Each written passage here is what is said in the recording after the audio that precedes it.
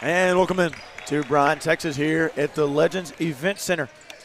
I'm Hayden Coker alongside Reese Nygren here for some Pro 16 action. We've got Team New England versus Castle Athletics, Pro 16 16U.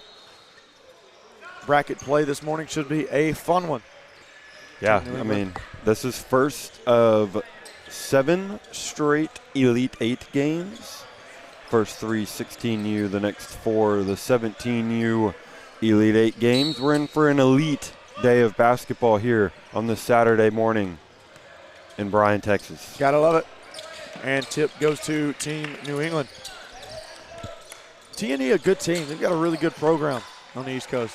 They do, all the way from their 15Us up to their 17Us. It's a very solid Team New England squad.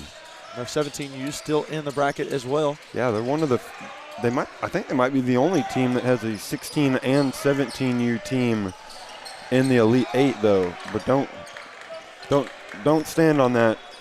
I might need to be fact checked. That is a good assumption. I'm not entirely sure. Shot that time, no good. Here comes TNA. They want to run. Inside, and Willie. Blocked the first time, blocked again, and he gets it on the N1. Yeah, just staying with it right there. Nothing fancy, just got to his spot, was able to get the offensive rebound and go right back up. And now Willie go to the free throw line. So Team New England has all 3 of their teams in the Elite 8, 15, 16, and 17. And that might be a record. It might be. It might be.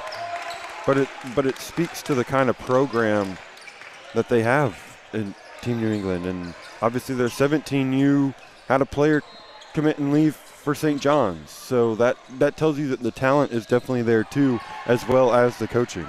Theo Adema definitely missed here on the Puma Pro 16 circuit. Then you Adema was a good player. Yeah, First shot up and good. He was. And we were there in Tulsa whenever he ultimately committed to St. John's and signed. And yeah, it was a huge blow to that Team New England squad, but here they are in the Elite 8 for the 17Us. This is the 16Us, obviously, but to be able to absorb a blow like that, to lose Theo Adema to signing to a college is insane. 4 points so far for Willie. 4-2 your score. And there's multiple programs that have 2 of their teams in the Elite 8. Treyman Elite has their 16 and 17Us. SIP United has their 16 and 17U moving on as well. So a lot of these programs have 2, and New England has 3 teams playing in the Elite 8 here today. And Allegui's shot up and good, 4-4 your score. Just under 2 played. And blocked that time. No good on the shot from Alaniba.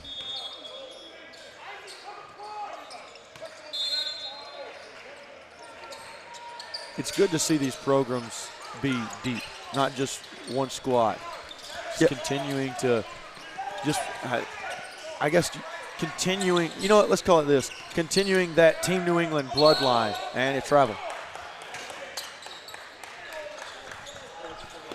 Yeah, it's one of those things where you applaud the program because obviously the 17Us are the ones that get the most eyes because they're the ones that are closest to that collegiate level, and you could say they're the best players, but they're also the oldest players on the circuit. So it's good to see that these programs prioritize the 15 and 16Us, and they want to be elite all the way around.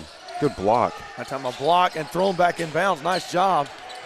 Stolen back by Castle Athletics. And this Team New England defense is flying around. Flying around indeed. Shot clock violation there from Castle Athletics. And the length of this team is otherworldly for Team New England at the 16U level. Very. And this has been a fun, we got to call a couple 16U games yesterday. We've been predominantly on. He's got to get across half court. And a 10-second violation. Yeah, I mean, we do a lot of the 17Us because those are the biggest ones. We'll do all 4 of those. The 2 of us will bring you all 4 of those Elite 8 games today, but outside shot, Castle, and that's a 3-ball. yeah, we will bring you all of those games. And this 16U level, we said it, even the 15Us, we were skeptical of kind of the talent level because we got so used to calling the 17U games and seeing the players on that circuit that obviously we knew that there was talent at the 15 and 16U level. We were just curious the style of gameplay that we would get, and let me tell you, it's legit. This is awesome. That was Bryce Kimbrough with a 3-ball. That time in Willie inside, no good on the dunk, and rebound going the other way. No, you're right, and like you said, skeptical at first, not necessarily because of the product, but because we had not done one of those games yet with any of those teams. And we knew Kimbrough for 3 again, and Kimbrough, that's his second 3 of the game. Started to catch a little fire there. 10-4 your score. Castle on top. Yeah, and he's got his coach fired up. His coach has been fired up. And it's one of those things, it's the 8 o'clock game. And you look around, nobody's here yet. They will, obviously they'll fill in later, but it's something that my high school coach used to tell me, you got to bring your own energy. And Kimbrough fouled that time on the 3-ball. At this point, you got to bring your own energy. Somebody's got to do it. If not, all of you have to bring your own energy, because if you get caught, obviously when you look at the crowds for these like Coos Elite games, the Treyman Elite games, those kind of teams bring in a large crowd and the energy is infectious there. But with these 8 o'clock games, there's a few people here, but it's not anywhere near that level. So you got to bring your own energy to make sure that you don't come out slow and sleepwalking through the game. Indeed, and third shot up and good. So that's 9 now for Kimbrough. He's coming out with his hair on fire. Yeah, Kimbrough has impressed me. He definitely got himself a good night's sleep last night with the way he came out, the way he's come out so far in this one. It definitely looks like it. 13-4 your score. 12-15 remaining here in the first half. Each team 2 apiece when it comes to fouls. But Castle Athletics coming out like it's 8 p.m. instead of 8 a.m. Yeah, they are, and that's what you want to see out of your team if you're Castle Athletics. See them come out. See them on fire, ready to play, locked in. Mweli hit the 2. He's got 6 inside. No good. Rebound Mweli. Here comes T&E. Lob. Got it. Now all of a sudden, Team New England starting to find their groove. Abdul Rahman slammed it home, or laid it in. Just one of those, he politely dunked it. Yeah, he was speaking softly to the rim. He was. And wow, what a job there. And I know you understood what happened, but number 2, Bryce Yancey for Castle Athletics, what he did was so he lost control of it, didn't get knocked away. It goes back behind half court. He waited that time for one of the Team New England players to touch it and then went to snatch it. So that way it didn't count against him as a backcourt violation. Smart play, dangerous play, don't get me wrong. But a smart play there from Castle Athletics, and now it's going to be their ball. Yeah, and originally I wasn't convinced that it wasn't tipped out. It wasn't, but you could have convinced me that it was deflected, and at that point he could have picked it up. But if you're Team New England, why are you going to grab that ball? Yeah, there's no need. There is no need. Like he has to touch that ball at some point, and if not, it's got to roll out of bounds. I know it's tempting. He's letting it just sit there on your offensive half of the court, but you just got to let it go. That was Inalegwu for 2 there on the other side for Castle Athletics. And yeah, you got to call that foul. Yeah, I was about to say, I was surprised there wasn't one earlier. But regardless, here we are. Yeah, Kamara just kind of fell down and was dragging his guy down, trying to drag his guy down with him.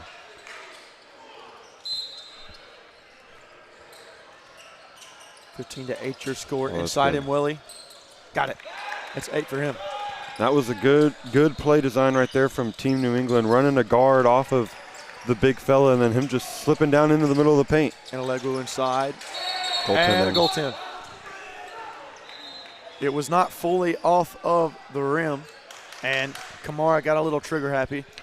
Wanted to put it down, but it was not off the rim. It will not count. I mean, yeah, it's just kind of sitting there, and you don't want it to just sit there. You want to grab it and throw it home, but you have to wait for it to come off the cylinder first. No good that time. Got his own board, up and in. Abdul Rahman. 15-12 your score, 10:40 remaining here in the first half. Kimbrough has cooled off. He has. Haven't heard much from him since. To be fair, he hasn't necessarily gotten the ball, though. Yeah, he hasn't gotten the touches. And Abdul Rahman for 2. Now he's got 6. And now Castle Athletics is trying to look for some answers here. They were up comfortably just a few minutes ago, and now all of a sudden they're only up 1. Kimbrough with the miss. T&E wants to run. They do. Inside, up, M. Willie again. And M. Willie putting on a show this morning. Yeah, M. Willie's got 10. M. Willie's playing loose. He's playing fun. He's having a blast here, knowing that there's a trip to the Final Four on the line. Inside drive, poked away, regathered, up. No good. Here comes Team New England. They want to run. They were going quickly there for a little bit. It was almost as if there wasn't a single possession where they were running offense. Now inside, up and good. That's Ramos. And Ramos is one of those guys, and we talked about it earlier, that true point guard. The guy who can run the offense, the guy who sets everybody up, but can also get his own when needed. And right there, that was that chance. That was his time to get the one that he needed, and he took it all the way to the rack, knowing, hey, I have this mismatch. I can get to the rim at will. I can sacrifice setting up one of my teammates because I know that I have the best shot. And you see it all the time at the 17U level, and seeing it at the 16U level is impressive as well. Very impressive indeed. That was Inelegwu. They called the foul on for Castle Athletics. Yeah, like he's bringing the ball up every time. He's a calm, steady presence there at that one position, and right there set up his teammate well. Nice shot outside that time, and add 3 for Team New England. And what was an 8-point lead at 1 point for Castle Athletics is now a 6-point lead the other way. Yeah, Team New England is on quite the run offensively here. Kimbrough in and out that time, rebound. And it's partly because that guy cooled off Kimbrough. Now reset here for Castle Athletics. Yancey. Down low. Mid-range. Good. Soft roll off of the rim that time from Kaba. And there you go. Just stop the bleeding right there. You need more of that, obviously, but you got to just kind of slow this Team New England offense down. Abdul Rahman now kick. Drive, mid-range. No good that time. Abdul Rahman with a rebound, no good. Coach wants a foul, not going to get it. Here comes Castle. Kaba, open 3. No good, off the mark. And now Team New England running rather quickly. Ramos back out, shot. No good, rebound, Abdul Rahman. That's Ramos. And a barrage of missed shots here on both sides. Yeah, and all of a sudden these offenses have started to kind of slow down here. 21-17 your score, 7:48 remaining. At one point, your score was 15-8. Castle Athletics. Yeah, Since then, it is. Team New England went on to score 13 straight points. Yeah, I mean, a 13-0 run definitely helps out here in this first half. Help get you back into this game and especially give you the lead. And what a move there. And Bryce Yancey, it was like he levitated just then. He did. It was almost like he was walking on air. He did. He levitated. He hung up in the air there for just a little bit, and then finally just laid it up. It was one of the nicest, meanest layups I've ever seen, if that makes sense. Greeny inside. Greeny the kick. Ramos, 3. Good. And here we go. That was Tyson Teixeira, rather. So Teixeira on a little bit of a heater here for Team New England.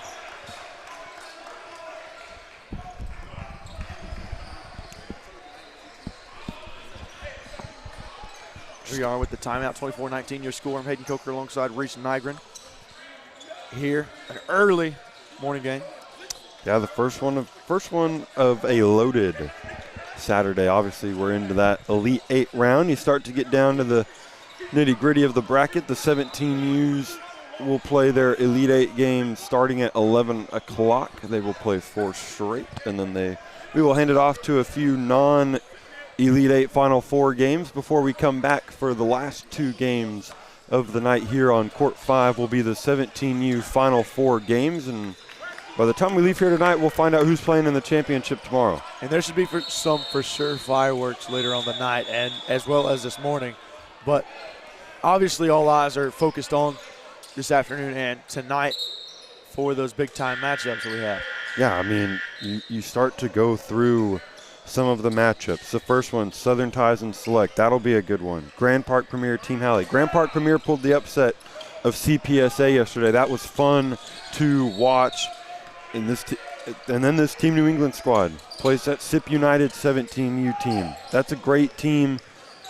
That's a great program in SIP United. And then, of course, you followed it up with what many believe might be the game of the tournament here in the Elite 8 in Treyman Elite versus Coos Elite. And that time a long-distance 3-ball as Castle Athletics tries to crawl a little bit closer, 2-point game as Yancey hit a 3. I mean, that Coos Elite, Treyman Elite. Teixeira inside, Teixeira up, Teixeira. Good. Thinking of that environment later today. That time Greeny on the defense for Team New England. And like you said, you mentioned the environment. That it is going to be insane. And obviously the players on the floor are just as good. Oh, yeah, of course. You've got some of the best talent that the 17U level has to offer in that game. But when you talk about AAU grassroots basketball, and the people surrounding the court is one of the coolest things that you'll see when it comes to high school or non-professional athletics. Yeah, and I mean, you're thinking wall to wall, people surrounding, nobody, you're running out of places to stand for that game. And we had people standing behind us yesterday, and I'm sitting there wondering, you're kind of not getting a view, but it doesn't matter if they got a good view. They're just here to watch good basketball and be a part of this environment. Ramos outside, Greeny mid-range, no good, off the glass, and a foul on the floor. I mean, rebound by Alaniba, and he couldn't get it to go, but he was fouled. Alaniba just kind of soars. His ability to leap off the ground and stay off the ground is impressive, and that's what makes him so good, is his athleticism. That time, good job by Willie. Down low, and Willie having himself again so far.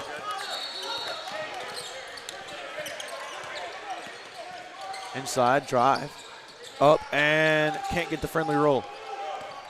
Rebound, here we go. Here comes Ramos. Ramos the kick, 3-ball. No good. Rebound, Greeny. Hey, Greeny getting in there. One of the smallest dudes on the floor right now. Came away with that rebound in amongst the trees. There you go, good look. Yet again. And M. Willie on fire right now. And I think the look was even more impressive than the dunk itself. Finding him and being able to deliver a pass on target. Oh, good move. Good stuff. Oh. Very good pump fakes. Even better block. Now Ramos running here for Team New England. Ramos has a clear. Ramos no good and a foul.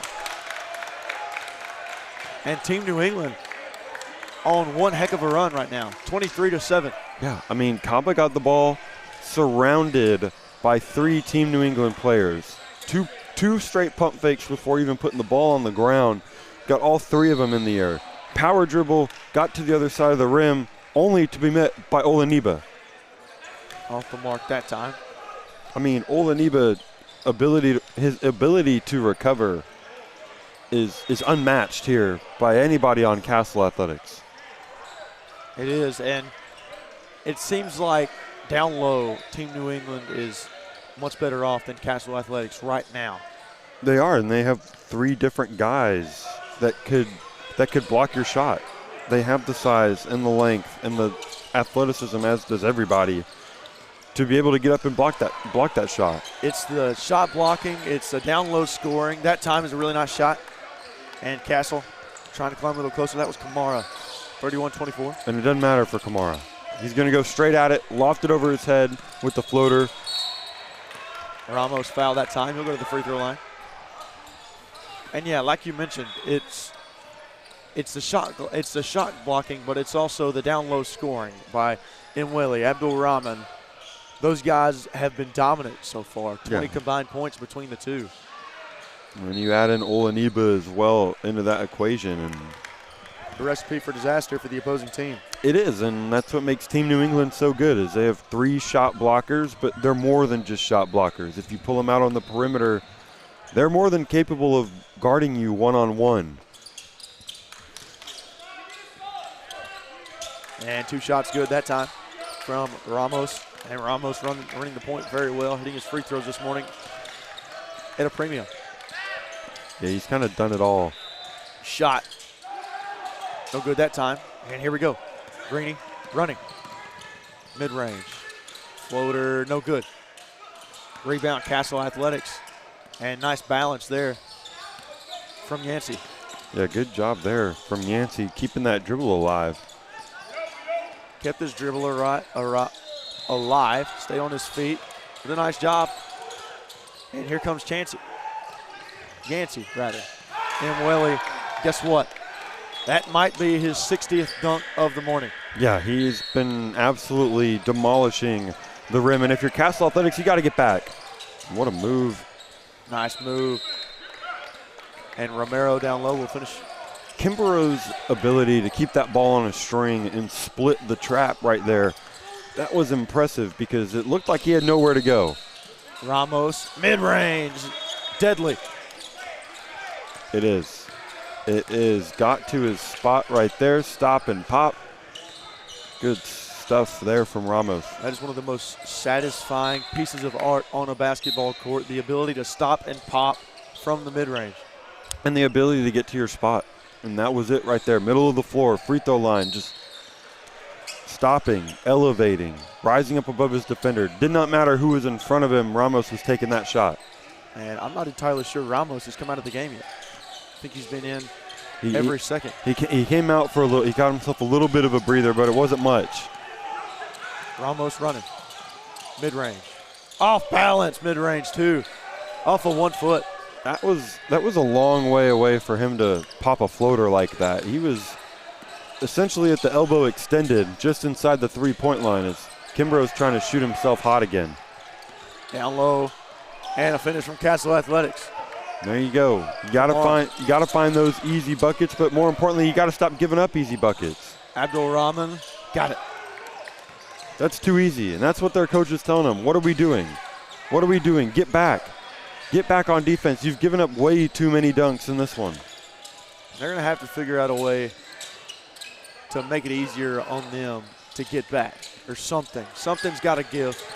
Inside Kimbrough. Inside pass and a foul. They've got to find a way to make it a little bit easier on their bigs to get back because right now Team New England is running with a pace that they cannot keep up with.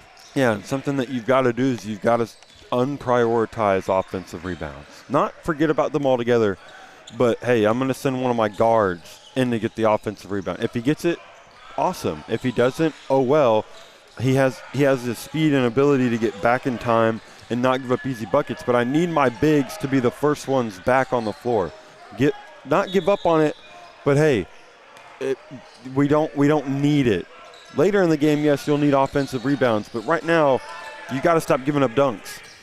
First free throw good, second one no good. 41-29 your score. Double-digit lead for Team New England. Ramos wanted the lob, not going to get it, denied away. Nice job from Oching. Yeah, Oching just kind of palmed that one. Now Castle Athletics wants to run, cannot get going. They just simply can't.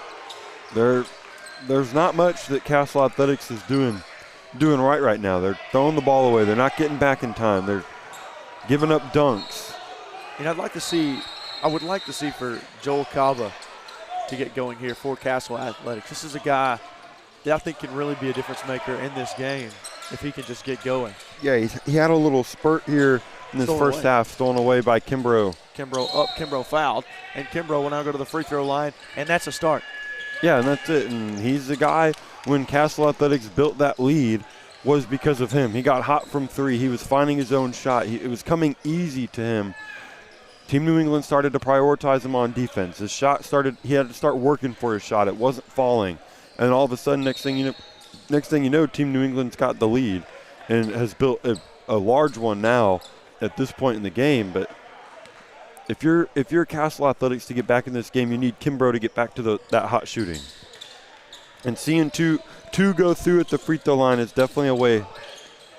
Now T&E got to get it in. They'll get it into Abdul Rahman, back to Ramos.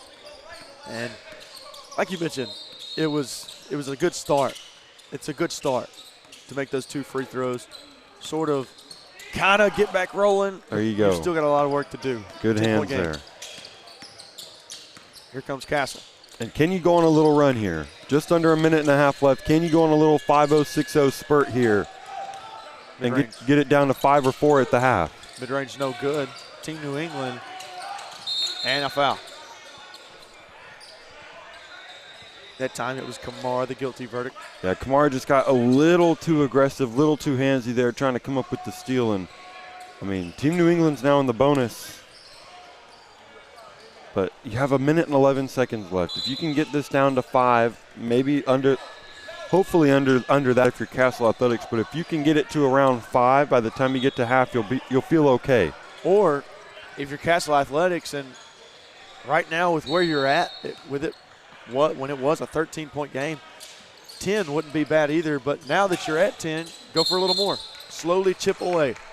And now out of bounds, it's Castle Athletics ball, and that's the way to do it. But also as important as going on a little spurt is not allowing Team New England to be the team that goes on that little spurt, because the last thing that you want is to give up 5 easy points at the end of the half, and next thing you know, you go from down 10 to down 15, and all of a sudden that halftime talk's a little more difficult.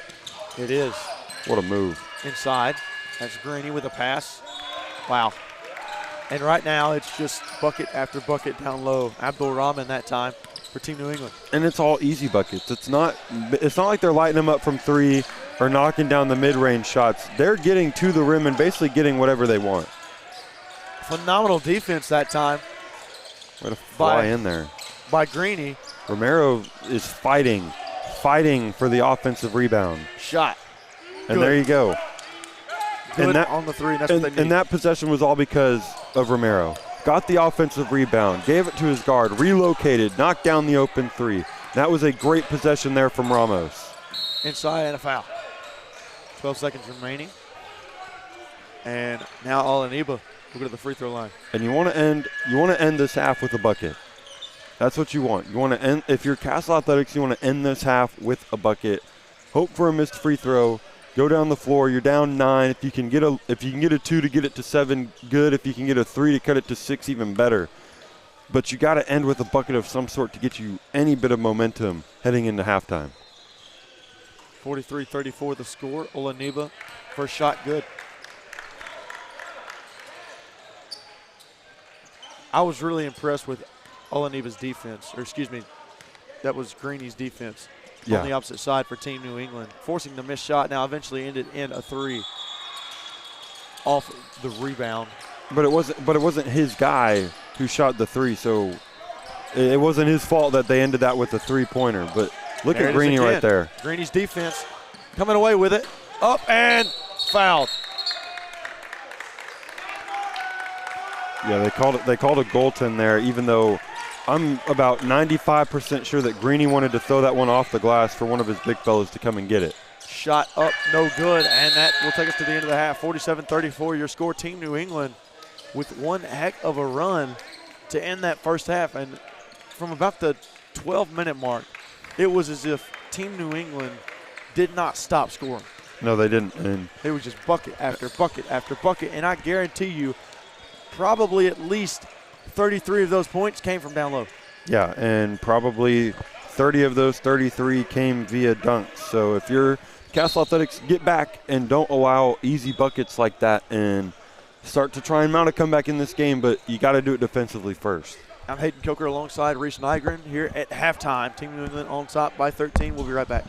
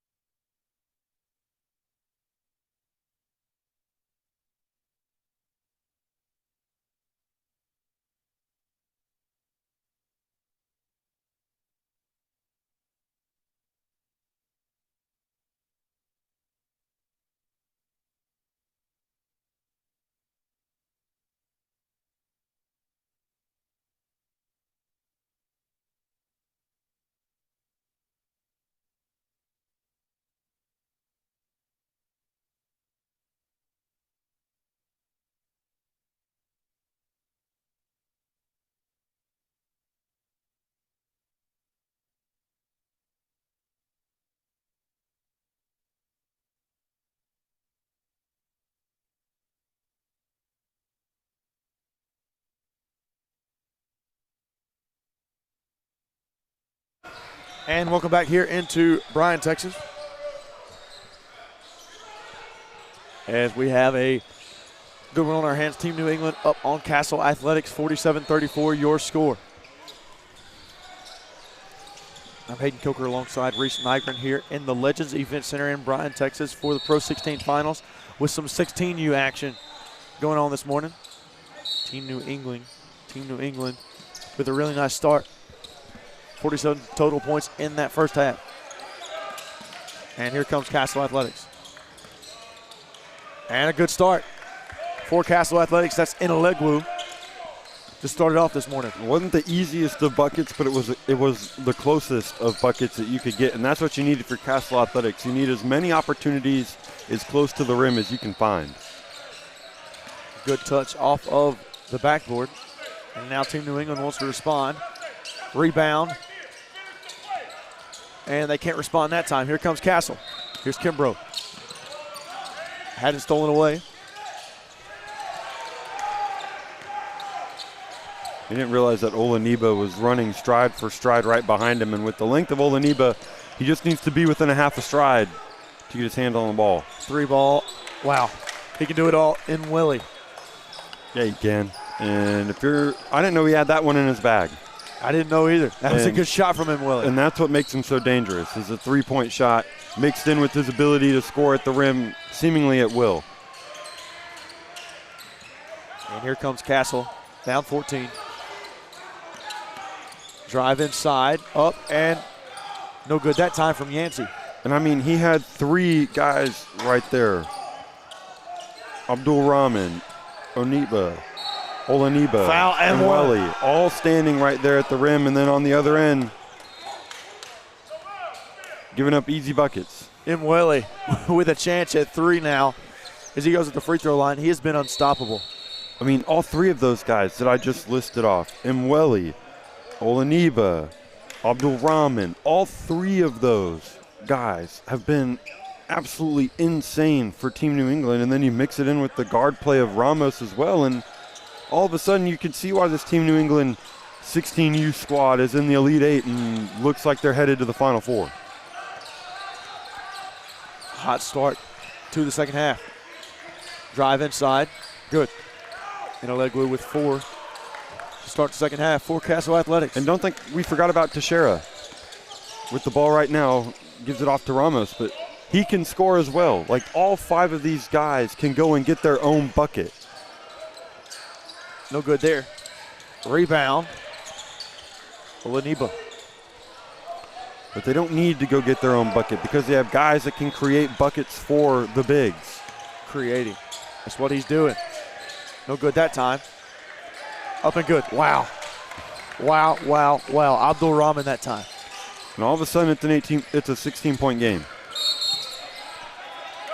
And a foul call. All That of a time sudden. on Abdul Rahman. And Team New England right now dominating. Yeah, and Castle Athletics searching for answers, and they better find them quick. Drive, down low. Nice finish that time by Kaba. And maybe that's one of them. Maybe that's one of them right there. And that was a product right there. That finished bucket was a product of Inalegwu creating before the shot. Yeah, just kind of creating that opportunity, pulling two defenders with them. And Willie up and fouled. He's been special today. He has. Nothing short of it. No, nothing short of spectacular for Mweli today. He's going to go back to the free throw line where he's been a frequent visitor. 54-40 your score, 13:08 remaining here in regulation. Bunch of games going on this morning. We have each court full. Yeah, all 8 courts going with. And what's crazy is this isn't the only venue as well. Bryan High School, there's another high school in there as well. Rudder High Schools. There's high schools all over this area that are playing these Puma Pro 16 matches. And we get the luxury of being on the best court. Step back 3 ball, no good. Off the top of the backboard. And it'll be Team New England ball. And we'll let it inbound. John Ramos, point guard. Not to be confused with John Stamos. I don't know if he's ever been confused for John Stamos. Maybe not. Maybe not. Sounds like it, though. A couple letters off. Inside, Castle wants to run. Loose ball. And nobody saw that one for a solid second. Yeah. No, nobody saw that ball. I think everybody was a little too concerned with Yancey as he was going up, and then nobody saw him lose it. Yeah, and it went straight through the legs of 2 different guys on the way to going out of bounds. Kimbrough traveled. Yeah, and it'll be Team New England ball. Just walked with it there, waiting for his teammate to cut to the basket, and just a step slow led to Kimbrough walking with it. And now here you go. You got to get up and press. And here they come. Right there, Teixeira got the inbounds pass, but was looking for Ramos because he knows that is the steady hand. That is the guy that you want running the controls. And, I mean, look at that right there. Wow, beautiful backdoor cut down the baseline, Abdul Rahman. And good court vision from Ramos. But it was a beautiful cut from Abdul Rahman right there. It was. Recognizing that the defense has come up to try and stop Ramos and knowing I got myself a clear path to the basket, and I know that if I find that open spot, Ramos will find me. It's a thing of beauty. Backdoor cuts, noticing where you can go to get open. That's what they're doing. Castle Athletics just had a 5-on-4 opportunity right there and couldn't get it. With a nice baseline drive. Cabo wanted to wait for the 5th guy to get down there before he wanted to go score. And now we're going fast on both sides. That's Teixeira. Yeah, and this totally favors Team New England right now because Castle Athletics is the team trying to mount the comeback. And wow, look at Abdul Rahman trying to face guard Yancey. And Yancey is the guard and Abdul Rahman's the big. And Abdul Rahman says, I want this matchup. Some would see it as a mismatch. Abdul Rahman says, bring him here. Ramos turn around, no good. Rebound him in Willie. Teixeira wanted it. Drive, mid-range. No good. Rebound, Abdul Rahman. Nice court vision by Abdul Rahman. Mweli can't get it to go. Rebound and a foul. No, they're not going to call a foul. Here we go. The drive. Up. Good. That's Malik Kamara. Yeah, way to stay with it right there because it looked like Olanibo wanted to pull the chair on him, try to get him off balance to no avail. 58-44. Ramos wants to drive. Ramos. Wow. John Ramos. Inevitable from mid-range. Getting to a spot. Getting to a spot, knocking it down. He shot that shot so many times. And Kimbrough with his 3rd 3 of the game. Went quiet there in the first half. Now he's trying to get going again. Yeah, and so now you start to think about where do I need to be at what point in the game. As you get here, you're down 13. When you get to 8, you got to be under 10. Shot. No good. Rebound, M. Willie. Wow. And every time Team New England misses a shot, one of Olaniba, Mweli, and Abdul Rahman are under the basket waiting for it, waiting patiently for the rebound. Yancey wants a three. Yancey doesn't get a three. Ramos up to Abdul Rahman. Yes. And a timeout on the floor as Team New England now takes a 17-point lead. I'm Hayden Coker alongside Reese Nygren. We'll be right back.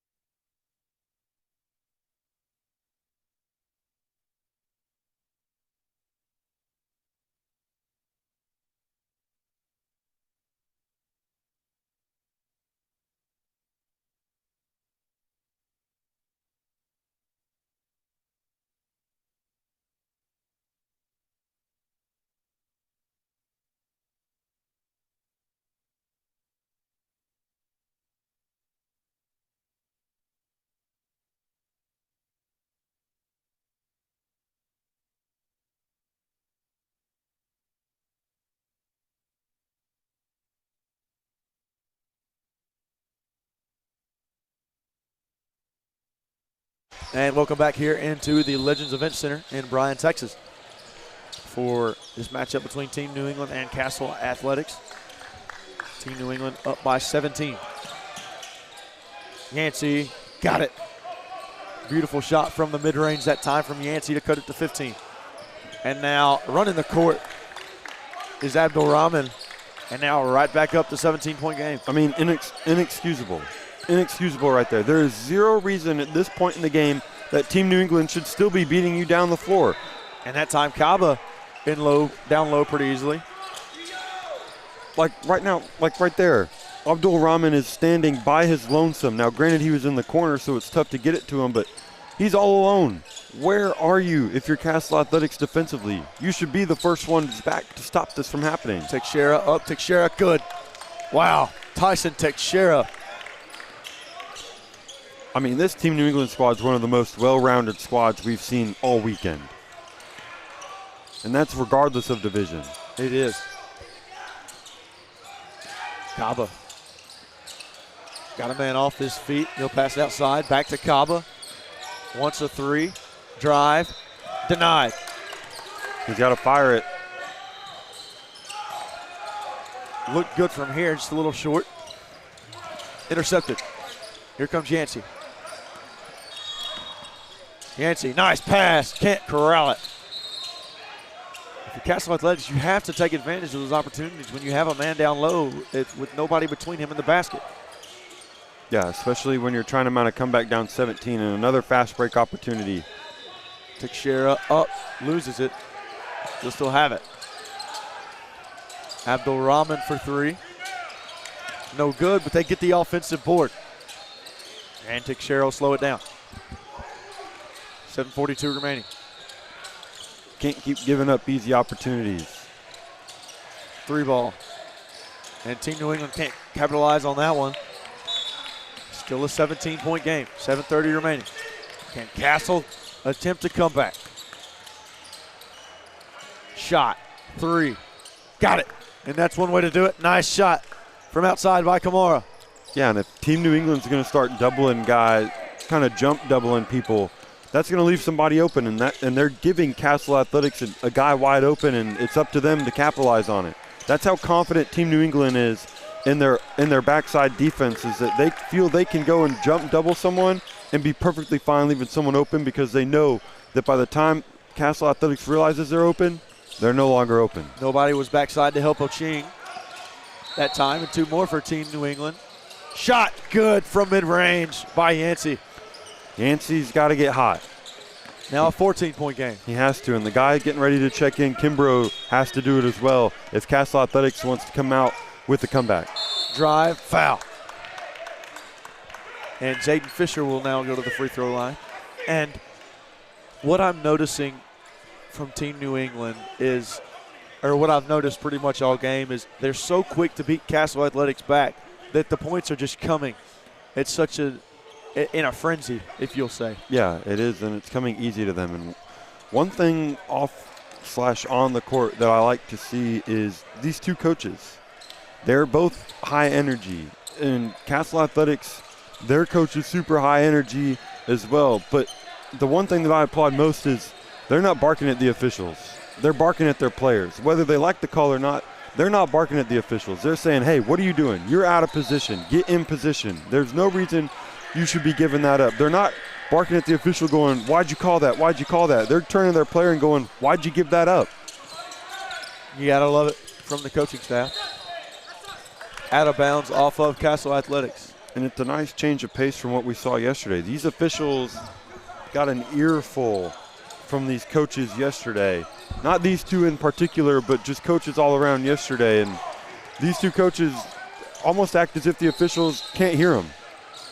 And it is the same three officials that were on this court from 8 a.m. yesterday until 9.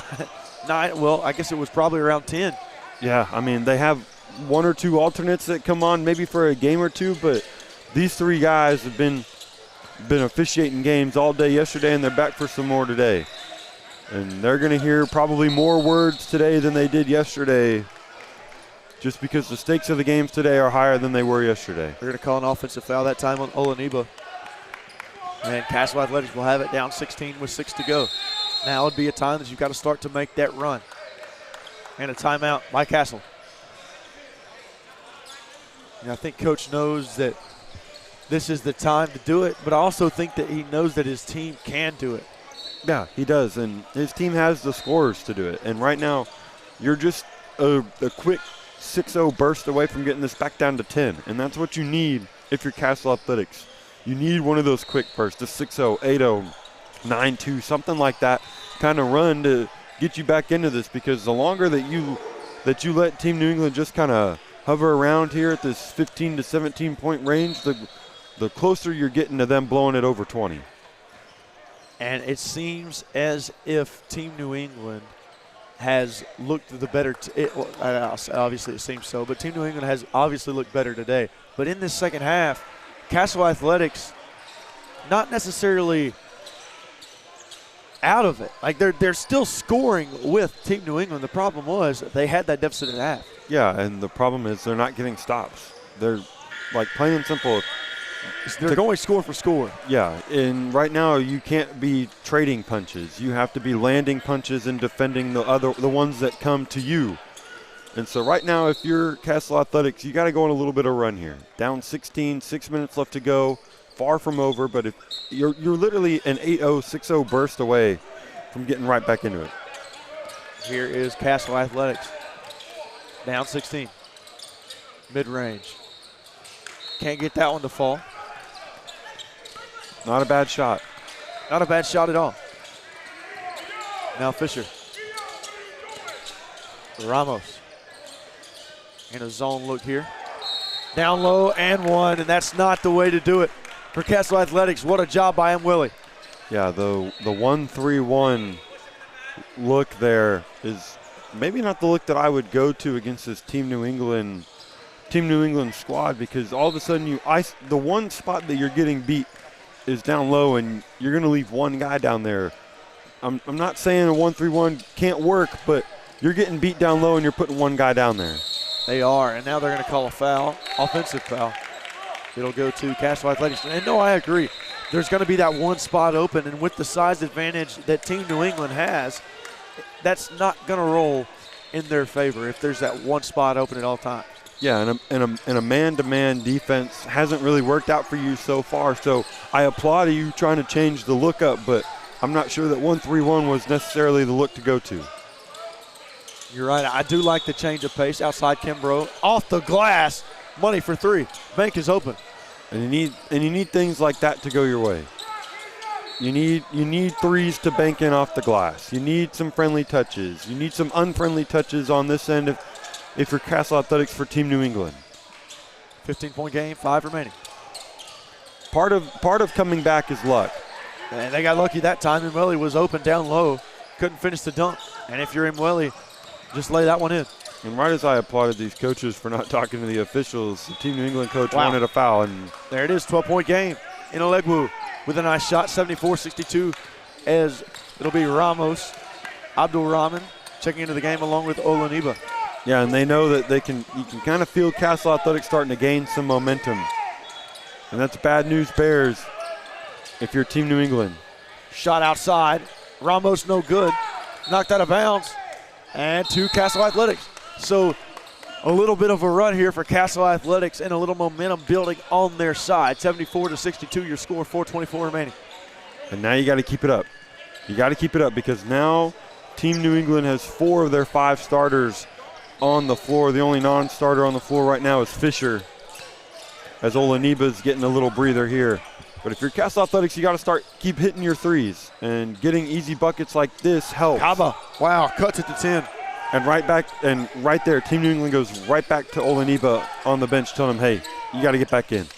Because they can feel Castle Athletics mounting to come back, and that's one way to slow it down. And Imweli with the jam off the lob from Fisher. And that's where it's tough with this 1-3-1 because Team New England is putting guys in both corners and making the middleman down low pick which one he wants to guard. Nice defense. Here comes Imweli. Lob and jam. And just like that, all the momentum is squandered. All that momentum that Team Castle built is now gone. And it's back up to 14, 3.5 to go. You've got to find something quick. Inolegwu dribbling around, wants something. Now here comes Yancey. Oh, he had him in the corner. Loose ball. Yancey down low, finds his guy. That's 2. And I wouldn't be surprised if at some point here Castle Athletics fully extends this defense. You can't keep playing half-court defense and sitting in it. At some point, you got to go and meet Team New England. You can't let Team New England come to you. And there it is, backside lob. And that's part of the luck right there. Little miscommunication can go a long way for the opposite team. And now, yeah, Team New England didn't like the lob that Fisher threw because there's 2 guys standing there. And if you're Castle Athletics, you'll take that because that's easy. That's an easy stop right there. A miscommunication. It's a stop that you necessarily didn't create, but one that you'll definitely take. Kimbrough, no good. Looks like the net is a little caught. It is just a little caught. 3 ball could change that for Castle. Maybe. I don't know. It didn't change off the glass a minute ago. Yeah. The last thing you want is that net to stay stuck. And now a 2-1-2 look. It appears. Ramos. And I don't hate it. No good. I don't hate it. Just keep changing up the coverages until something sticks for you. And that time, Yancey went flying. Up for the lay-in. He's fouled. No good. But he's going to get 2 shots at the free throw line.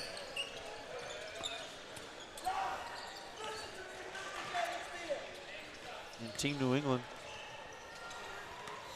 trying to disallow this comeback. And the 2-1-2 look is a good one. It's a good look defensively as long as you can continue to rotate properly, and that's the key to every zone. If you can backside rotate properly, every zone is highly effective. But the 2-1-2, especially against the way that Team New England's been beating this Castle Athletics squad, I think that's probably the best look. And now they're back into the 1-3-1. And that's inside. Got it. And that's the problem. And Willie extends the lead for Team New England. And that right there is the issue with that 1-3-1 is once that back guy commits to one side, the other side is wide open. It's the only problem with it. Outside shot, 3 ball, no good. Rebound. Team New England. And here they come. 13-point game, just under 2 to go.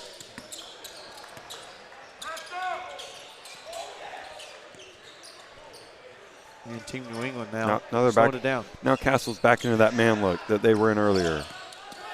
See if this will prove a little effective. And it did because they forced a shot clock violation. They did. 80-67 your score, 1:21 remaining.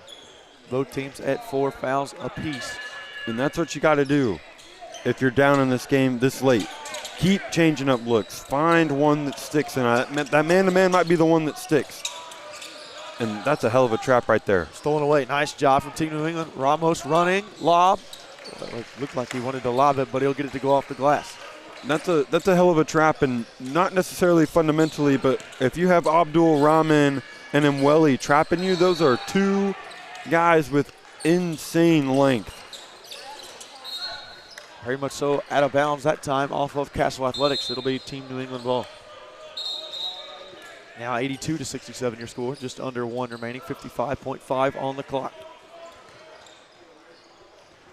Early morning basketball for us this morning, Reese. It is 9:03 a.m. on this beautiful Saturday morning. It's early, but got a plethora of good games later that will make the day seem shorter, and nice lob. That's the exclamation point right there. It is. Abdul Rahman connects on the lob. 84-67 your score.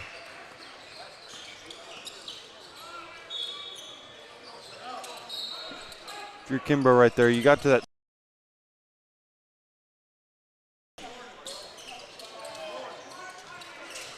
Here comes Castle. Outside, 3-ball. And got it. In a 3-ball, just a little too late from Genfie. 14-point game, and that will do it. Team New England will move on and advance. Fantastic performance here from Team New England. It was Lob City all game as they advance on to the next round. Yeah, just a whole lot of easy buckets for Team New England in that game, and they're moving on to the Final Four.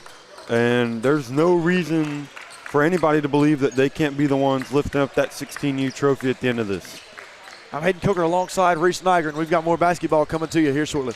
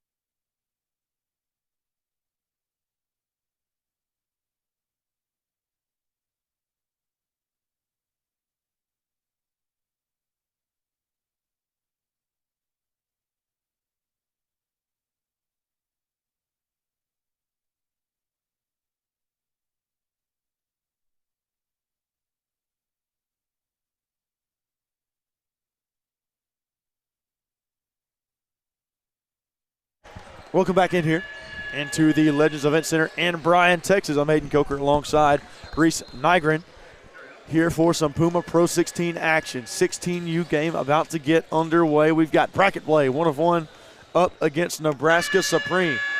2 phenomenal teams about to go at it.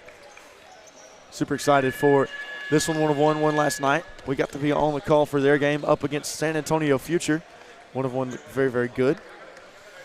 Yeah, 1 of 1 did. And they looked very impressive. I'm excited to see how they match up with this Nebraska Supreme squad here. Nebraska Supreme 17U squad obviously is not in this Elite 8. They fell in their first round matchup, but they're 16U team alive and playing for a trip to the Final Four. Trip to the Final Four on the line, and this is one of those games where I think that it could go either way with the way that Nebraska Supreme plays, with the way that 1 of 1 plays. I really like TJ Brunson's game, and then for Nebraska Supreme, they've got multiple guys who can contribute. Yeah, and I mean, at this point, when you're in the Elite 8, you feel like either team can win it, and that's kind of the whole point of this Elite 8 is you get the elite teams here against each other, so that way you have close games, you have exciting games, you have games that might end up in overtime or with a game winner or something like that, and this game shapes up to be no different. It does. It should be a fun one as we count down the seconds until tip-off here in Bryan, Texas on court number 5. Reese, here we go. Yeah, here we go. 2 elite teams, a trip to the Final Four on the line here in this 16U division. We already had 1 ticket punch to the Final Four. Let's see if we can punch another one right here. Zion Johnson jumping for 1 of 1. Carter McCullough jumping for Nebraska Supreme. 1 of 1 from Charlotte, North Carolina. Nebraska Supreme from Omaha, Nebraska. And here we go. As we are just about to be underway here in Bryan, Texas on court number 5, and we are. First tip goes to 1 of 1. 1 of 1 in the all whites. Nebraska Supreme comes out in a man-to-man look. 1 of 1. Very good with spreading the ball around yesterday. Everybody touching it. Same thing this morning. Brunson outside for 3. Brunson in and out. And he was hot yesterday, and he was trying to see if he was hot again this morning. As here comes Nebraska Supreme in their all blacks. Shot outside, and the scoring started for Nebraska Supreme. Ryan Gunther. And there you go. Gunther hot from 3, and Nebraska Supreme, they can knock down that 3 with the best of them, and it's up to 1 of 1 to slow them down and make sure they can't get open looks like that one. And Nebraska Supreme, a nice crowd this morning. They do have a nice crowd this morning, and Nebraska fans love basketball. They do. You got to love it. You got to love basketball. Yeah, you got to love it. And you think of states that love basketball. You think of, obviously, Indiana. You think of Kentucky. You think of Kansas. But Nebraska fans maybe don't fly under the radar, but boy, do they love their basketball. They do. Outside shot. 3 no good that time. Defensive board. Here they go. Glock misses his first 3 of the game. And they're good at it, too, because we've seen numerous Nebraska teams here across all the divisions have teams represented late in this bracket. That shot up, no good. Rebound Glock. Here they go. Supreme miscommunication. Yeah, just a little misinput there, going a little too fast on that fast break. Here comes Bowden. Step back. No good that time. Rebound Johnson. And they're going to call a foul over the back on Johnson. Yeah, and Johnson there just a little too greedy trying to get that offensive rebound, and instead sends it the other way. And here's 1 of 1, extending out some full court pressure, just a man press. And some energy. And there you go. Supreme doesn't stop the steal. Bowden, pass up. Brunson, no good but a foul. Yeah, couldn't quite get the N1, but right there, that is insanely elite one-on-one defense from 1 of 1's Jalen Bowden. Just picking the pocket right there. And in this man-to-man press, you trust your defenders to guard one-on-one. That's the whole point of it. You believe that your guy is a better defender than the other guy is a ball handler, and right there, Bowden proved his coach correct. He did. He stayed square, stayed in front of him, and picked his pocket. And he didn't take an unnecessary risk early. He could have tried to jump that pass and gotten the quick steal early, but he decided to wait for the guy to come to him, wait for him to show him the ball, and then go for the steal. Good box out from Supreme, and now here they come. Drive kick, good ball movement from Supreme so far. Just about everybody touching it. Now the drive. But good defense from 1 of 1. They are. They're rotating everywhere. Up and good. And a lot of the times, great offense is going to beat good defense. Ryan Gunther. And that was about 22 seconds of good defense from Nebraska Supreme. 1 second where they just got a little lackluster and it hurt. And now Brunson responds. That's 3 for Brunson so far. But 5 to 3. But 1 of 1 has one of the best bucket getters in the 16U level there in TJ Brunson. And he was on 1 yesterday, and he looks to be on 1 again today. Shot outside, 3 ball, oh yeah. And Supreme on fire, that's Glock, it's loaded. Yeah, Nebraska Supreme comes out hot from 3. They're ready to rock and roll offensively. Supreme starting hot, 3 ball, off. And you can tell the momentum, the energy has been swinging towards Supreme since the start of this one. Yeah, Supreme has the fan base behind them. They've got the parents. They've got some fans there where 1 of 1, their sideline's a little lacking of people, but if you're 1 of 1, that's when your bench has to bring the energy. They got to be the ones to give you that little spark to get you going as TJ Brunson looks ready to roll. Can it be Brunson to get us started? Britt. Drives, Britt connects on the mid-range floater. There you go. And when I say someone off the bench brings that spark, I don't mean on the court necessarily. Off the court, starting a defense chance, getting your guys hyped, getting them ready to go. They are, and no foul. They're going to call it out of bounds off of 1 of 1. Yeah, I thought that one might have gone off the Supreme player, maybe off of Shea as he was sliding out of bounds. But again, the officials have a better view, and I'm going to typically lean on the call that they make on the floor. Jamison Shea, back out, Glock. Oh yeah! Glock again connects, 6-point lead. And right there, that is what good shooters do. He's tight off the screen, puts that left foot, squares it up, swings that right around, gets the shoulders square, and is able to knock down the 3 because he's into his regular shooting motion. Brunson traveled. And Nebraska Supreme with the momentum early.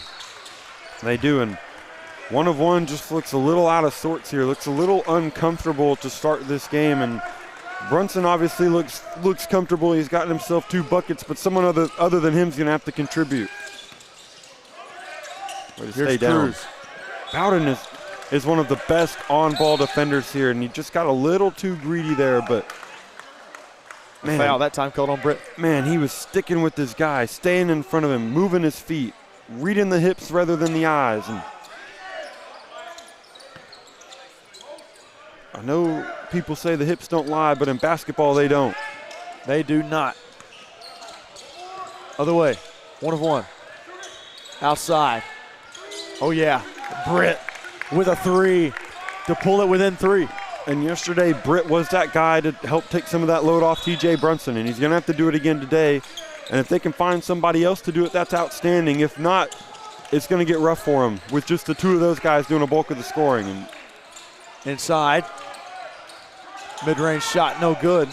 Here comes 1 of 1. And one thing for 1 of 1 is they are playing so good on-ball defense. The off-ball defense just a step slow, and that's what's killing them so far. And out of bounds off of Bowden. Now here comes Supreme. Weatherholt to check into the game for Glock. Yeah, the on-ball defense is there, not letting your guy get past you. The problem is the guys off the ball are moving around, and 1 of 1 is not doing a good job of communicating, and they're losing them. They're getting lost in the sauce. Indeed. Outside, shot, 3. Wow. And another 3 early on from Nebraska Supreme. That's fast check. And that right there is just a slow rotation. a slow rotation, and he saw the light of day right there from 3 and knocked it down. Missed 3 that time. And a foul on Brunson. And that's something that can't happen right there if you're 1 of 1. You cannot have TJ Brunson pick up a cheap foul like that far away from the basket. Especially after the play as well. Drive inside, up, and Cruz gets it to go. 8-point game. Yeah, Cruz got that one to go, and this Nebraska Supreme offense is cruising right along. A lot of momentum right now. Cruz control. Down low, Bowden, nice pass, and Brunson slams it down. There you go. Get the ball to TJ Brunson in that low post, or throw it up to him, it don't matter. Get the ball into Brunson's hands and good things typically happen. Gunther up and fouled. No, they're gonna say traveled. And I wanna say he took maybe a step too many before the jump stop. Yeah, just one too many. With that jump stop, those 2 feet have to hit the ground at the same time. It can't be dun-dun, it has to be a dunk. And it's typically, with how aggressive these players hit that jump stop, it's very easy to tell which one it was. Now, here comes Bowden. 6-point game. Britt, nice pass inside to Johnson. They want the travel, not gonna get it, rebound. Here comes Supreme. Cruz to bring it down the court. That was a good pocket pass, though, to get it right into the hands of his big fella on the roll. It was, just got to finish at the rim. Cruz puts it up. Cruz tried to draw the foul. And that was going to be a foul down low. Yeah, just kind of draped over the back there of Johnson was the Supreme defense, and down 6 here, 1 of 1. Just got to find someone to get it going. Here comes Bowden. 1 of 1. Got to get going here. Brunson, fade away. No good. I don't think Brunson's seen a shot that he doesn't like, and that's not a shot at him. That just means that he knows he can get a bucket wherever, whenever. He knows he can hit any shot on the floor. Britt up. No foul called. They wanted it. Rebound Supreme, and now they want to run. I didn't think there was a foul. I thought it was a jump ball. I thought he got his palm on the ball, and I thought that should have been a jump. This one will be. No jump ball on one end, jump ball on the other end. It will stay with Supreme. And it was a good job there from Shea, staying vertical and then putting his hand on the ball. Again, I thought that was a jump ball rather than a foul, but I certainly didn't think it was a no whistle. The inbound here from Supreme, got to get it in. That was close to a 5-second call because 1 of 1 did such a good job rotating underneath the basket and communicating. Cruz, nice handles, 3 outside from Shea, no good. Zion Johnson with the board. And 1 of 1 defensively, they're still just flying around. They're everywhere. Now down low. And an offensive foul on Zion Johnson. Yeah, they just called a moving screen there. He went to set the screen, and as he's going to roll, the Nebraska Supreme player is just kind of standing in front of him, and Johnson just keeps backpedaling backwards, and that's an easy call for the officials. Easy call. Still a 6-point lead. Coach doesn't like it, but they're going to call it every time. Outside. And it's more of a savvy play from Nebraska Supreme than it is a bad play from Johnson. That's a bad play from Brunson right there. And now Shea will go to the free throw line for Nebraska Supreme. So 16-10 your score early on. 8 minutes left in the first half. Up and good from Shea. Reese, thoughts early? That 1 of 1 is struggling offensively outside of TJ Brunson. And yeah, Britt's knocked down a 3, but it's mainly been Brunson that's been doing the bulk of the scoring. And to be honest, it's been too much ISO ball for my liking here if you're 1 of 1. Obviously, you've got guys who can score in isolated situations, but you've got to run some more team offensive sets and try and generate some more open looks. They do. They've got to figure it out. They've got to figure it out pretty quickly. 8-point game. Britt, mid-range. No good. Rebound, Nebraska. Here comes Supreme. Shea, nice handles. And he's getting great defense there from Bowden, just staying right in front of him through the flurry of moves. Indeed. Nice defense here from 1 of 1. Poked out of bounds. Here comes Britt. And here we go, 2 Britt on 1. Up. Gets it to go. And there you go. Defense leading to offense, and that's what it's going to take for 1 of 1 here. Create turnovers, force some chaos, and get some easy buckets. Cruz wants it. Nice defense here from 1 of 1 and a turnover. And there it is again. Back-to-back turnovers forced by 1 of 1 because they're playing such elite on-ball defense. Britt. Screened by Johnson. Brunson, mid-range. In and out. And if you're 1 of 1, you like that shot. You got your best player a shot in his spot at the free throw line. You'll take those all day. And out of bounds that time. Off of McCullough. And now Supreme with some substitutions. Glock back into the game. As well as Gunther, Markowski as well. And then Russell. Johnson is off the floor now for 1 of 1, but Moss has got to take over that role of being that rebounder. He does, and he's got to be a strong presence down low for this 1 of 1 team. He does, and that's what Johnson does. And Johnson and Brunson are both tall guys. And there hasn't been too much down low offensively for Nebraska Supreme, so they've done a good job on that end. Now it's got to be replicated on the opposite end. Yeah, and if you're 1 of 1, Johnson has been the guy getting you offensive rebounds, getting you second chances, fighting down low, physical, trying to get position, put himself in the best spot, and that's what you need now with him off the floor. You need that out of Moss. Moss has to be the guy to take over that role, and he's got to know that. Second shot up and good. That time from Britt. And right now 1 of 1 has weathered the storm. Only down 4. Glock 3. There it is. And that's his 3rd of the game. And you got to get out there. If you're TJ Brunson, you got to get out there defensively. You can't keep giving Nebraska Supreme open looks like that. Better defense required in order to come back in this one. Down 7. Britt, kick, 3. Got it. And a nice 3 outside, that time by Mekhi McIntosh. And McIntosh coming off the bench here. Can he be that microwave scorer, that lightning in a bottle for 1 of 1 offensively? Glock again, corner, Glock, loaded. Wow. And that's what their coach is telling them, get to the corner.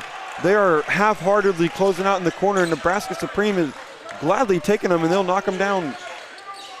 And there Glock you go. is going to hit those all day. This time McIntosh returns the favor, and that's his 2nd in a row. And there you go. Good job from 1 of 1, recognizing that McIntosh is that scorer from deep for you, running him off double screen, slipping him out, getting him that open look. That's what you need if you're 1 of 1 offensively.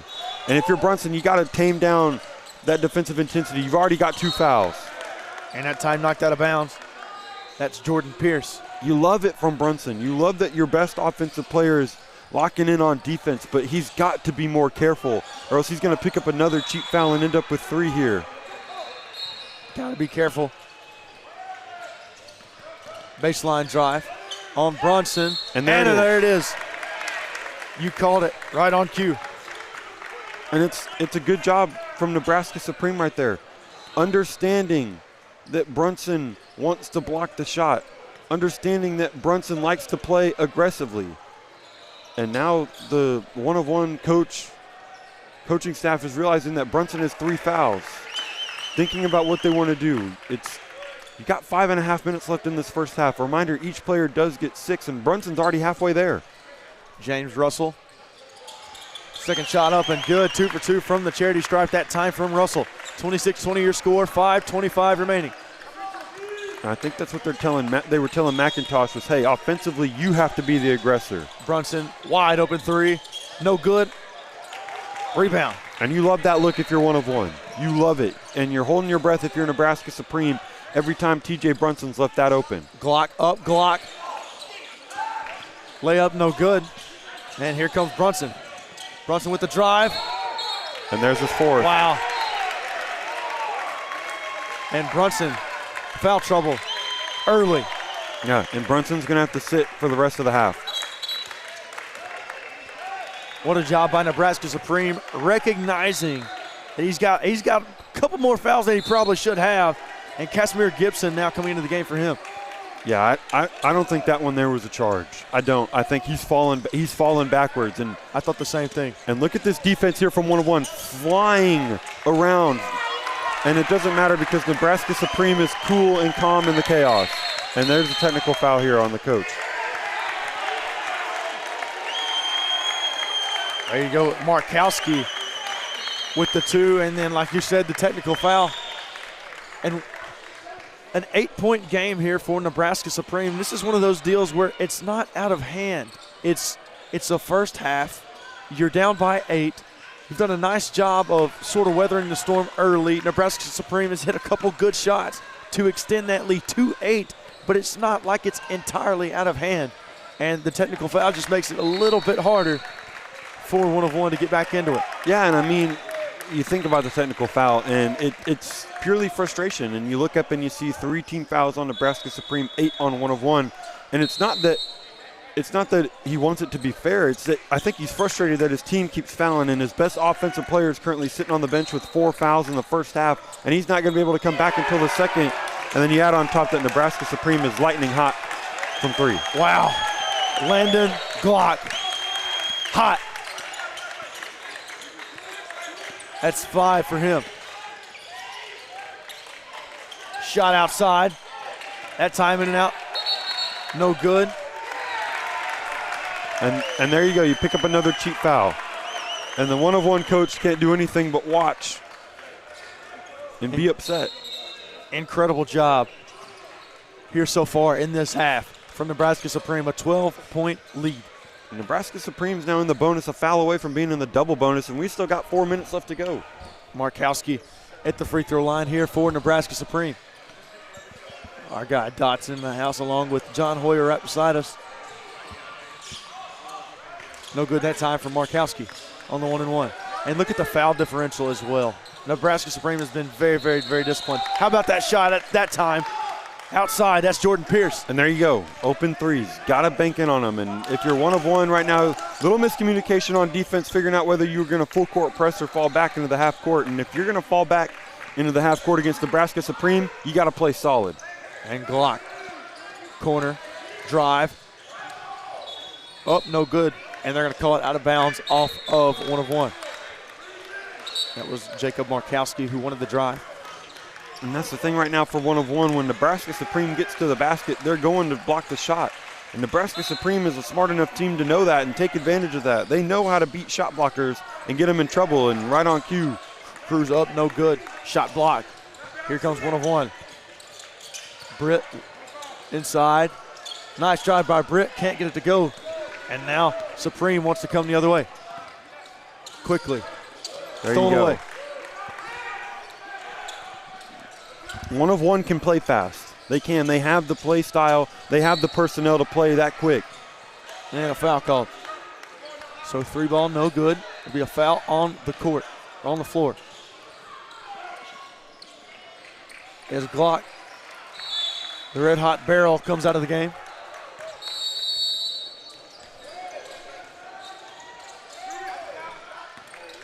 Three ball. Guess who? Mekhi McIntosh. That's his 3rd. And there you go. McIntosh is the guy. And now you look up and it's down to a 6-point game. And good defense there from 1-of-1.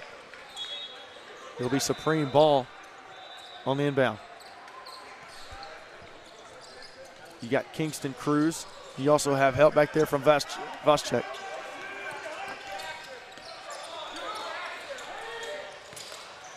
Wanted the 3. Cruz. Drive. Nice pass down low. Wow. Weatherholt for 2. And they did a good job there. 1-of-1 did of running Nebraska Supreme off the 3-point line, funnel them into the paint.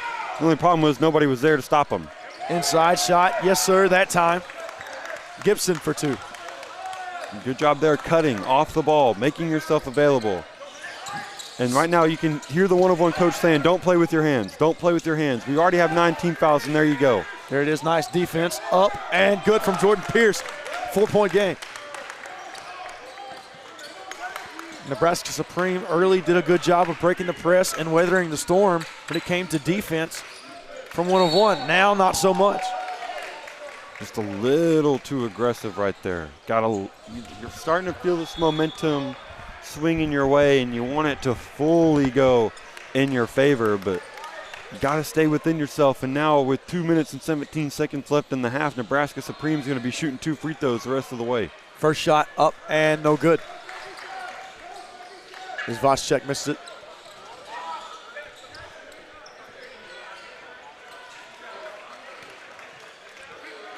Second shot. Good from Jackson. And here we go. Bowden. Pretty good ball movement. Johnson inside. Nice defense by Supreme. Inside. No good, wanted the foul. Not going to get it. Here comes Zion Johnson. They wanted to travel. They're not going to get it. 3 ball, no good. And here we go the other way. Nebraska Supreme not looking to slow it down any. 3-pointer, in and out. Rebound, McIntosh. And if you're 1 of 1, you like this. You like that you've got it down to 5 and your best player's sitting on the bench in foul trouble. You like that you're able to produce some great offense without Brunson. Bowden. McIntosh. 3. No good. Offensive board, though. And they'll slow it down. 1:20 remaining, 5-point game. Nebraska Supreme on top. And you like that shot if you're 1 of 1. And you like this one, too. McIntosh is hot. No good. Missed his last 2, but he was on fire before that. And now nice defense from Pierce. And a foul call. And Pierce wanted the foul called on Voschek, saying he had his guard arm out. He's not going to get it. And now Supreme will go to the free throw line and shoot 2. Yeah, both of those players right there were hand fighting. They both were, and it's kind of like a DB and wide receiver in football. More than not, you're going to get pass interference on the defense, and right there you got the defensive foul rather than the offensive foul. First shot up, no good. 35-30 still your score. 1:06 remaining here in the first half. And sometimes when you get those DBs and wide receivers hand fighting, they go no whistle because they're both doing it. And I think that's what 1 of 1 wanted right there. They wanted them to not blow their whistle and understand that both of those guys are just playing physical. But that just doesn't happen. Second shot up and good. 6-point game, 1:06 to go. And now McIntosh is going to hit the bench for a breather, which means that they've got to find some offense that's 1 of 1 from someone not named Brunson or McIntosh. Shot. No good that time. Wanted the foul, not going to get it. Here comes Jamison. Now they'll swing it around. Russell. Right now down 6, under a minute to go. If you're 1 of 1, just stay with it and don't let this get larger than 6 heading into the half. Russell, open 3. No good. Dribble. Here comes 1 of 1. Bowden. Had an open man. Still has him. Mid-range. No good. And there you go. How about the offensive board? Up and good. That's what you like to see if you're 1 of 1. Now Nebraska Supreme can take the last shot here. Jordan Pierce for 2 for 1 of 1. Nice move after the offensive board. And right now, get a stop. Down. You could take this down 4 to the half. You don't want it to get to 7. Shea up. No good. And 2.7 remaining.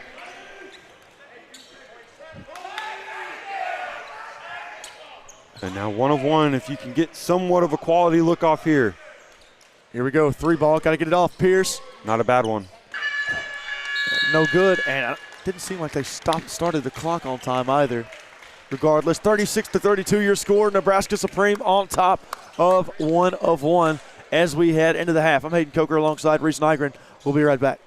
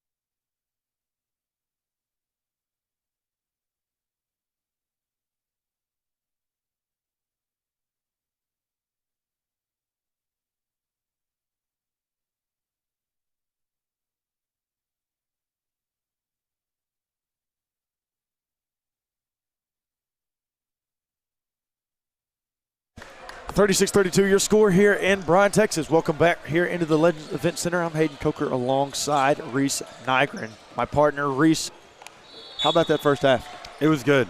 And Nebraska Supreme for most of that half dominated, but 1 of 1 had their burst there towards the end of that first half. Got it from a double-digit lead all the way down to 4, and they've got Brunson on the floor, and that's going to be the key one to watch. He has 4 fouls right now, so he only has 2 to play with, so he has to be careful. And if you're Nebraska Supreme on offense, it'd be hard to imagine that you don't go and attack him immediately. Brunson, the drive up, no good that time.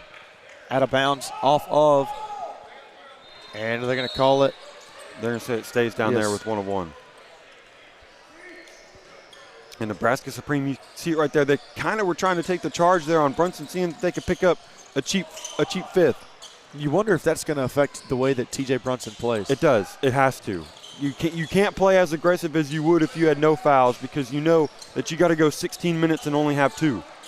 Outside shot, 3 ball, and that's a way to get started here in the second half. Javon Mata. And that certainly helps right there, knocking down a 3, taking the offensive load off of Brunson. McIntosh is sitting on the bench, and you know that he's ready to come in on fire whenever his number's called. 3 ball, no good, rebound. Back outside, that's Shea. Shea wants a 3, Shea's got the 3. 4-point game. And that right there, you saw Brunson come out with kind of an undisciplined closeout. You can't have that if you're 1 of 1, because next thing you know, that leads to a foul on a shot and a 3-point. And that one off of TJ Brunson.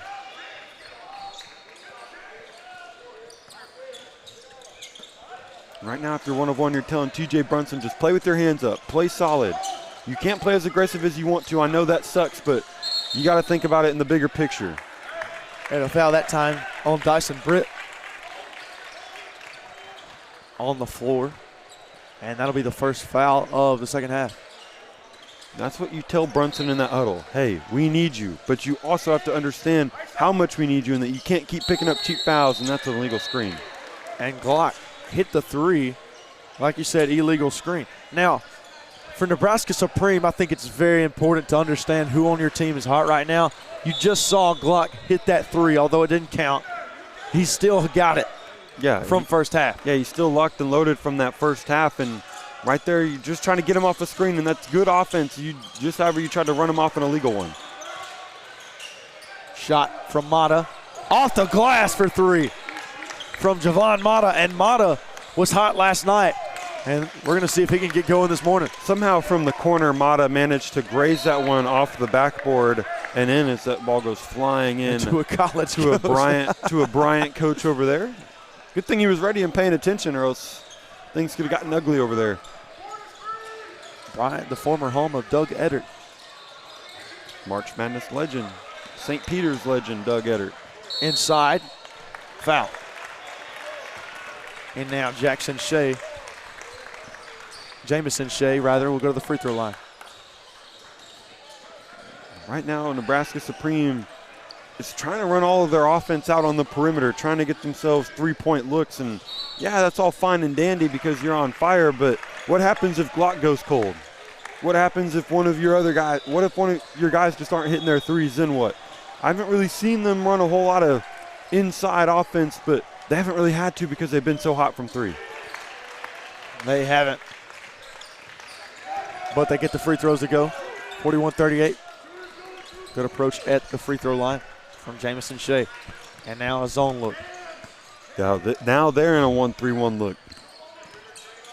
We haven't seen a whole lot of 1-3-1s so far this weekend. So far in back-to-back games, we're seeing it.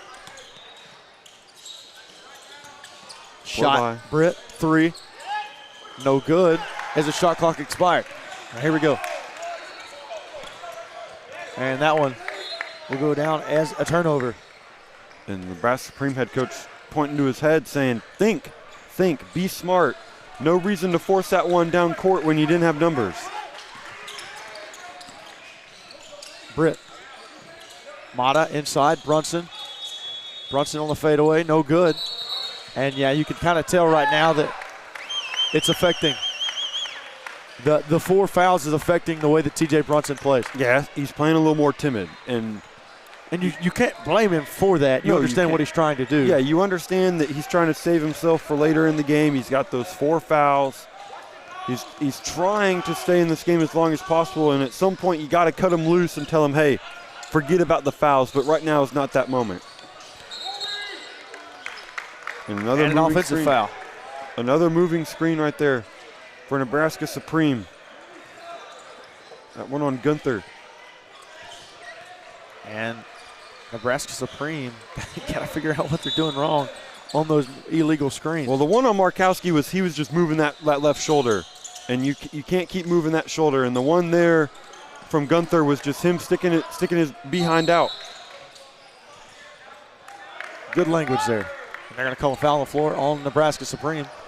Yeah, you set the screen, and as the defender goes around the back of the screen, you kind of stick your bottom out, kind of slow him down just a step ever so slightly, and it's an illegal screen all day. Here comes Mata. They want to get it to Brunson. They do. Drive, spin move, fade away. Brunson, no good. And here comes Nebraska Supreme. And he's not attacking the basket as much as he was earlier because he's afraid that he might pick up a charge. Wow, Jamison Shea with his second three of the second half. See if that can get Shea going. And at some point you have to wonder when McIntosh is going to come in to try and combat that three-point shooting. Bowden, Britt, and a travel. And now the energy shifted. Yeah, that was a good job there from Bowden, tiptoeing that line, keeping that ball close and contained. And then at the end, Britt just ball before feet every time, and that time he went feet before ball. And Reese, you can tell so far that, and Jamison Shea, he checked, no good that time, rebound Russell. But you can tell that the energy from this Nebraska Supreme crowd is affecting. It is, and it's giving them a little extra boost, and what a block. That's a nice block from Zion Johnson. And like you said, giving them a little bit of an extra boost, but right now, 1-on-1 doesn't have that. Got a technical foul, double technicals. They're going to give one to Britt, and they're going to give one to Markowski. Two of them just jawing at it. So fouls are going to cancel out. Markowski not happy. And that was just Britt rage baiting, for lack of a better term. It simply was. Yeah, it was. Yeah. And it was solely to get a reaction out of Markowski, and it worked. Now, Britt also got the technical foul, but. So it'll be a 1-on-1 ball around the volleyball line. No, you're right. Technical foul on both of them, but it seemed like that's what he wanted. Outside, three, got it. Britt, 4-3 from 1-on-1. Rage baiting on one end and range baiting on the other there for Britt. That was a good one. Markowski, 3. That was Glock. Check that. And here we go. Britt running. And looked like Britt might have traveled. They're not going to call it. Rebound, Russell. And here we go. Right now, you just got to stay solid if you're 1-of-1. This defense is working for you. And right there, that's another stop. You just got to get the rebound. Glock, this time, 3. And now Landon Glock can't hit one. And there you go. Glock's gone cold now. If you're 1-of-1, you got to take advantage, and that one's no good. Rebound, McCullough. And here comes Shea. And now Nebraska Supreme is saying, hey, slow it down. Slow it down. They know that if you're going up and down the court track meet style, that 1-of-1 is heavily favored in that kind of style. Shea, wow. On the layup, got the friendly bounce from the rim. Yeah, and good job from Shea just absorbing the blow and staying through the contact. Staying composed for the layup. Britt, 3. No good that time. Rebound, Jamison Shea. 5-point game, 10:30 remaining. And now 1-of-1 has kind of relied too much on that 3. I mentioned Jamison Shea. I mentioned Nebraska Supreme relying on it too much earlier in this game, and right now 1-of-1's falling into that same trap. Jamison Shea on a heater right now as well. Brunson inside. Good. And there you go. You can kind of tell what Nebraska Supreme is trying to do with TJ Brunson. Yeah, they know that T.J. Brunson wants to play physical. He wants to be the one to initiate contact. So what are they doing? They're not letting him have anybody to bump into. They're pulling the chair on him, seeing if they can get him to slip and lose his footing. That's what they're doing. And if they're not, they're setting up to take the charge so that way he can bump into them and they can fall backwards. I mean, it's just good stuff from Nebraska Supreme, giving them a different look because you know the style of play that Brunson likes to play with. Hayden Coker alongside Reese Nygren. We'll take a short break and be right back.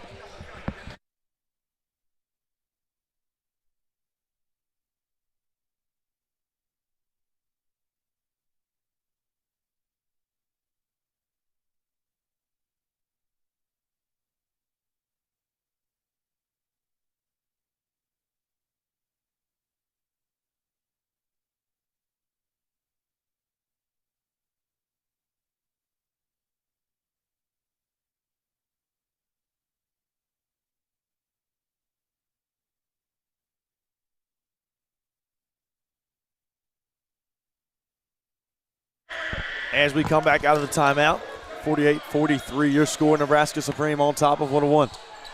Hayden Coker alongside Reese Nygren here in the Legends Event Center in Bryan, Texas. Some very good basketball early this morning. Yeah, and from the 16Us. 17Us, Elite Eight will come later, and these two teams are fighting to punch a ticket to the Final Four. And now a 1-2-2 press for 101. The Final Four where everybody wants to be and everybody wants to eventually make it to that championship game and win. Can one of these teams do it? 3-ball outside, rebound Zion Johnson. And now they've got to go. Mata. Britt. Good ball move. No good that time. Got a good look. Nice job to get it back in bounds and save it for Supreme. And here they come. Nice pass inside. Nice movement. Oh, yeah. That was just a really good give and go there from that Nebraska Supreme offense. Good job recognizing it there. Here they come. Britt drives. Nice move by Britt that time. And there you go. You want it. They were so reliant on the three-pointer there before that timeout. Get to the basket. Force that Nebraska Supreme defense to collapse and make those three-point opportunities more open for you. Outside. Drive. Up. No good. Rebound Johnson. And they're getting stops, and then Johnson right there nearly turned it over. And good defense by Gunther. And right on cue, 101's going to get Moss up to the scorer's table. Outside. 3-ball. No good. And knocked around there for a second. But you love the way Johnson's competing on the glass. And McIntosh is going to check in with him, and I like that move from 101. Get your hot microwave scorer in. Loose ball. Back out. 3. No good, and now Supreme can't hit from 3. And now 101 wants to run. And Britt, he has Brunson down low. There you go. Add 2. There you go. 3-point game. Good job from Brunson to trail right there, and good job from Britt attracting both defenders and realizing, hey, I got my big fellow running right behind me. I'll dump it off to him gladly. Corner. Good. Ryan Gunther. 3-ball in and out, rebound. And Nebraska Supreme the other way. And it's a good look, and that's what the coaching staff is telling them. Hey, we like that looking. Good hands there from Mata. And wanted the fast break. Bryan Palmer had a chance. Now foul on the floor. That was Britt who went up for it. I thought the foul was on the floor, and it looked like he might have been getting to that shooting motion. I thought Britt was in the gather. I thought they were going to give it to him on the shot. They didn't, and Britt's going to hit the bench for a breather here. Him and Johnson, you have to imagine, are going to come in later in this game. And nice steal, up and good. That time, Keaton Weatherholt. And you can't do that if you're 101. You can't make lazy passes like that. They started to erase that deficit, and now back to 7. Inside. Bowden. Back out. McIntosh. 3. Air ball. And it'll go to Nebraska, and now and that's the look. momentum. And that's the look you like there from 1 of 1. McIntosh with the flyby, open three-pointer from the top of the key. I don't think McIntosh was expecting to be left that wide open. I don't think he was either, and I think it threw him off a little bit. Shea. Drive. Shea. No good that time. Rebound. Back in. And a timeout. That's a good timeout that time from the coaching staff and Nebraska Supreme. Yeah, it was right on cue, realizing that their guy was in trouble and that they needed to keep that possession. Hayden Coker alongside Reese Nygren. We'll be right back.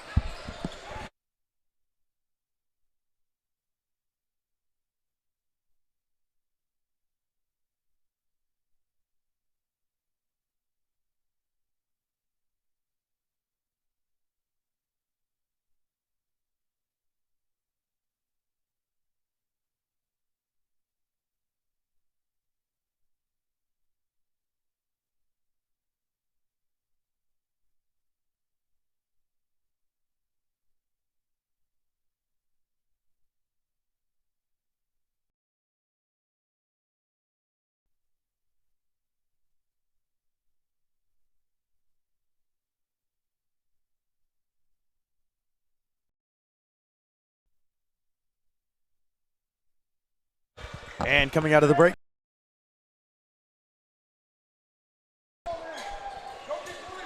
.6:28 remaining here on.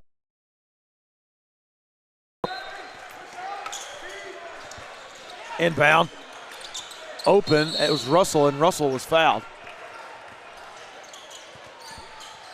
Glock. Here comes Shea. Shea inside. Shea up. Shea no good. Rebound 1 of 1. It was a nice look from Shea inside. Couldn't finish.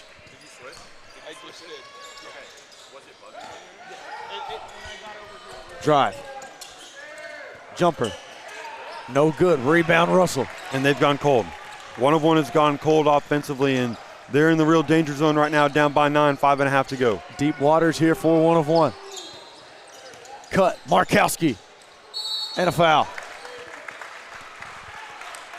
And Markowski will now go to the free throw line. Johnson and Britt getting ready to check in for 1 of 1 here.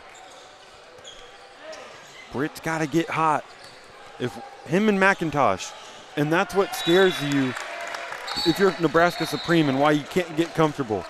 Because next thing you know, you look up and Britt and McIntosh are both on fire from 3, mix it in with Brunson down low, and all of a sudden 1 of 1's got that recipe. So if you're Nebraska Supreme, keep doing what you're doing, but don't forget that Britt and McIntosh can get hot in an instant.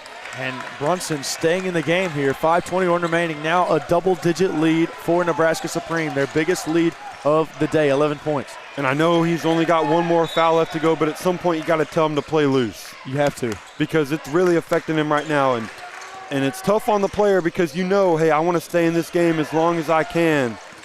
But at some point, I just gotta rip it off. Let it loose.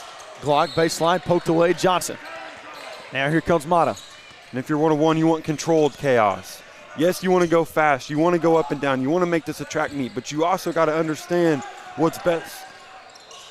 There you go. Brunson, 3. And there it is. That's the way to get it started. Now an 8-point game. Right there.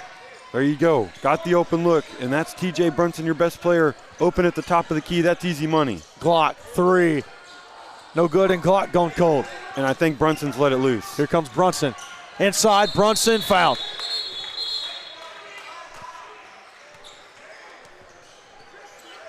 That's great stuff there from Brunson. You can tell that he turned it on. You can tell that he stopped playing timid right there. He got the ball, and he knew, I'm going all the way. Well, it was a completely different Brunson than the one we saw a couple possessions ago try and go up for a layup. Yeah, going up for a layup, he's timid, he's scared, he's afraid he's going to pick up an offensive foul, a cheap foul, and end up out of this game. And then right there, head down, determined, saying, nobody's stopping me. I'm getting all the way to the rim, and I'm getting the shot that I want. As McIntosh will hit the bench. 58-51 your score. First free throw up and good from Brunson. And Cruz coming out of the game for Nebraska Supreme. Brunson. Second shot. Good. 6-point game. And that's what you need. Yeah. And now you can get up in your defense. You can press Nebraska Supreme. You can see if you can try and fluster their ball handlers and see if you can get a cheap turnover. But the last thing you want is to pick up a cheap foul. Here comes Shea. Shea lost it for a second there. Now here comes Russell. Not too much movement from Supreme. Distance three. Wow! And he just chunked that one up. Gunther for three. Had to just let that one fly there as you got to the end of the shot clock. That was a desperation he even a prayer answered. Well, it was, and I'm shocked he made it. Now Brunson outside. Brunson no good. Rebound Nebraska Supreme. They're going to go. We got high knees refereeing here. Not entirely sure what anything that was. Anything to stay loose for the guy in orange. Brunson down low. Brunson connects. And Brunson now starting to turn it on. Jamison Shea, nice move. Shea up. Shea can't get it, but he's fouled. And Jamison Shea has sort of taken over here in the second half for Nebraska. Yeah, he has. He's kind of been the guy saying, hey, the keys are mine. Those are mine.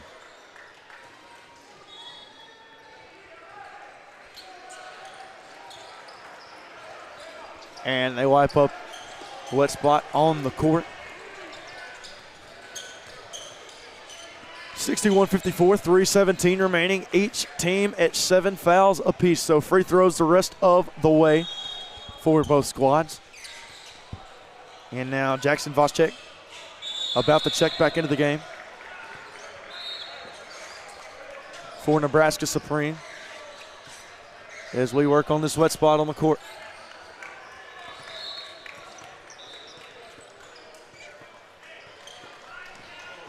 And here comes Jamison Shea. Shea shot good. Automatic right now. Good from Shea. 9-point game. It's also on Brunson to find that open pocket. They got to fire it up. Deep three from Mata. There you go. Offensive board. Up, no good, but a foul. And there you go. Buying yourself an extra opportunity. Down by 9 here late in this one. Any second chances that you can get are good for 1 of 1. 63-54 the score, 2:51 remaining. Bowden at the free throw line. That's Pierce. Excuse me, Pierce with the first shot, good. Now Glock checks back into the game, and if you're 1 of 1, Supreme, they do a good job handling the pressure, and there's a trap. That's what you said. Shea, no good. Rebound, Russell. And good. That time from Russell. And that was a good job rotating there from 1 of 1. They were talking well. They were getting to their guy. They were doing what they needed to do. Britt surveys. Britt. Open jumper, good from mid-range. And here comes Shea. The jump. Right there, jump him. Yeah, they've got to connect on that double team. Now inside, and that's just too easy of a look. It should have been finished that time by Markowski, but it was too easy of a look there for Nebraska Supreme. Yeah, Nebraska Supreme now is getting those looks inside that I said they weren't exactly getting earlier in the game. They're getting them at the worst possible time. If you're 1 of 1, yeah, the three-pointer hurts you the most, but it's also a lower percentage shot than the one right under the basket. They get it in. Baseline, floater, in and out. And a jump ball. It'll be 1 of 1 ball. 1:55 remaining, 7-point game. Nebraska Supreme leads. And now McIntosh is going to come in. He's a flamethrower. And they're going to pull Johnson out because they want as many scores that they can get on the floor at one time. A little bit smaller brand of basketball here for 1 of 1, but you don't hate it because Nebraska Supreme isn't necessarily hurting you down low with their bigs. So if they can get some scoring going with some of these guys who are a little small, that'd be great. Outside shot. That looked no good. Rebound Supreme, 1:40 remaining. But you don't need to settle for them. You don't need to settle for threes. You keep running your offense, and if you're McIntosh right now, you got to be careful. And a timeout. Timeout Nebraska Supreme. And first off, appreciation. Okay, early morning. 16U game, 8 a.m., good game. Yeah. Second game, 16U game, phenomenal game as well. 1 of 1 up against Nebraska Supreme. Supreme on top by 7. If you're just now joining us, welcome into the Bryan, Texas Legends Event Center. I'm Hayden Coker alongside Reese Nygren, and we have a doozy on our hands. Nebraska Supreme has sort of remained in control for the majority of this game. 1 of 1 trying to mount a comeback, and that's just kind of how it's been the entire way. 1 of 1 has tried to get back in. They've gotten close. Nebraska Supreme pulls away. Yeah, Nebraska Supreme seemingly has every answer to the problems that 1 of 1 throws at them. In the first half, it was Glock from 3. Glock was on a heater from outside, and he was knocking them down left and right on 1 of 1. Now it's been Shea. Shea has been kind of the calming presence here, weathering the storm when 1 of 1 has tried to force chaos. And if you're 1 of 1, McIntosh got hot in that first half, and he's sitting on the bench right now. You're kind of playing offense for defense, as you should here late in this one, and you got to get a stop here. Shea inside. Good block. Nice block. Here we go. Brunson. Doesn't have numbers. Smart. Smart there by Brunson. He didn't take an unwarranted shot. Modern out of Britt. Britt. Surveys. Jumper. No good that time. Rebound. TJ Brunson. Oh, yeah. And deficit now cut to 5. Just over a minute remaining. 65-60. And good job of TJ Britt to be down low and understand that that ball is going to be a little bit short. He rushes down toward the basket, and he's there, gets the board, puts it up and in. Yeah, Britt's mid-range jumper was just ever so slightly short, and TJ Brunson finding the right spot to be. He's cut it loose now. He has 5 fouls. He has 1 to play with here in the last minute, and this is a time that you tell TJ Brunson, go play like TJ Brunson. Go be that guy. Britt, yes, you can be that. Everybody can be that guy. Johnson maybe isn't that guy, but he can get that rebound for you and get it to your guys. And if you're 1 of 1 right now, you need stops, but you also need scores, and you got to know who to get the ball to late. And I think they understand who the main scorer on this team is. It's Brunson. Now, obviously, you have guys out there who can make those other shots. You have Pierce, who's proved that he can make those shots. Britt as well. And, heck, we've even seen Bowden make some nice mid-range shots as well. Yeah. So you have the guys to do it. Now you just have to go out there and execute. And you have the defenders as well. We've talked about Bowden's on-ball defense. It has been good. It has been better than good. It's been great. Britt, good on-ball defender. TJ Brunson and Johnson down low form great rim protectors. And then, of course, you can't forget about Jordan Pierce, who plays solid defense as well. So these are guys that can play good defense, that can play great offense, but they can also play great defense. Now Nebraska Supreme, on the other hand, trying to extend the lead and hold on for this win. And there's Bowden going stride for stride, putting pressure on him. And now he let him get all the way to the rim, but he made him work for it. And a foul. And Gunther will go to the free throw line. Still 1-1 right now with 55.2 remaining with that 5-point lead. And as Gunther goes to the free throw line, first off, if he makes it, that's good for Nebraska Supreme. But 1 of 1, well, he missed that. Okay, so they are going to call a shooting foul. Sorry, that's my fault. My fault, correction. But so you're going to get 2 shots here. You miss it. If you're 1 of 1, you got to run. Now, I get it's a 55-point game. You don't have to go the fastest in the world. But with the way that you've been able to beat Nebraska Supreme on some fast breaks, I think that's important because they make the shot. Yeah, they love to get out and run. And, yes, get out and run, but you don't have to take the first shot.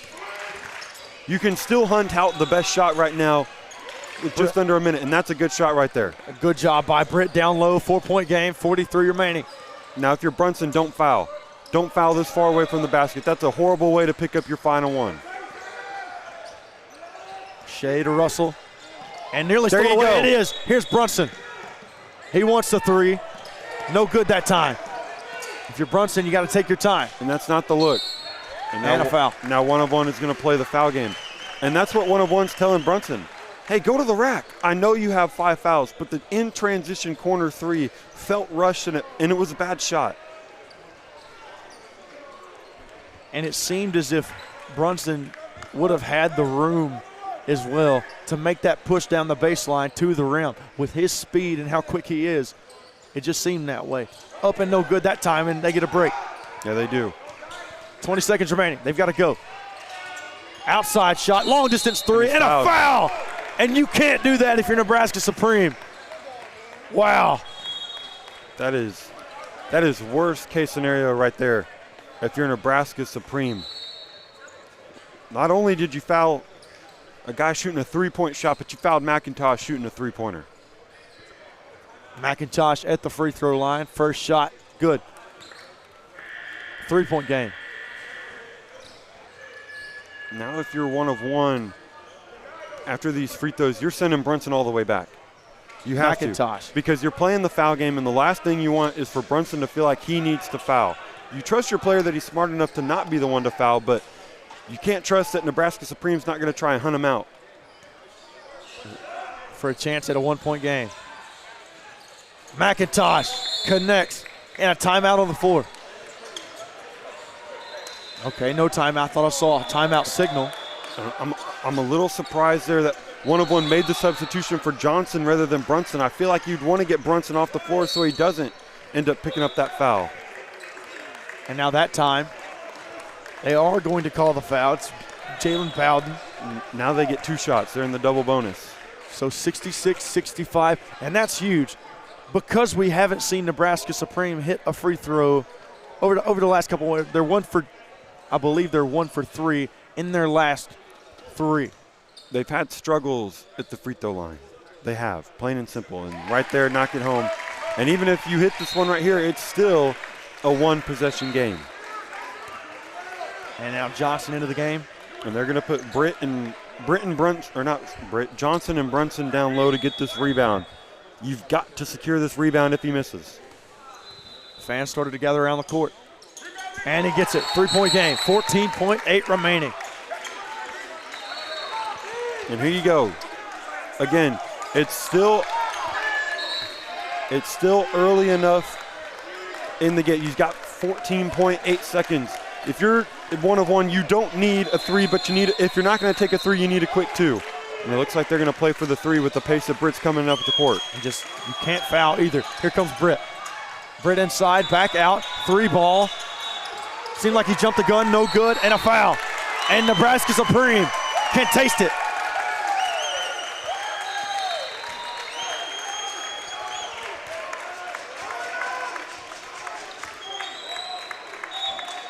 Wow. 68-65, 3.1 remaining. Yeah, they kind of jumped the gun with that 3-pointer there. And they didn't get a good look either. If you're Pierce, you don't need to fire that one up. You don't. It's not the best look. The shot clock's turned off. Worst case scenario, you take the last shot. 4-point game. I know you don't want to, but you can. You can wait and see if you can get a good look. 5-point game. 3 remaining. Just do not foul. And that'll do it. Nebraska Supreme advances.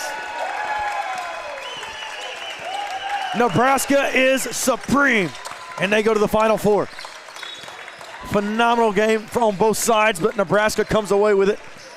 And they advance. I'm Hayden Coker alongside Reese Nygren. We'll be right back with some more Hoops Pro 16 Finals action.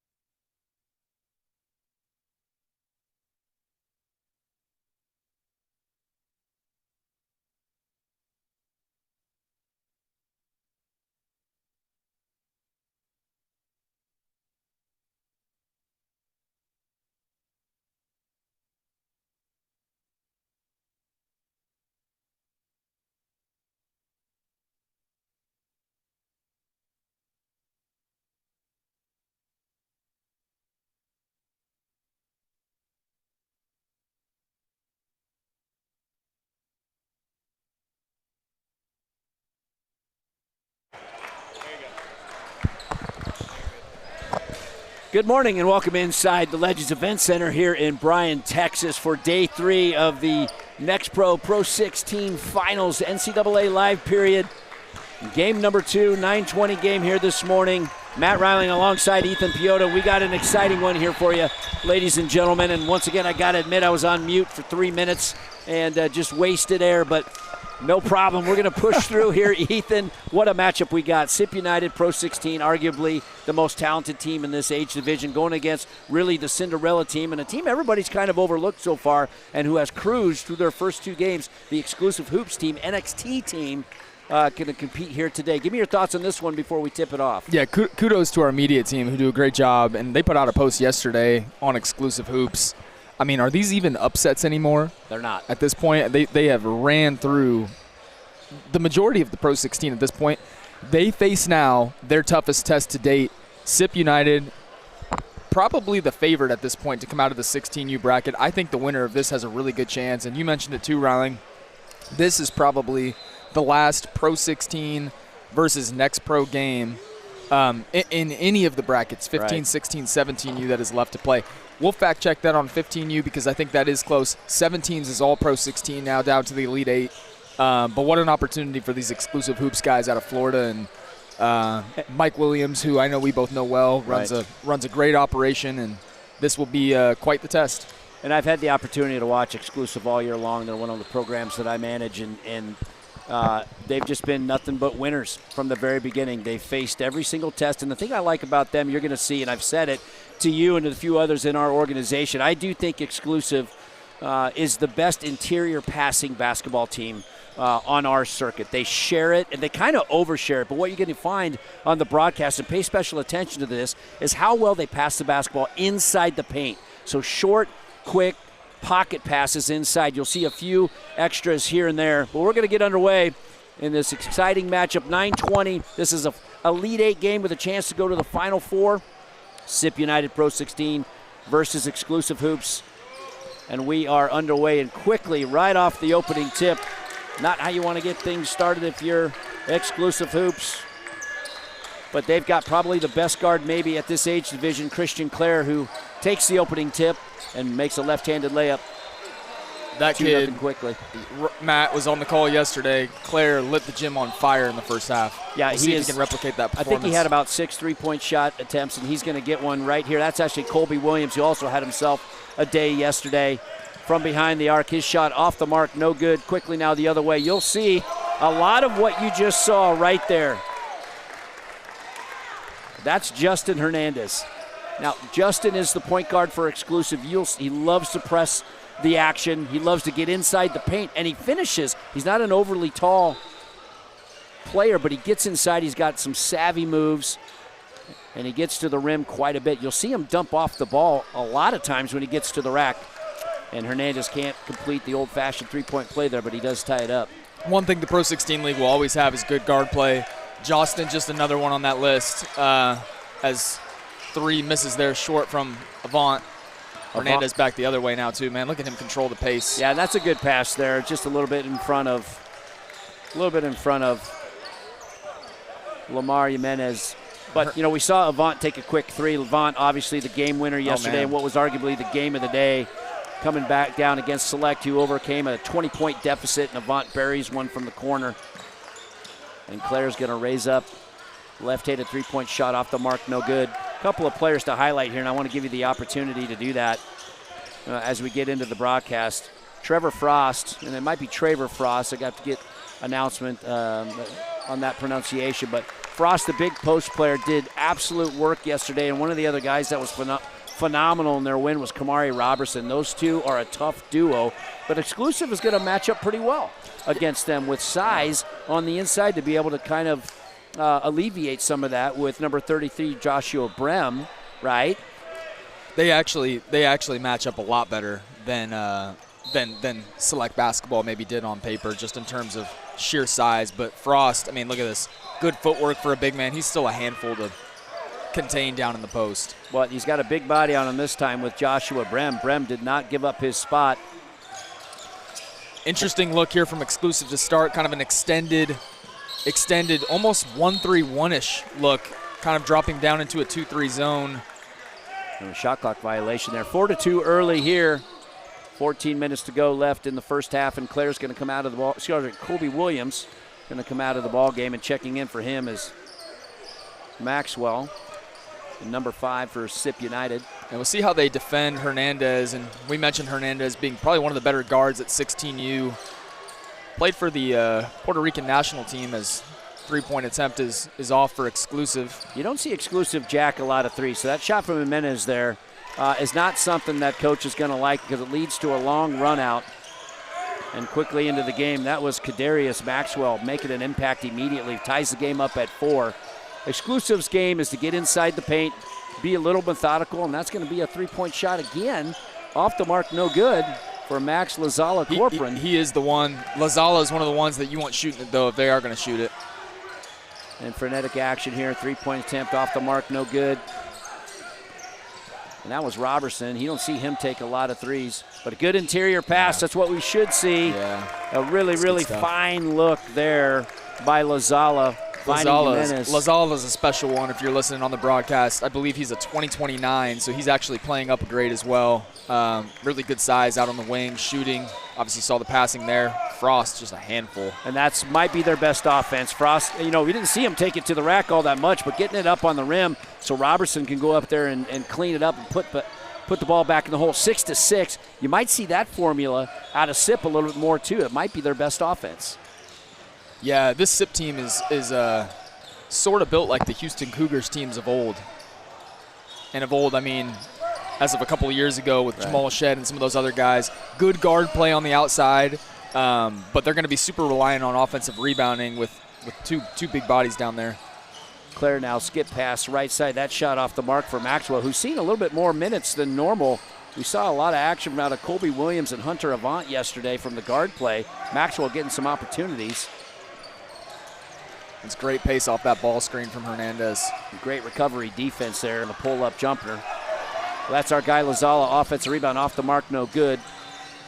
Claire wants to push the action. Left-handed layup is up and in. What a finish, but I believe they're going to get a charge on Christian Claire. Excellent job by Markel Holmes getting back on transition defense and taking the charge.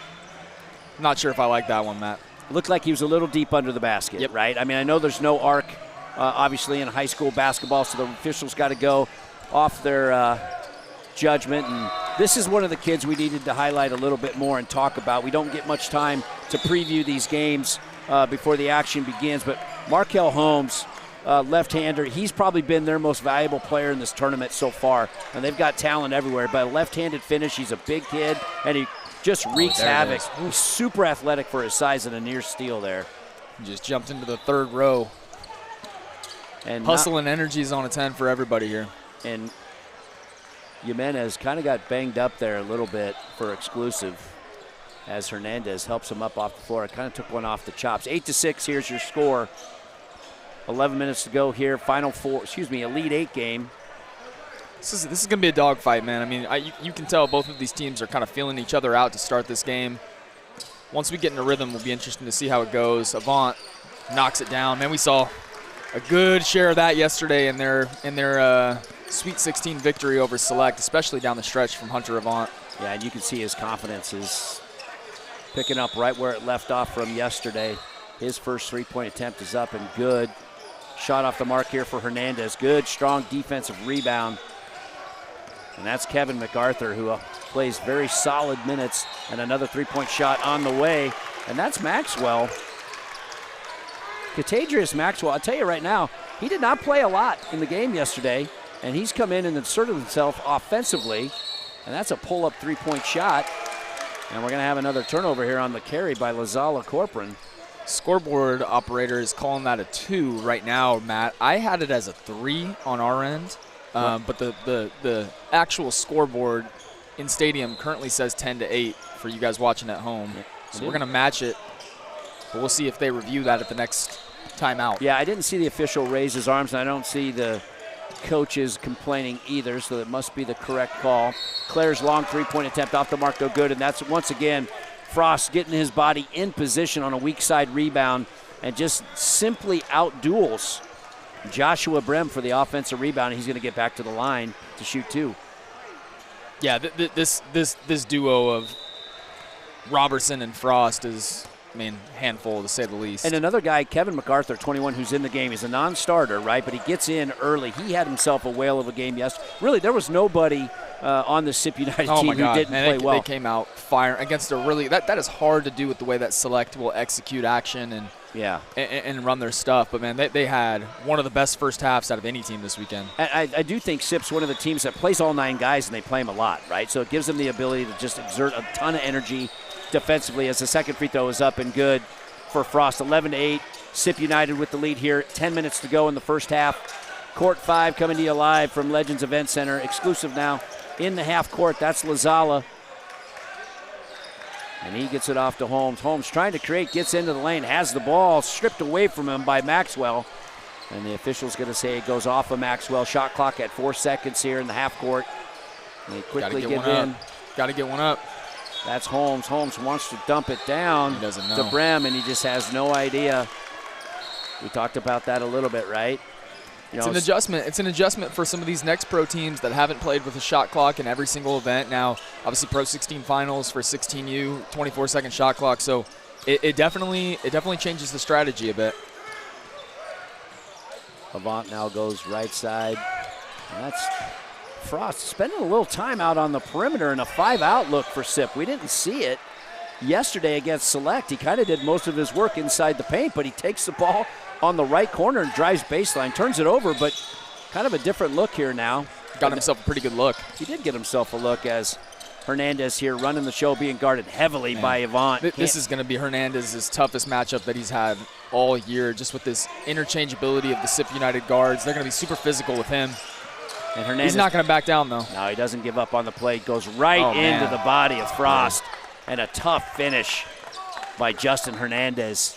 11-10 is your score, SIP with a 1-point lead. I love that to see from a young guard. A lot of guards will shy away from contact. You got to go initiate contact first and then worry about the foul call after. Go throw your body into the defender and be assertive. And more often than not, you'll get a foul call, similar to what Claire just did there. Claire does a tremendous job of it. Yeah, he split the double team, which was kind of the top side of that zone, right? Yep. And once he gets to his left hand, he's just an amazing finisher. And we got an injured player. I think this is the second time that we have seen Lazala on the ground. He took one right off the chops early in the game, and now he's kind of favoring an ankle. Coaches are looking around. Be a big loss for them if you can't continue. This is a big loss. They're not as deep as SIP, right? They got 7 kids. Especially out on the wing. He does, as we mentioned, such a promising prospect and does so much for them. Hoping he just maybe banged a knee. Looks like he's getting up, which is a great sign. That's good. That's good. But early on here, 9 minutes to go, it's an 11-10 lead. It's been physical, right? But I think what we've seen out of Exclusive when they've been successful, they've gotten into the paint, right? They're not really a drive and kick, shoot a lot of threes team, but they've settled for a couple of those. And I think if you're SIP United, you're like, we'll give you those shots all game long. And SIP, much more of a traditional game plan, right? But the one thing I'm surprised about is how much time Frost has spent outside the three-point arc. It kind of feels like a feel-out process for both of these teams to start the day.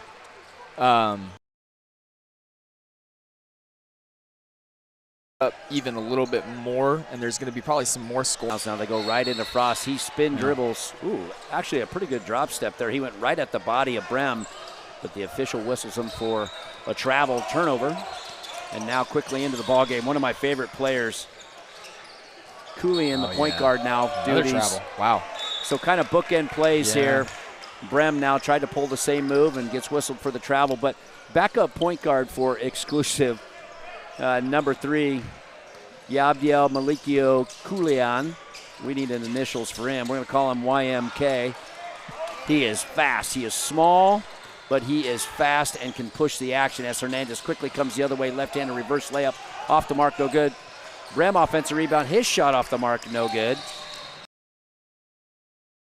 I think, Matt, this is not the high-scoring game that we saw yesterday from SIP and Select, although as I say that, really poor transition defense, he was cherry-picking there. Cleric took it quickly down the rack, and Hernandez just kind of stayed put and pulled the old playground cherry-pick as Avant's going to raise up right up over the top of YMK. That shot off the mark, no good.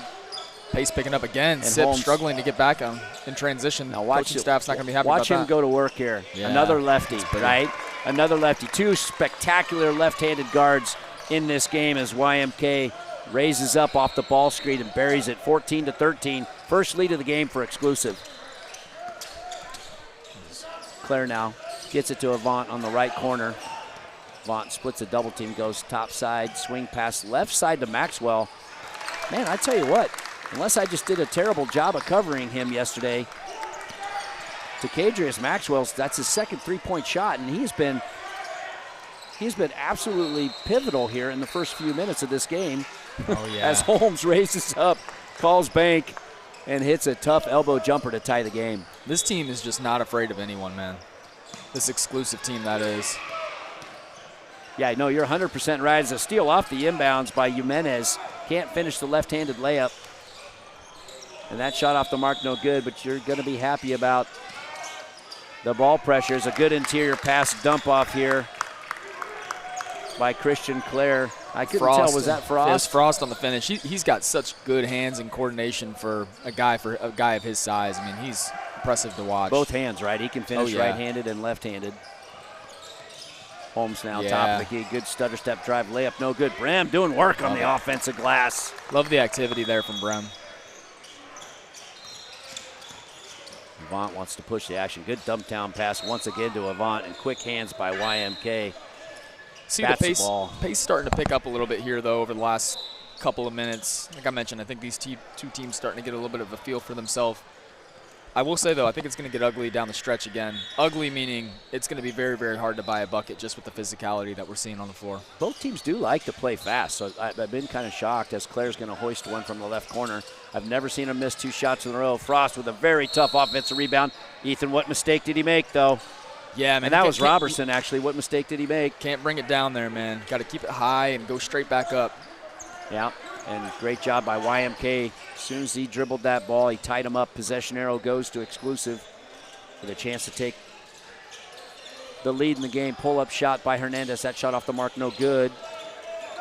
And defensive rebound into the hands of our guy Kamari, who gets double team. Ball is stripped away. They get it back to Hernandez. He's going to go right into the body. Great and a pass. good There it is. interior pass. Good Interior extra passing pass. was one of the keys to the game, pointed out by our man Matt Reiling at the very beginning, and totally accurate. And Holmes is able to finish with the left hand. 20-18 now. Exclusive kind of settled in as Oh, Kamari that's goes great. right down the middle of the lane. Can't finish. Brem clears the rebound. YMK's got it now. They got a 3-on-3 look. Hernandez, Oh, good man. Euro step. Left-handed layup. Man, that is pretty footwork from Hernandez. Wow, that was That's a little Puerto Rican flavor right there. How about that, man? Spectacular. Now, I'm old school. I still think it's a travel, but it's fun to watch as they're going to try to great dump hands. down. Look at YMK, them man. The flying kid's around, everywhere. man. He's They a are water bug. flying around. He's an absolute water bug. And that's why he's a good changeup when they bring him in, just because he's so fast, right? And they just kind of let him roam. And out of that 2-3 zone that you picked out, they're just able to let him just kind of be a floater and wreak havoc. 100%. No, man, this is how you attack a team. If you're on the next pro side of things, you can't play scared. You can't come out and shy away from the challenge. Exclusive is taking the game to Sip, and you can tell by their body language, and I think just by the way that they're moving, that Sip is, I think, a little bit threatened, to say the least. Not normally what you would see from this team. So we got Jimenez back in the game, right? That's good news. He was the one that went down with the ankle. Lazala was the one that went down. Okay, and I don't see him on the Lazala bench. walked behind us to the training table. Okay. I think he's currently getting worked on, so we will update the viewers back home. He was able to put pressure on his leg, though, as he walked behind us a couple minutes ago. Hernandez, tough shot, great defensive play there by Christopher Johnson. Now in the game for Sip. As Frost drives to the lane again. Once again, he can't finish at the rim. Robertson tried to clean it up. Long outlet pass to Holmes, and that's a left-handed guy stuffing it with his right hand. 24-18, largest lead of the game here for Exclusive. Boy, have they settled in after kind of a rocky start. Claire now is going to raise up left-handed three-point shot from the right wing off the mark. No good. Ball batted around and is going to go off the hands of Hernandez. But that's a shot we haven't seen Claire miss. I think that was Colby Williams here on the left. And, of course, both two lefties, Matt, so easy to kind of mix them up. But Williams over there, either way, Claire has struggled to start the game, but three-pointer there in the corner. That's a big shot for Sip. And that's Christopher Johnson off the inbound. Good three-point shot to kind of settle this exclusive hoops run. And now a long three out of, I don't think coach is going to like that so much. That's sort of an ill-advised three-point shot for Markel Holmes. They want to get that ball into the paint. 27-24. Yeah, they're showing. I mean, just with this kind of, it is kind of a 1-3-1 look. And look at Hernandez. He's oh yeah, and he forces the charge too, man. And that is a charge in my opinion. So, as you saw, Frost, you got to give him credit though. That's exactly what you want him to do. Get his hands on the ball. That's good from Frost. I think that's just better defense, and the official has to call that when they see the shoulder duck down. Hernandez probably has 4 or 5 steals, or at least deflection / havoc plays on defense right now. He's got such quick hands, man. And he tries the floater on the right hand. That shot off the mark, no good. And Sip quickly the other way. 3-point shot hoisted up by Johnson. He made his last one. That shot off the mark, no good. Frost, great offensive rebound. It's a great pass from the big guy. That's really, really hard to teach and to do at this age. A lot of that is just so much feel and spatial awareness. I mean, to make that dump down pass to another big man on the dunker spot is really great skill that Frost has. How about the two-man game between Frost and Robertson? Robertson now top of the key, playing a little man-to-man. D almost steals it from Holmes. They get it to YMK, kick-out pass, long three-point attempt, off the mark, no good for Jimenez. Offensive rebound stolen away by Dwayne Hightower, and I was going to mention Hightower. Well, this exclusive team just swarms you the second there's a change of possession. They don't have a lot of weaknesses. My goodness, man. Hightower's going to have to play some quality minutes with Lazala. We don't know the status of him, right? So this is one of those games for Sip where they are just getting swarmed after every defensive rebound, every steal, change in possession. You've got guys like Hernandez coming in and slapping. If I'm Sip United's coaching staff, I'm saying, man, we're keeping our elbows here, and if we get called for an offensive foul early, fine, but that will at least back them up a little bit. Right now, they are just swarming the ball off every change of possession. And I think it translates as the second free throw is up and good for Hightower. He's going to have some pivotal minutes here. 25-23 is your score, 3 minutes to go. Elite 8 game here on Court 5, Legends Event Center. Once again, Frost in the right corner of a 5-out look. Avant's going to raise up and hit the three, and that's how you beat a 2-3 zone. You got to have spacing, right? Right back into it is Sip. We've seen it so much this weekend, especially in 17U with Colorado Collective yesterday, BYC Elite yesterday. These next pro teams can jump on them, get 7-8 point leads, but the Pro 16 closes the gap. See how exclusive responds. It's a pretty good look in the corner. And another left-handed shot there. That one on the way from Hightower, off the mark, no good. And Carl wants to push the action. He goes right down the pipe, beats 3 defenders, and has the ball stripped out of his hands. The fans wanted a foul. It's been physical. There have been probably a couple of hand checks that could have been called specifically on that possession for Claire. But again, point is that they'll extend that 1-3-1 all the way up the floor in cases and kind of let their guys wreak havoc in the passing lanes and slapping down on the ball, whatever they need to do. Avant's going to raise up now from the left side. I tell you what. He's the difference maker for them, isn't he, Matt? And that's not great defense by Exclusive. They got to find him at all times. His third 3-point shot of the first half. 29-25 now. Sip on a little mini run here. Has a good spin into the lane, drive and kick. Hightower left-handed 3-point shot from the right corner is up and good. It all starts with a paint touch. Yeah, and that's where they got it. We talked about it in the beginning. Exclusive has got to get the basketball in the paint. Yeah. Doesn't mean they have to take shots in the paint. They got to go inside out. Got to touch the paint first, kick it out to an open shooter. Heat check. Yeah. Oh man! I'll tell you what, this kid is special. Kid can shoot it, man. I believe that is his 4th 3-point shot. He raised right over the top of the shorter YMK and stuck it. 28-32. 32 is the score for Sip United as blocked by Frost. Holmes comes over to shoot the layup, and it is sent away by Frost. Look at this swarming defense. And they are all over Claire. Wow. Unbelievable defense from Exclusive. You know, it's kind of, I wonder if it's a coached thing. Like, if we're going to turn the ball over in live time, if they chase a double team. Like what you see, a lot of times they turn it over, but they get it right back. So, somebody from Sip United, I mean, knowing that that's the way they're playing, some other guard has to flash and make themselves available for Claire. Well, I think when you have Claire that can literally beat anybody down the court off the dribble, it's a nice finish right-handed here by Trevor Frost. Probably an even better pocket pass. Little taste of their own medicine there, Christopher Johnson. They can't let this game get away from them right now. They got to close the half strong. Sip is on a big-time run. It's tough from Hernandez there to get to a spot. Nice rebound by Brem's Brem. doing some great work on the offensive boards here. They haven't had that much here in this tournament. They haven't needed to do it in this tournament, but that's a much-needed offensive rebound and put back 34-30. We're just about at the minute mark now. Sip content to just use some clock. Christopher Johnson calling the action. He's going to step back, shoot a long three-pointer off the front iron. No good. Strong right-handed rebound by Jimenez. We're under the 1 minute mark, and he gets it off to Hernandez. Hernandez wants to push the action. Oh, my goodness. Pretty behind the back pass to Brem. Even better catch, but Brem just gets swarmed, and Hernandez gets it back. Great on both sides, right? What an amazing pass and catch. Brem just was a little bit surprised. One of the passes of the weekend there from Hernandez, and Brem rightfully so. I mean, I think anybody, what a would be recovery surprised to see that ball go Frost and Robertson didn't Man. give up their ground, and they were able to negate the amazing pass. 34-30, 40 seconds to go here. Claire being picked up pretty much full court Big possession by Hightower. Hightower's got a few fouls to give. Oh, it's too easy. Yeah, it is too easy. They can't go underneath that ball screen. Claire buries the three-pointer, 37-30. What an amazing shot. And that's his first make, I believe. So we'll see if that kind of spurs him on. Holmes now, left-handed 15-footer. That shot off. Tough shot. He's just got a silky stroke, mid-range jumper, 37-32. 15 seconds to go. Sip will hold for the final shot here of the half.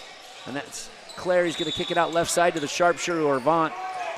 Avant gets it to Robertson, back to Johnson. Johnson tries to swing it to Avant. Great hands there, because that was going to be a wide open look. Hightower got on it. 3.7 seconds to go in the half. They get it in to Claire. Crossover dribble goes right at Brem, has the ball poked away. Long shot at the half. Off the mark, no good. So frenetic pace there to end this one. And that's how the first half comes to a close. 37-32. Sip United with the 5-point lead. Both teams went on a little mini run at certain sections of that first half. But, I'll get your thoughts here, Ethan, on what you think the difference has been. But really, if you look at the score sheet, Claire, who had 2 monster games, really hits his first three-pointer of the game, with a minute to go. It's really been kind of the Trevor Frost, Robertson, and Avant show. Avant with 4 three-pointers in the first half for Sip. And they've been the difference. Not normal, but Claire has not necessarily been the story as he normally is for Sip United. It's been a very, I think, well-rounded approach from them, and I think the big guys have carried them through this first half just with their activity between Frost and between Robertson. And then obviously Avant getting hot from 3 and hitting what we think was his 4th 3 of the first half before the end of the first half to kind of give them some separation was a big one. So we don't know the status of Lazala. It looks like he's back, I think, on the bench and going to try to give this a go. But what does Exclusive got to do here in the second half? Any big adjustments you think they need to put in play to have a chance to win this? They're playing pretty well, Matt. I think overall the game plan stays the same for them. And to be honest with you, like Sip United, their guards do not want to see that full court press in action from Exclusive heading into the second half. Yeah. I mean, it is swarming defense from Exclusive in their guards. So I would stay where they're at. I think they need to do a bit of a better job closing out on three-pointers, similar to the game that we broadcast yesterday with Chapman, almost extending out that 1-3-1 a little bit more like they started. I think they packed it in a little bit more as the first half went on, because they were getting killed by Sip's interior passing and their bigs kind of rebounding off each other. But extend it out a little bit more, I would say, and don't let the 3-ball for Sip be the thing that beats you. I think they've got tough enough rebounding guards with Hernandez and Holmes and some of these other guys that they can kind of gang rebound and crash and win a lot of those 50-50 balls. So I would extend the zone out a little bit and not get killed by the 3-point shot.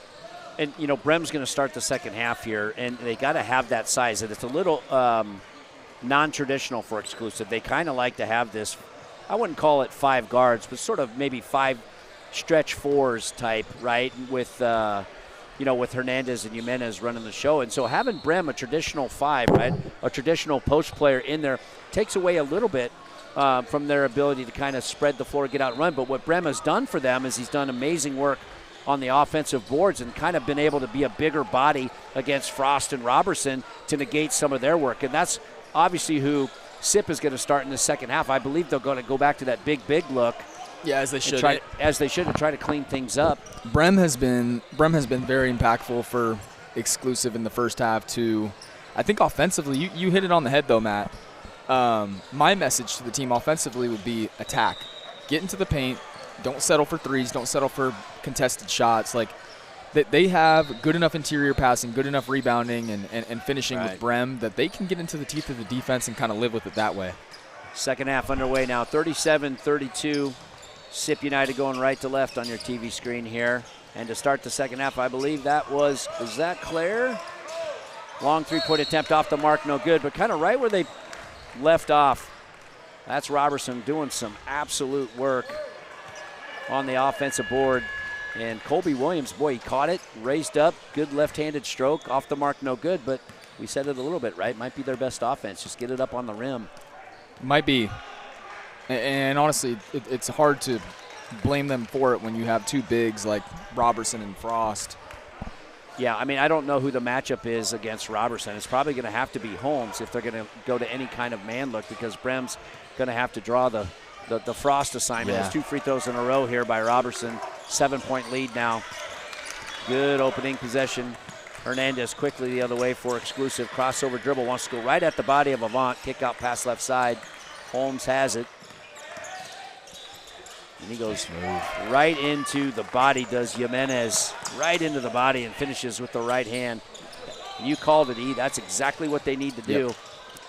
Here's the rebounding, though, concern. And that's our guy Avant, man, just and that's making Robertson winning plays. Shooting the three, right? Yeah. Which is a little atypical. It's a little bit backwards for But him. I guess when you can clean it up, when you got guys that can get to the offensive boards and clean it up, like Avant did, showing he can do it inside and out. Holmes is going to raise up, shoot a long three. That's just not the shot they want. It's an impatient shot. Oh, got to go up with that. Well, that's that interior pass I'm talking about. They love to make that extra pass. That was Hightower. He trying to get it down to Brem, and the ball went off. And I think they've got a little bit of a scout on them. They're going to know they're going to make that extra pass on the interior. Big story that we missed at halftime. They really do miss Max Lazala. He's trying to get loose on the exclusive baseline right now, and he's moving around a little bit, but movement doesn't look great. Yeah, but his replacement, Hightower, with the little left-handed floater into the lane, they're going to have to get that production. And that's just great coaching. It's great team unity when you got a guy that, plays reduced minutes, who comes in and just fits right into the concept as another offensive rebound. Yeah, that's that football body. He is a handful, Trevor Frost, man, just outduels the taller Brem and the longer Brem for the offensive rebound. He kind of just shoved him under the basket and had his way with him. And, we talked a little yesterday to Ethan about the physicality of AAU, right, how the games are officiated. They're not officiated poorly. It's just they tend to let things go a little bit more, which I've always liked that about the AAU basketball circuit. Kind of toughens some kids up. Sure. The only bad thing about it is it's a major adjustment when you get, into your high school season. These kids go on to play college, and of course college is very physical, but some things are officiated a little bit differently as Frost does make the second free throw. 43-36 now. Some three-quarter pressure. I like that sip off the make, and Hernandez handles it just fine. Good pocket pass into Brem. He's going to kick it out to Holmes, and they're doing him. Frost shutting off the penetration lane, dumps down to Hernandez, spin dribble. Yeah. Ooh, tough call there. You got to call that, though. I think, he tripped Hernandez on his way through. Hernandez, to his credit, made a great move. And that foul's going to be on Takadrius Maxwell. But really, SIP doing a nice job of shutting off penetration lanes, too. They're quicker than I gave him credit for yesterday, as Holmes going to raise up one more time. Left-handed three-point shot off the mark, no good. And they got it in the hands of their best player, Christian Clare, and he turns it over shockingly. It's going to lead to a run out now. Hernandez, wrong foot layup. 43-38. It's just great hands again. And quickly the other way does SIP come with the basketball. That's Avant. Good drop down pass to Frost. He handles it. He skips it up top side to the sharpshooter. That's Avant. Three-point shot off the mark. No way. No good. And there's our man Robertson. If it's not Robertson, it's Frost. If it's not Frost, it's Robertson on the offensive glass for SIP. Yeah, exclusive has to take pride in rebounding the basketball down the stretch. Just absolutely has to. Those guards need to crash down. Nobody's leaking in transition until we have all 5 guys that are going for the ball or hitting the body. There's a paint touch here. Hernandez has the ball stripped away. Yeah. Great hands. Good forward skip pass to Avant. Left-handed layup off the mark. Awesome contest by Jimenez. But the ball, kind of an unlucky break there. Claire to clean it up, bury the three-pointer from the left corner. Great rebound by Claire, though, man. Just skying for that rebound and getting right to his spot.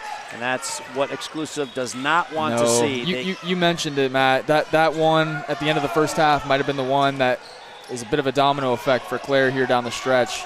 And Jimenez tries to get a little teardrop in the lane to go. That shot off the mark. We're in danger time. Here they go again. Transition three out of Avant. His shot off the mark. Had a wide open look, no good. But it goes off. Got to secure that ball. Yep, got to go off the hands. That's a little tired look. This, bodies might be an issue here, right? With Lazala, he's still kind of stretching, trying to get it work. Kid wants to play.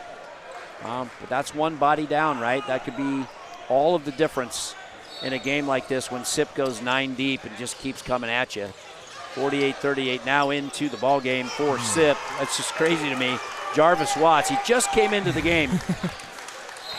I'm not even sure Exclusive knew he was here. Oh, man. And he buries the three-point shot and a really smart timeout. This is 51-38, by far the biggest deficit that Exclusive has faced in this tournament. And credit SIP, man. They've got guys that are bought into what they're trying to do on the offensive end, and they're shooting with confidence. And, really honestly, for the first time, I'm seeing some shoulders hang and some heads down out of the Exclusive group. This is the first time they've really been punched in the mouth. Got to rely on your coaching here and your togetherness as a group. I mean, they've been phenomenal all year. We'll see if they can punch back.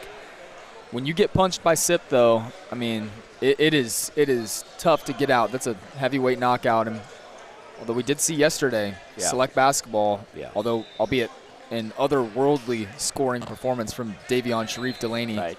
They did work their way back from what felt like almost 30 points. Did it get to 30 points yesterday? It got to 22, but it was one defensive adjustment I thought that they made. They went to a three-quarter press, 2-2-1 press, and they kind of went back to a zone out of it, and it was the absolute difference, and they stayed in it for the last 9 minutes, and that's what was able. I don't think Exclusive's in danger zone, to have to do anything too drastic just yet. I think really their issue has been on the offensive end. 100%. They've settled for a couple of quick threes, and that's not their identity.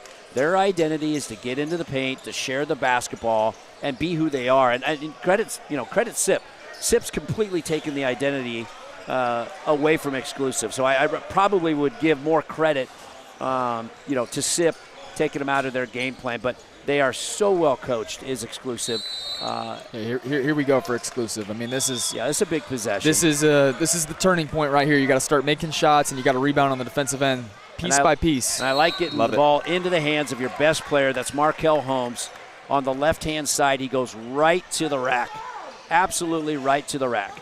And they're going to get Watts on the foul, and that is exactly how you respond out of a timeout. You got to set goals now if you're Exclusive, right? It's like win the next 2 minutes. Sure, win the next 2 minutes under 10. Under the 10-minute mark, we want it to be down to about 5 or 6, and then it's anybody's game from that point. It's manageable to come back from, but you've got to put together a heck of a 12 minutes because if SIP does let off the gas a little bit, they'll be right back into it the next few minutes. Near steal on the wing by Hightower, but it leaves a wide open Avant. You can't gamble. Can't gamble on that. You can't gamble. You reach, he teaches, three-point shot. I believe that's his 5th three. I could be wrong. Check us at home, 54-41. Nice response there out of SIP. And Holmes now has got Frost on breaking the him perimeter. Down, man. This kid has some game. That's Robertson. Robertson's not going to be able to deal with Holmes on the outside. Yeah, that's a crossover baseline finish, 54-43.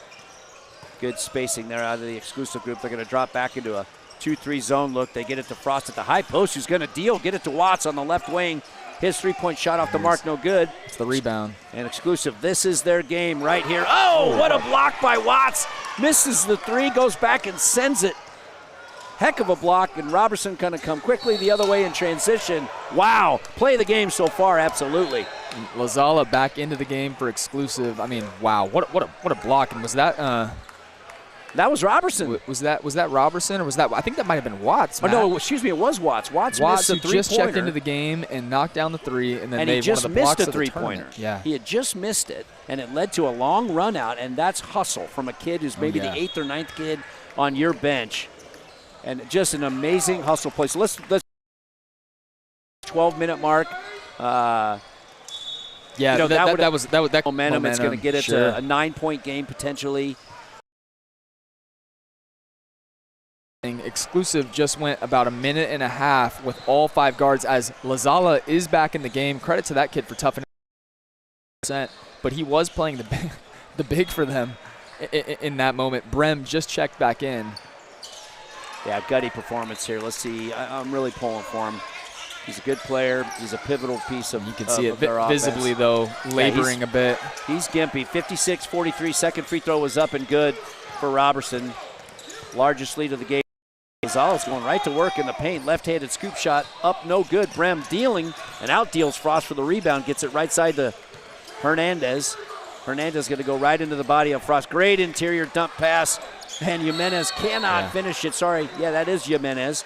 But good work. Yeah. Battling the trees there. He went right up against the body of Kevin MacArthur, the much taller Kevin MacArthur. You hit the nail on the head with the interior passing. I mean, they have missed some layups that are somewhat uncharacteristic. Yeah, 100%. And credit Frost, credit Robertson. Yeah. Credit the length of Sip and MacArthur.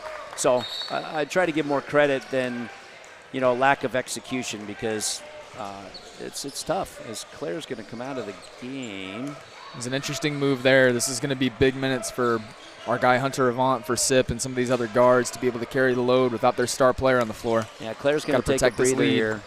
We're about the 11-minute mark. Free throws are up and good. 56-45, 11:15 to go here. Sip United with the lead. Back to a 2-3 zone. Robertson, good two-man game. If you're going to play a 2-3 like that, your ball pressure has to be a lot better. That was way too easy to get it to the high post and down into the dunker spot after that. Good hands from Avant. Oh, yeah. High post to short corner, big to big, leads to a dunk, 58-45. Avant now the other way on the left wing. He's going to drive right into the body of Brem, tries to kick it out. Johnson now with the ball, gets into the interior. Another dump pass into Watts. Watts about 2 mirrored dunks in the last 2 possessions. Ethan, he's just kind of living right in the short corner, isn't he, of that 2-3 zone. Talk to me and talk to the viewers about what that short corner means against the 2-3. Yeah, and I think this is MacArthur at the free throw line. Watts just checked out. But yes, correct. I mean, being able to make yourself available in the dunker spot and also understanding when the high post ball gets there, kind of timing your cuts to the rim, making yourself available for that high post passer is such an important micro skill. And you're right. The biggest issue for Exclusive, though, Matt, is it's way too easy to get the ball into the paint and get to the ball to the high post right now. And 2 missed free throws, but who's there to clean it up is Robertson. And Robertson on the putback attempt gets blocked by Brem, but it's another retained possession here for Sip. And that's exactly what Exclusive cannot allow. They cannot allow second attempts as Holmes disrupts the pass here. Probably the accurate call. Yeah, that was a foul. Steal. Good call by the official. He's right on it. But, that short, and I did have the name wrong. Thank you for correcting me. That is Kevin MacArthur, who I did think had those 2 dunks living at the short corner. But another thing about short corners, you got to have guys that can catch and go right up, right? So a lot of times coaches will put their bigs down there because they got size, but they can't catch a bounce pass and finish, right? Now, they can catch a lob, but so credit MacArthur. He's taken 2 different passes and finished both of them. Great point. Avant, three-pointer from the right wing. I think Exclusive's going to have to go back to man-to-man and just pick their poison. That's his 5th three-point shot of the game. Largest lead now. This is danger time for Exclusive. 10-minute mark, 16-point game. Holmes trying to run a 2-man game here with Brem. Great job of hedging there by MacArthur. He gets it off to Hernandez. Hernandez wants to get the ball in the paint. He does. Holmes likes this little elbow jumper. He's really good at that. Kid can play, man. Some great feel. We have, I think, some of the most amazing left-handed kids. They all just shoot the heck out of it. Have you ever seen a left-handed jumper that doesn't look pure? No, I haven't. No offense to my right-handed brothers and sisters, but as Hernandez in the lane off the turnover, can't hit the scoop shot, gets his own rebound. Nice second effort there. Love it from Hernandez. It's like he's playing on the park outside, the way that he kind of attacks defenses. Fun to watch. Yeah, he's got that ultra shot fake game, right? Everything's just a ball fake. Man, just can't grab a rebound. Yeah, they can't. Credit to big man there. That was Robertson. I mean, he's just always in the right place. Yeah, it's hard to rebound against a bigger team when you're playing zone, right?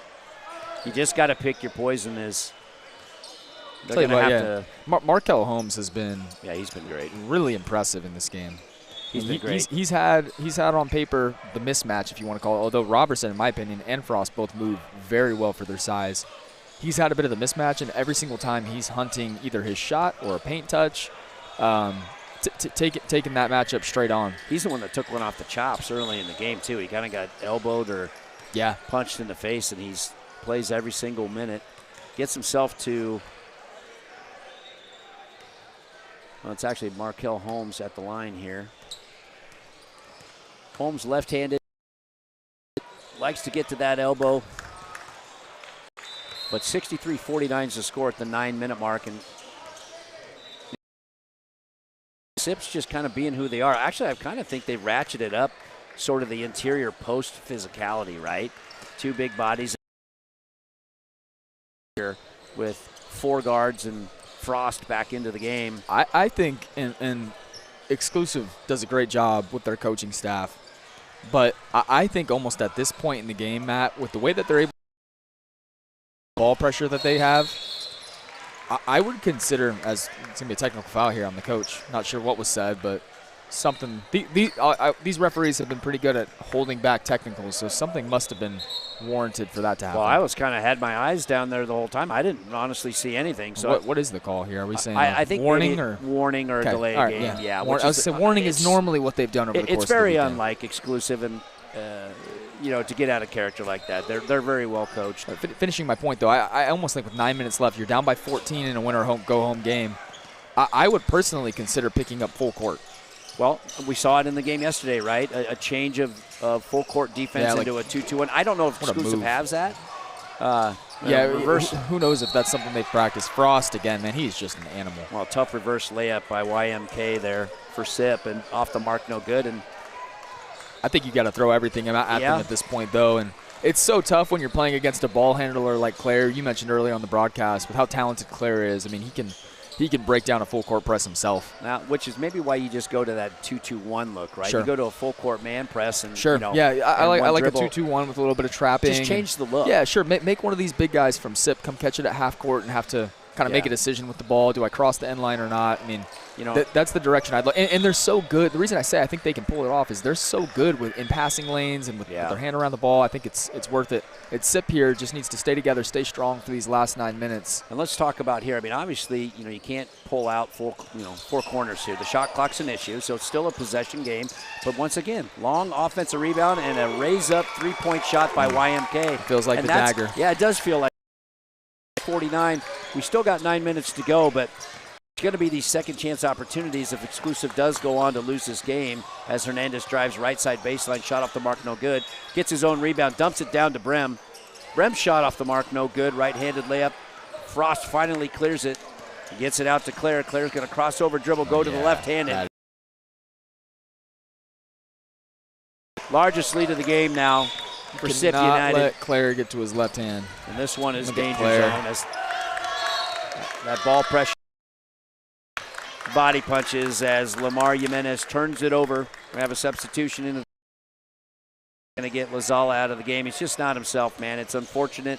Feels absolutely phenomenal tournament. He's been one of their best players all season. But these guys are going to go to Orlando next week and have to compete in the next Pro Finals, and you definitely have to have. Got to pencil them in as the favorite. Yeah, and you got to have him healthy. So no use risking making that ankle injury any worse. Let him be healthy and go into gas tank. 68-49. We're under the 8 now. Holmes is going to raise up, high arcing left-handed three-point shot off. Levant from the three-point line gets the rebound. The action, and he gets it right into the middle. Is that YMK doing work from the high post? Was that our guy? That's Christopher Johnson down there. YMK's on the other side. That's Chris Johnson. Not two pretty similar players. Identical games. Not Chris Johnson from, Tennessee Titans running back? Is that Chris Johnson? That's correct. And Claire's going to be tied up underneath off the inbounds. I think they're going to whistle a foul here off Exclusive. Man, we have those of you who are listening all day, we have 4 back heavyweight 17U Elite 8 games coming up on this court. Ethan, we're going to be, I think we're calling 4 games. Yesterday's slate of games were absolutely incredible, as Claire's first free throw attempt is up and good. 20-point game now, 69-49 for SIP. It's going to be hard to outdo the games that we had yesterday, but we have the slate of games on the schedule today to be able to do that. It's going to be incredible, as Claire's second free throw is up and good. He has got an amazing stroke. And it's 70-49 is your score, largest lead of the game here for SIP United. And it's really been all them in the majority of this game. Exclusive kind of came out, weathered the storm, kept it close, but a big injury. They're tired, and they just, I think it's been the second chance points. But, we'll see what happens here. SIP's got to be the favorite for 16s. I mean, them to be able to hold off Select Basketball on the last second shot from Avant felt like a bit of the turning point yesterday. They've got to be the favorite to take home the 16U bracket. And I'd agree. And, I think Exclusive from the very beginning for me, obviously the number 1 seed on the NXTPRO side, number 1 ranked team. I've watched them play all year long, right? And they were the dark horse for me. And I wasn't even really thinking they were a dark horse. I mean, they're not playing their brand of basketball. Credit SIP on taking them out of their element. I do think the injury is having a little bit more of an impact on this game, obviously. You can't lose a star player and expect to compete with a team that's probably, you're right, Ethan, the favorite. But here's the thing. This is a character time now. And this is what I mentioned. I haven't seen Exclusive in this in this situation all year long. 7.5 minutes to go. I'm curious to see now what their response is going to be and what their character is like for these last 7.5 minutes. What do they have in them? Because they're going to need to be battle tested for the amount of games they could play next week. Correct? In Orlando, yeah. I mean, man, you can say that a team is the favorite in Orlando next week for the NXTPRO Finals, and obviously means even more for them considering they're at 16U with the chance to move to 17U Pro 16 next year. That's probably the biggest championship that you can win in any grassroots event. But, man, that amount of games, those amount of teams, it is a tough and winding road down in Orlando. Out of the timeout now, Holmes is going to go right at the body of Christopher Johnson, and a little hook and hold here. That's actually a good call. Holmes didn't need to do that. He's bigger than Johnson, right? So Johnson's been phenomenal today for SIP United. Well, we haven't seen. No, didn't see a whole lot of him against Select Basketball. Oh. But, man, he has slotted right in and handled the ball against pressure, made great decisions with the basketball in his hands, knocked down open shots, having a great game. And that's Claire. Good kick-out pass by Frost. Three-point shot off the mark, no good. And you know what? If you're watching on television, that's just kind of been the microcosm here. Try to get out in transition. That was Hernandez trying to get it to Jimenez. Sails right through his hands. And, just kind of been the tail of the tape here for Exclusive. But on the attack again is Mr. Johnson. His right-handed layup off the mark, no good. He tips it wisely from his bottom. Back out to his teammate. Claire's got it in the corner. Oh, what a pass. My goodness. Fantastic skip pass out to Avant. Yeah. And his right-handed layup is off the mark. Nice. Good. So what a pass. Couple of things. Avant is human because he just missed a right-handed layup. For a minute, I thought he was a robot. What vision by Claire there. Double teamed on the wing. And He's ability, not a tall kid. man, and ability to be able to get that ball across court. That takes some serious strength. He spun towards the out of bounds and threw like a skyhook pass, 35 feet across the court to a wide open Avant. That's just tremendous vision right out of the neat play. This team is just so together, similar to how their 17U squad operates, which I am so excited for that SIP United Team New England 17U game. Those are two teams that we've called this weekend, Matt. YMK now into the game. Dumps it down to Brem. Brem back to YMK. Good interior two-man game. Brem can't make the first one. He takes the assist away from YMK, but he pads his stats with an offensive rebound. 51-72, just about at the 6-minute mark here. I'll tell you what, I'm buying all the stock I can get on Joshua Brem. Still a few years away from being impactful, but at his size, he's got some stuff, man. He's got some movement, coordination that a lot of bigs his age don't have. It's a great rebound. Great rebound by Frost. Out duel, but couldn't finish at the end. Hernandez, Euro step into the lane. This is going to be a three-point shot from the right corner by Hightower. Off the mark, no good. YMK, the smallest guy on the court, gets the offensive rebound and has it now on the wing. He's going to hoist, and why not? Shot off the mark, no good. Rebound into Frost. And Claire's got the basketball here. Skip pass right side. And that's Colby Williams in the game. Another left-handed sharpshooter. His three-pointer off the mark, no good. Yeah. Tip out to Claire. And that's another thing bigs could do, right? Just tip it out if you can't get your hands on it. As Claire does what Claire does, gets right down the middle of the lane and splits that double team like they're standing still.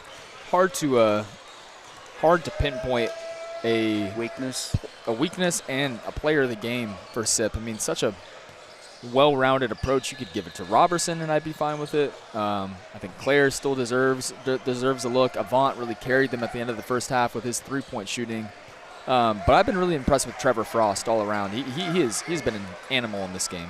And he's going to check out of the game, and coming in for him is Kamari Robertson, as Frost is likely done for this one. Gets a hug from his coach.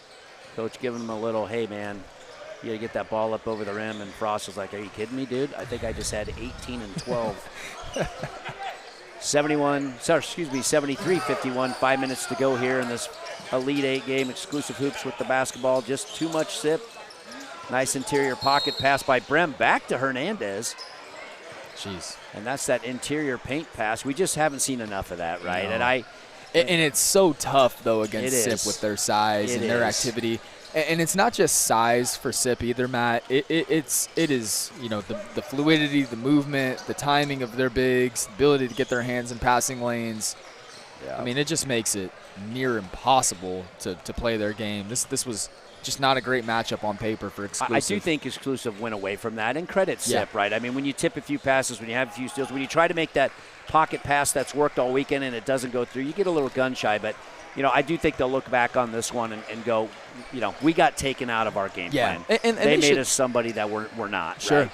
And they should hold their heads high, man. And like you said, they've still got a lot to play for heading into next week in Orlando. Hopefully Lazal is able to rest up and get back to being close to himself. The fact that he got back in the game, right? And he was running pretty. He's probably 70%. Says a whole lot about him. Maybe even less. I mean, we're looking at him now on the sideline. He's got an ice pack wrapped around his right ankle. They're in full triage mode right now. Yep. As Hernandez is going to go to the line. A good-looking kid. We haven't talked enough about Hernandez. Oh man, he's another 2028 guards, man. In this league are just incredible. We'll get to see one with Kyle Delves here next game for Team New England. I believe they are 33 next. yesterday, right? It's the second free throw 4.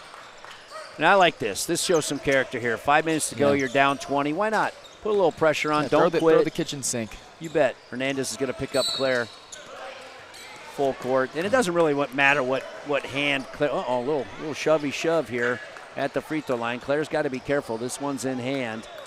Yeah, can't get himself. Can't get himself a silly technical or something further than that to escalate it. Yeah, we don't need any ejections. What is the rule here in the NCAA live periods in the next pro side if a player gets ejected or a coach gets ejected?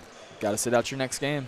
We don't want that to happen. There's just too much on the line, too much at stake as Claire makes his first free throw. Man, I just love watching him shoot the ball. Yeah, and there's several kids in this game, and they all shoot it well.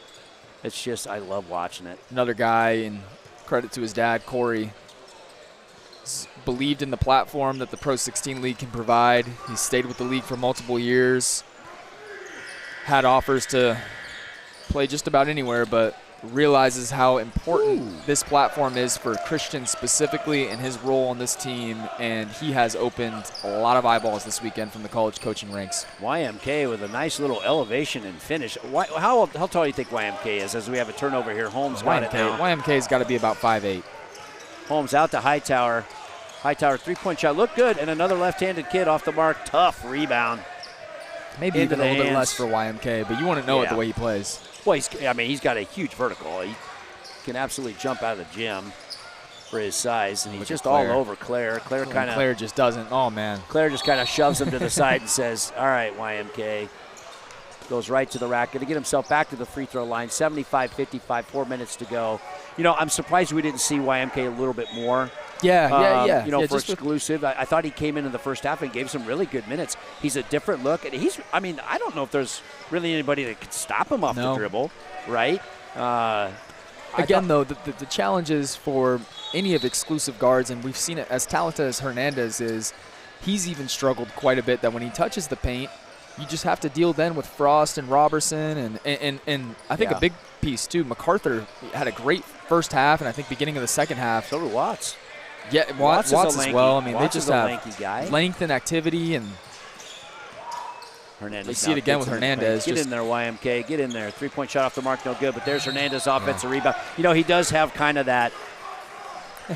He's got that outdoor at the park. He does, game. kind of that old man game. Like, he could have very easily just gone right back up and put that in, but he goes into the body to draw the foul. And that's smart. Stops the clock. Try to get the traditional three-point play. That's a heady play to me. He reminds me a bit of a guy who played at Illinois a few years ago, ended up at a much lower level, and actually didn't really do well for himself at the end of his college career, but not the point. Coming out of high school, he was a dude, and that's Andre Curbelo, who was at Illinois. Don't remember where Curbelo is from. Hernandez obviously from Puerto Rico, but very, very similar games and kind of flares, and he's enjoyable to watch, man. He's going to continue to grow, and he's going to be a heck of a player. This kid's got a ton of game. Both free throws up and good for Hernandez. Still a 20-point game now, 77-57. 4 minutes to go. Exclusive's going to pick up full court. I like it. Tough draw here for Holmes as he goes against Avant. And Avant. The referee just got trucked into the college coaching stanchion. Not to laugh at the guy, but no, I'm not laughing at the official. I'm laughing at looking at Avant's body. Matt, if I took that shot from Avant, I would end up over on court 4. Well, I'm curious. I'm looking at Avant here, and he's a guy that's an absolutely skilled basketball player. But I guarantee you, I hope in the fall, that guy's taking handoffs for his high school football team. I'm serious. He's got a running man, back. We got to keep that body fresh, man. He's too good of a shooter. I don't know, man. He is too good of a shooter to play football. We'll keep him away from the gridiron. I know you're a football guy yourself, and actually, Matt Reiling here, former star college running back. Quarterback, but thanks a lot for looking at my bio. That's great. I wrote it down for you. For you to say it properly, and you call me a running back. I cannot believe it. See, that's the point, though, is we got to keep these guys away from the gridiron, man. Got to keep them on the basketball court. All these SIP guys. I know it's always a challenge when you grow up in the South and everybody wants you to play football. If a tackle football game breaks out here and we got to go captains and choose, Avant is my first pick, man. I'm getting Frost, man. Give me my franchise left tackle. I'll run circles around Frost. Give me Avant a hand. Frost can't catch Avant. I mean, maybe he can pass block for you, but by the time he does, Avant's planting you off the rush end. Yeah. All right. Either way, no, we're keeping it to basketball here because that's what we want these kids to play. Avant is a heck of a player, man. I wasn't sure how good he was heading into this weekend. He has been phenomenal. And for the first time in the game, I believe, for exclusive, number 4, Desaunde River checks into the game. Fresh legs. Not quite sure where he's been this whole game. 79-59. Claire going right to the basket. And you got to think maybe you get Claire out of the game here. Yeah, I would. There's really nothing good that can come from him staying in this game at this point. And quickly, the other game, nice dime here by YMK. That might be the timeout to get him out of the game. Yeah, dumps it off to Hernandez. And here's the thing, one of the unique things is you see all the coaches that are watching. There's a bunch watching. And what we do in this format, and we talked about it yesterday, no mercy rule and no running clock. Right, so as long as there are coaches watching, these kids are going to play out the last 3 minutes and 30 seconds. And good, the really good coaches in our program explain that. Right, you still got a lot to play for here in the last 3 minutes and 30 seconds. There's a lot of eyeballs on that other side watching. So you got to stay in it. Just continue to do your things. If I'm a college coach, these were my favorite times to watch. This is where you can kind of really see what kids are made of. When the game's out of hand, it's settled. A lot of times you're looking at those character issues. You're looking at what kind of a teammate are you. Important to see them in different contexts for sure. And one of the things we didn't talk about yesterday either is, these live period events, they're really wonderful opportunities for our AAU coaches to be looked at. 100%, and be evaluated. And they're being looked at, no doubt about it, right? Received a text from 2 guys who I think do a great job. Guys who well, run Family Say-Pay. Sure. They lost to Exclusive Hoops in their first-round game, but have a tremendous team. A ton of college prospects, Anthony Key, Grayson Celestine, some others on that team as well. And those guys do a great job coaching, do a great job developing their players. I think similar with Exclusive. I've been impressed with their guy all weekend. And SIP always does a great job. So great point there, Riley. Out of the turnover, out of the timeout, a turnover right away. So full court pressure, Exclusive not giving up, man. I love it. I love seeing it. YMK is going right into the body of Watts and draws the foul. We just talked about that, right? Yeah, I think they could have maybe gone to a different look with him running the point and let him get into the lane a little bit more. YMK, man, he's lightning fast. He's a dog, man, but he might have had to get airlifted out of here if he was ended up on the floor like he did the entire game. Hey, just going up against Frost and all those other guys. Guess what? YMK is left-handed, and he's got a silky free throw shot. What's new, man? It's just unbelievable. What is new?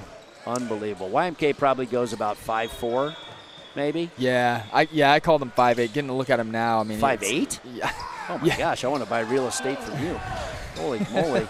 Second free throw off the mark, no good. And who's there? My man, number 3, YMK. Stutter dribble's going to go right-handed, reverse layup. Oh, man. Off the mark, no good. But continuing with his effort is YMK. No quit in this exclusive team, as we're going to have a foul. I believe we're in the bonus situation now for the rest of the way out. Got to give him credit. Let me ask you this while we got a little bit of a dead time here. 17U games coming up. Who's your winner of the final 8? We've got Treyman versus Coos. We've got Sip versus Team New England. Halliburton versus Grand Park Premier. And Southern Ties versus Select Basketball, which is actually the next game here. Is there a way for Treyman to play Sip? In the Final 4. They're on the same side of the bracket. There's no way that can be a championship. Correct. It's one of those two teams. I think so, too. In my opinion. Southern Ties, though, is next. If they can get through Select Basketball, they are playing as well as anybody. As great finish there from Hernandez. Southern Ties next with Dawson Petit and Jaden Hopkins, who's been one of the stories of the Pro 16 League over the past 2 weeks. But, man, Select Basketball can execute, and that'll be a heck of a game here we have next. Ethan, let me ask you something. In what we're seeing right now, we've got just under 3 minutes to go. Why does it seem like Exclusive is playing a little bit harder? They went to a 3-quarter press look. They got another turnover now. And that's where, and not to discredit the coaching at all, but I mean, that's where if I was them, I would have switched to this look, Matt, with like 9 minutes left and just thrown the kitchen sink. I mean, these kids aren't going to quit. Well, they're not necessarily gambling. They just let them fly around a little bit, and that was a 3-point attempt there by Jimenez, who buries it. It is easier to pull this off, though, with Claire off the bench. Here they come. Wow. Hernandez is going to get a run out. Left-handed layup is up and good. 81-67 now. Everybody from the bench stands up for Sip. All the starters back in from Sip. I mean, you can pull this off. The big free throws here. Big free throws. Wow, this game just closed in a hurry. But we talked about it. I mean, and I've got nothing but respect for the Exclusive coaches. I think they're fantastic. But maybe at the 9-minute mark. Man, I would have thrown it right there, and I mean, you see it with their activity. Well, look at the energy. I mean, they're all like, they're not even tired. YMK's got his hands on his knees a little bit. That kid doesn't get tired. You know what I mean? Like, they're in it. But again, nothing but credit. Not giving up, fighting to the very end. 81-69. They did whistle a foul on YMK there, who was going for the steal. And this is Colby Williams at the line. 2:09 left here to go. I mean, yeah, this is a big free throw. How about this, though? I will tell you, big free throw rebound here. You got to secure it if you're Exclusive to obviously have any chance. Yeah, so Frost is in. Second free throw is up and good. So Frost back into the game. Kevin MacArthur back into the game. And Colby Williams is going to come out. Christopher Johnson checks back in. And Sip wisely picks up kind of full court here, too. They're like, all right, we got to put a stop to this. Got to get a stop if you're Sip here. YMK versus Johnson, two-man game. Oh, we forgot to get the roll. That's on Hightower. Yeah, got to finish that cut there. That's on Hightower. Good look by YMK. Turnover. We're at 2 minutes now, 82-69. And they're going to pick up full court, try to trap first pass. Johnson now over to Avant, who's back in the game. Avant thought he was done, man. He was signing his football contract on the bench, but he's back in, laced him back up. Good ball movement. Avant's got it. He's going to drive left side. Good interior pass to MacArthur. Woo! And MacArthur, who went up to absolutely tomahawk one. I tell you, that was a great – it looked good to me. Yeah. Was that River that came across? Close. We haven't seen River all game. Yeah, the big man, Suyunde River, who, to his credit, man, I mean, came in ice cold off the bench and has literally added a lot of value to this matter of fact, Exclusive team. I think he went and got the ice pack for Lazala. He goes back and coach is like, hey, man, you're in. And he's had a pretty good impact. That was a nice block as MacArthur. Let me guess here. I'm going to guess left-handed, and I'm going to guess silky stroke. Looks pretty good. It's unreal. It's unreal. Both free throws are good for MacArthur. Good-looking player. 84-69, a minute 40 to go in this one. Hernandez continuing to put the pressure on. Dumps it off to YMK, the water bug.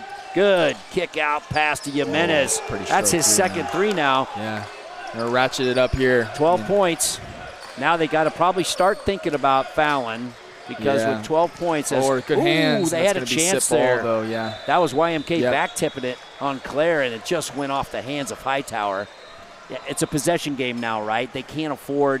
No, I would almost consider fouling right I would here. foul right now. I don't know, though. I mean, 16 on the shot clock, I'm fouling. You got to turn this into got to turn it into possession by possession. Got to make them miss free throws and bomb threes on the other end. You got to sub in Lazala here and say, hey, use all your fouls with one shoe on. Although Claire can attack the rim. It's a foul off the ball, maybe. I didn't see what happened here. I think it's a foul off the ball, so they'll send MacArthur to the line. Okay, that's going to be a foul on Hightower. That's not a bad outcome, though, for SIP. I mean, I think Claire ended up making that layup. It should be. Is it one of one? No, it's a double bonus. Okay, double bonus. Rest of the way out. I mean, here's the deal, too. And as MacArthur misses it, boy, it sure looked good. I don't know if they have a bad free throw shooter on the team. So if you're SIP, you're like, hey, all five of these guys. But you'd rather it be one of the bigs than for sure maybe a Claire. For sure. And there's still pressure involved with that. 13-point game as MacArthur goes 1 of 2. Hernandez now going to run the two-man game. Gets a high screen by River, no hedge. And he pulls up and hits the 10-footer. Now they just got to foul. They got to turn it into a possession game and foul. Oh, baby. That baby. Close. Very I just close. pulled out an oh, baby. For you guys at home, that was tipped off the hands of Claire. Still an 11-point game, but it feels a little bit closer than it is. Well, where's this energy been by exclusive? Yeah. Where's it been? Now watch Hernandez trying to draw a chippy one on Avant. Found like a second life here down the stretch. Watch Avant and Hernandez here. The last guy I would be putting my elbow into would be Avant. Yeah. But full court pressure. Be close here. Yeah. Oh, man. Whew. Dangerous. Now you got to foul. You just got to foul. You have to foul. You got to foul. You got to foul. You got to foul. MacArthur. Foul. Ooh, man. A little high-low game. Hey, where did MacArthur catch it? Right in the dunker spot, Matt. Yeah, right in the short Makes corner. himself available, and then he has the ability to catch the ball. And what a great find by Frost. 3-point attempt off the mark. No good for Jimenez, and that should tie a bow on this one. 30 seconds to go. Admirable from exclusive down the stretch, although they do have Claire tied up. And get Claire out of the game here, I think, if you're coach. Well, they did. Shoot. They did, and then they went on a 15-0 run or whatever it was, and so I think he'll finish this one out. 13-point lead, 87-74, 33 seconds left to go on this one. Valiant effort by the exclusive Hoops team. One man down, tried to overcome an injury, but you know what? No quit in this team, but it's just been too much SIP. Too much SIP, man. At pretty much every position, right, as Claire a buzzsaw misses his first free throw of the game, and SIP is rightfully dejected. Yeah, SIP is just. No, they're good. They're solid everywhere, right? I mean, they don't really have any weakness. Wow. Claire misses 2. I jinxed him. I did jinx him. My bad, Claire. Hernandez, no quit, stutter step into the lane, right-handed layup, no good. Our man River. Look at our man River. Old man River. Left-handed putback. 87-76. We're in the final seconds of this one. Avant now continuing to attack, and we got a whistle. I believe. Yeah, so they're going to whistle Hernandez here for a foul. 18 seconds to go. That'll send Hunter Avant. I wish I was keeping some live stats on him. He's got to be in the 20 to 25 range. I know he had 4 3-pointers, maybe 5. But he's just been absolutely electric in this one. Right-handed guy. It's weird. We're going to tell him after this, we don't want any more football talk from Matt Reiling about Hunter Avant. I'm telling you right now, man. Get some pads on him, line him up 7 yards deep in the backfield, and turn around and just hand him the ball. As the second free throw was up and good. 89-76, closing seconds. That's Jimenez, who's hit 3 consecutive 3-pointers from that spot. Smart here from SIP, though, to let the time kind of trickle away down to 9.3 seconds. And a delayed game call. Delay a game call by. Look at help him up, Hernandez. Help him up. Help him up. Our guy YMK with just no quit, and YMK's over there to help him up too. YMK would need a forklift to lift up Avant. He is the man. Well, that was Claire, wasn't it? Yeah, Claire didn't like that foul. 89-79. And let's see what Johnson has to offer here from the free throw line. He's right-handed, so he's already at a disadvantage. Yeah, off the mark, no good. So 8 seconds to go here. Obviously, this one's in the bag. Great fight by Exclusive. So tell me what SIP's got to look forward to here as they advance into the Final Four. Yeah, so SIP on the opposite side of the bracket as Trey Mann and Team New England as another one from our guy Jimenez. Man, what a fight here to make this a 7-point defeat. Well, and that's how this one's going to end. We'll wrap it up here in a little bit. I'll give you the opportunity to expand on that. 89-82 is the final. Valiant effort by Exclusive Hoops, coming back just too much SIP in this one from the beginning tip, and they are going to go on and advance to the Final Four of the Pro 16 finals here at Legends Event Center in Bryan, Texas.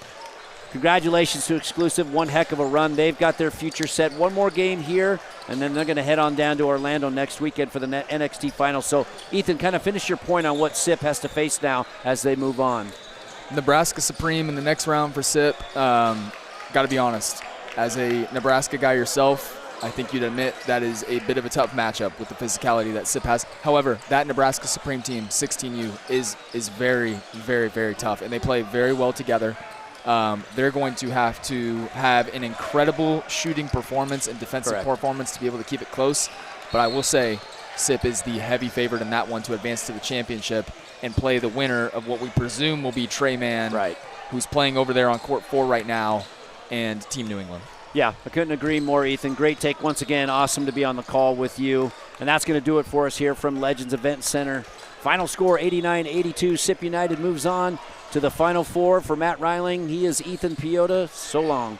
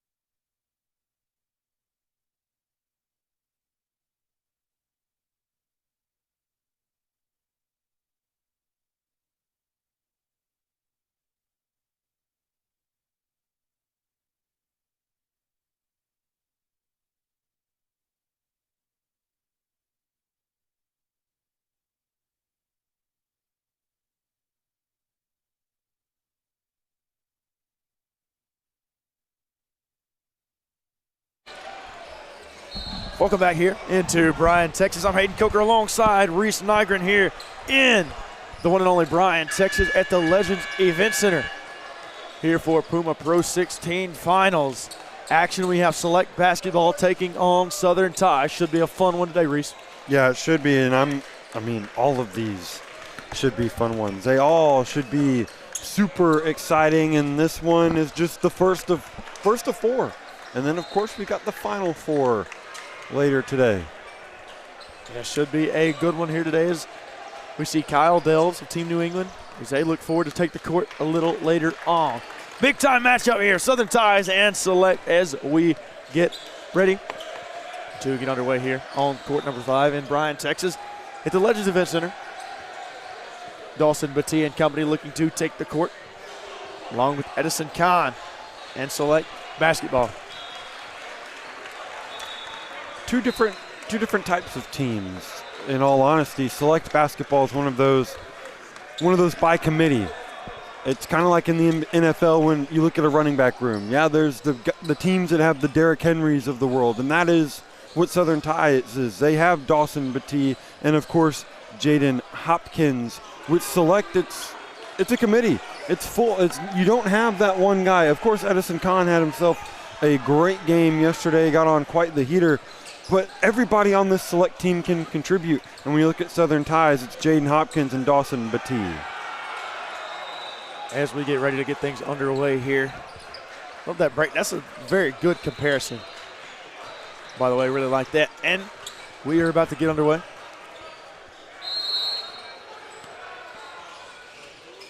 And the winning jump goes to Southern Ties. Dawson Batee wins it there for Southern Ties. It'll be Jaden Hopkins to bring it down the court. And it'll be Select in the all red in a man-to-man defense here early on. And it'll be Carlson that draws the assignment of Dawson Batee, but I find it hard to believe that he'll be guarding him by himself. Batee outside for three. No good that time to start this one off. Here comes Select. Villalba. Nice ball movement here early, and Kahn, no good that time. His heater cooled off just a little bit from yesterday. Here comes Cooper Kelly. Yeah, he slept since then, and he slept off the hot streak. Hardiman, nice, inside, and two for Dawson Batee. What a good move there for the big fella, Dawson Batee, and he's got to get it going here early for Southern Ties. Again, a lot of their scoring is done by he and Jaden Hopkins. Hopkins dropped a 30-piece yesterday. Looking to do that again today. Anything for their team to get it done?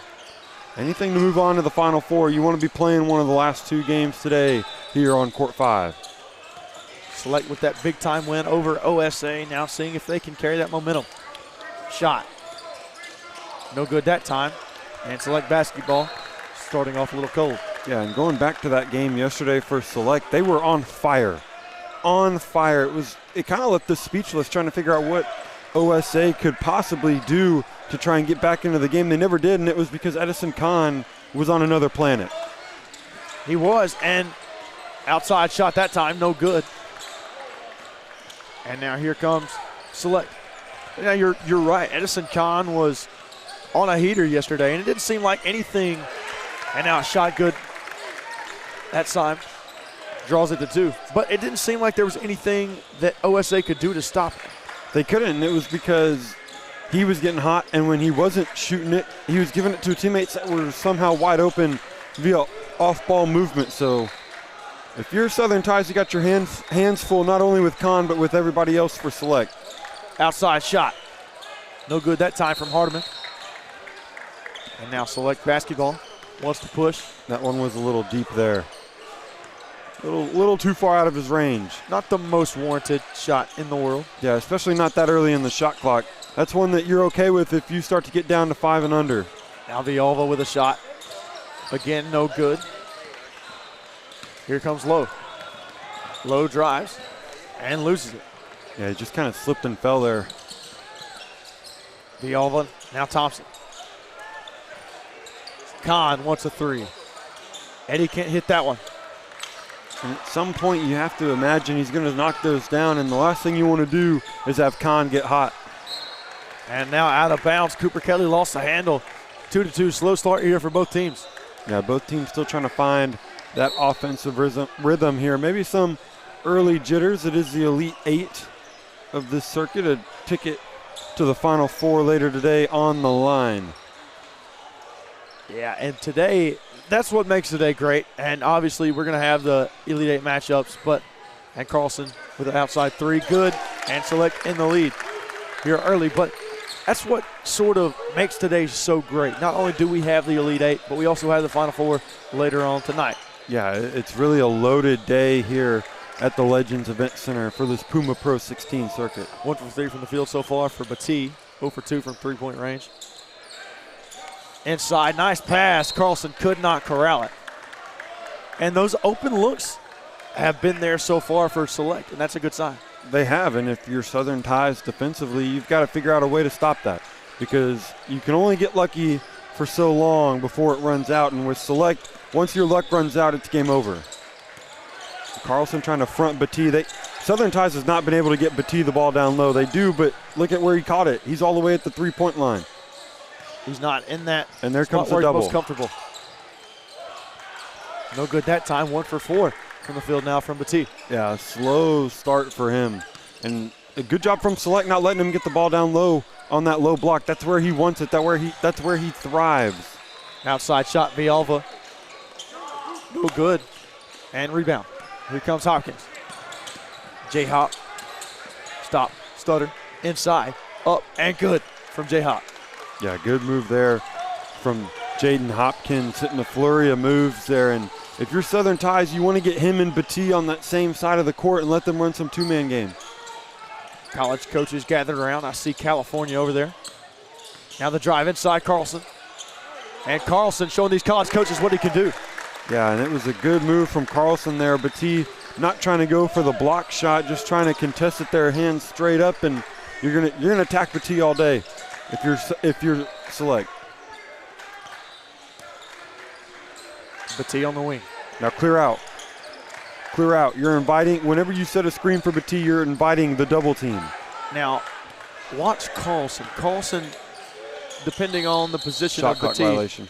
Shot clock violation. Depending on the position of Batee on the court, Carlson was sort of floating around that area down low and making sure that Batee, making sure that paint was not completely empty and that he could slide over if needed. And that's what you have to do with a guy like Batee. You have to show him, you can't just straight up double him. And all I can think about is that picture of Calvin Johnson for the Lions going back to football, standing out wide, and he's got two DBs on him. That's not how you're going to double team Dawson Batee. You're going to guard him up front, and then you're going to hide a dude in the paint, making it hard for him to get a clean shot off.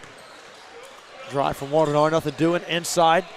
Off his leg. It's a nice cut, but really, really crowded. Down low. Thought that one went off his leg there. I kind of thought so as well. Villalba Jr. going to work on Cooper Kelly. Up and foul. 7-4 your score. Select on top of Southern Ties. A slow start now for Southern Ties. Yeah, I mean, and to be honest, both of these teams have started off relatively slow here in this one. Villalba shot. Connects on that one. 8-4. Right now, if you're Southern Ties, you got to find a way to get one of Batee and Hopkins going. Obviously, you want both of them to get going, but both of them at the same time is rare. So you got to get one of them to try and weather the storm. Now 6-point game. 10:52 remaining here in the first half. Hopkins wants to go inside. Hopkins, turn around. No good. And now we're going to have a foul on the floor. Caden Rogers guilty on that one. And you don't hate it from Hopkins. Get into the paint and put some pressure on the rim protection of Select. It's not strong rim protection. And Hopkins, we know, is an elite level finisher at the rim. And I like the move. Now Batee wants another three. No.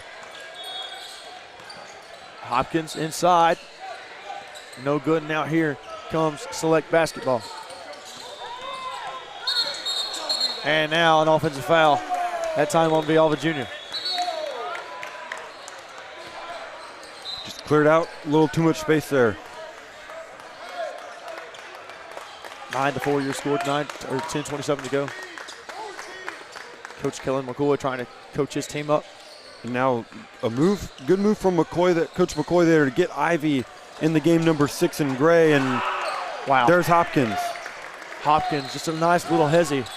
That first step from Jaden Hopkins is so good and so quick. And that slight hesitation opened up the door.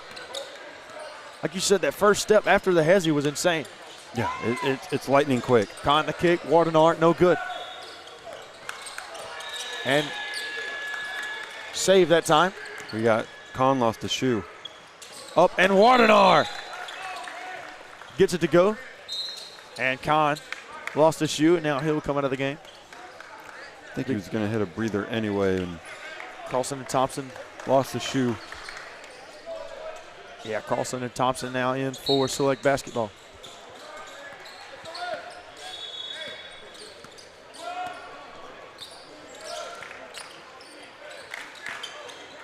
Hopkins.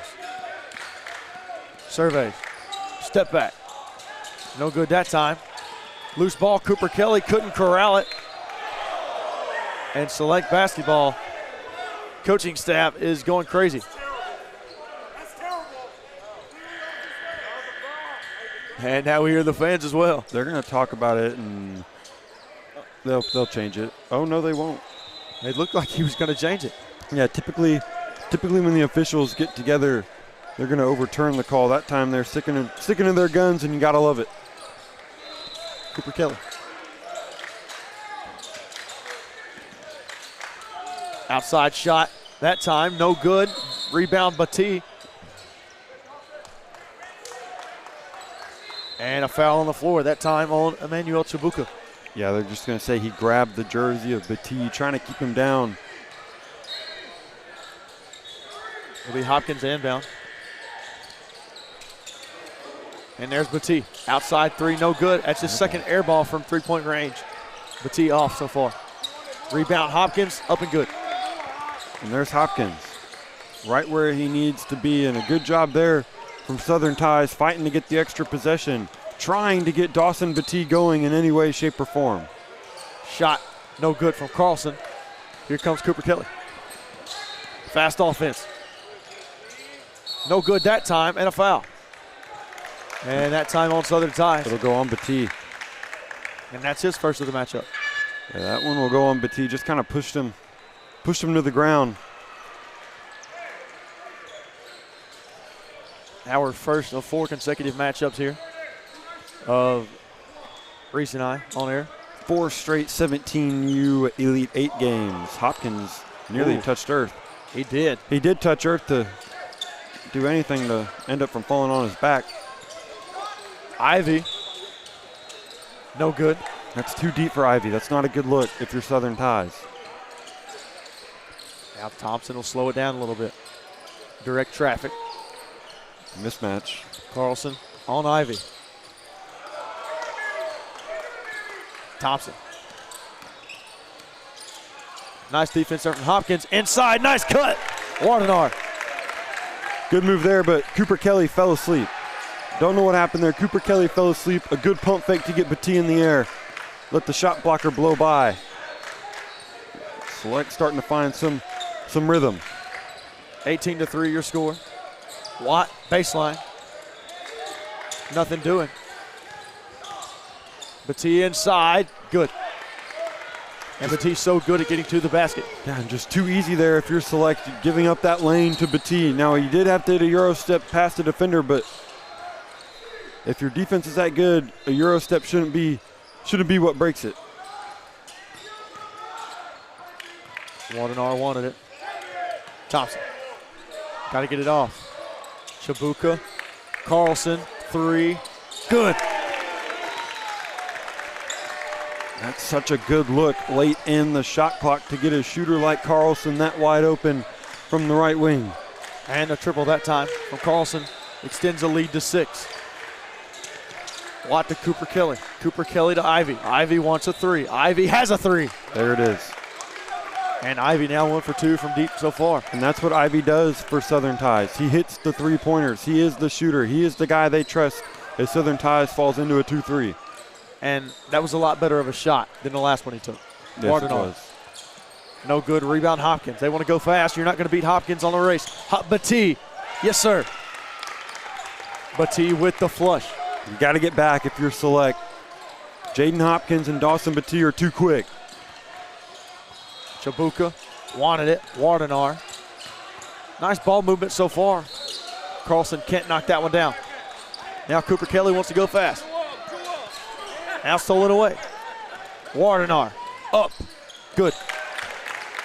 And fast break points for Select basketball. Just what the doctor ordered. Yeah, both of these teams prioritizing getting out and running here. Want to create as many easy opportunities in the fast break as possible. There you go, 2-man game with Hopkins and Batee. And Chabuka down low. Batee wants it back. They still have that safety net. Hopkins with a turnaround jumper. And that was pretty clean. Yeah, that was pretty clean there from Hopkins. Everybody's focused on Dawson Batee, thinking Hopkins is going to give it back to him, and Hopkins said, I can score myself. Thompson, good. Wow. And that zone defense proving to not be much of a problem here for Select basketball. Yeah, and that's the thing with the 2-3 zone. You can either shoot them out of it or beat them out of it. And by beat them out of it, you got to run out, make sure they can't set it up. And Southern Tides just kind of sat in it, and Select made them pay. Well, they're moving the basketball really well. There you go. Hopkins. Three-pointer that time, no good. Loose ball corralled by Carlson. Here comes Thompson. Another open. Decided to pass that three up. The drive inside. Backdoor cut from Warmnoy. That's the second one of the day. And that time Dawson Batee fell asleep. Too many easy buckets around the rim because of Southern Tide's lack of intensity on defense. First it was Cooper Kelly. That time it was Dawson Batee. And Select basketball not making things easy. Cooper Kelly, turnaround jumper, no good. Rebound, Batee, tip in.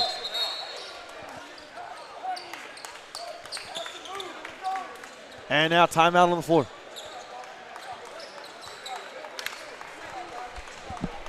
I'm Hayden Coker alongside Reese Batee. Wow, I'm Hayden Coker alongside Reese Nygren. We'll be right back.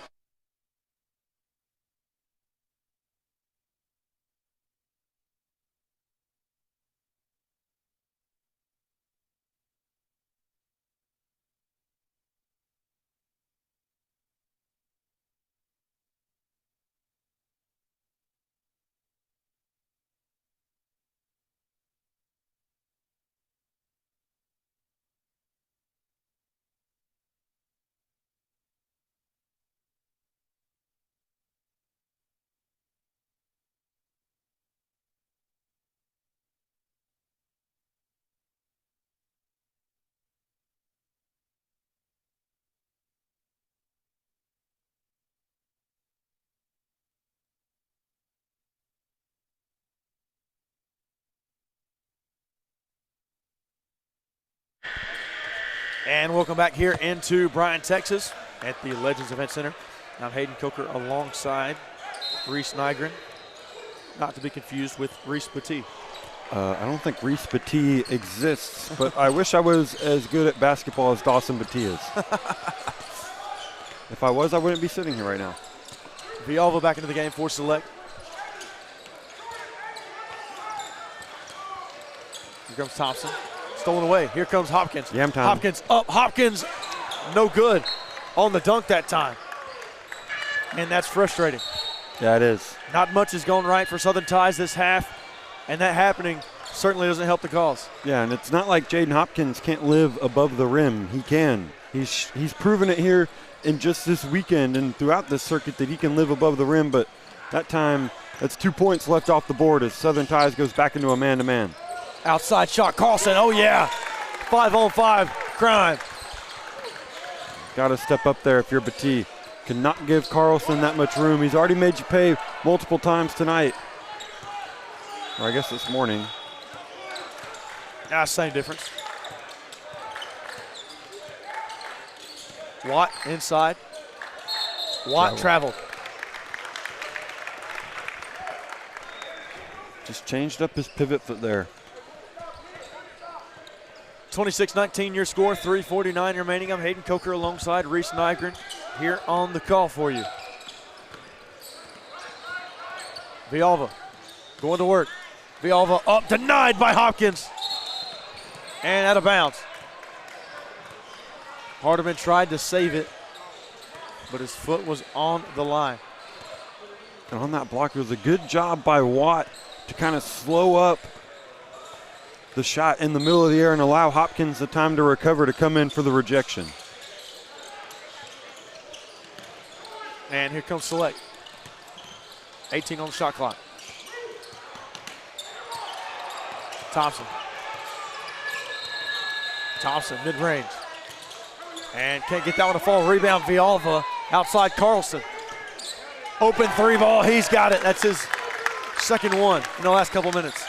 Yeah, and right there, Batee just mistimed his jump on that rebound there, allowing the smallest guy on the court, Villalba, to come up with the rebound and find Carlson in the corner for the open three. Southern Tides does not look impressive. Batee wants a long-distance three, no good. And Batee ice cold from three. Yeah, and it's in part because Batee has started out so slow. Yeah, he got a few buckets around the rim, but other than that, he's been ice cold. Kahn inside, Villalba. No good that time on the mid-range. And here comes Hopkins. Hopkins quickly inside. No good rebound. Select basketball. And this was always the concern with Southern Ties, was they were so reliant upon Hopkins and Batee, the big two. They just didn't have anybody else that could really take over a game, and witnessing that right now as they're down 10. Be interesting to see if Cooper Kelly, who's not in the game right now, can get going. And wow, what a move to the rim. That time from Carlson. Right now, Carlson's just taking Batee to the woodshed every time. Absolutely dominating that matchup. He is. He's doing a nice job. He understands what he's been doing lately is working, and he's continuing to go back to the well. Select is communicating so well on defense, getting around every screen, and there you go. Batee inside, no good that time, and they're going to call a foul. And that's what you have to do if you're Southern Ties. Find any way possible to get Dawson Batee the ball down low on that low block. 31-19 your score, a double-digit lead here for Select in the first half. Yeah, this first half has not been kind to Southern Ties. First shot up from Batee, no good, and Batee not having a good day at all so far. He's not. This is one of the worst games we've seen him play. Cooper Kelly back into the game for Southern Ties, and what I mentioned earlier, Cooper Kelly has that ability to get hot from three. Taking into the game here, we'll see if he can do that. He and Ivy, they're two three-point shooters, both in the game right now, and those are the two guys that are going to have to get hot if Southern Ties wants to come back. It's got to be a five-man army. Inside, outside shot, Chabuka. It also doesn't help that Select is seemingly hitting every three-pointer that they fire up. Can't seem to miss right now. Hardiman now for three. Hardiman, no good. Rebound, Select basketball. 14-point game. And that's been the difference. That has been the difference in this game, is the cold shooting from Southern Ties and giving up too many open looks to Select. And right there, you're giving up offensive rebounds. Inside, Wardenar, good. 16-point game with a minute remaining. Select is just running Southern Ties out of the gym right now. Not what we expected coming into this one. Not at all. Cooper Kelly drives, up, good. Nice floater there from Cooper Kelly. And here you go. Can you get it to 10 by the time this game gets to half? 45 seconds left to go. Thompson.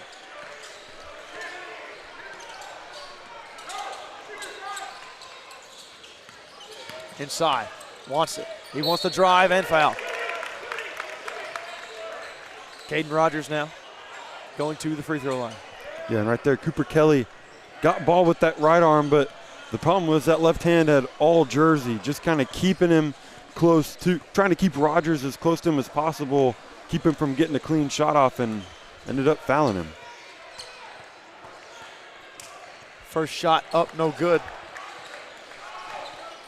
32 seconds remaining here in the first half. 14-point lead for Select.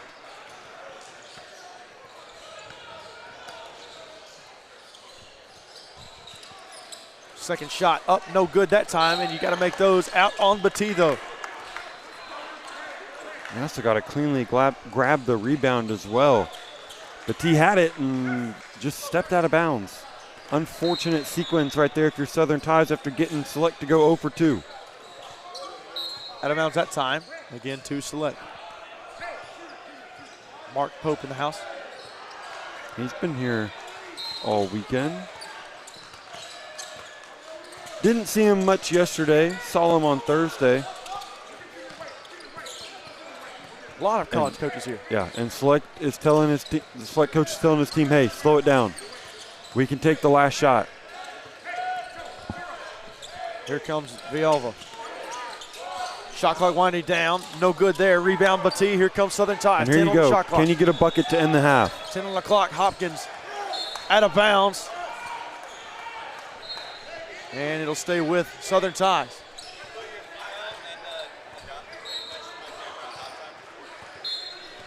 Hopkins now to inbound. Batee, open three. No good that time. Hopkins, board one, got to go up. And that'll be the end of the half. He doesn't get it off. Shot does not count. 36-22 at the half.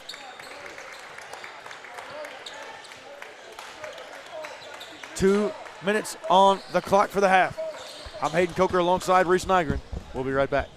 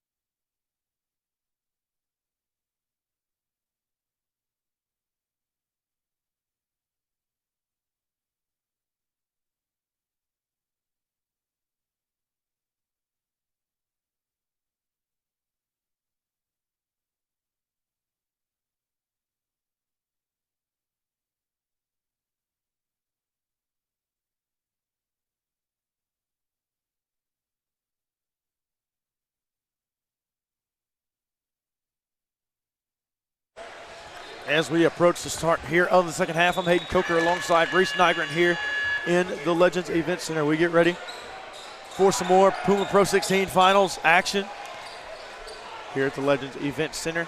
Should be a fun second half. Right now, Select basketball on top of Southern Ties, 36-22. As head coach Kellen McCoy getting his team ready to take the court. Head coach Andrew Harrington, Mr. Clinton Hordeman, coaches of Select get their teams ready. Kahn practicing his three-point shooting, and that one went in. He was somewhat of a non-factor in that first half for Select, which is what scares you if you're Southern Ties, because you know at some point Edison Kahn is going to have an impact on this game, and the longer it looks like this, the more it becomes that Edison Kahn's impact will be the knockout punch. Yeah, and you just wonder, like you said, you wonder what would happen if he were to get hot right now, even with a 14-point lead. It would be game over. Southern Ties simply at this point in the game right now cannot absorb an Edison Kahn heater. Here they come. Down low. Good. Braylon Larson gets the scoring started in the second half for Select over Batee.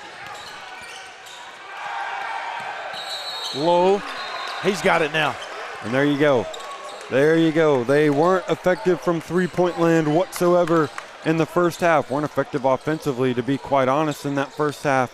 That knockdown three-pointer is a nice sign of life. Now a steal from Jaden Hopkins. Hopkins throws it down. And that time he went with two hands, as he should. He went with one hand earlier and he missed. Wanted to make sure that one went in.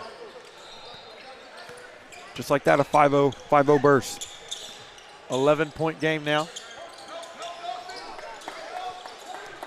Carlson. Baseline.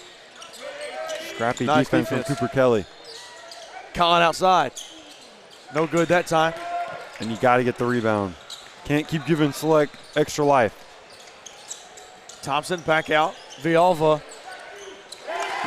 Jr. wants a three. What a move there from Villalba. Step back three-pointer in your face. And the answer right there. Down the other end. Nice answer that time from Southern Ties. Trading three-pointers now are these two teams.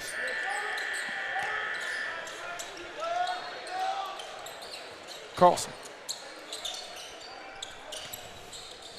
Thompson, 3. Oh, yeah. And Thompson letting his bench know that he's fired up. And they're just trading three-pointers right now to begin the second half. Dallas low. Batiste fighting, and finally they get it to him, and now he's triple teamed down low. And now Batiste with the steal. Back out. Cooper Kelly. Hardiman. Good nice swing. ball movement. That was a nice extra pass there, though. And here we go. Moving the ball around. Carlson on the wing. Nice defense so far. Villalba Jr. doesn't matter. And 3. Hits a nice jumper. Yeah, Villalba's starting to feel himself now. And that's a dangerous sign if you're Southern Ties, still down 16. Here's Cooper Kelly outside. Hardiman. And Hardiman with a 3 of his own. And there you go. There you go if you're Southern Ties. This three-point game starting to show signs that it's arrived. Their defense, however, still falling behind. Outside, Thompson wants a 3. Thompson can't get it that time. There Here you comes go. Lowe. Got to stop. Nearly got to steal if you're Select. Hardiman wants another 3. Hardiman's got another 3. Don't let Hardiman get hot.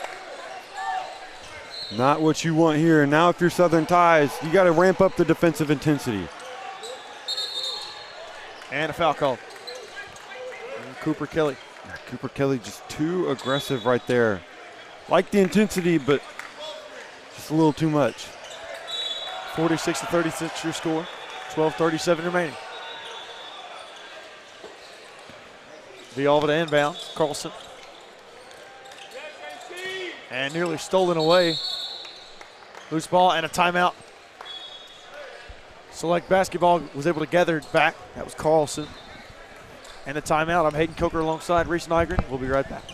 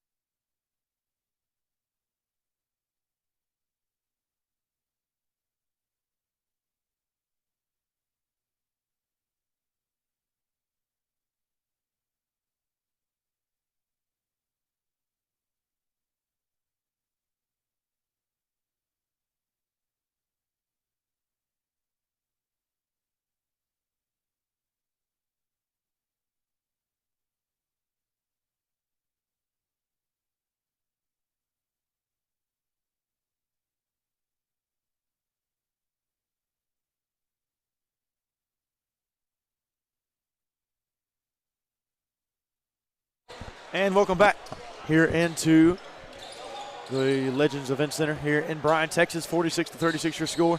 Select Basketball on top of Southern Ties at the moment.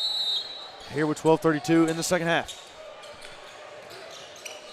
Nice job from Select so far, trying to hold on to this lead.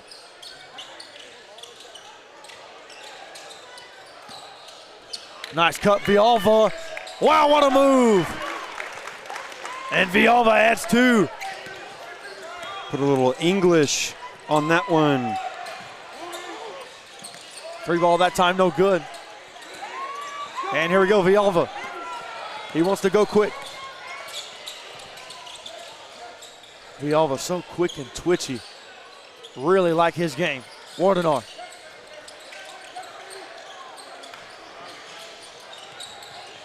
Villalba, 3-pointer. Wow! Villalba Jr. on fire. Wow. Coming into this game, if you'd have told me a guard for Select was going to get hot, I would have put all my money on Edison Kahn. But right now it's Villalba on one. And Southern Ties can't hit. 15-point lead. Select on fire right now. And they're just drawing Battie away from the basket. Nice pass from Pat outside. Nice ball movement. Good recovery from Southern Ties. Yeah, good job there in forcing that turnover. Communicating, swarming on defense. It's what it's going to take to come back. Hopkins bring it down for Southern Ties.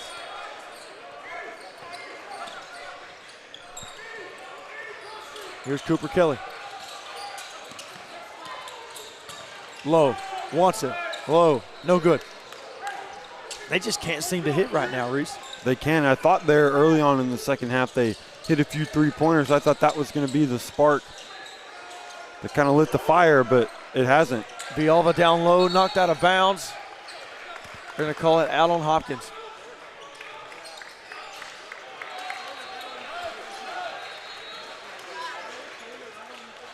Substitutions. Thompson and Rogers into the game for Select. Kahn. Eddie Kahn, yes sir. 17-point game. Yeah, and all of a sudden, all that momentum that Southern Ties had has been completely squandered and then some. Nothing doing. Battie, see if he can get him started. Yes, he does. And there you go. You cannot wait if you're Dawson Battie. You have to go immediately the second you realize you have one-on-one. If you wait for even a second, that double's coming. That time stolen from Hopkins, and a foul on the floor.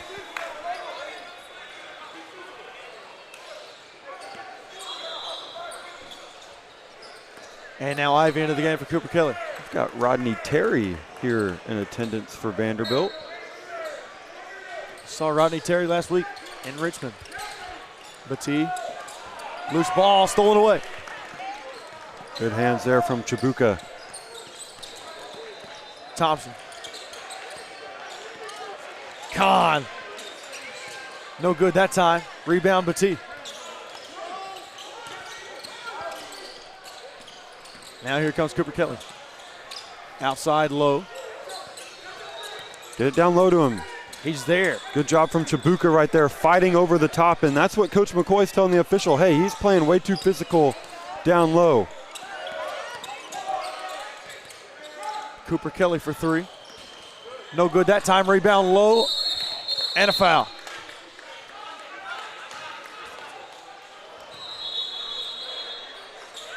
And a good job there from Cooper Kelly on that last second heave to just hit the rim. And an even better job there from Lowe to grab that rebound and go right back up with it. Didn't get the shot to go, but he got 2 free throws. 53-38 your score. Southern Ties currently trails by 15. 9:24 remaining in the game. Lowe can't knock down the first one. You've got to knock down your free throws here.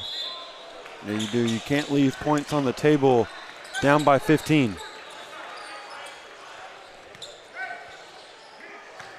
Now Carlson and Larson check back in. You have to imagine one of those two is going to draw the assignment of Battie on defense. Shot up and no good that time. 0 for 2 from the free throw line. Yeah, 2 free points just left on the board for Southern Ties that you're going to want later. Thompson back outside. 3 ball. Oh yeah. Braylon Larson now wants in on the action. That's a 5-point swing right there. You miss 2 free throws and you give up a 3-pointer. And now you get your pocket picked and then some. Here comes Carlson. Carlson, yes sir! Carlson going to work on Battie. And a timeout, Southern Ties, and Select is feeling it. Carlson had Battie absolutely lost. Had Battie looking in the entire other direction. Southern Ties is lost and Select has found their way.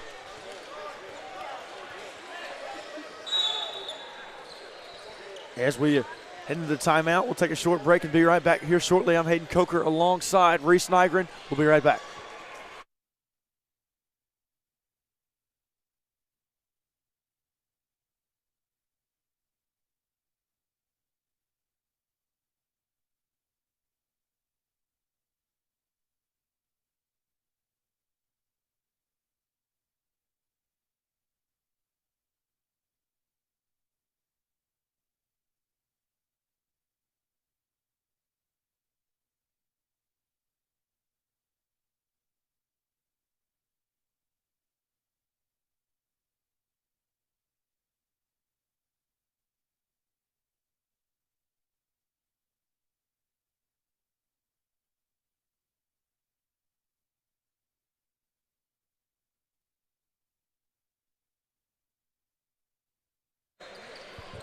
And welcome back here into the Legends Event Center in Bryan, Texas. I'm Hayden Coker alongside Reese Nygren.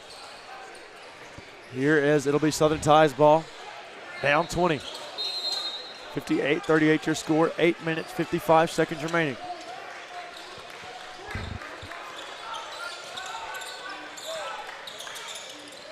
Southern Tide's got to get going. Down low, Batee up and no good that time. Finally got a clean look at the rim there. Couldn't knock it down. Yeah, just couldn't get it to go. Thompson. Rough day for Batee on offense. Fade away. Wow!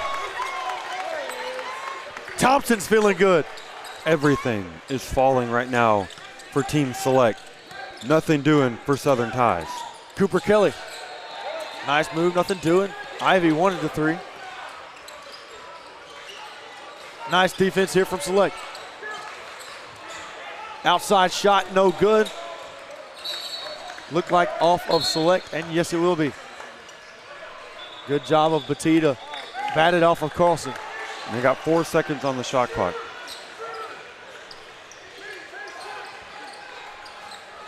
Not much time to work with here.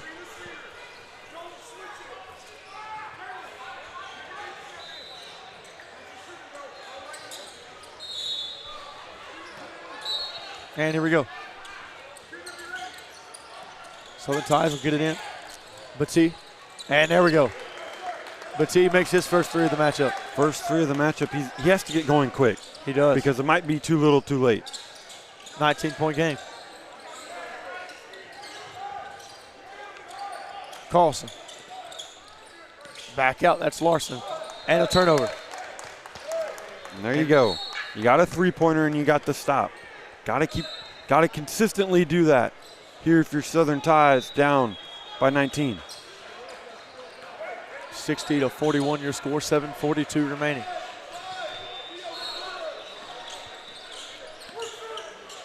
Hopkins to bring it down the court. Batee survey inside. Up and stolen away. Villalba. Had it stolen away. And now here comes Batee. And a foul.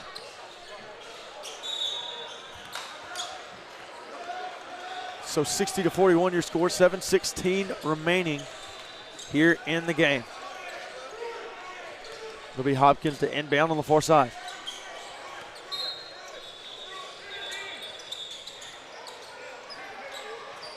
Here's Hardiman. Hardiman hit 2 threes earlier. Nothing since. Batee wants to go to work.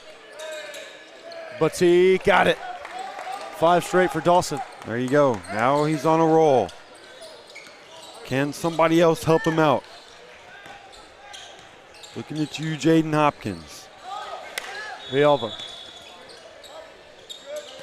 Carlson. Wide open three from Thompson. Got it. Back to a 20-point game. That's just too wide open, and Dawson Batee picked wrong. He tried to go over the top, and he was there to defend, and instead he decided to drop back and protect the basket and left Thompson wide open. And now that's 7 straight from Batee. Yeah, Batee's going to get his. Problem is, he's got to get his earlier. Here comes Villalba. And Batee, he's hitting those mid-range and lower shots closer to the rim. Up in Villalba, no good. Rebound by Larson. No good but a foul. Dawson Batee is hitting his shots inside the arc right now. The question is, outside of the arc, can't hit them. Yeah, and he's just not getting a lot of looks. A lot of clean looks, that is. And it's because Select's doing a good job of playing physical with him, making him work for everything, tiring him out, making life miserable on the big fella Dawson Batee. And he's gotten a few mid-range jumpers to go, but again, like I said, someone other than him is going to have to do some scoring here for Southern Ties to come back. You mentioned Jaden Hopkins. We know how explosive he can be as he heads to the bench, but he's got to get going. Now with him on the bench, who is that other guard or maybe another big to step up? Yeah, I'm looking at Watt. Watt might be that guy. Maybe it's Ivy. Catches some fire from 3. No good that time. They're going back to a 2-3 zone, and No good from Ivy. And here comes Larson. Select does not have to be in a hurry. Larson nearly threw it down on low, but he's fouled. Wow. That would have been something.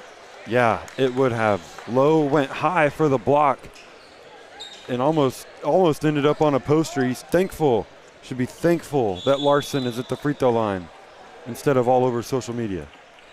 Shot up and no good that time from Larson, and these missed free throws aren't helping Select out at all. Good foul. That's a good foul there from Low. I understand that Larson not the greatest free throw shooter. And he misses both of them. Cooper Kelly. I'm not entirely sure that was legal. Yeah, I'm not sure either. That's supposed to be a travel, no? Yeah, you can't Just so we're clear. you can't jump and throw the ball back down. You can ask Houston Cougar fans about that one. Too soon, huh? It's been 2 years. 2 years too soon. That's fair. Dallas Low finds Batee inside. Batee up. Batee got it and one. They're still making him work for it. Making him work for every last inch of space. Nice little pump fake.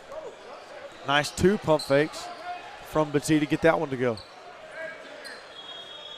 16-point game.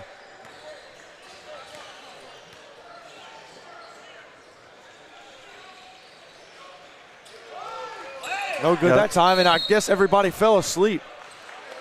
Yeah, it's a live ball because it was an and one. Not entirely sure what happened there. They thought, I guess nobody remembered that the shot went in. It was an and one opportunity, and now Southern Tides are going to apply some full court pressure. 4 across here, like this look from Select. It's a coach's staple when trying to break the press. Thompson gets across half court rather easily. Here they go. Now you can kind of slow things down if you're Select. Still comfortably in the lead. Carlson no good, rebound Batee. Nice defense from Batee on the I still baseline. imagine at some point Hopkins is going to come back into this game, and there you go. Ivy, yeah, got it. 13-point game. That's it right there for Ivy.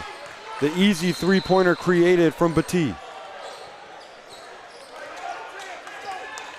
There's still plenty of time left in this game for Southern Tides, and if you're Select, you cannot for 1 second think that you're in the clear. Villalba wants to drive up and no good, but a foul.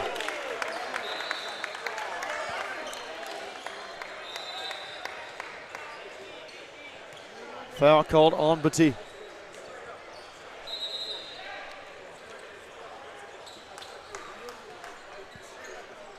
.63 to 50 your score, 4:27 remaining.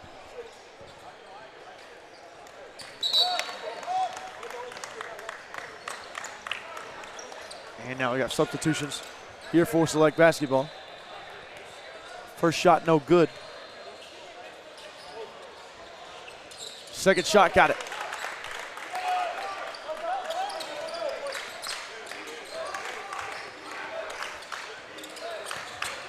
Batee wants to drive inside. Batee up. Batee got it. And Batee now going to work down low. Yeah, and he's kind of trying to take over for Southern Tides, trying to do anything in his power to get them back into this game, still down 12. Nice ball movement here. Wadenar for 2. Select simply just does not care. Long distance 3 from Hardiman. Not sure I like the shot. It looked good. Coming off his hands, I thought he hit it. I thought he did too. Here comes Thompson. Shabuka back to Thompson. Now they'll slow it down. 3:45 remaining. Gotta Nice stop. defense from Batee. Playing and with they call a foul. Playing with his hands. can't play defense with your hands. You're Yeah. going to call that every single time. Yeah, just kind of gliding him, kind of riding on him, just pushing him ever so slightly towards that half-court line, trying to get the backcourt violation and ended up with the foul instead. And shot clock will reset all the way to 24, and all that defense and all that time taken off for Select. 20 seconds on the shot clock. Thompson guarded by Cooper Kelly. Now Hopkins back in the game for Southern Ties. Here comes Chabuca. Nice defense on Villalba. Villalba the hot hand. Thompson for three. In and out. No good. Rebound. And it's stolen away. Here comes Hopkins. Hopkins wants to go quickly. Hopkins up and no good but a foul. 14-point game. 3:14 remaining. Right there, you don't hate it from Hopkins even though you did not have numbers. But luckily there, if you're Southern Ties, Hopkins is going to go to the line with a chance to cut it to 12 with 3:14 left. And again, something's got to go right for Southern Ties, whether it's forcing turnovers, whether it's someone like Ivy or Batee gets hot from three. Something has to start swinging in the favor of Southern Ties. I thought that Hopkins shot that when he threw it away, but yeah. he's just trying to shoot it. It threw me off guard a little bit. Yeah, no, he just throwing the ball back to the official to let him tie his shoe. Second shot up and good. Effortless at the line from Hopkins. Here comes Khan.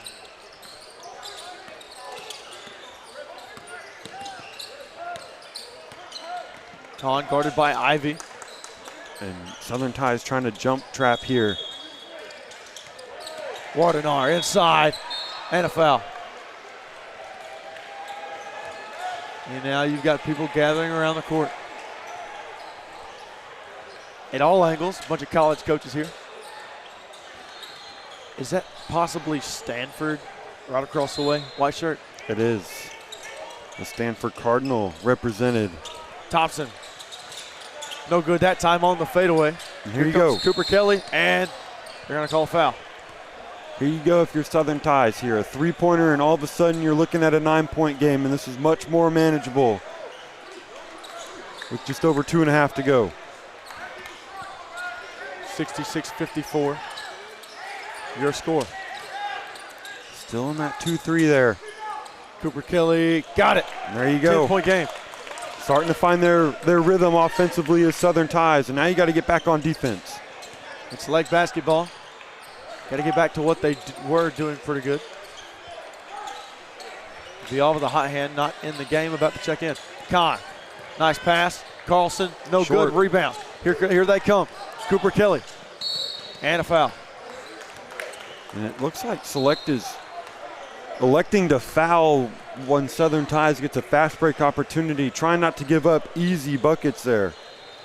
And you don't hate the idea either because, well, the problem now is they're in the bonus. But a minute ago they weren't in the bonus, so they could allow that. Yeah, but they did it just a minute ago with Batee. And Batee had gotten the ball at the volleyball line and was going downhill with the full head of steam, and they just decided they were going to take their chances with the foul and send him to the line. First shot up and good.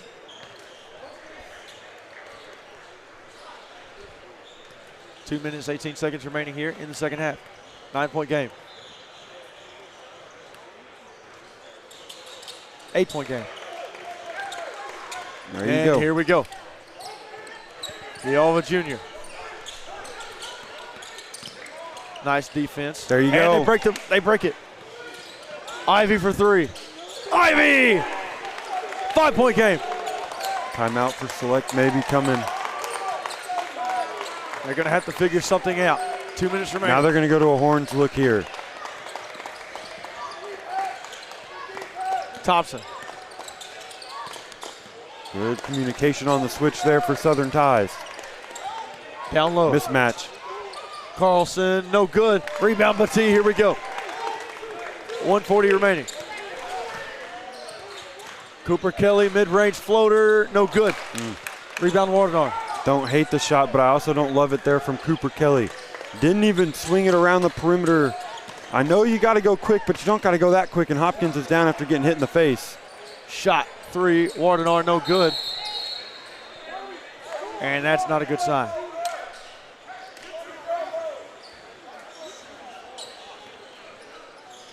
(66-61) your score. And Hopkins appears to be coming out of the game. Can't tell. Looks like he got popped in the mouth. He's kind of messing with that with his upper lip. That's what it looks like. And now Hardeman will come into the game for him. That's unfortunate if you're Southern Ties. You're getting on a roll and the game comes to a halt because one of your best players got popped in the face. And that's to come out of the game. As now we see Southern Ties, 15 or 16U team, coming to join the party, coming to see if they can give their 17U group some extra life. Here they come. 5-point game, 1:15 remaining. We've got Cooper Kelly in the middle. They'll find him, mid-range. No good. Batee can't get it to go, and a putback by Batee. And there you go, and now all of a sudden it's a one-possession game. And if you're Select basketball, you've got to be confident and strong with every pass you make. Villalba. There you go. Back things out, see if Southern Ties doesn't have to foul. They're going to say he pushed him. They're going to call the foul on Cooper Kelly and say he pushed him on the half-court line. And I agree. He had his hand out. The good part about it for Select, they're going to go to the free throw line. Yeah, the bad part about it for Southern Ties, they got to go to the free throw line. Yeah, they're sending Thompson to the free throw line nonetheless. And Hopkins now back into the game after the injury. It'd be different if they were sending Carlson, who struggled today from the line, but they're sending Thompson, who's had quite the day shooting the basketball. It is a 1-and-1. Will Wade in the house. And he missed it. Missed a free throw. And it'll be Select ball. Southern Ties wanted a foul. And I'm with them. That was a foul. Looked like a elbow in the back. If they're going to call that push on Cooper Kelly at half court, you got to call that push there. And timeout Select basketball.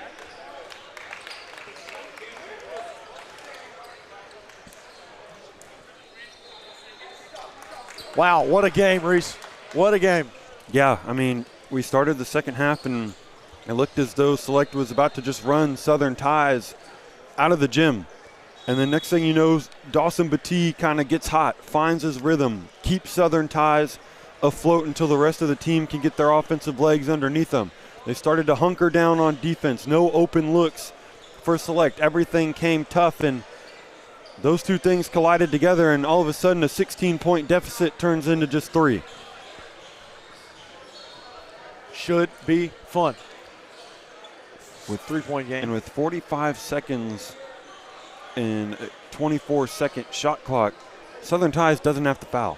They can continue to play straight-up defense. It is a 1-and-1. I will say this: if Carlson catches the basketball, if I'm Southern Ties, I might think about fouling him. If Thompson has it, I don't know if I foul him. But if Select makes the mistake of getting the ball into the hands of Carlson, who has struggled from the free throw line today, he might make me eat my words. But if I'm Southern Ties and Carlson gets the ball, I'm thinking of fouling him. Other than that, I think I play straight-up defense. And here we go. We will find out here shortly.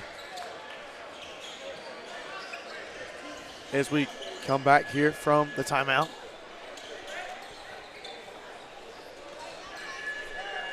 Both teams in the 1-and-1 3-point game, 47.4 remaining. Select basketball on top. Southern Ties trying to come back. Thompson trying to find a guy. He's got Villalba. Spot to inbound the ball in the corner there. Let's see, Southern Ties looks like they're going to play this possession straight up defensively. And a man-to-man. They're allowing their defense here. Stop. Now it got down to 10 seconds on the shot clock, and they're ready to roll, and that's it's not a good shot from Villalba. Not a good shot, and you got to grab the rebound. There you go. Here comes Hopkins. 20 seconds remaining. You don't need a 3, but you'll take that. Oh, that was it. Oh, no. What an R! Oh! Denied, and Hopkins hurt his leg. Hopkins appears to be okay, but Hopkins looked like he hurt his leg. I thought that was cleanly blocked there from Hopkins. What an unfortunate sequence of events for Southern Ties. You have Cooper Kelly wide open in the corner, and he fumbles it. And then you give it to Hopkins wide open from the right wing, and he loses it. And then next thing you know, you have a foul on the other end.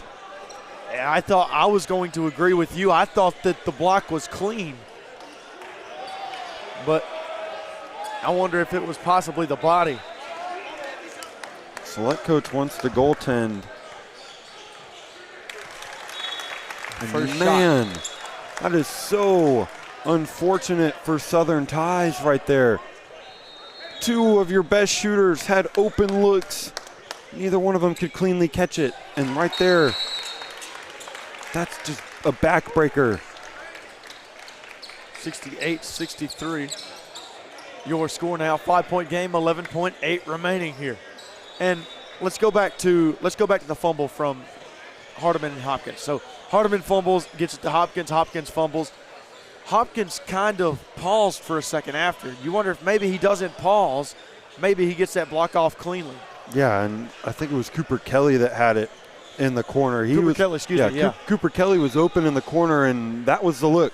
That was perfect there for Southern Ties. He bobbled it, and at that point he had let the Select defense realize that he was wide open in the corner, had two guys on him, so he decided to give it to his point guard Hopkins. And I don't know if Hopkins truly wanted to shoot that basketball or if that's what Southern Ties was intending to do there. I think they wanted to get it to their point guard and see if they could get a better look. He goes to I think, fire it up. I don't know if he truly wanted to fire it up, and he just straight up lost it. Good job by Hopkins, though, not letting that get him down, getting back, contesting the shot. I thought he got it cleanly. He didn't. I think it was another one of those things we said yesterday where it looked clean up top. It was a foul down low. And now, next thing you know, Southern Ties is looking at a 5-point deficit instead of a 3-point deficit. And if you're Select right now, don't foul. That mountain just a little bit higher and harder to climb now. Batee lost it out of bounds. It was a nice pass. Batee just could not corral it.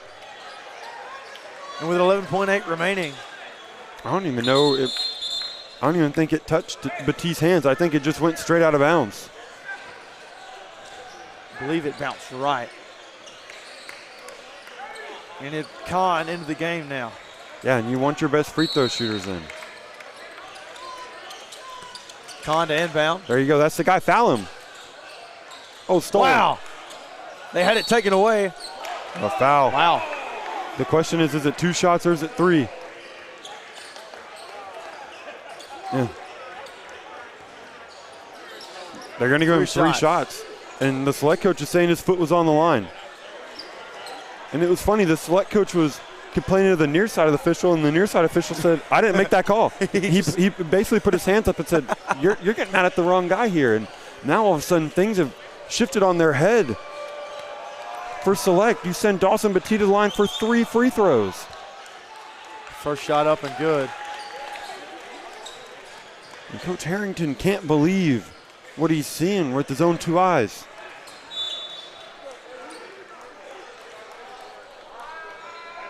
Here comes Batee. Second shot up. Good. Now a 3-point game. Now you really don't have time to trap if you're Southern Ties off this free throw. Whoever catches this inbounds pass, you have to foul him. If Batee makes this free throw,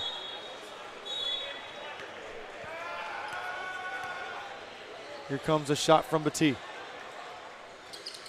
and he missed it. No good. 3-point game, and they've got a foul. And now some shots coming for Select. And they're still in the 1-and-1, which is huge. Need to make it here. You have to make the first one at a minimum. You don't have to make them both, but you got to at least make the first one to get it to a 4-point game. If you miss this first one, you're holding your breath for the final 4.5.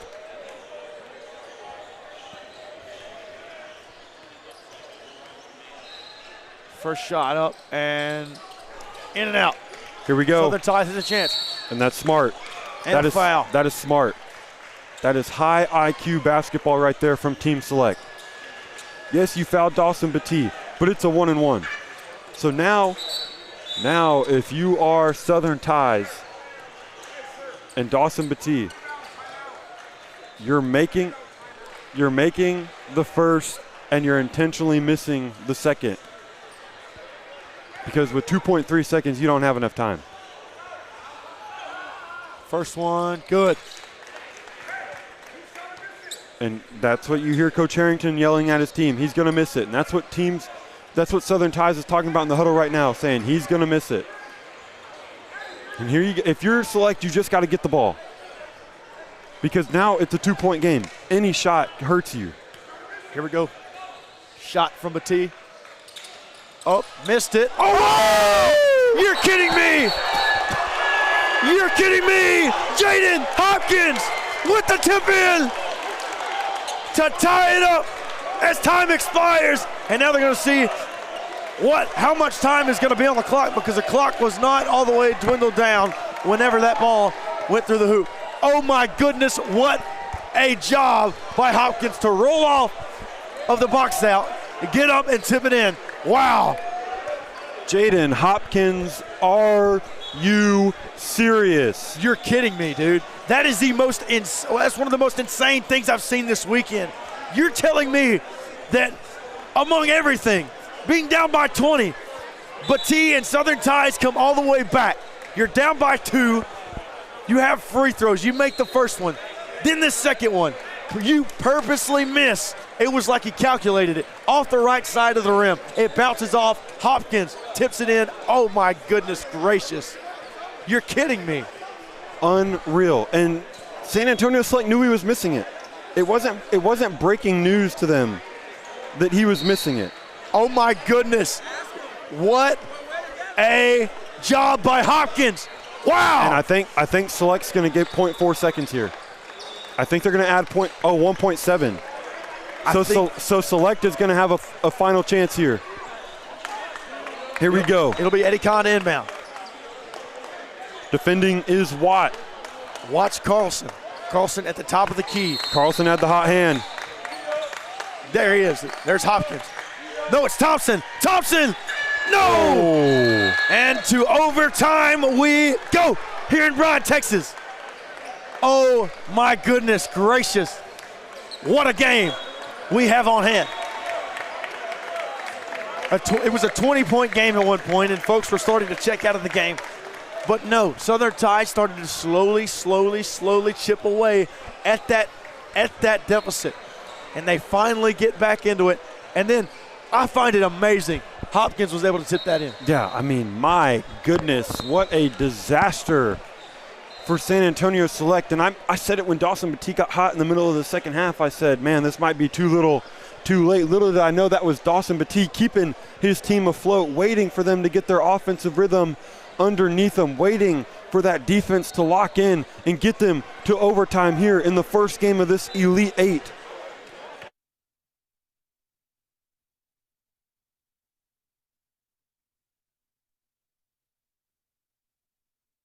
And as we come out at the end of the second half, tied up 68 all.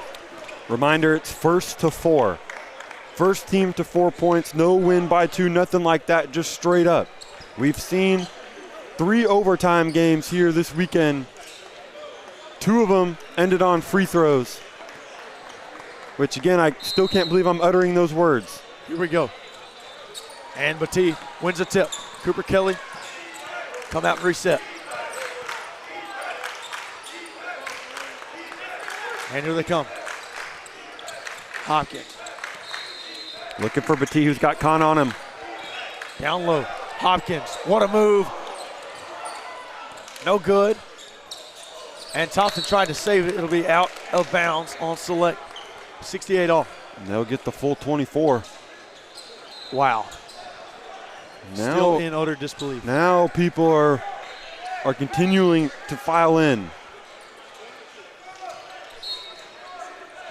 Southern Ties with the ball. It'll be Hopkins inbound. Hopkins looking for someone, finds Batee. Batee. Back to Batee. Drives. Shot. No good. Loose ball, here we go. Rebound select. Villalba, up. Villalba, no good. And a foul. And Team Select wants the goaltend. They're saying Hopkins grabbed the rim to elevate himself up there. I'm not entirely sure they're not gonna win that argument. Call, yeah. Shot from Villalba. Up and good. Yeah. And you send one of the best. You had a good look for your best player, Batie, on one end, and you send one of the best shooters on Team Select to the line on the other. Here comes Villalba. Second shot. No good that time. 1 point lead. 2 buckets needed for Southern Ties. Still in a 2-3. Hopkins with a long distance 3. Hopkins no good. Off the mark, out of bounds, off of Southern Ties. Yeah, that one went off the arm of Cooper Kelly, and now with the 3-pointer, Team Select can win it. But you can't fall in love with the 3. Like you mentioned, you can win it with a 3, but you got to be patient. Don't just strictly go for the 3. If it's there, obviously take it. Yeah. But you just run your offense as normal. Because even if you get it to, Southern Ties can't shoot. There's no 4-point shot on the other end. That one knocked out of bounds off of Ivy. And 6 seconds on the shot clock for Team Select. Thank you to head coach Kellen Moy for Kellen McClure. Can't exactly see the shot clock because there's so many people. Shot. Oh! What a shot from outside! Carlson sends Select into the Final Four. Oh my goodness! Carlson with the corner 3. And Select upsets Southern Ties. What a game. Wow. Wow. Carlson wins it for Select, and they go into the Final Four. I'm Hayden Coker alongside Reese Nygren. We'll be right back with more Puma Pro 16 Finals action.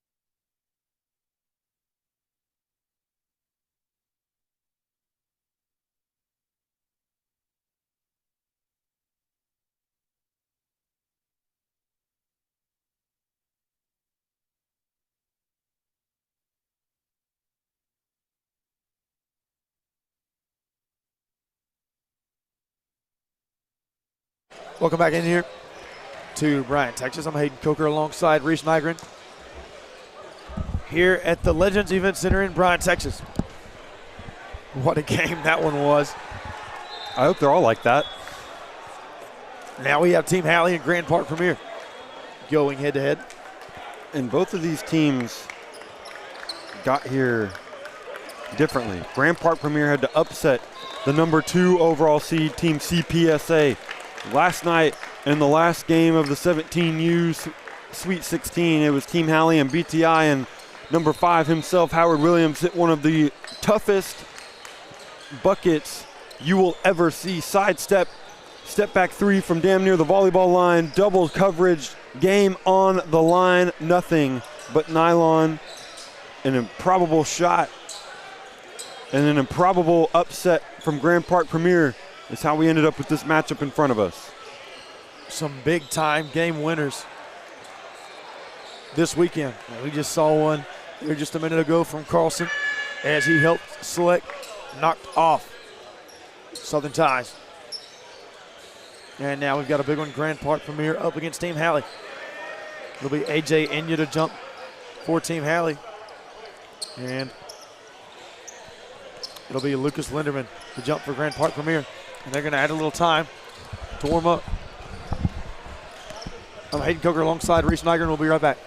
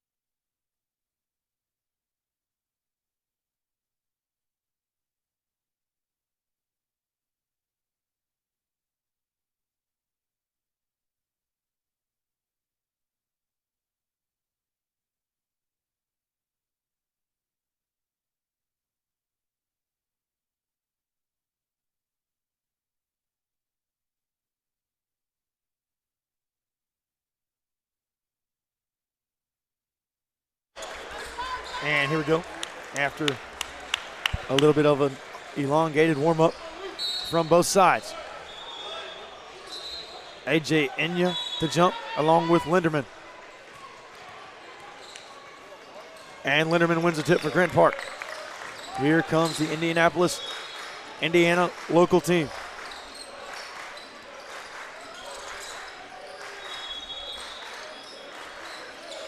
Here we go. Inside, Linderman, oh, and got it.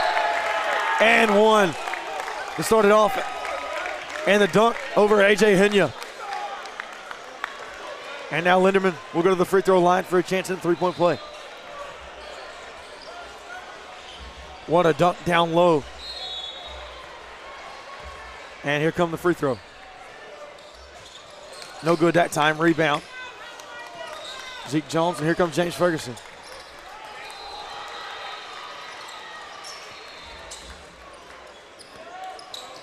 Ferguson now out to Jones. Jones for three. Jones no good.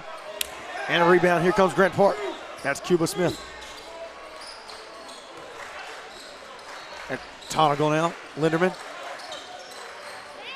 Inside. Nothing doing. And miscommunication there from Grant Park.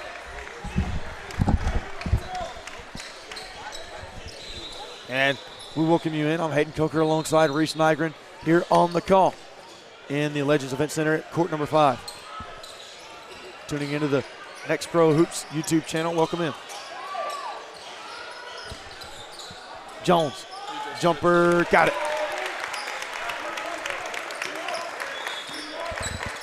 Just under a minute played, over a minute played. Tonigal, no good.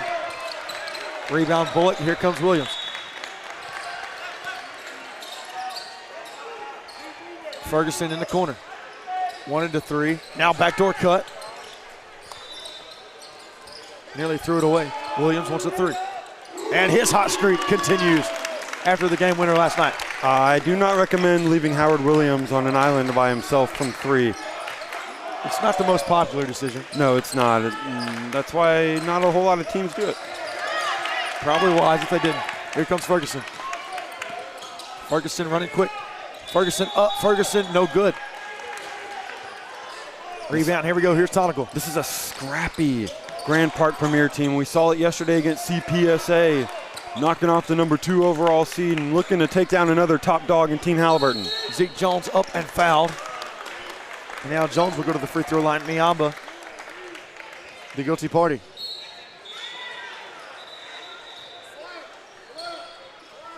Zeke Jones down at the free throw line. 5-2 your score. Team Halley on top. Elite Eight action here in Bryan, Texas. First shot, no good. Yeah, we already had one ticket punched right before this in what was a thriller of a game. Team Select punched their ticket over Southern Ties into the Final Four later tonight. And here we go. Second shot up and good. 6-2 your score. Shot up, no good that time. And foul on the floor. And the referees are in orange again, Reese. They are. I don't understand it. I don't get it. And the winner of this one will get Team Select. Up and in. Nice job, Cuba Smith down low. Linderman with a nice court vision. Winner of this one gets Team Select. And then the winner of our next two games will play each other. Inya up and denied by Linderman.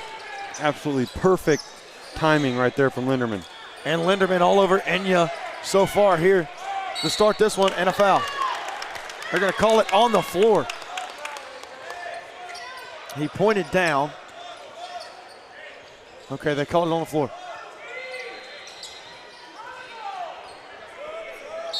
Yeah, they called it on Bellamy with the push from behind. I thought it was grabbed cleanly when he brought it down, and it was, and that's why Grand Park Premier's head coach was saying, hey, that's a jump ball, that's a jump ball, and he was like, yeah, it was a jump ball there, but he was being pushed in behind by Bellamy. Bullock now to Williams. Nearly had it stolen away, knocked out of bounds off of Grand Park Premier. These are two coaching staffs that are very high energy, loud communicators, always talking. Never a dull moment with these two. Meyer, no good from the mid-range. And now Grand Park wants to push. Up and no good that time. Williams wants to run. Jones, three. No good. Rebound, James Ferguson. Bullock, up, Bullock, got it. And now the energy from Team Halley clearly at 100. Yeah, it is, and it was at 100 yesterday too, and again, they've got their other teams in the program behind them bringing that energy, and there's Cuba an Smith. answer from Cuba Smith. Nice three that time from Cuba. Didn't quite shoot it from Cuba, but we got a Washington Huskies head coach, or excuse me, not the head coach, but Washington Huskies coach in attendance.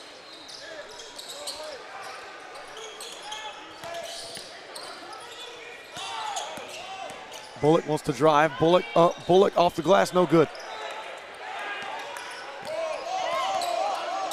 And here they come. They want to go. Tonical for three. Tonical no good.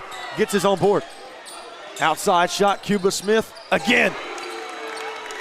And Cuba Smith taunting the Team Halley bench.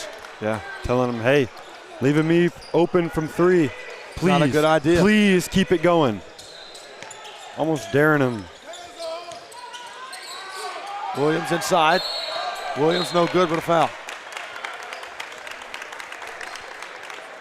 Yeah, and no offense to Linderman, but he's got a tough matchup with Howard Williams, and he's scratching and clawing. He's doing anything to try and make Howard Williams work for his buckets, and he's being a little too aggressive, and he's getting away with a lot of stuff, and he's got to be careful here as we get later on into this game. He's going to have to guard Howard Williams in some key moments down the stretch, and you don't want him being in foul trouble like we saw in a 16U game earlier. That shot no good from the charity stripe. 10-8 your score. Cuba Smith guarded by Ferguson. Now Miamba. Miamba hit the game-winning free throw yesterday. Turnaround, no good. Rebound Williams.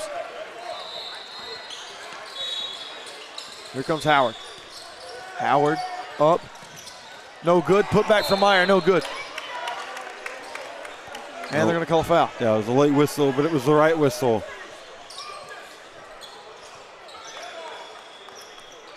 And Coach Bryan Terrell. Coach Terrell is mad at JT Meyer, telling the center, you have to throw that down. Throw that down, because he knows that JT Meyer could get the and one. First shot up and good for Meyer. Ferguson out, Peters in for Team Halley. And JT Meyer knows that. He knows he needs to throw it down. Just a blunder right there, and I mean, he's still at the free throw line. And he goes 2 for 2, so it's the same amount, but again, you could have had a three-point play. Here comes Coleman running point.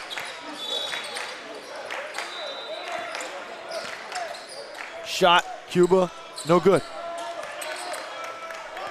And here comes Howard Williams. Howard wants to drive. Howard loses it, regathers. Up and good.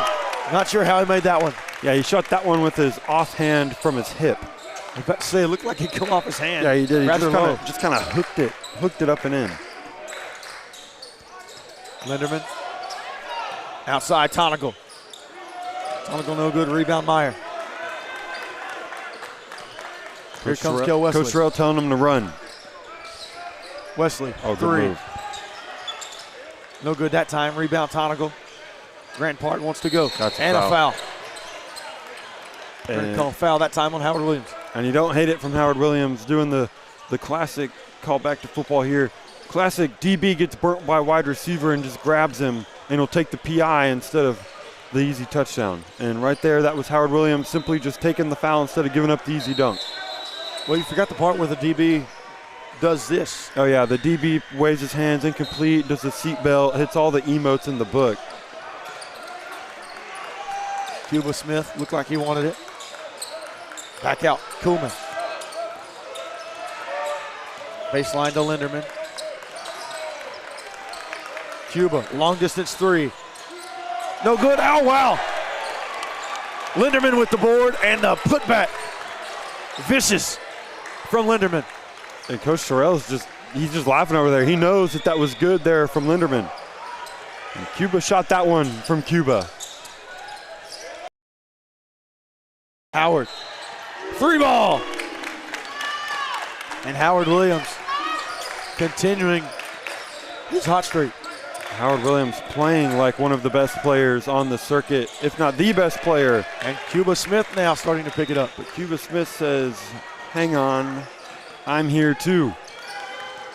Talk about Howard Williams. Talk about me the same way you talk about Howard Williams. Peters long pass across the court. Kel Wesley up, denied. And Peters fouled. 9 minutes remaining here in the first half. Grand Park Premier and Team Halley going at it.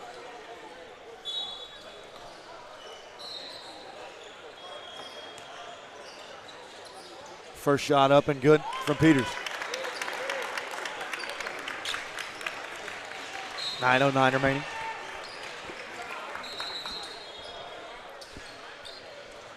Right now, Grand Park Premier is playing. They're playing solid. They're playing like they did yesterday against CPSA. Obviously, Team Halliburton is favored in this game, one of the favorites to win it all. But Grand Park Premier simply does not care, and they're ready for this moment. Kuhlman missed three. They'll regather. Grand Park Premier is ready to punch their ticket to the Final Four later tonight. And that time out of bounds. Now it'll be Team Halley ball. Ferguson into the game here for Zeke Jones. And here comes Peters.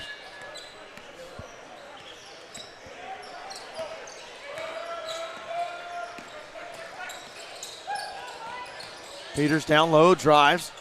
No good that time. And a foul. And a whistle pretty consistent. so far here in the first half. Yeah, lot of whistles here in this one. That one was called on Team Halley. Here comes Kuhlman. Kuhlman with a nice move.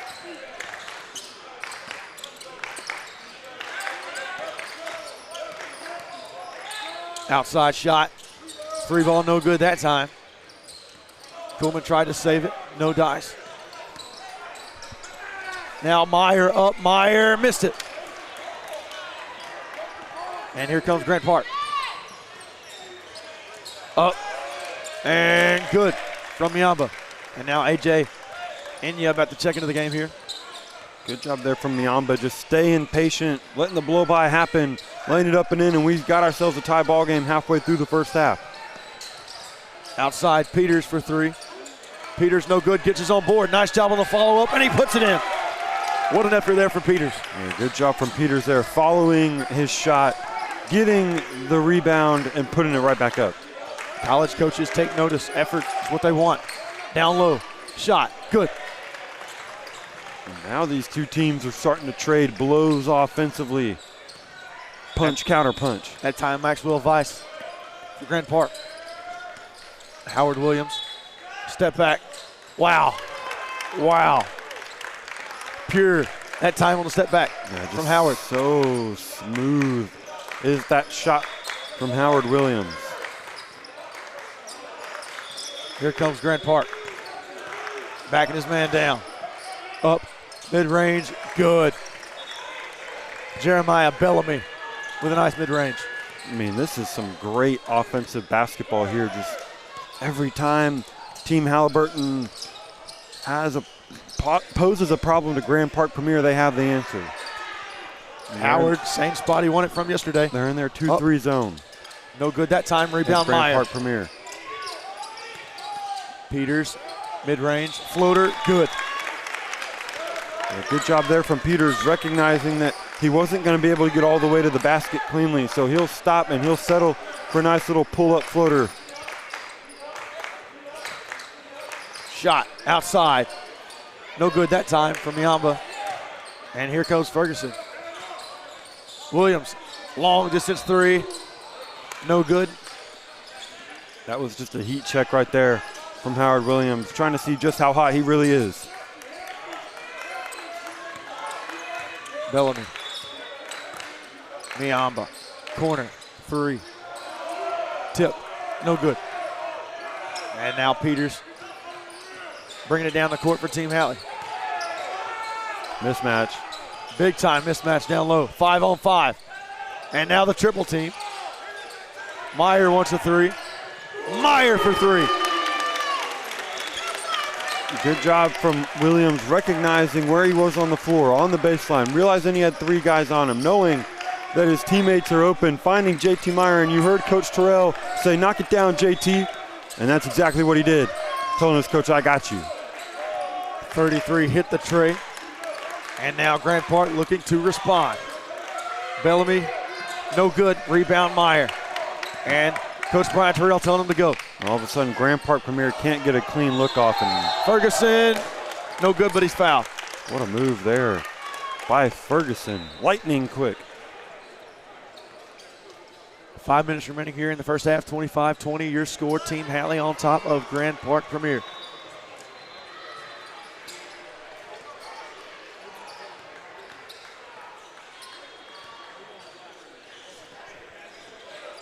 First shot up and no good that time from Ferguson.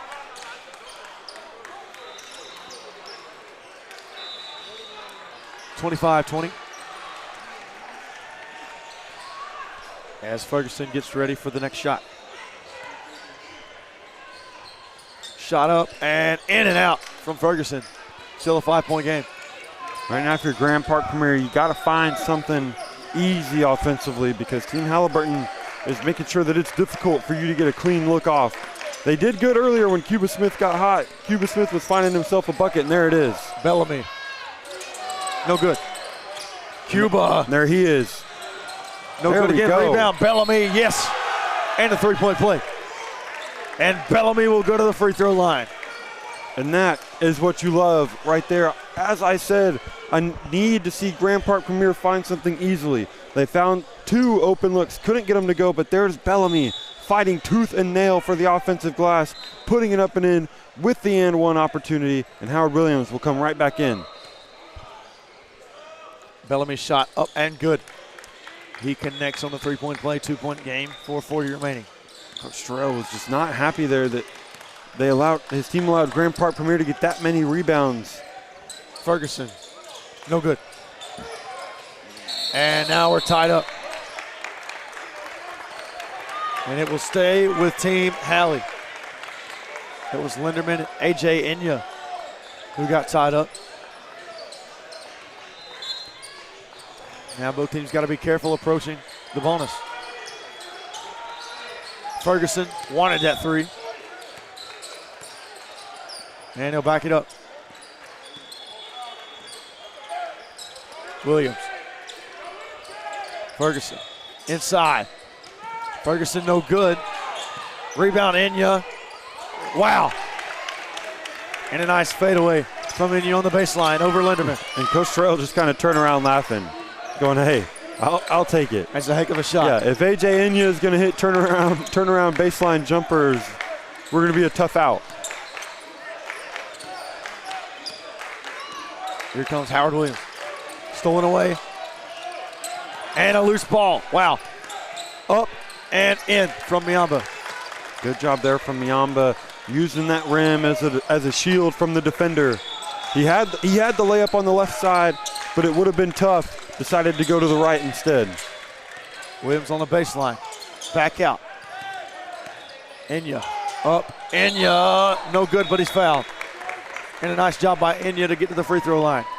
3:23 remaining, 2-point lead for Team Halley here in the first half. And Linderman's just playing really physical, and that's his 3rd foul already. The scorer's table indicating to the Grand Park Premier bench. And now it'll be Vice to come in for him. Yeah, I think they were going to send him in anyway, and once they found out that Linderman had 3 fouls, it became a no-brainer. Linderman has had himself a pretty good first half. That time, Inya's shot no good. He goes 1 for 2 from the free throw line.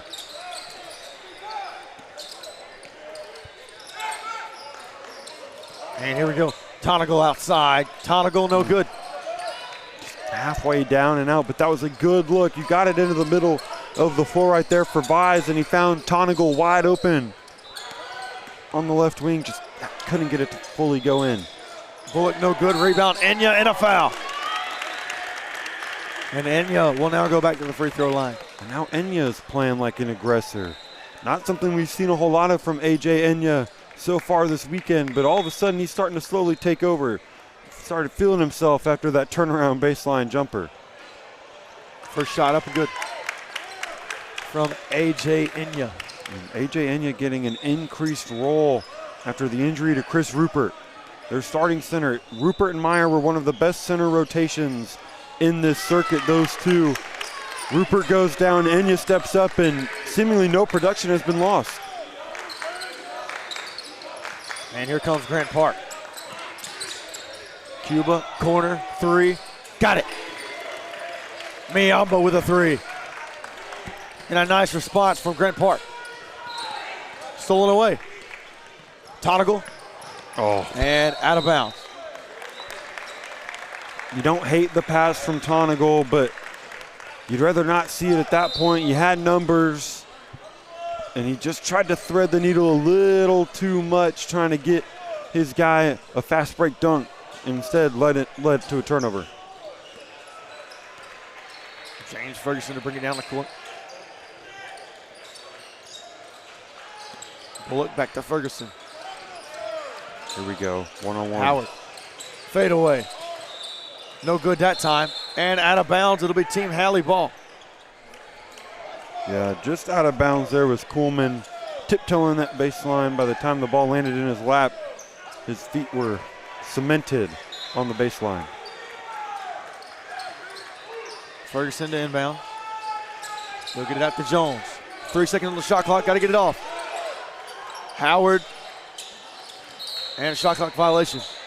And I don't think Jones knew how much time was on the shot clock.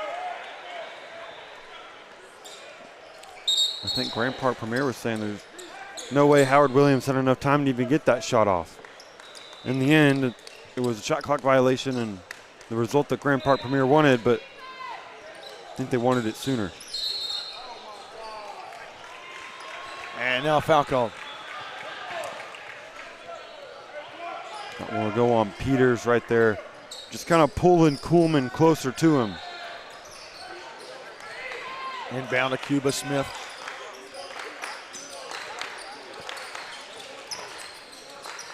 Tonical directing traffic inside, stolen away by Enya. And there he is. Less than 2 to go here in the first half. Peters inside, no good. Now Tonical wants to go quickly. Miamba, no good that time. Rebound, got it. Kuhlman for 2, and that'll tie it up. That'll get the bench excited as well there. Kuhlman, the smallest guy in that area, but the one that came up with the rebound and the 2 points. Ferguson from mid-range, no good off the back iron. Rebound, Grand Park. Let's speed it up a little bit. Nearly a backcourt violation. I think it should have been. I don't think Kuhlman established himself. It was close. And a foul. Keep an eye on that wrapped hand of Ferguson. I know he had it wrapped yesterday. And Meyer will now check into the game for Enya. And he took that wrap off right on cue. I think Enya went to high-five the referee as the referee went to hold up 2 ones for the 1-and-1. I don't think the referee caught on to that. Yeah. Ferguson took that wrap off of his hand. I wonder if that was ailing him a little bit.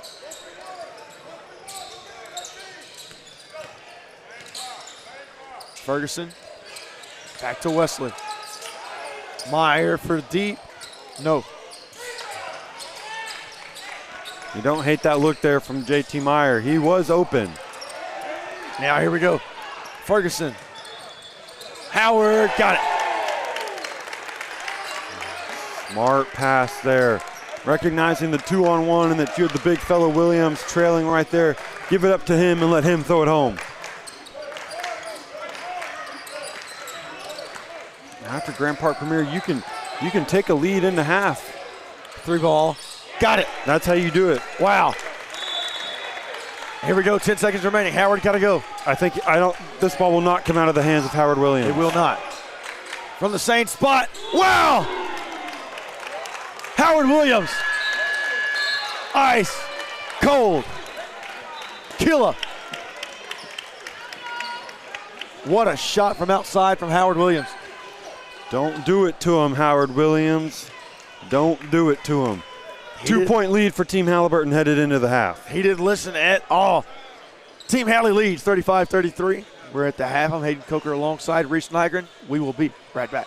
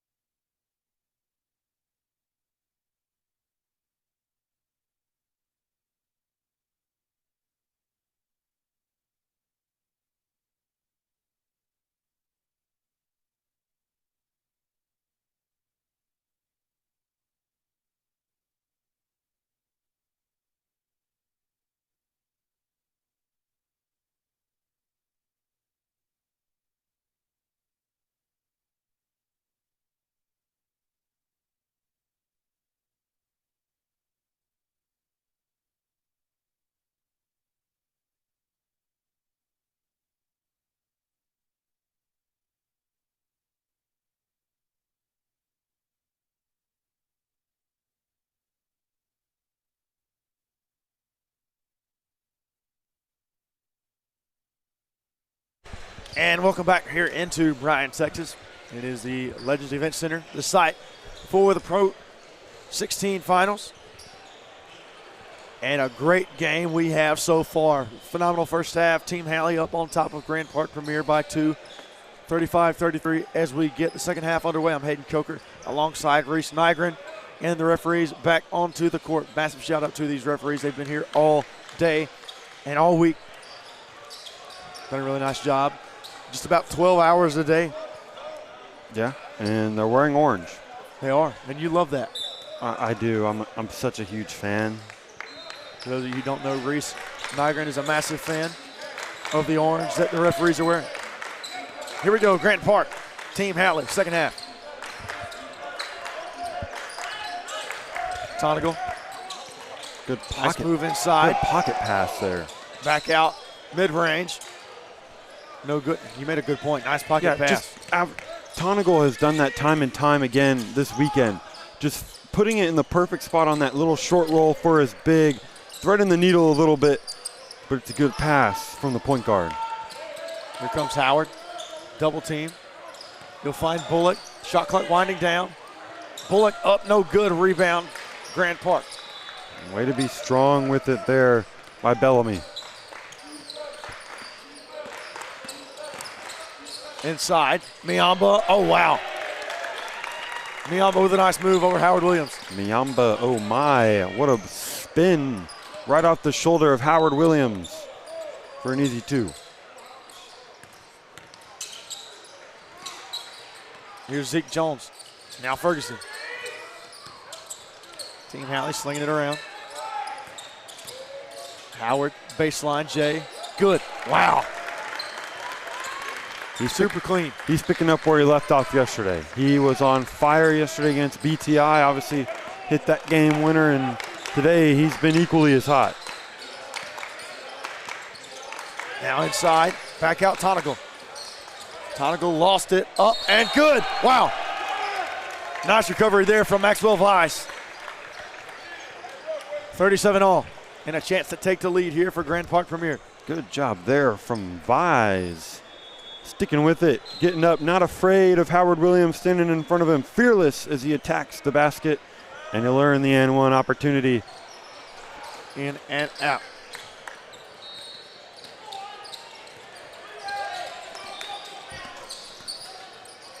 Ferguson, no good that time, got his own board. And a loose ball now. And here we go, Ferguson slow to get up. Now poked away from Bullock.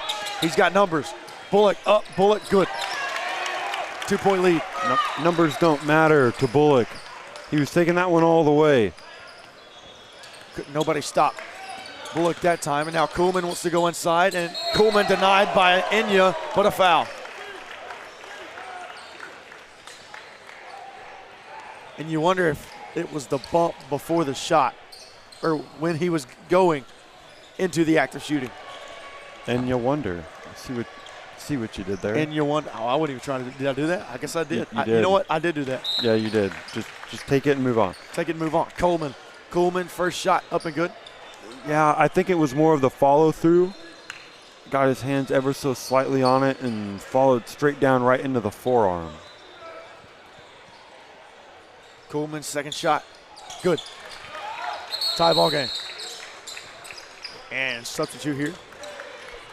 Back and forth these two teams go. Ryan Miller now into the game for Tonigal. Jones wants a long three. Zeke Jones. Wow. There the it is. NIU commit shot that one all the way from NIU. There it is. We were wondering when Zeke Jones was going to get hot, was going to finally make it through. He was cold yesterday, started out cold again today, and then got that one to go, and that's a good sign if you're Team Halliburton. And here comes Peters. Peters inside, Peters up, Peters. Nice move from Bryce Peters. And right now, if you're Grand Park Premier, you've got to have a counter punch because all of a sudden Team Halliburton's found their rhythm. They have Zeke Jones. Gets in that rhythm, it'll be dangerous. Outside shot, no good. Here comes Team Halley. And it's going to be a Howard Williams shot all the way. Howard drives, Lost it, and a foul.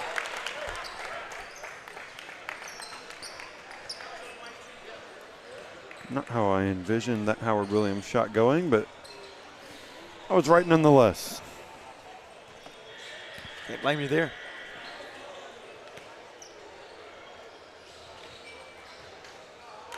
That shot up and good from Howard Williams.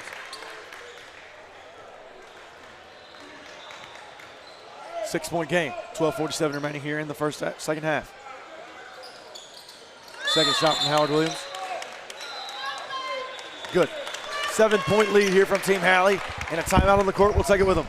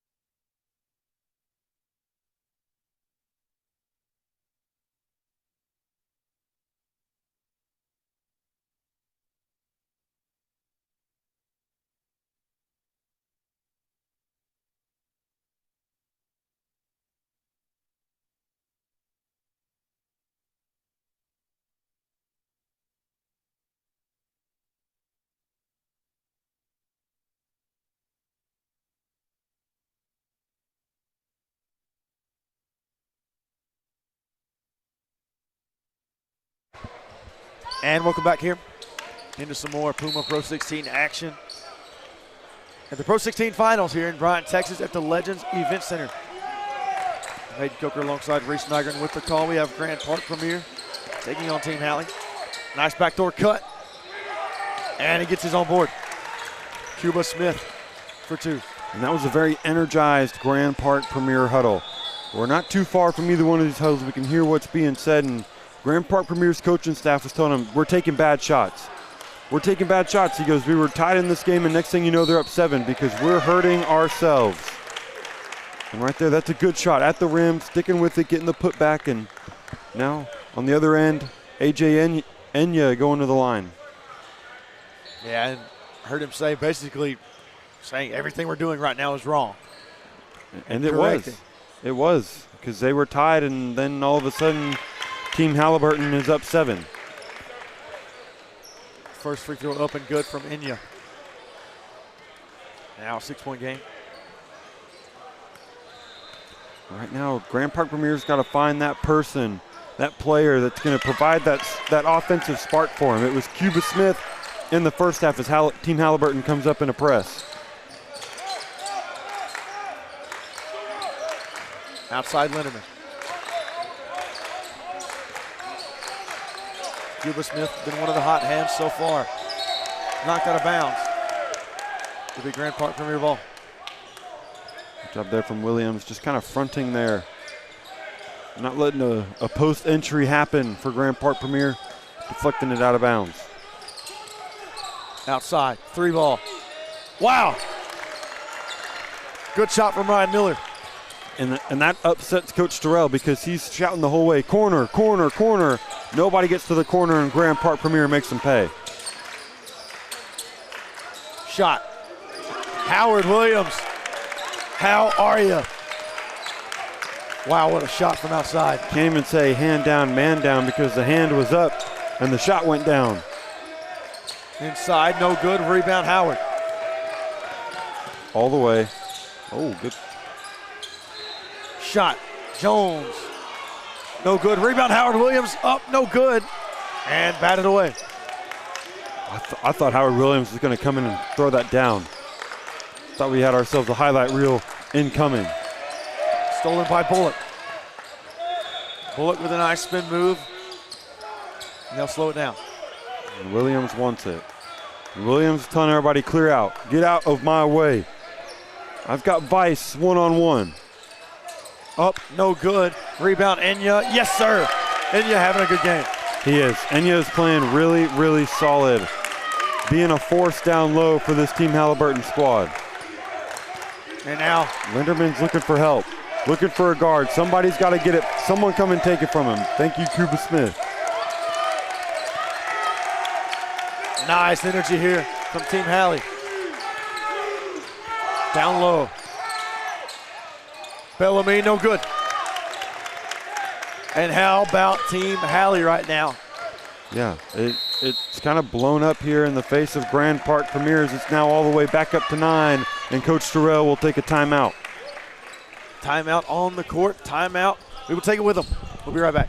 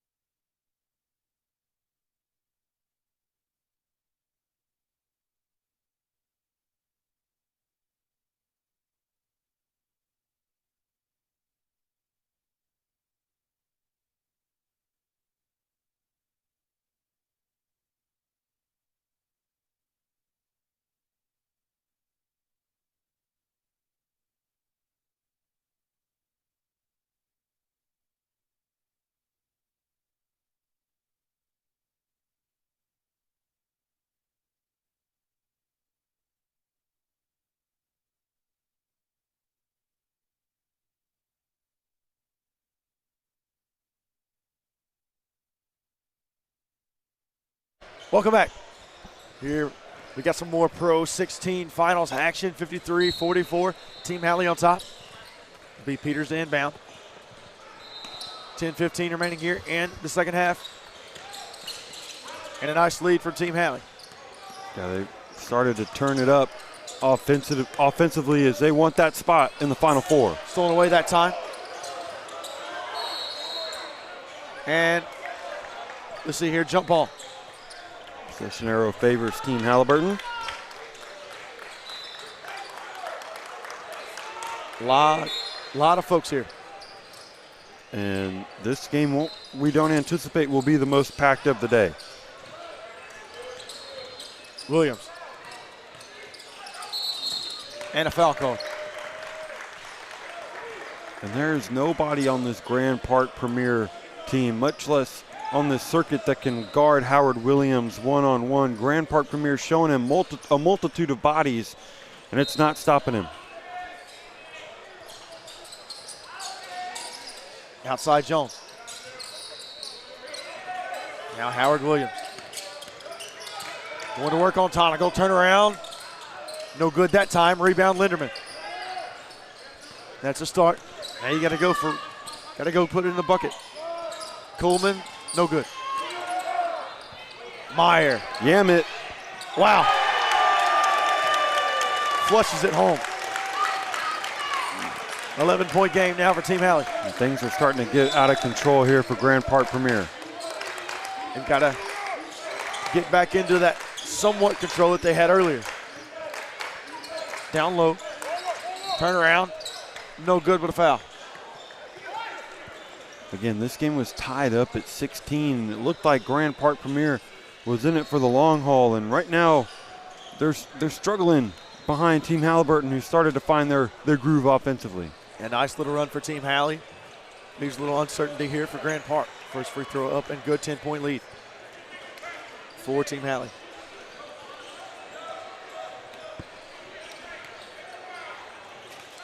Second shot up, second shot good. 9-point game, 9:15 remaining.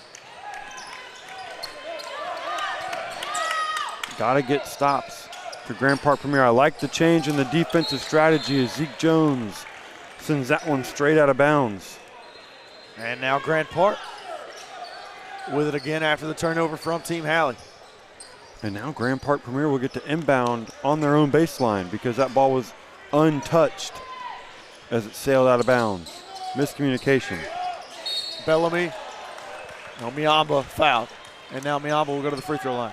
Yeah, just got your hand stuck in the cookie jar there, did Zeke Jones.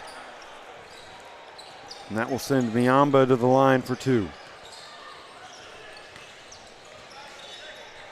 First shot up, no good.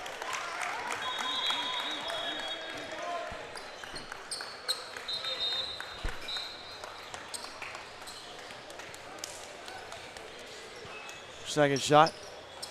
Good. Now they're back into this press, the same one that just forced the turnover.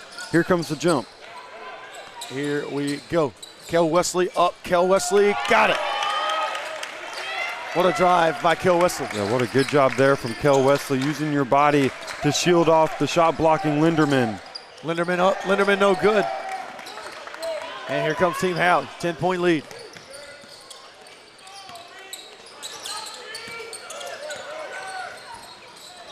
Cross away, Kel Wesley. 3. No good. And you can tell the bench and we'll call it the student section for Team Halley really wanted that one. Yeah, they like that look there for their guy in the wing. Up and foul.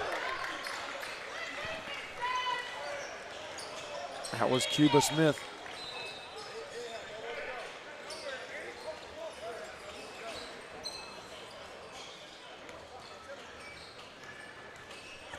Coach Terrell wanting an explanation from the official, saying he had nowhere to go. My defender had nowhere to go. What do you want him to do?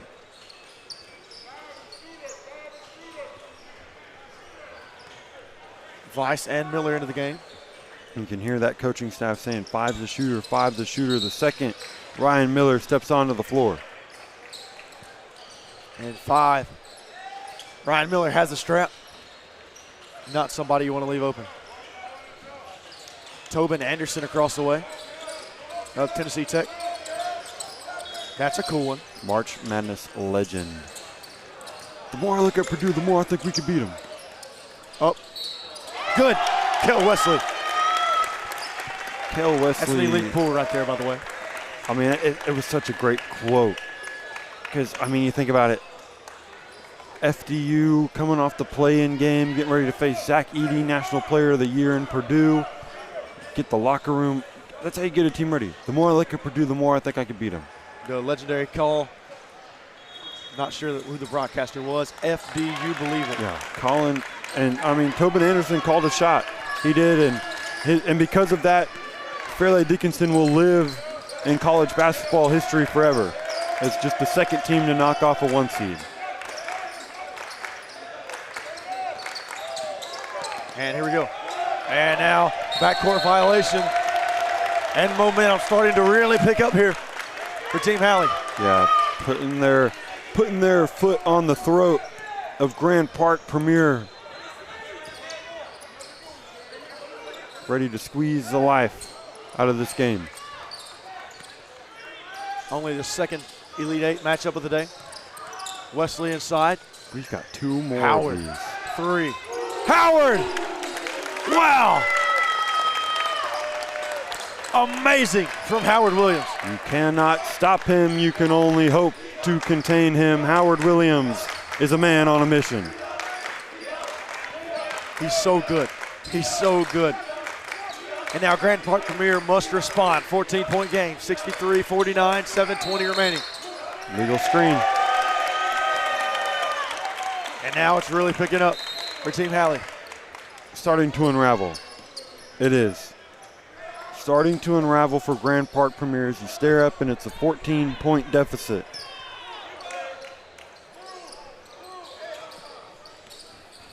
Cuba Smith back into the game for Grand Park Premier. That's the guy that you point to and you say he's the guy that's got to get hot. He's got a mismatch with Meyer. Meyer gets his on board. Too big. Wesley up, no good. Another rebound, Meyer, and 1. And Cuba Smith arguing, go over the back. And he's got a good point. Yeah, I thought he would too. If over the back was a foul, JT Meyer simply just being taller than the guy boxing him out is not illegal. And JT Meyer, the big body down low for this Team Halliburton squad, being the bruiser with the N1. Now a 17-point lead for Team Halley. Dangerous territory for Grand Park.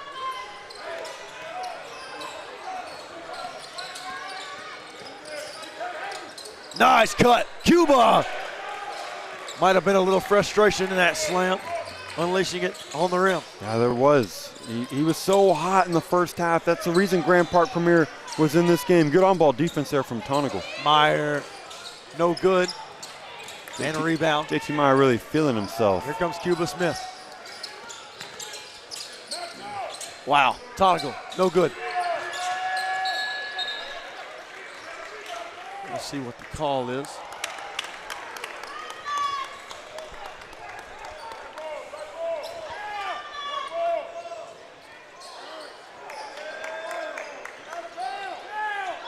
And they're going to say it's Team Halley ball. Yeah, I think they're going to say that Kuhlman was out of bounds, trying to save that rebound. I believe you're right. And if you want to tell on if JT Meyer's feeling himself, if JT Meyer's hitting pull-up jumpers. I love the giggles down here between the bench and the referee of Grand Park Premier. And Coach Terrell, they're telling Zeke Jones, go get it, Zeke. Go get it, Zeke. Ferguson up. Ferguson, no good. Rebound the other way. Shot out of a cannon. There was Ferguson from one end of the floor to the other in a blink of an eye. And Howard Williams is down on the bench, itching to get back in this game, pleading with his coach, put me in, I'm ready, let me go. Coach Terrell knows that if they win this one, they've got another one again later today, and that's a good shot there from Cuba. Don't let him get hot. Very good shot from Cuba. Now it's a 13-point game. Bullock. Across the way, Zeke Jones. Nice cut from Bullock. Wow. And the movement here from Team Halley. A good cut and an even better feed. Up and good. Wow. Now Grand Park Premier. Now they're just going up and down, up and down. And if you're Grand Park Premier, yeah, you want to get up and down, but you got to get stops in there somewhere. Down by 13. And if you're Grand Park Premier, it'd be nice to hold Team Halley to at least 75 or less right now. And now that one's good from Cuba Smith. And now a steal from Kuhlman. And a foul. 11-point game. There we go. Momentum starting to slowly swing in their direction. And, of course, Coach Terrell is going to press that red button, and that red button's Howard Williams. Kuz Elite watching over in the far corner. The far right corner, that is. Kuhlman up. Kuhlman no good. Got to sink those. Free throws. And now substitutes in for Team Halley. Ferguson and Cale Wesley. Be Ferguson to come out, along with Cale Wesley and JT Meyer. Shot good. Peters into the game now. And after this, we've got another good one. SIP United and Team New England. Good games all around today. We saw the Team New England 16U team first game of the day. They looked really good. 17U team just as dominant. Very solid. And that SIP United program's one of the best. Here comes Peters. And that one off the backboard. And here comes Grand Park Premier. And Cuba had it stolen away.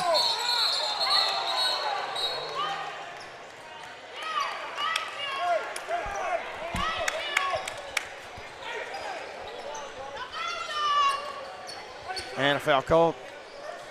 That time on Grand Park.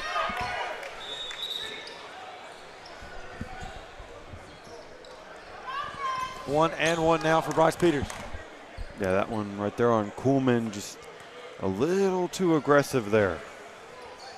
And you understand why. You know, obviously you're trying to get back into the game and possibly tie it here.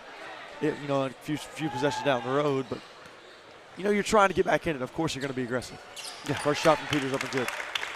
And starting to look around here, looking at some college coaches. Louisville represented. Of course, we mentioned Tobin Anderson.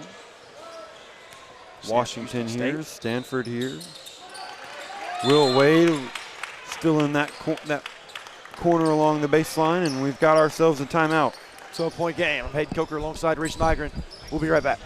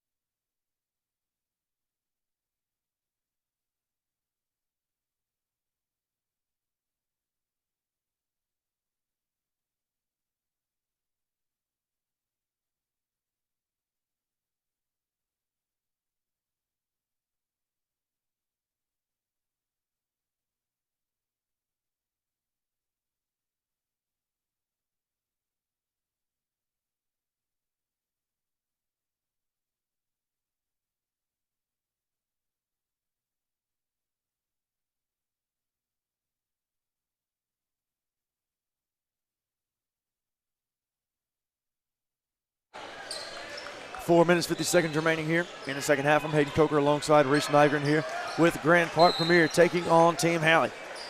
Grand Park trying to battle back into this one, 12-point deficit. Tonigal. Inside, nice cut by Coolman, lost it out of bounds. Good play there from Grand Park Premier. They got him open in the middle of the lane. Howard to Jones, they break the press. And now they'll slow it down.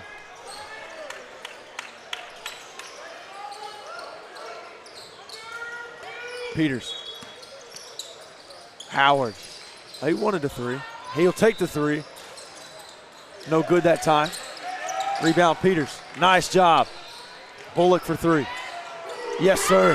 15-point game. Bullock turning around to that bench. He's feeling himself right now, as he should. Corner three from Bullock, and Team Halley is hot.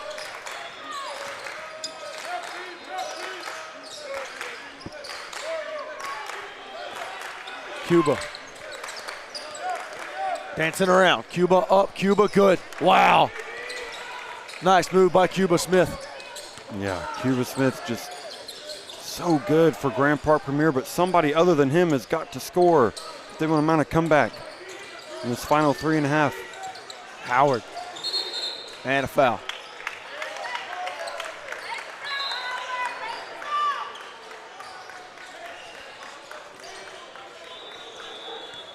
And foul called on Jeremiah Bellamy. Howard Williams will go to the free throw line for a chance at the 1-and-1. Oregon State also in the house. Shot up, no good that time. Rebound Linderman, that's big for Grand Park, 13-point game. Yeah, Howard Williams doesn't miss a whole lot of free throws. Cuba, no good, rebound Howard. And here comes Bryce Peters.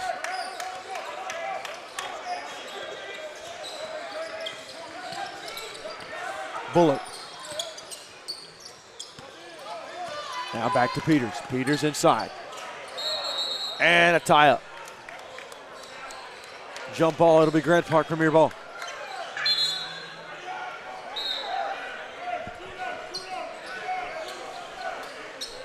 .73-60 your score, just under 3 to play. That's Miller. Haven't heard much from Miller after his three in the first half. He's been real quiet. Wonder if maybe you should start to look for him more often. Cuba, mid-range, no good. And Cuba Smith has missed his last two. Yeah, Cuba Smith has kind of cooled off, and that's bad news bears for Grand Park Premier. They need him on point over these last couple minutes. Peters inside, Peters back out. Inya, three, no good. Here comes Bellamy. Bellamy wants to make a move to the rack. Back outside, three ball, Miamba, no, rebound. And that was the chance to get it to Miller. Miller was standing wide open in that right corner. Bellamy fired it up, couldn't get it to go, and Miller's frustrated. Peters up, Peters good. 15-point game. Less than 2 to go. Grand Park gotta go. Gotta go fast and gotta get some three-pointers up. Find Miller. Not a problem for Cuba. Inside, nothing doing, stolen away. And Team Halley. Just kind of rolled it in there off the back of his leg. And a foul, and Peters will go to the free throw line. And Team Halley with the anaconda stretch. Just squeezing the life out of Grand Park right now. Yeah, and Grand Park Premier is gasping for air. Looking for something. Not finding anything. Credit to this Team Halliburton squad. Kuhlman and Weiss into the game. And it's also a credit to this Team Halliburton squad. Such an emotional win yesterday. The big shot from Howard Williams to get you to this spot. And a grueling game against BTI where BTI was in control for most of that. And you don't let the emotional hangover get to you. Come back out and you squeeze the life out of this Grand Park Premier squad. 2 points at the charity stripe that time from Bryce Peters, and he's having himself a good game. Yeah, he is. Linderman, 3. No good. Rebound. Bellamy with a three-pointer. Just feels like it's going to be too little too late for Grand Park Premier. And a turnover that time from Team Halley. Grand Park down 14 with 1:15 to go. And if you're Team Halley, you don't want to extend them a lifeline. They've drug Grand Park Premier into the deep end. Kuhlman, no good. Rebound Meyer. And that one hurt. It did. That one stung. You got that extra possession and you got nothing out of it. Got to get it across. They do just in the nick of time. And Peters reset Ferguson. Now they'll play keep away like two tall kids against a little kid in elementary. And a foul. And Peters will go to the free throw line.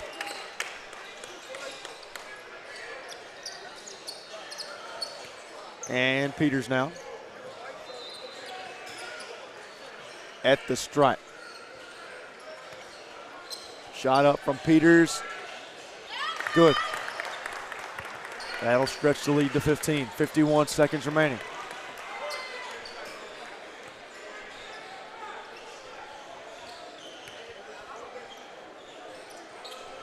Second shot, good. 16-point game. 51 remaining. Not much left that Grand Park can do. Shot. No good from Miller. And out of bounds to Team Halley. 38 remaining.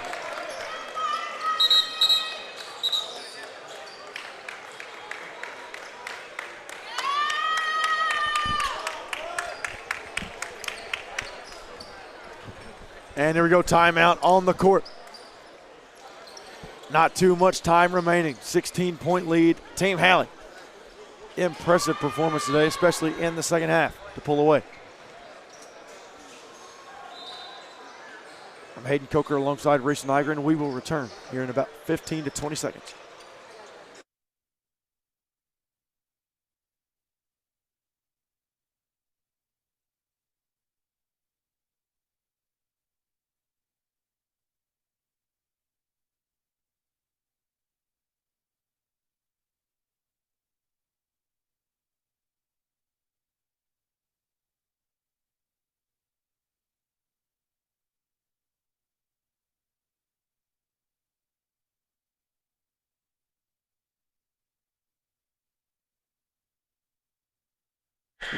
Back here at court 5 here in Bryan, Texas at the Legends Event Center. Reese Nygren taking over at the end of this game while my partner Hayden Coker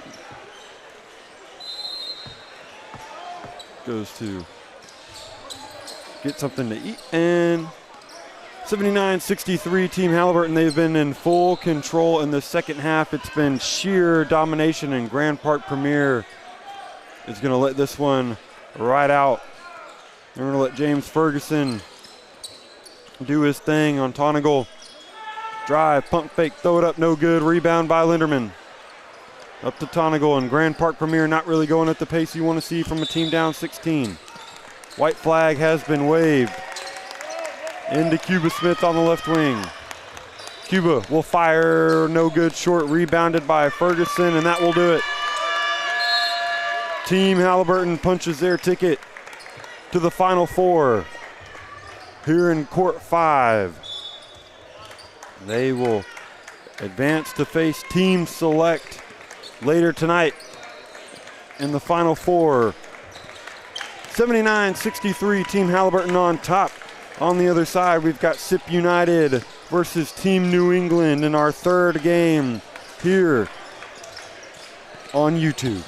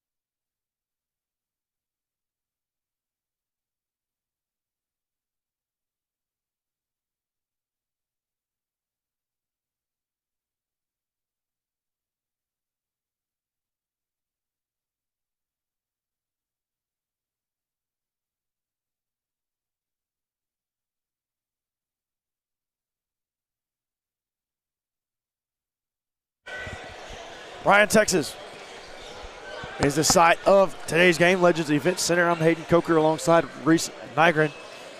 Here, and we've got a good game coming up. SIP United up against Team New England, which should be a really, really fun matchup. SIP United led by head coach Wayne Brent, TNE led by head coach Terrence Favors. And this is going to be a fun one. It'll be Hawthorne to jump for SIP United as they come out. Yeah, really looking forward to this one. The first game of this one delivered in such a huge way. Select versus Southern Ties. That one went all the way into overtime. This one, the one right before this one, Team Halliburton Grand Park Premier. Team Halliburton in the second half really turned it up, kind of blew Grand Park Premier out. And now SIP United and Team New England, we're really looking forward to this one. Should be a fun one. And Nate Blendman will be jumping for Team New England. And I mean, for SIP United, we saw them play yesterday. Parker, Dillon, and Hawthorne were the big three. They're in a line right now, which is kind of ironic, but Hawthorne down low was the shot blocker. He's the guy, he's the rim protector. He does get into foul trouble, though. That's the issue. Dillon can get a bucket whenever you want him to, and Parker is that calm, cool presence at the point guard position. Blendman and Hawthorne. Here we go. SIP United wins a tip. And Parker to bring it down. In the All Blacks and a man-to-man is Team New England. Parker up top. Rotation early. Dillon up, Dillon good.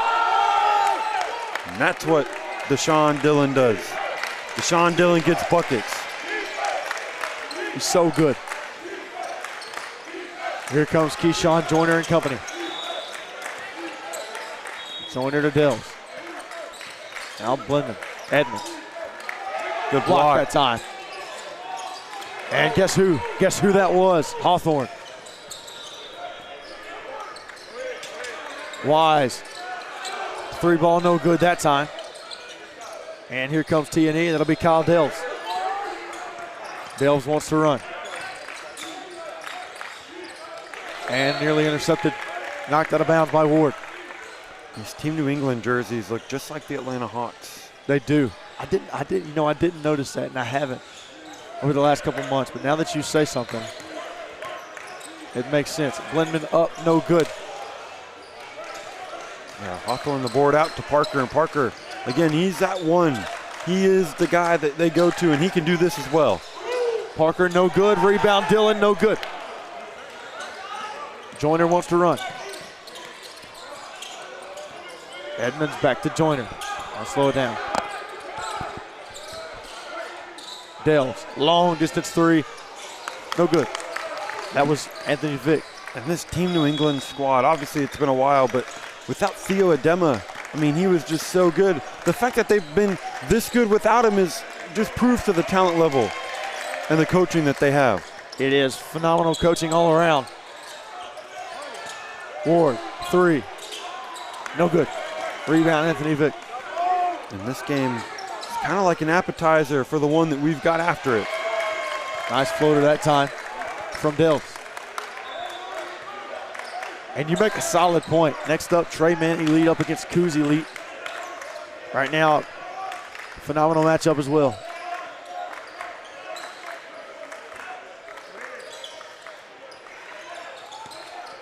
Parker. Outside. Wow. Parker from the parking lot. That's what Peyton Parker can do. He can fire it from the volleyball line with ease. He's got range, folks. Vick. Step back. Nice shot from Vick. And that net is still hung up. Corner. Wise Jr. No good. Rebound to Sean Dillon. Dillon up, no good.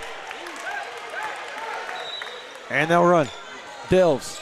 Denied by Hawthorne. There he is. Came soaring in from out of nowhere. Did Hawthorne. Inbound from Joyner. Into Blendman. And travel. Got a little too much happy feet there, did the big fella. Here comes Deshaun Dillon and company. Parker. Guarded by Vic.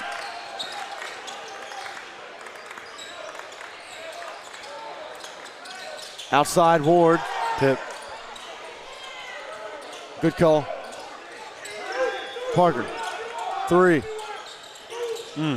Nearly put it in as the shot clock was about to expire. Yeah, had to just fire that one up and nearly banked it in off the glass from the logo. How about this one? No good that time from Vic. Vic is launching up some deep threes here. Have to wonder if at some point you tell him, hey, go to the basket, get something easy. Stop forcing up these deep threes, hoping one falls. Vic and Dell's both elite three-point shooters. We're not saying he can't do it. Yeah. We're not saying he can't do it. Foul that time called on Sip United. Yeah, continue. Yeah, we're not saying that they can't shoot from there. Like, they are more than capable, and they have proven it throughout this circuit that they can do it. But at this point in the game, it's early on. Get yourself into a groove and then work your way out. Delves. Drives. Delves. Oh. Wow. My goodness. And a charge called. Delves almost caught a body. Advice to you, Mr. Wise, it would not be wise to stand in the lane. And Delves is coming down it. And Wise was there for a second before. And they'll call the charge. Wow, I'm kind of shocked. I didn't expect that. But Delves has hops. Ward, 3. No good. Rebound Joyner. And they trust Delves there. He is a shooter. Joyner. Nothing doing that time. They're telling Parker to stay down. Delves in and out. Blendman up. No good. Blendman off balance on that one. Yeah, and Team New England, hands up in the air, wanted a foul there. Here comes Sip United. Ward back out to Parker. Parker, long distance 3. Wow. And another one there from number 0. Gotta step up. Gotta step up if you're guarding Peyton Parker, or he will make you pay. Parker is insane. And Vic looked like he wanted that one. There we go. 2 different types of centers right here. Blendman, good. And 1 from Nate Blendman. You make a very good point. 2 players at the same position, but very, very different types. Yeah, they are 2 very different skill sets at the same position. Blendman, big body, physical. He's gonna back you down, bury you underneath the basket, punish you at the rim. Hawthorne, more of the athletic, the scrawny, the freak athlete guy. The guy that's gonna go up and block just about any shot that he can. And yet they play the same position, and they both have positive impacts in their own way. They do indeed.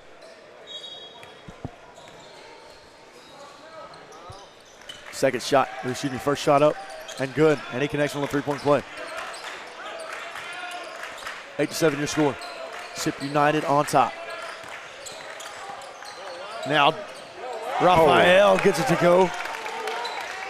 Nice job on the drive from Cohen. What a drive there. Pump fake the pass to the wing, take it all the way to the rack, up and under. Good move. Down low, Blendman, good. I thought Blendman was gonna drop step dunk that one right there, but went with the soft touch floater, proving he's got that touch around the rim. 2 is 2. Here comes Ward. Back to Dillon. Parker, the hot hand. No good from mid-range. And nobody boxed out Cohen. But he can't get it to go. And here we go. Look at Blendman run the floor. I would not want to be standing in front of him. No, you would not. Ward. Inside. Ward, yes, sir. Now 12-9, a three-point game.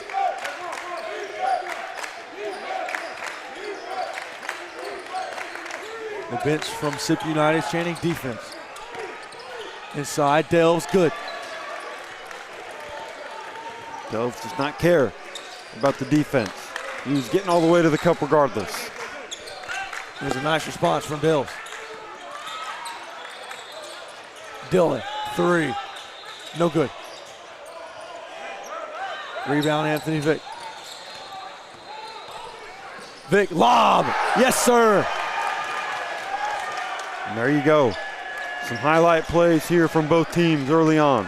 Jabari Edmonds there on the alley-oop. Here comes Parker. Verdell, 3 ball. And now we've got some altercation on the court.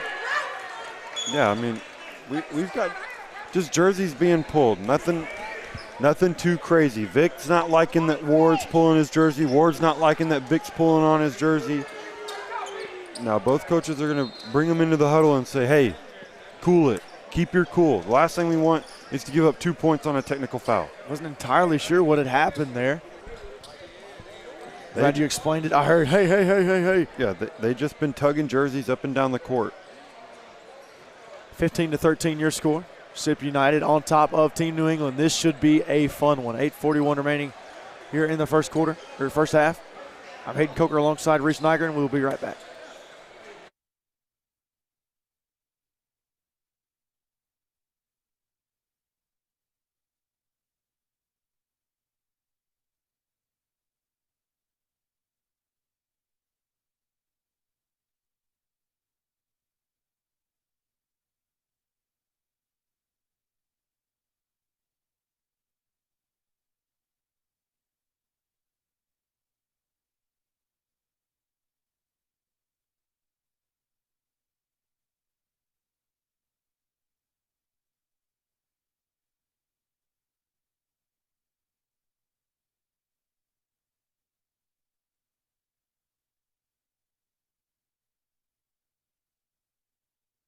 And welcome back as we return from the timeout.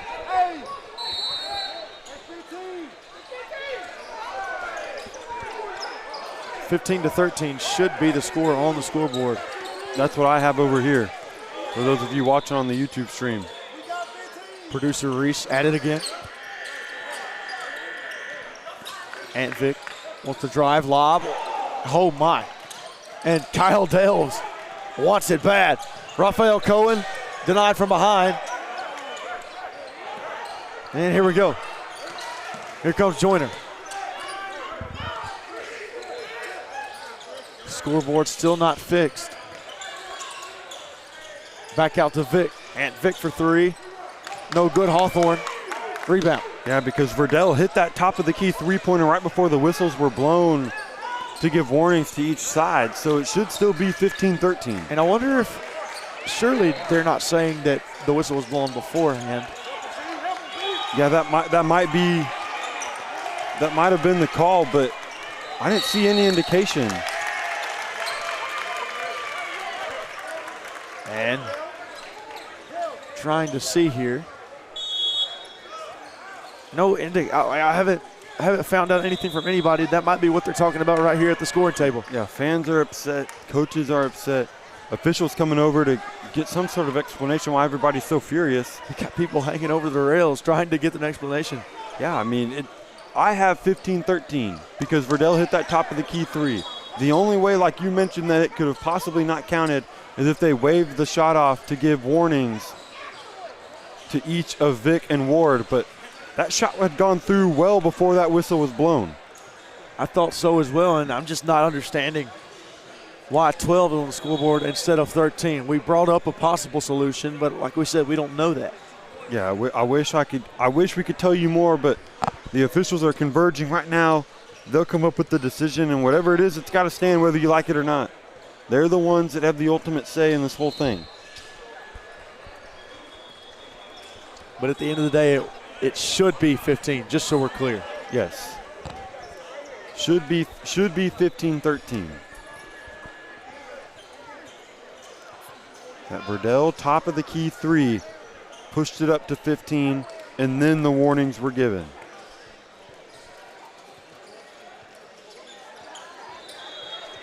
Timeout on the court. It looks as if they've come to a solution, but we don't have anything yet. They're going to talk to both of the head coaches here and try and figure some things out, sort some things.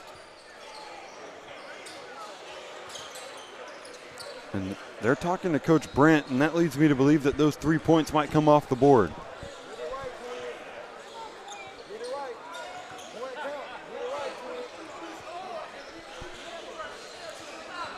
And the assistant coaches are getting in here. It sounds like it's going to go down to 12.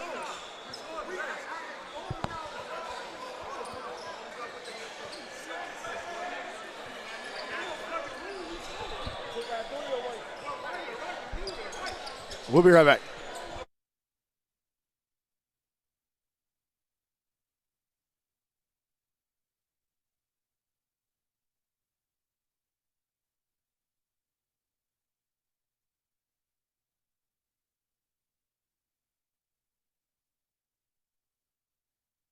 Welcome back in, and the solution on the court. Back up 15-13, your score, not 12.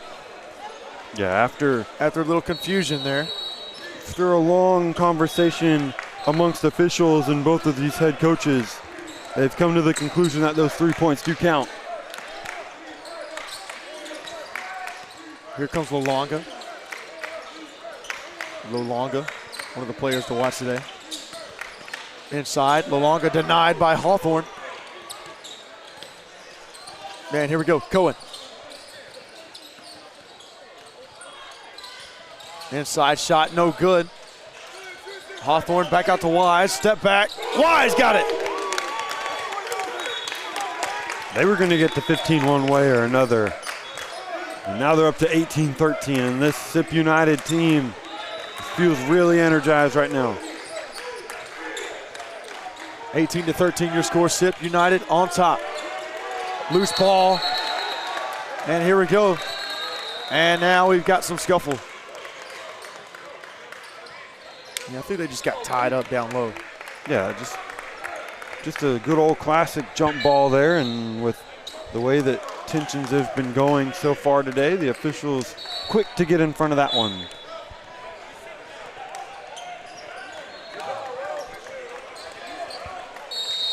So 18-13 your score.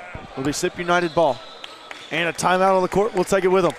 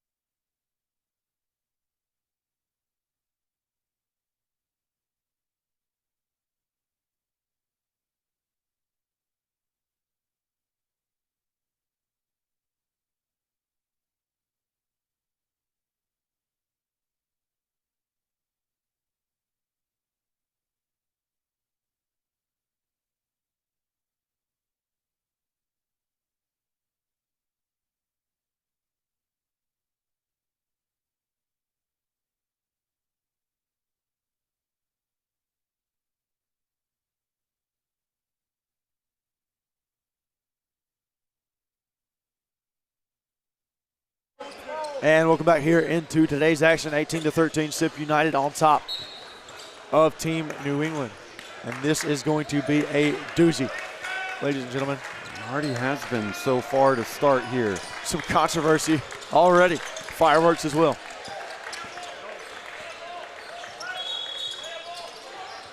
And here we go. Ward inside. Nice move by Ward. Oh my. That is dirty. Next level stuff there from Ward. Split the double team all the way to the hoop. That was dirty that time from Braxton Ward. No, out of bounds. It'll stay with Team New England.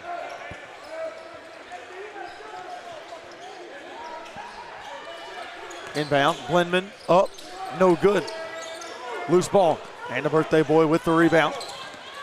Up, Ward, outside, Dillon, 3. No good. Another rebound for Wise, and a jump ball. It'll be Team New England ball. Vic to inbound, Dales to run point. And that time stolen away. Deshaun Dillon tried to throw it up, and Dillon a little slow to get up, but he's okay. Yeah, Dillon went to throw it down because he thought Ward was going to be following. He's going to be trailing back there. And Ward came up giddy and went off to the side.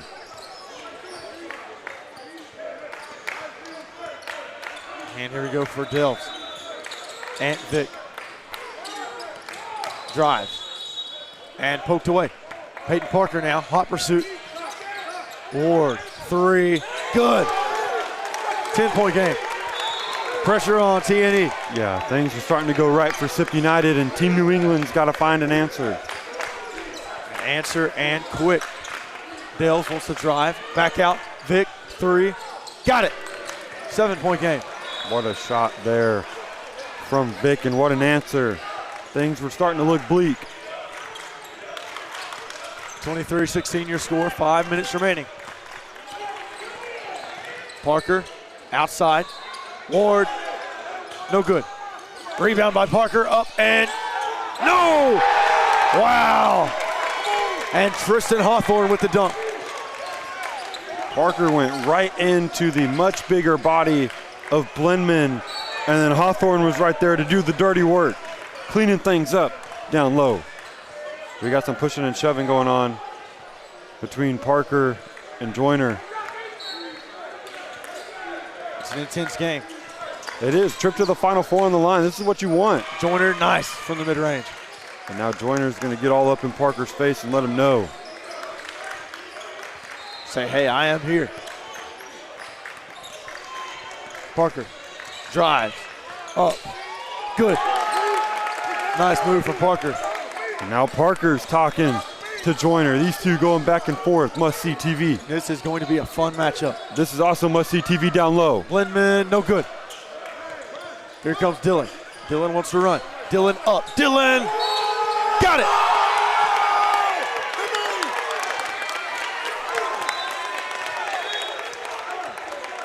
And this is getting chippy and fun.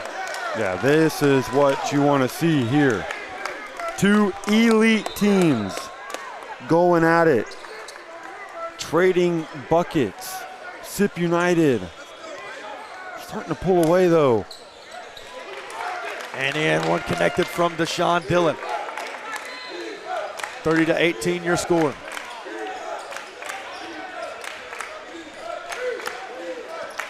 Four minutes remaining here in the first half. Blendman, low longer, and no good that time. Rebound, low longer. That's Vic. He wants another 3. No good that time. Rebound, Hawthorne. And here we go, and we got a foul. And that time it was Vic and Ward. Vic and Ward again. And Ward's jersey just ripped. Yeah, it did, because Vic's been yanking on it. That's why the two had to be given a warning early on, was because they were tugging each other's jersey, and Vic has kept pulling on Ward. Anyways, let's see. Is it ripped at the armpit there? Maybe not. I thought it looked ripped. Can't tell. Didn't look ripped initially.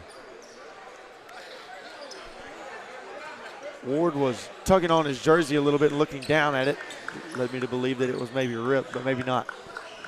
No, I think Ward's worried that left leg, stretching it out a little bit as he heads to the bench. Injured it earlier on in this game. Now referees gathering together and talking a little bit. His jersey looks intact. Okay. I don't know what I saw then. It'll be Joseph Cheney into the game now for SIP United. Blendman out and Adebayo in. There's some more horns looks for SIP United. Wise 3, wow. 2 + 1 = 3. And it is not wise to leave that man wide open. Jordan Wise letting him know. And a foul down low. That was Edmonds who went up in a hard foul from Cheney.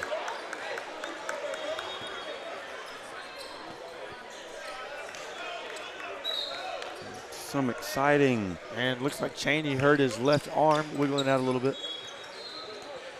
Exciting basketball game here. Very, and you can just tell these two teams are going at it head to head, not just physically but mentally as well. Yeah, and you can tell that these two teams do not like each other. Primetime basketball. Edmonds' second shot good.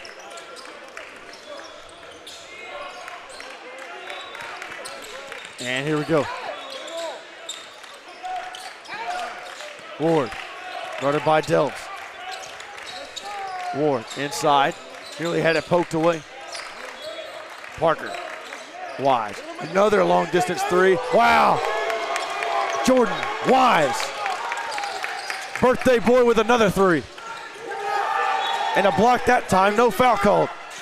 Hawthorne up, and this one's getting out of hand. 18-point game.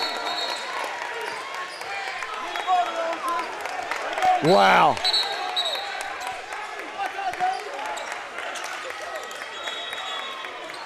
And we got whistles all the way around. Yeah, a warning there for Verdell.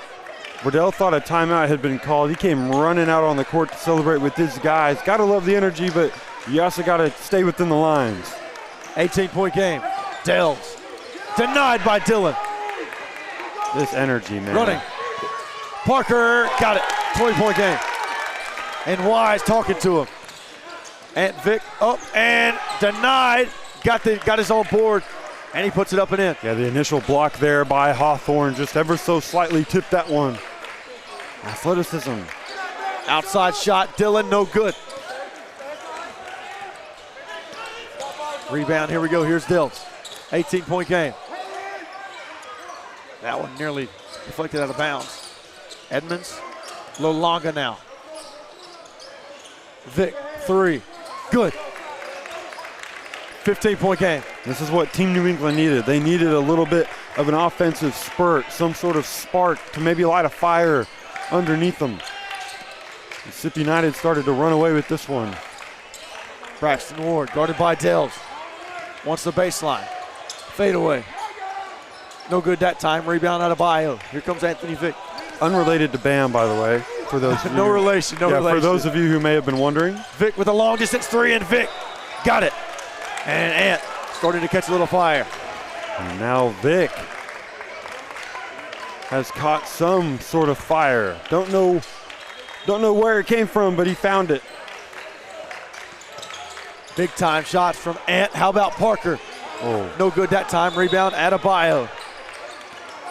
Here comes Vick. And you wonder if we'll get a heat check here. Wouldn't surprise me. But Dillon's not letting that happen. Edmonds, nice defense. And a foul.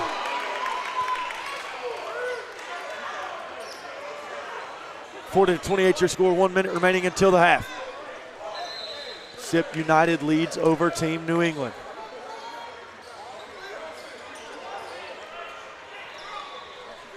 And Delves directing traffic. Lolonga in the corner. Edmonds. And knocked out of bounds off of Adebayo. And how about the defense so far from Deshaun Dillon? Whenever we talk about defense in SIP United, we talk about Tristan Hawthorne. But Deshaun Dillon is coming up really, really big time right here. Yeah, Deshaun Dillon is a bucket getter on offense. Everybody knows that. Not so much as a defender, but he's proven all of us wrong. Deshaun Dillon inside. In and out. No good, but a foul. And now Cheney. Let's check into the game. As will Cohen.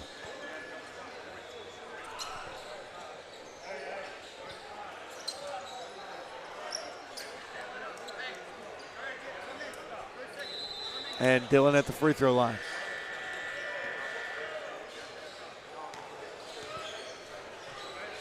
Up and good on the first one. 13-point game now. What was once a 20-point game. 35.3 on the clock. And Joyner now back into the game. Joyner and Parker going at it earlier. Second free throw up and good. 14-point game.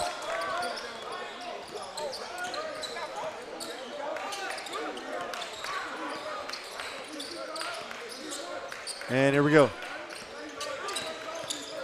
Joyner outside, Lolonga, three, no good. Rebound, Blendman, and a foul. They're going to call it on Blendman. Or excuse me, that's Adebayo. They're going to call a push on Adebayo.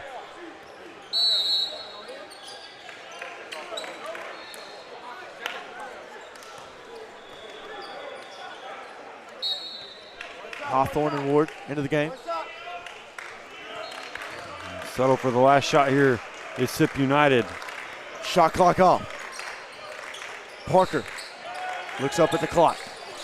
Parker, three. No good that time. Rebound, Hawthorne. Dillon. No good, and that is how we will end the half. 42-28 your score. Sip United on top of Team New England. I'm Hayden Coker alongside Reese Nygren. We will be right back.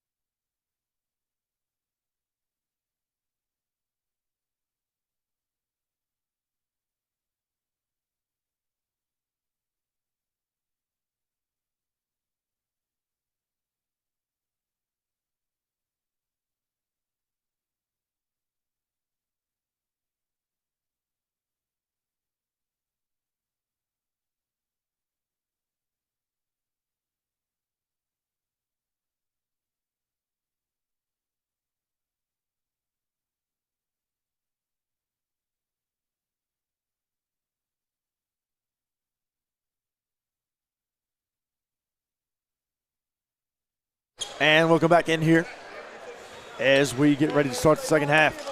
Sip United over Team New England right now, 42-28 here in Bryan, Texas at the Legends Event Center.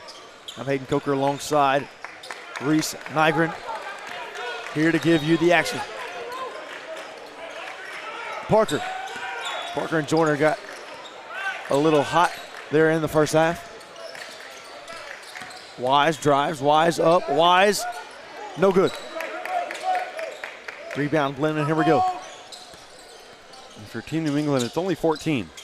It's not 20 like it was earlier in the game. You did a good job getting it down to that before the half. Oh, denied that time, and Hawthorne stands over him. My Lord. My goodness gracious. And that was dirty. Yeah, Tristan Hawthorne just coming in at the last second, send that one out of bounds. Up, and a foul. I think that one will be on Hawthorne there. Just getting a little just a little too aggressive there is Hawthorne. Yep, it was on the floor though, so no shots. Blendman. They're in a double. And errant pass stolen by Deshaun Dillon, and a foul. Yeah, just a bad pass there from Glenman. Yeah, you're getting doubled. Yeah, somebody's open, but trying to throw it through traffic like that is not a smart decision. It'll be Dillon to inbound. 14-point game. Just under 40 seconds off the clock. Parker. Hawthorne goes to work. Got it. Hawthorne with a jam. It's just too quick. He's too fast for Blendman. But Blendman's too big for Hawthorne. He can go back and forth. There's a quadruple team on Blendman. And a travel on Nate Blendman. And if you're Coach Favors, you're telling your big guy, hey, look who's around you. 4 guys. That means that you have 3 teammates that are wide open. Find them, please. And instead, Blendman walked along the baseline, and Parker elevates, no good. Stolen away. Here comes Dales. Dales. Whoa, goodness gracious. ooh, That was something. that was almost a not so happy birthday present to Mr. Wise. And Wise was on the floor looking like, whoa, what just happened? Wise just saw his life flash before his eyes. No good, though. And it'll be Sip United ball. Turnover.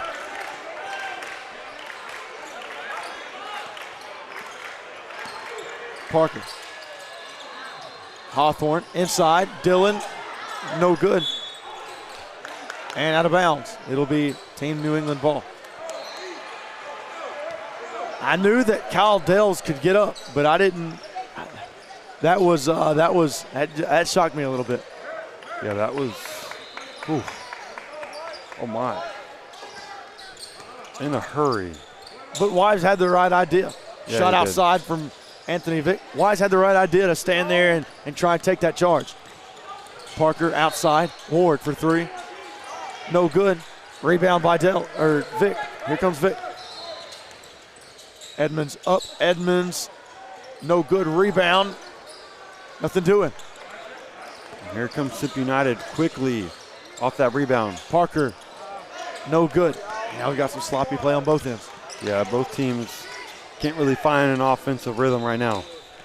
Joyner denied by Hawthorne. I mean, he's everywhere. He is the ultimate rim protector for Sip United. He's going to have over 5 blocks per game. Delves. 3. Yes, sir. 4 with a 3.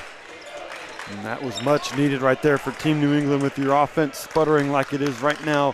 To get a deep 3, see one go through. Maybe it sparks the rest of your team. Here we go. Dillon outside. Dillon with a 3 of his own. And now a 16-point lead.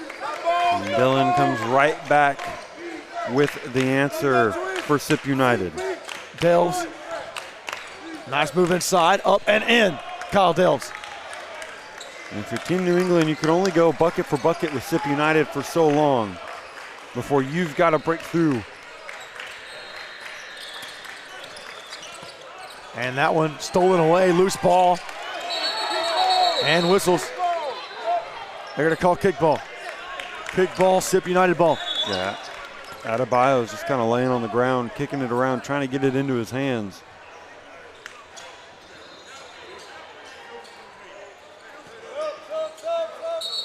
And now subs Verdell into the game for Sip United. Yeah, to get Hawthorne. Hawthorne gets a little breather here. Parker, guarded by Joyner. These two have been going at it.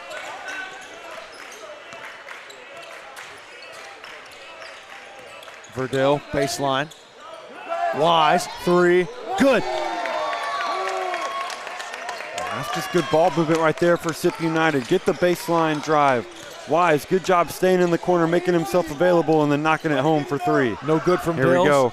Now they want to run. Dillon. Oh, and 1. And count the bucket. 17-point game.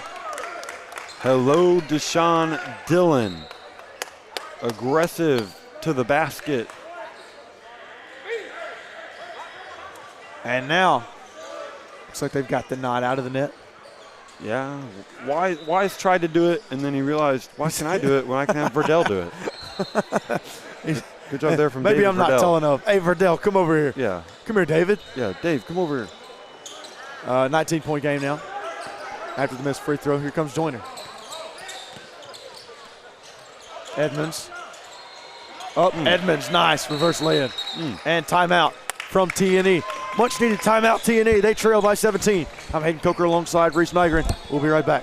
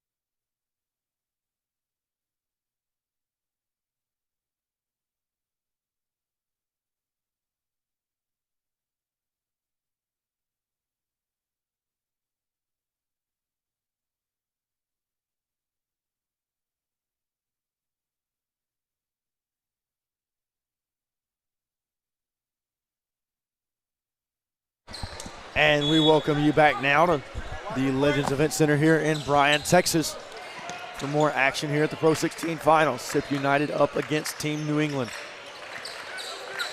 52-35 your score. SIP United on top. Wise wants a 3. Wise can't connect that time, but Wise has been pretty efficient from 3 today. Yeah, he has. He's been a flamethrower, to be quite honest, for SIP United, and that's what they need. They've got the drivers. They've got the Parkers and the Dillons. They've got Hawthorne down low, and Wise, nice change of pace, the three-point sniper, to what makes SIP United so deadly. Dells inside, Adebayo denied.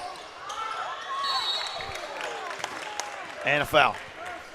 Was met at the rim there by Dillon, and then met at the rim again by Ward.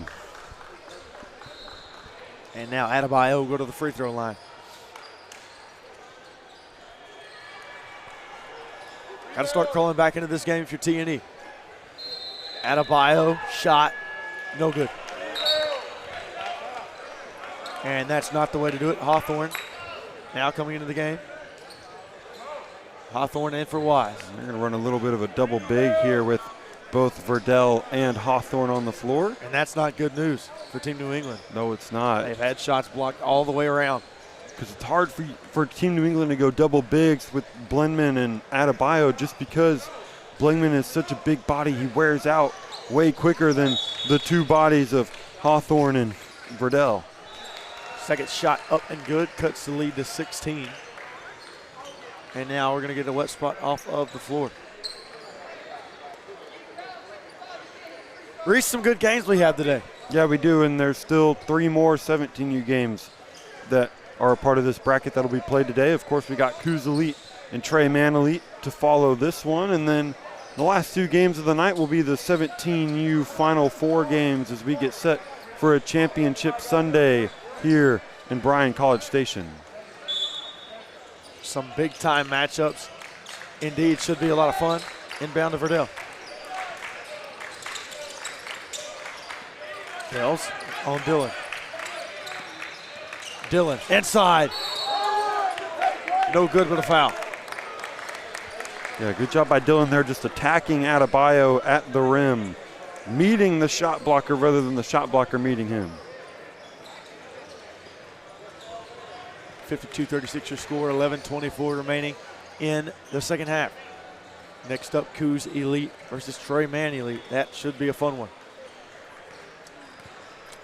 I know we in this booth here are looking forward to it. I know everybody who works for the circuit and follows this circuit is excited for that one as well. 17-point game now.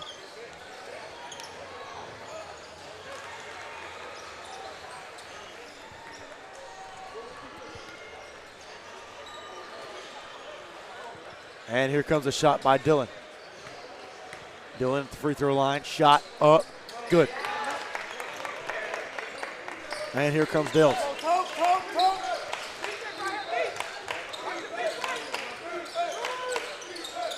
Vic drives, Vic. And out of bounds off of Anthony Vic. And nothing going TNE's way.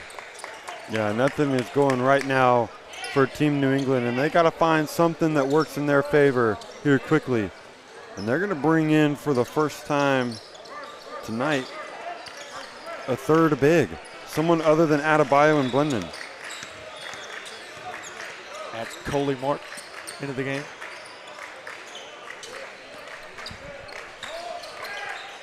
Dylan, wing. Parker. Outside Dylan, three. No good, rebound Mark. And here comes Kyle Dills. Dills. Nice move from Dills. Mid-range, floater no good. And rebound. Here comes Sip.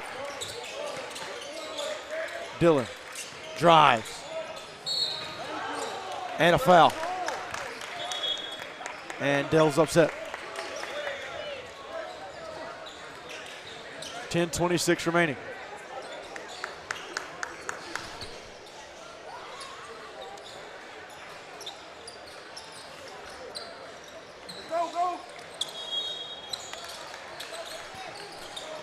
And Dylan has to throw it back inbounds to Verdell. And that one thrown away, stolen by Joyner. Here comes Keyshawn Joyner, guarded by Verdell. Mismatch. Joyner, screen. Delves, three ball. In and out. Nothing going right now for T&E. And now they're going to call a foul on the floor. Yeah, foul on the floor on Sip United on Burdell there. Just kind of pushed his guy out of the way to try and get a good spot for the rebound. It's an easy call.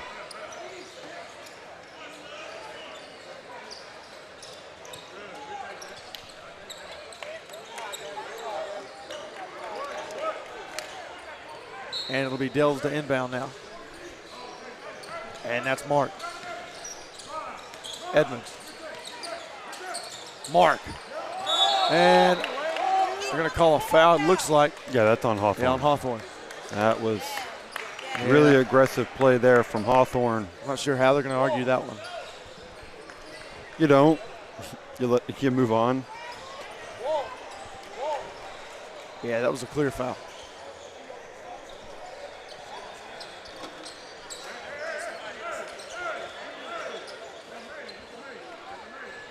(54-36) your score. 18-point game.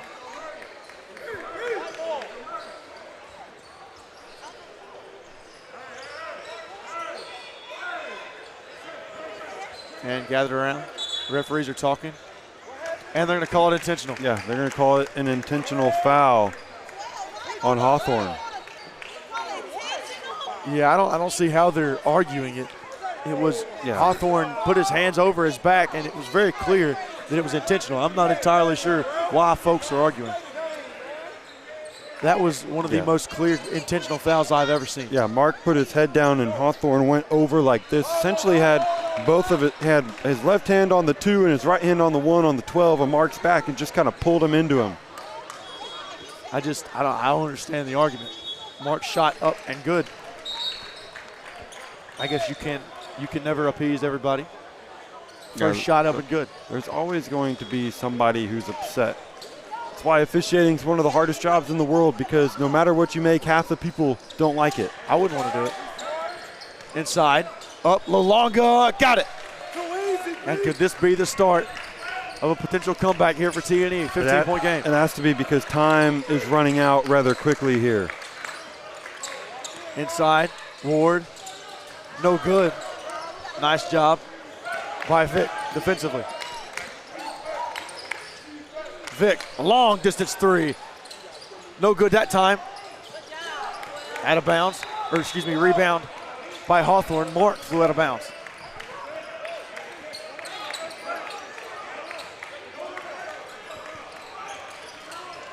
Here comes Raphael.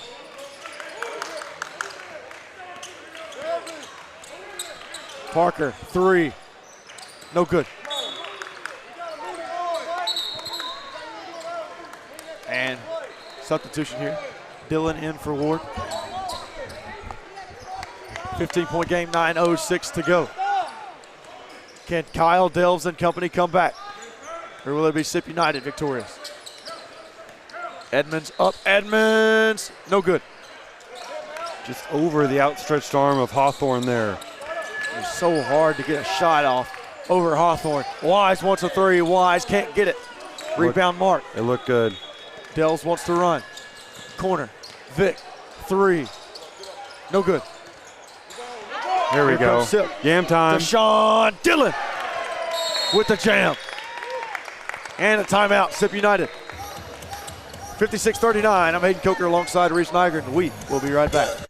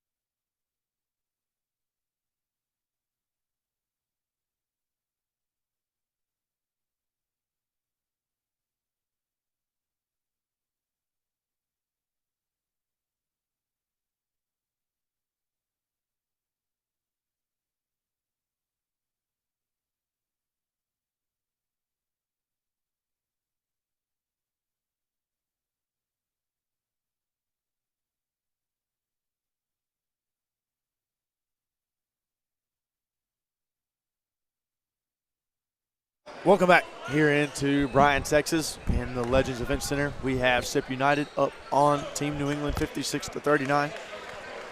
And Team New England trying to put together a little comeback. It'll be their ball, and Kyle Delves to bring it down the court.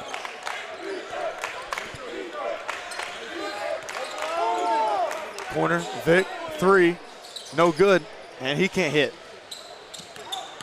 Here comes Parker, no good, and a foul on Delves. Yeah, Parker right there, taking it himself 3-on-1.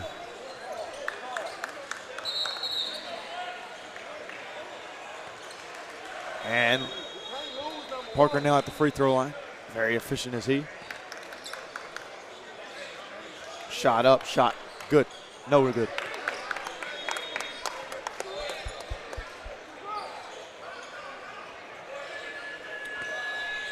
And Parker. Shot up and shot good. Waited for it that time. Yeah, that one pre-fired the first one, and that one rattled home.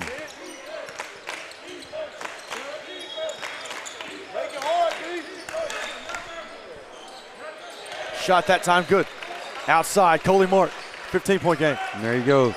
That's the one thing Team New England was kind of lacking early on, was that stretch big. Somebody that can pull Hawthorne out of the paint, make life easier for the guards at the rim, and that's what Mark does. Cohen, inside Cohen, Hawthorne. Left Good. it short. Here comes Delves. Delves has a man open, can't get him. Out of bounds, SIP United ball.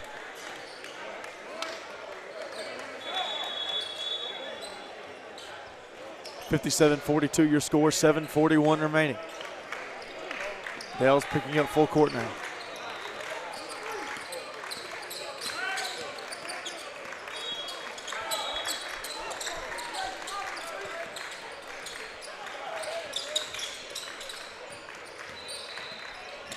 Here's Raphael Cohen. Down low, Cohen. Nice move, couldn't get it to fall. $1 million move, 50-cent finish right there from Cohen. And Cohen nearly got it to fall. He had the room. It's not enough strength to get it up. Here's Delves. Delves. They're going to say travel. Oh, no, and that's not good. Oh, no, no, no, no, no, no, no.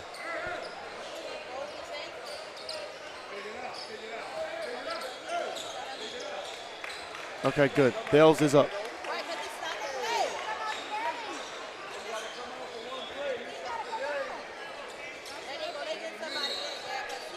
And they're going to wipe wet spot off the floor.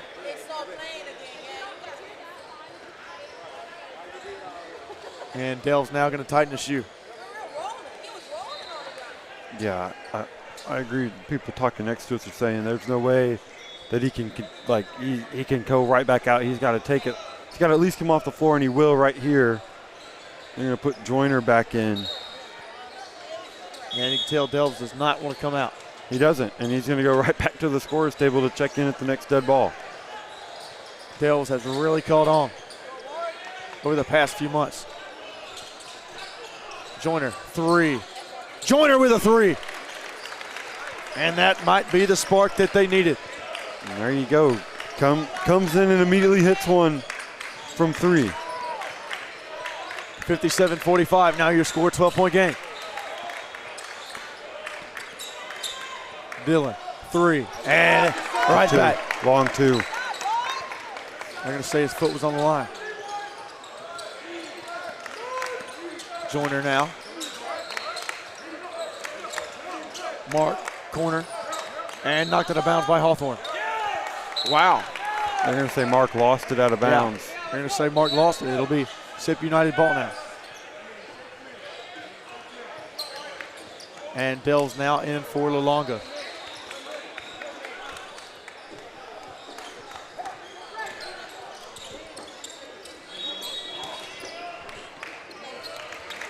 And here we go. Inside, Wise had it knocked away. Rebound, good from Ward. That was lucky right there. Wise lost it. Just right down to Ward, standing right under the basket, right place at the right time. 16-point game now, 6 minutes remaining. Crunch time. Vic. And that one nearly lost it to Joyner. Joyner, corner three, got it. And now Joyner starting to catch on a little bit. Yeah, Joyner started to find his rhythm from downtown. Dangerous there for SIP United if he can get going. Ward inside, up and good. High off the glass from Ward. And Ward's just kind of keeping them at bay there. Can't trade threes for twos, but SIP United has that luxury with the lead that they've built now at 15. Nearly stolen away. Dale's inside, out to Mark. Mark, and that should have been a foul. They missed that one. Loose ball, here we go. Dillon. And a foul on Joyner. Yeah, Joyner just kind of reaching there, reaching at the back of Dillon. Yeah, I thought they missed a foul down here on Mark's three-pointer. It looked like he got a hand too close to the cookie jar. Yeah, well, in the cookie jar. Yeah, I thought Mark got hit on the arm there on that three-pointer. No call. And now Blendman will come back in, the big fella. That's Parker. And they called it. No, they called an offensive foul on Dillon. Wow.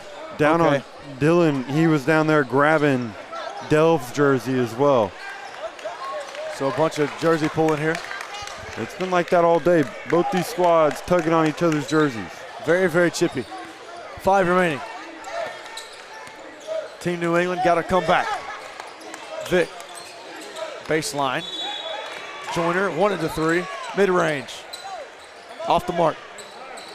I think he was going to dump it to the corner, and then he saw that it was this big fellow Blendman standing in that left corner and decided, I'm better off shooting the mid-range jumper than you are shooting the corner three. Joyner deadly from mid-range and a foul. Let's see here. Double and tech. now double tech again, and Joyner and Parker again.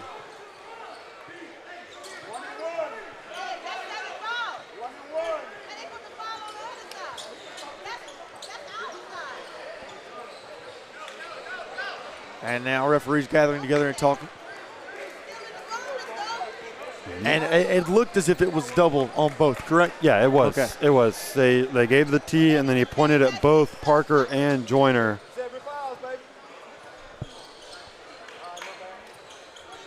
Yeah, so originally it was a foul on Joyner for pulling Parker.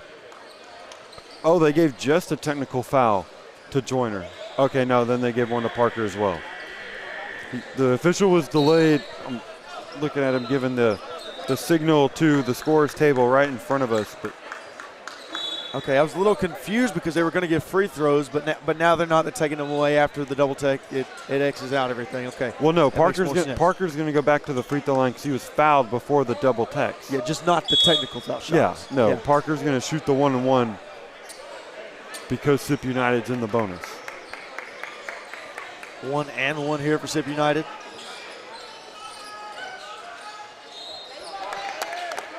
And good there from Parker.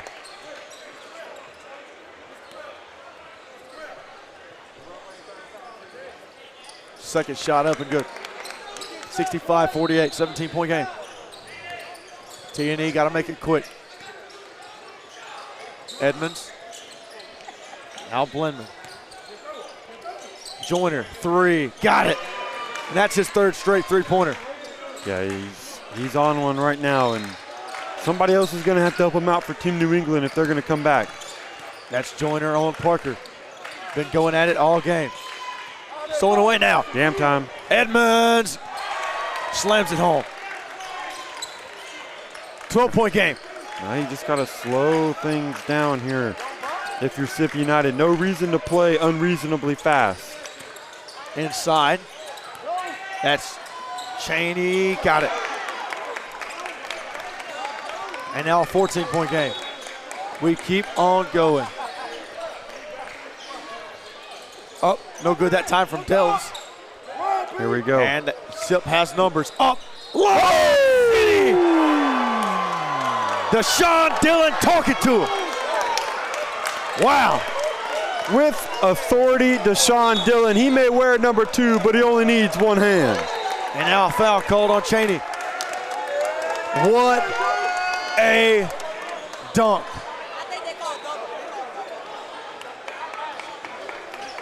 Wow. My God. You are kidding. Deshaun Dillon showing off his athleticism. He threw it down. Animosity behind that one. But what a lob from Parker. Put it in the perfect spot. So perfect that Dillon decided he only needed one hand. Vic, three, good. And a three-point answer right there from Vic, calming things down. And while we were too busy focused on the dunk, we had double fouls on Blendman down low with Cheney. Both of them picking up fouls. Not technical fouls, just both common fouls. Now SIP wanting to slow it down a little bit. Parker on Joyner. Parker. Can't get that one to go. And here comes Joyner. Joyner wanted a three. That's Vic. Yeah, they're going to give it to Dillon for fighting over the screen just a little too aggressively. And now both teams are in the bonus. Blendman, the big fellow, will head to the line for 2. It'll be Dales on one end, along with Edmonds on the other end. Wise and Hawthorne down low for SIP United. Parker and Dillon at the top. First shot, good. 12-point game. There you 2:44 go. remaining. Sip United on top. There you go for Blendman, knocking down the first free throw. And second free throw, good.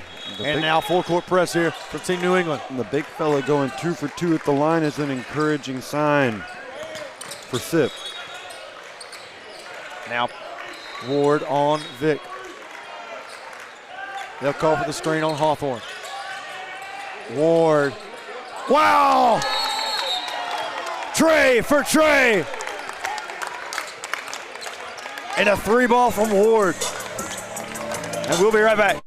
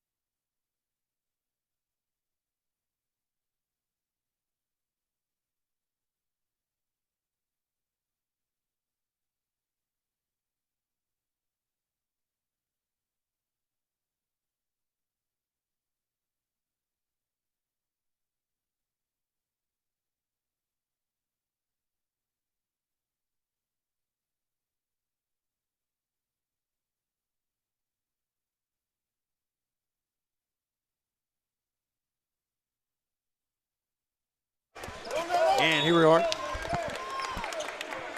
Back here in Bryan, Texas. 14-point lead for Sip United. Edmonds, outside three, no good.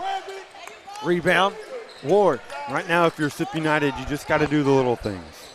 Rebound, be strong with the ball. Don't force anything. Don't turn it over. Don't make any unnecessary risks. Just play within yourself, play solid, and you'll come out of here with the win and punch your ticket to the Final Four. Screen from Hawthorne. Tried to find Hawthorne inside. Here comes Joyner. And that was a bad pass right there from Parker. Delves. Hawthorne wasn't looking. Blendman, three. No good. Nice shot. Nice looking shot there from Blendman. Just couldn't cash it in. And he was open, so you can't fault him for the shot. Yeah, and you need 3-pointers right now if you're Team New England down 14, under 2 to go. And now Wise nearly takes the Sip United head coach heads off. Yeah, nearly takes Coach Brent's dome. And nice possession that time from Sip United. 16-point game, 1:20 remaining. The man himself, Pat Kelsey, in the corner. Kyle Delves, three-pointer off the mark. Wonder who he usually watch. Yeah, I don't know. Us? He actually has an AirPod in listening to us. That's why. That must be what it is. He just wanted to see us in person. We are some pretty good-looking human beings. If you say so. Ward guarded by Joyner. Down low, Hawthorne. Wise, Dagger. three. Insult to injury from the birthday boy. 19-point game. Delves, no good. And that'll do it. 35 remaining here. And now it is all just window dressing from here. 77-58. Shot clock winding down. They can take a shot clock violation. I don't think they're going to take a shot. Oh, they will. And too late anyways. Won't count, but I think because Ward was going to just let it go, and I think his bench is kind of looking at him like, shoot the ball. Like, might as well. What are you doing? Yeah, might as well shoot the ball. 13 remaining. Keyshawn Joyner will go down. And he'll take a shot. Because that one's no good, and that'll do it. 5 seconds remaining here. They'll put the ball in play. And that'll be it. Sip United gets a win over Team New England, and they advance onto the Final Four. Head Coker alongside Reese Nygren. We'll catch you next time.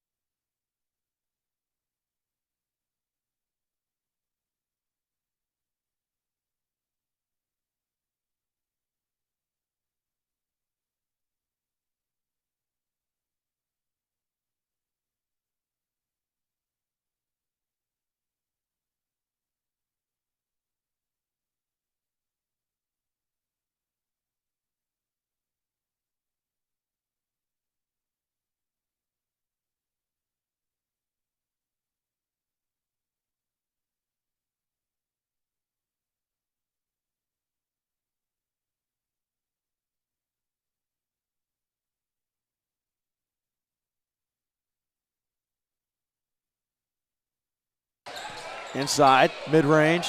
Nice shot there by Will Goolsby. Right there for Coos Elite. They needed something to go through the net. They were in a position where things could have gotten ugly had they not gotten on the board quick. 6-2 your score. Just over 2 minutes in. Britt. Back to Dawson. Robinson. Down to Enyaq. Swinging the ball around. Robinson, mid-range, no good. And we haven't seen a lot of Rock Cal this weekend from Coos Elite.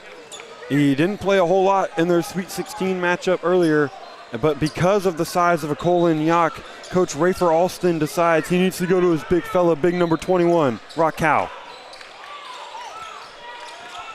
Rock Cal can be a difference maker. There he is, Rock, got it. Right on cue, almost as if he heard us talking about him. I think his ears were burning. Yeah, he could be the X factor for this Coos Elite team because obviously we know Reese Alston is one of the best on the circuit. Now that time knocked out of bounds off of Will Goolsby.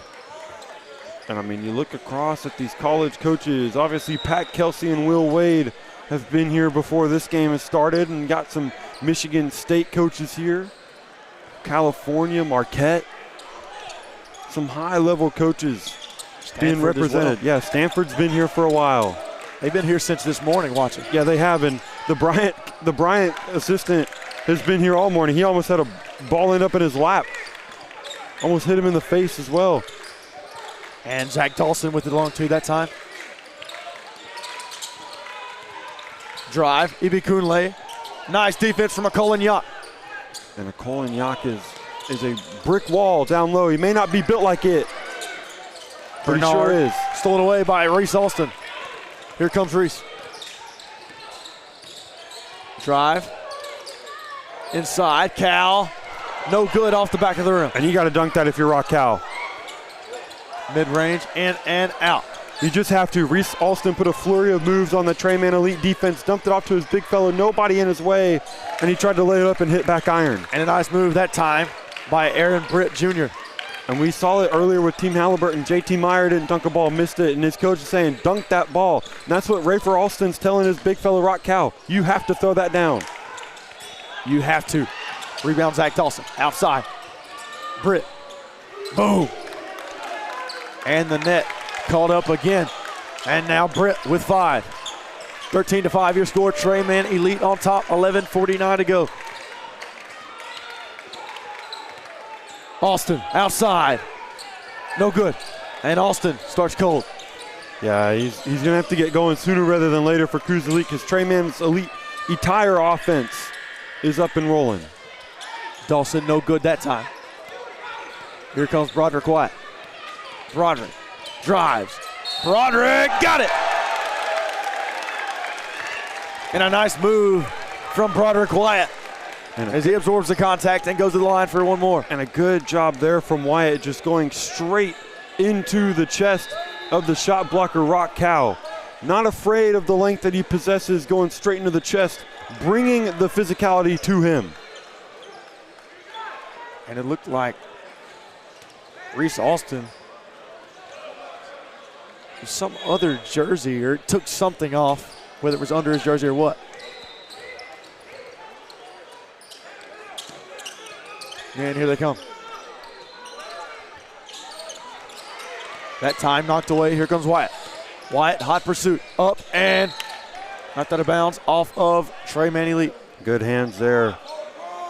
That time by Dawson, just swatting that one away from Broderick Wyatt, who had a full head of steam headed to the rack.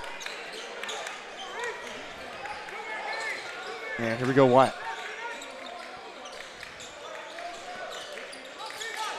Alston. Outside. Hit it. 3 ball off the mark that time. If you're Bell, you've got to hit that three-pointer this early in the game. Bernard now. Bernard with a nice shot from outside. That's his second 3 of the game.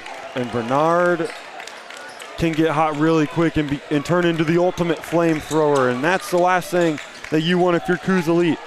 Reese Alston just looks flustered here early. Wyatt for three, and again. Wyatt feeling it. I'm Hayden Coker alongside Reese Nygren. We will be right back.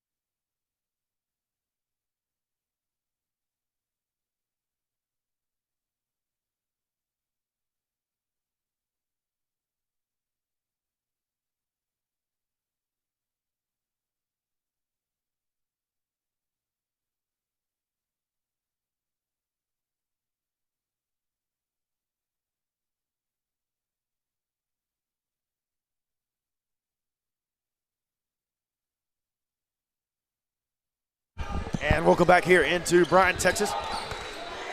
16-10 your score. That time stolen away by Martin. That's Austin up. Austin gets it to go. 16-12 now your score, 4-point game. And there you go. If you're Coos Elite, you've got to get your star point guard going. You have to. As I said yesterday, the offense runs through Reese Alston. Bernard, another open three. No good that time. Rebound Alston. Now here comes Coos Elite pushing pace. Reese, 1 to 3. What a stutter. Nice move. Outside. Kason Hall, no good. Rebound Reese. Wyatt. No good. And a good job there from McCullen Yock. Even though he didn't block the shot, it was a good contest to not give Wyatt a clean look at the rim. Bernard, no good that time. Rebound. Here we go. Alston with a nice move. Inside, Alston, no good. And here comes Aaron Britt Jr. Britt slowing it down a little bit.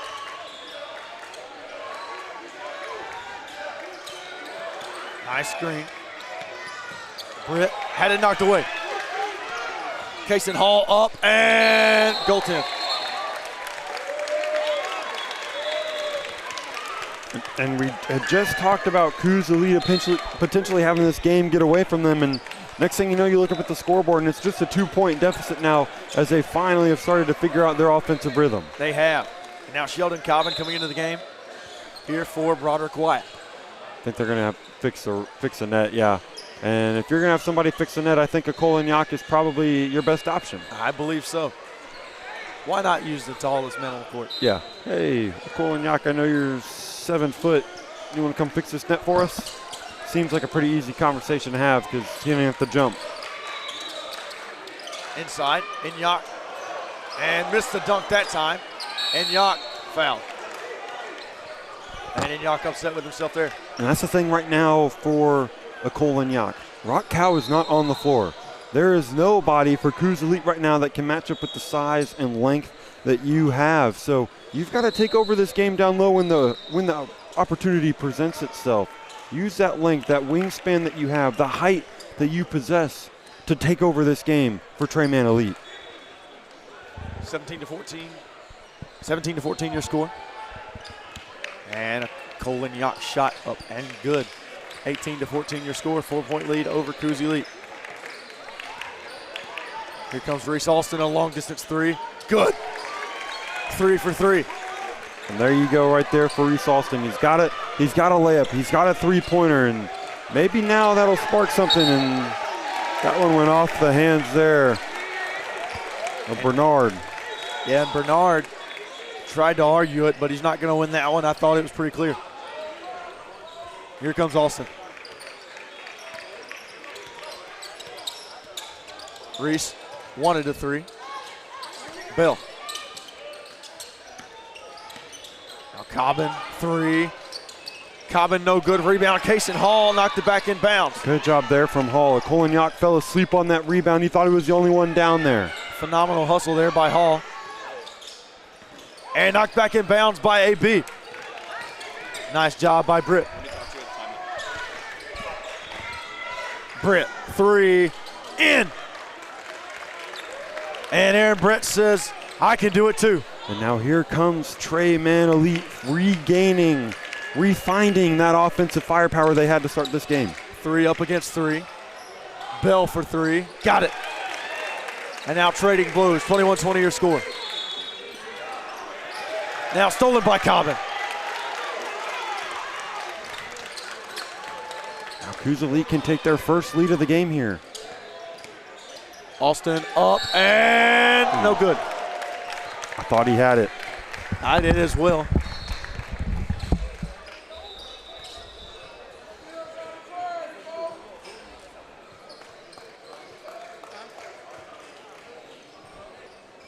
And now Austin will go to the free throw line.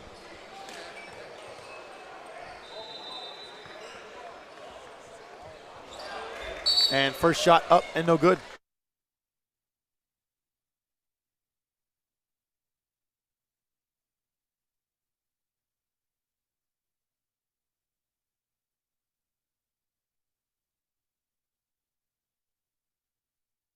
Second shot up and good there from Reese Alston. And here comes Trey Man Elite. And stolen away there by Broderick Wyatt. Coos Elite starting to catch a little fire, but stolen away. Britt, no good. And now, that one knocked out of bounds by Reese Alston. Yeah, and both of these teams right now, they're just flying around to the basketball. New intensity for Coos Elite that we hadn't seen yet today. And Aaron Britt looked like he got hit somewhere that you don't want to be hit. Looks like he's okay. Gorto, no good. And a foul on the floor. We're going to call that one on Rock Cal. And if you've been with us throughout the course of this weekend, Gorto is probably the main reason that you could point to as to why Trey Man Elite is here right now this weekend, because they were down a significant margin as that one deflected out of bounds off of Coos Elite. Gorto took over their first round game, their round of 32 game against Off 2U. Off 2U was off to a great start in that game until Gorto went 6 for 7 from three-pointer in the first half. Absolutely ballistic. 18 points. Britt from mid-range, no good. Rebound Gorto. Shot that time, no good. Oh, and a nice roll. Yeah, it didn't look like it was going to drop, and then it went to the back iron, went straight up and came right back down. Nice job by Chabu. From the mid-range, 23-21. Shot outside. No good. From Wyatt, here comes Britt. Britt up, Britt, and foul. Good job there from Britt just being the initiator. He's the one that was going to drive that fast break all the way, determined to get all the way to the cup, and he'll draw the foul in 2 shots. And now Aaron Britt at the free throw line. Britt shot up and good.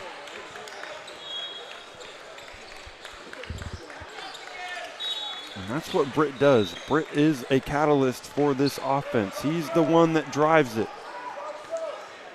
And when he's in that I'm the go-to guy, that hard-scoring mindset makes Trey Man Elite almost impossible to beat. And that shot up and good as well. 25-21 your score. Trey Man Elite on top of Coos.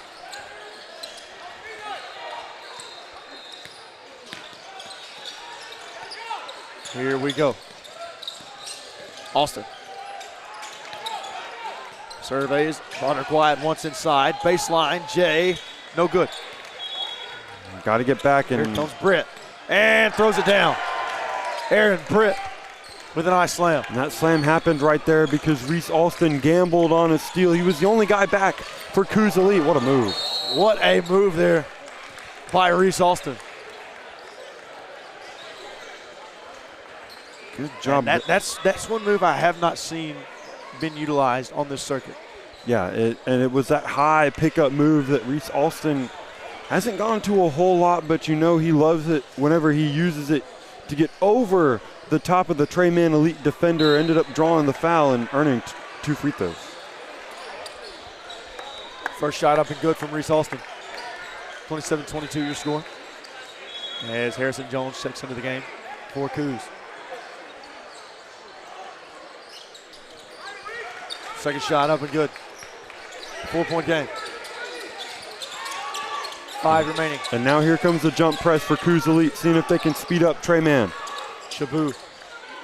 Robinson. Baseline. And wanted the foul. Not going to get it, but a nice putback from Tennell. Good job from Tennell. Being right where you want to be, that backside rebound. Nobody was over there for Coos Elite, and he took full advantage. Alston. Back out to Goolsby. Goolsby for 3. No good. And out of bounds. And Goolsby, the flamethrower for this Coos Elite team. Yeah, he was quick triggered right there. Caught it and didn't hesitate for even a split second, just immediately fired it up. Here comes Robinson, mid-range. And nice friendly roll there from Robinson. Seeing some nice rolls here for Trey Mann Elite. Off that rim, being very friendly to the team in white. Alston out. Could be Kunle. No good. And now we have whistles. And it'll be TME ball. Folks gathered around all around the court. They are everywhere. Wow, what a crowd. Gorto. Here's Dawson. Guarded by Goolsby. Inside. Can't get it to go. Got his own board. Blocked.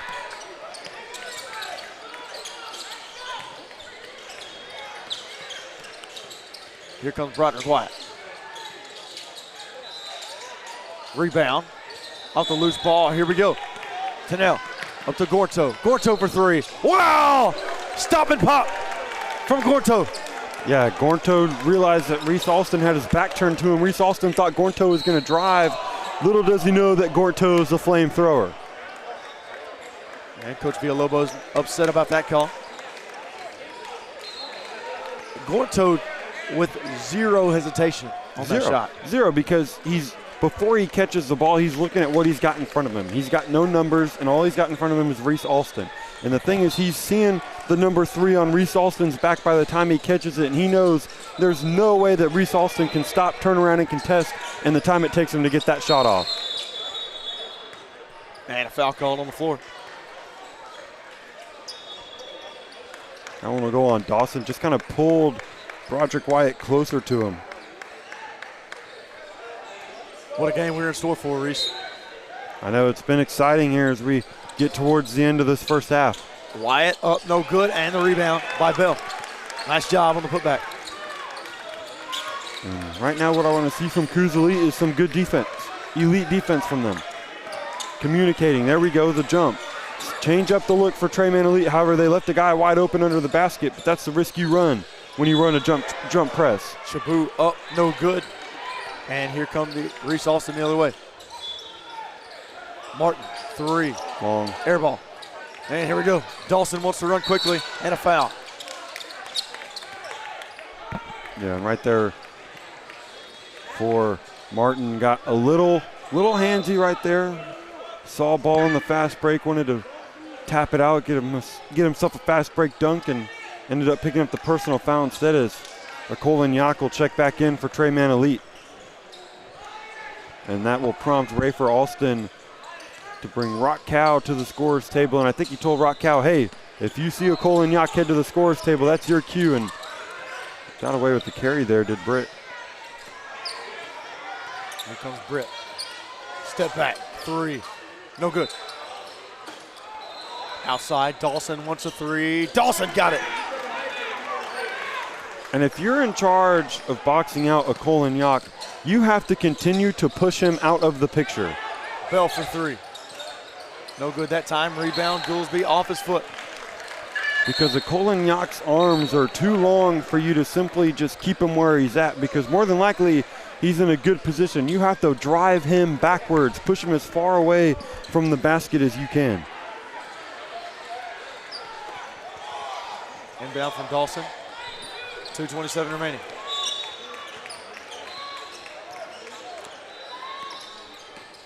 Here comes Aaron Britt.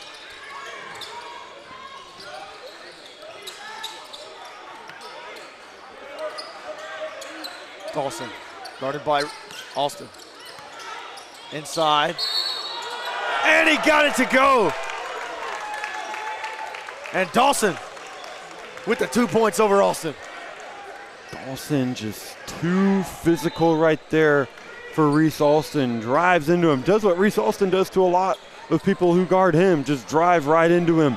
Bump off of him. Get some space to then lay it up and in.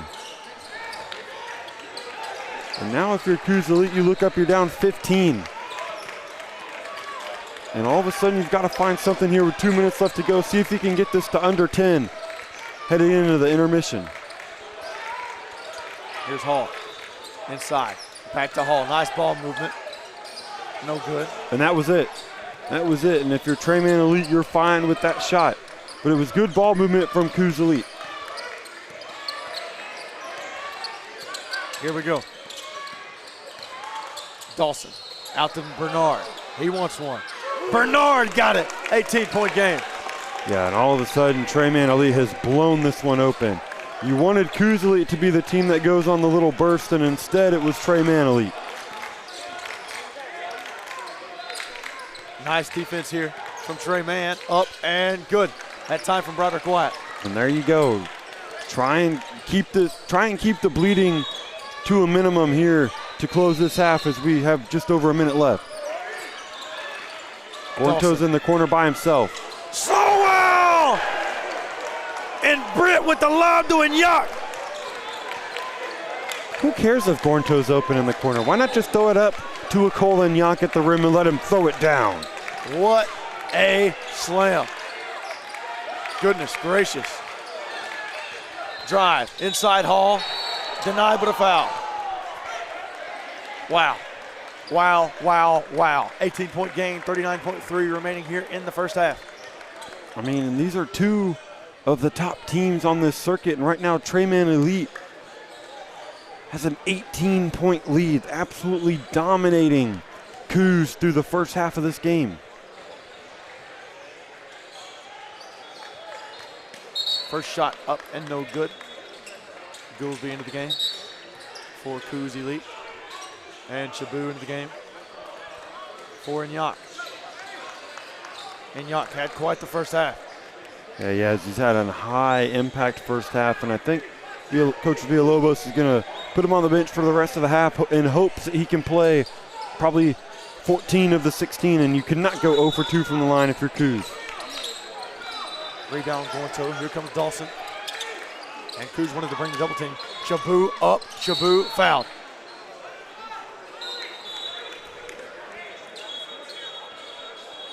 .9 seconds remaining. 45-27 your score.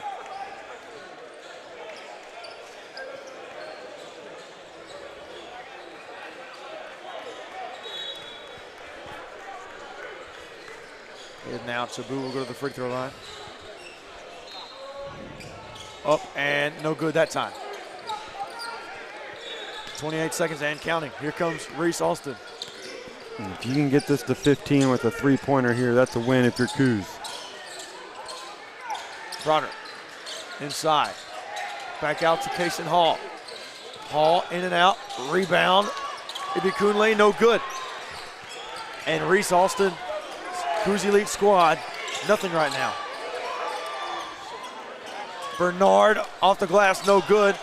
Goolsby, no good, and that'll take us to the half. 45-27 your score. I'm Hayden Coker alongside Reese Nygren. We'll be right back.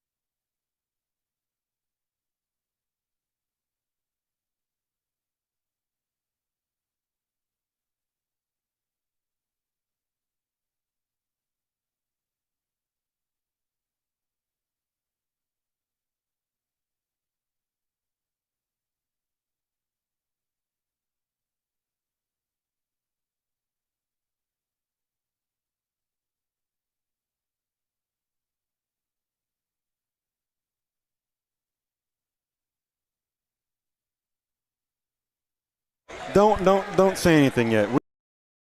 For my broadcasting partner Hayden on a dance performance of a lifetime at halftime. That's what I'm here for, Reese. Actually, you're here to call games, but I don't know if I will. Okay, other than that, we'll take the dance performances. There are plenty of videos. Be on the lookout for Hayden Coker dancing at halftime. Well, all right, now we can. Do we want to start now? Or do we want to start? We want to start. Okay, we can get back. Now. We can get back to work now. Welcome in. I'm Hayden Coker alongside Reese Nygren here. So we have Coos Elite taking on Treyman Elite. 45-27 lead for Coos, and a nice move that time by Reese Austin. Air ball. Good move. He just ran into a Colin Yock. 45-27 lead for Treyman Elite. Here comes Reese Austin. Reese up. Reese good. Just too quick. Too fast is Reese Austin. Again, he's got one of the most elite first steps that you'll find in a high school kid, and that one was too high even for a Colin Yock, which is hard to do. Very hard to do. And now Treyman Elite has to be careful because even though this is a 16-point game, for one, there's 15-24 remaining left in the game. Two, it's Coos Elite that you're facing. Yeah, you cannot forget the opponent that's on the other side. Even though they haven't looked all that great, they haven't looked like what we normally see from Coos Elite. They're still a good program right in front of you with good players. Now here we go. No good that time from Wyatt.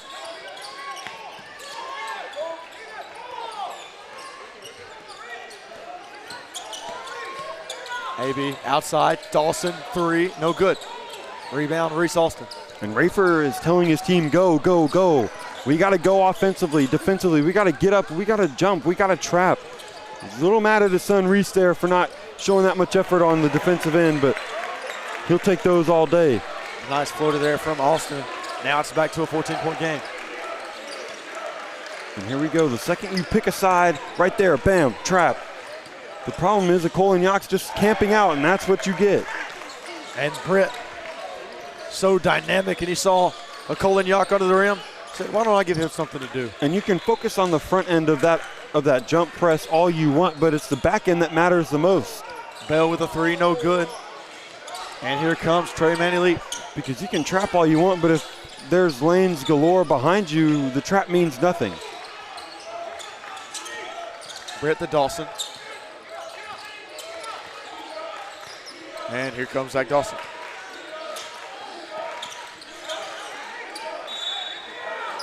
Bernard.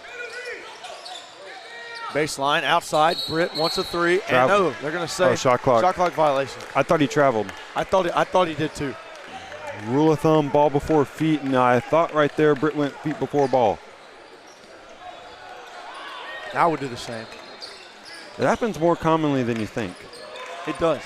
It's easy to do too. Oh, it is. It is very easy. Nobody will blame you. Corner three, Bell. No good. And Bell's going to call from three. And Coos Elite's three-point shooting is just not there. Dawson got it. It's just not there. Nobody has gotten hot from three for Coos Elite. And Reese Austin's not getting stuff at the rim that he would like because of a Colin Yock. Inside, Wyatt spins, air ball. And it'll go the other way. And the thing is, for Coos Elite, is they don't exactly have a stretch big right now on the floor. A guy who can knock down the three-point shot that can pull a Colin Yock away from that painted area. Bernard. And a little reset here. 18-point game, 13 remaining. Time dwindling down quick. Lob City! A Cole in Yock! And that one is going to frustrate Rafer Alston the most because Bell just fell asleep back there. He knows that he's the lone guy back there and that a Colin Yock is camping out there waiting. And now he's going to turn to Rock Cow. Wow, what a shot that time from Reese Austin. And Reese is talking to Aaron Britt. And Britt can do nothing but laugh because his team's currently up 17. Here comes Reese Austin with the steal and a whistle.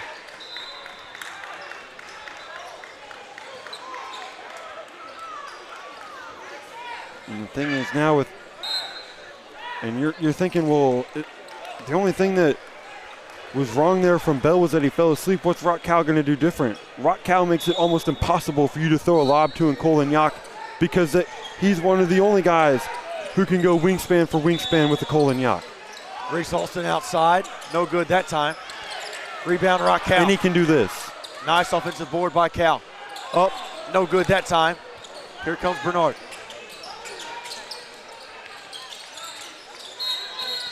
And now we've got whistles.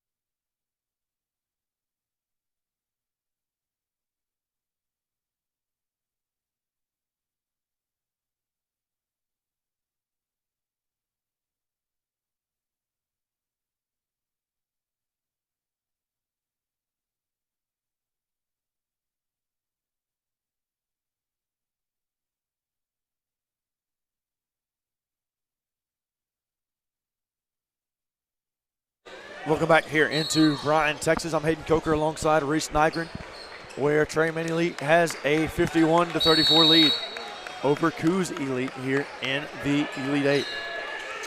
And if you're Coos Elite so far, you've played 4 minutes of game time and you've only cut the deficit down 1. Dawson's three, no good. Rebound, Reese Alston. Something's got to give for Coos Elite. Outside three, Cobbin. No good that time, and like you said, man, Coos Elite just is not hitting from three. They're not, and outside that one Reese Alston three, they haven't hit a three in some time, and that'll help. Yeah, turnover that time. And Coach Villalobos is frustrated because that's why he called that timeout, was because of the defensive change that Coos Elite has put on them, walking his guys through what the game plan is. So when you see a guy lob a pass right in front of your lap as a coach, that's frustrating. Cal. Down low, out to Wyatt. Now Cobbin. Shot clock dwindling down. 5. Cobbin for 3. Wow! And Cobbin with a nice 3. And there you go. Now 2 guys have seen one go through. Here's AB. Back to Dawson. And that's what you got to do right there if you're Trey Man Elite. If you swing it to one side, you go ahead and immediately swing it to the other. Dawson. Robinson.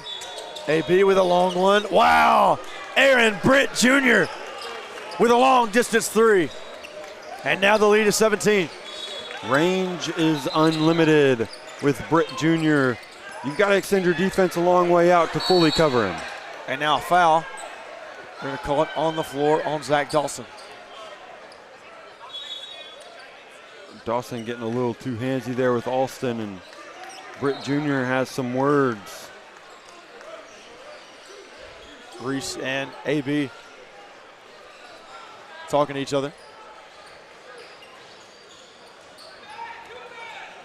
You got to love the competitiveness. You have to, and I mean, this is for a trip to the Final Four. It's not the biggest the game gets because there's 2 games after this that are bigger, but it all means nothing if you don't get there. Alston, wow! Reese Alston with the N1 over a Colin Yacht. Wow. And Reese Alston signals over to his bench, giving him a defensive formation, putting up that fist saying, hey, I want this, I want this. And that's what great players do. Great players don't just play within a system. Sometimes they set the system. And Reese Alston, the definition of great player. Now he goes to the free throw line for a chance at one more. As good as it comes when it comes to this circuit. And now we've got a foul. They're going to call it on Sheldon Cobbin. There's some contact beforehand, but the referee only saw the Cobbin contact.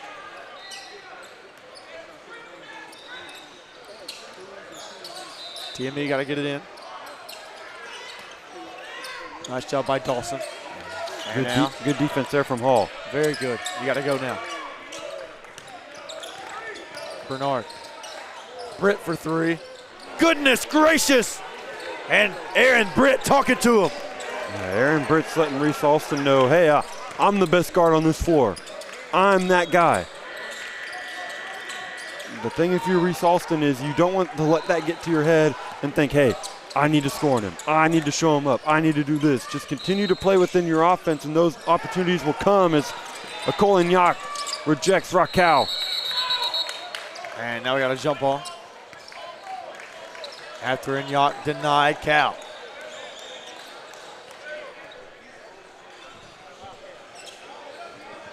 (57-39) your score.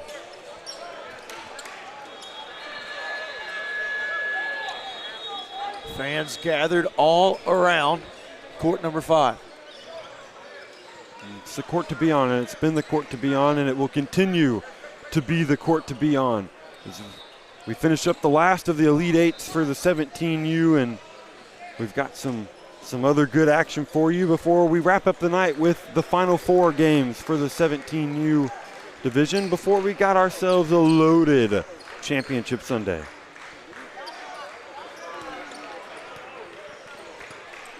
And as we get play resumed here in just a moment, Coos Elite trying to battle back from down 18.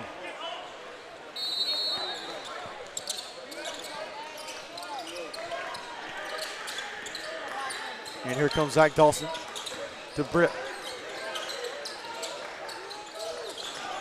That was Robinson rather than Britt, and out of bounds.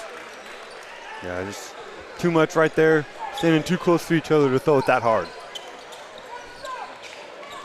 And here comes Reese Alston. Alston out to Broderick White. Inside, lob. Up on the floater, no good. Rebound. Alston for 3, no foul. Wyatt. Nearly lost it. Kason Hall wants a 3. No good, rebound, Bernard. And here comes Trey Manelite. Lob for Yock. No good, out of bounds. I think Yock wanted a foul there. And he was right in that thinking because he was being held down. That's the only reason Nicole Yock did not get to that ball.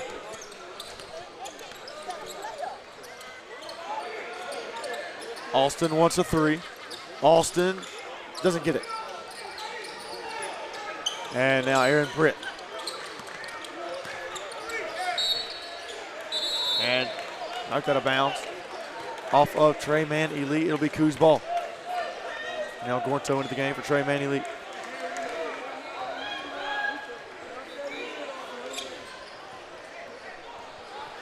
And as we count down the last 8 minutes and 42 seconds, Coos Elite has to get going. They've got to get going soon. No more time to wait. 3 ball from Wyatt. That's how you do it. That right there is a start. But it's only that. It's just a start. Still down 15 points here with halfway gone in the second half. And now you got to finish. Outside. 3 ball no good from Dawson. Rebound. Broderick Wyatt. Wyatt gets it to Alston.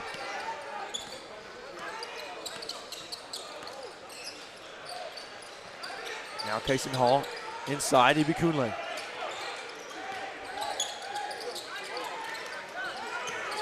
They got to get it off. Shot clock winding down. Cobbin for 3, no good. And it'll be Trey Man Elite ball.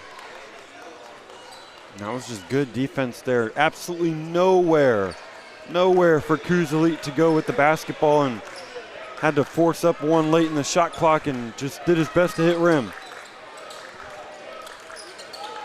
And knocked out of bounds. That time off of Kason Hall. The amount of people down here in the corner is crazy to me. Yeah, it's a crowded corner down there. And here we go. Aaron Britt Jr. bring it down the court. Now Bernard.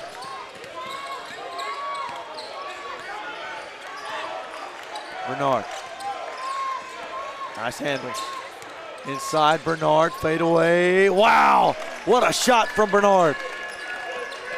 Yeah, just a good job there from Bernard, picking his spot, elevating and knocking it down. Hall kick. Wyatt. No good, out of bounds. And hit the top part of the board of the pole hanging down. Just struggling to find consistency from three. Not makes, they've had their makes, but they haven't come consistently or consecutively. Good job there from Goolsby. That's what they need. They needed a steal. Austin up. Austin good. Nice job down low by Reese Austin. Just so quick, so shifty is Reese Austin. Here comes Bernard. Up. No good. Coach Rafer Austin wants a foul. Or excuse me, wants a travel.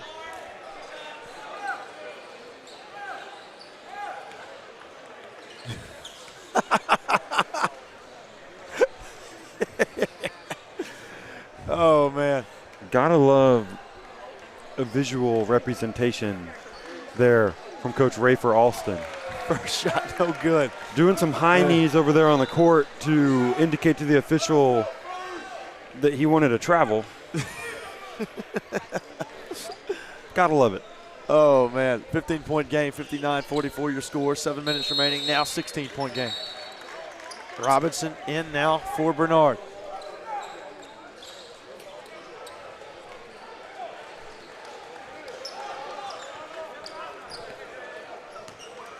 And Austin. Ordered by Dawson. Austin for three. Had it tipped by a Colin-Yacht. And that is a perk of having a Colin-Yacht on your team. That's what makes him so good, that wingspan. Robinson, air ball. And it'll be Wyatt now to inbound to Reese Austin.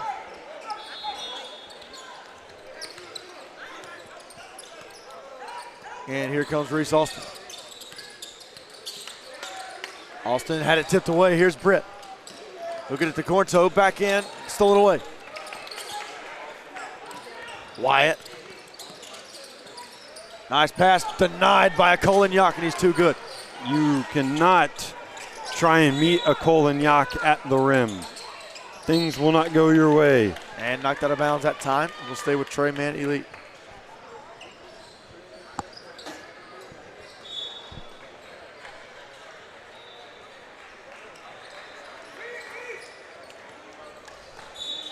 Here comes TME.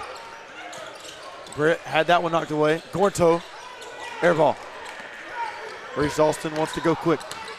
Reese up, Reese. Wanted the foul, not gonna get it. Goolsby, no good. And now, foul that time on Reese Austin.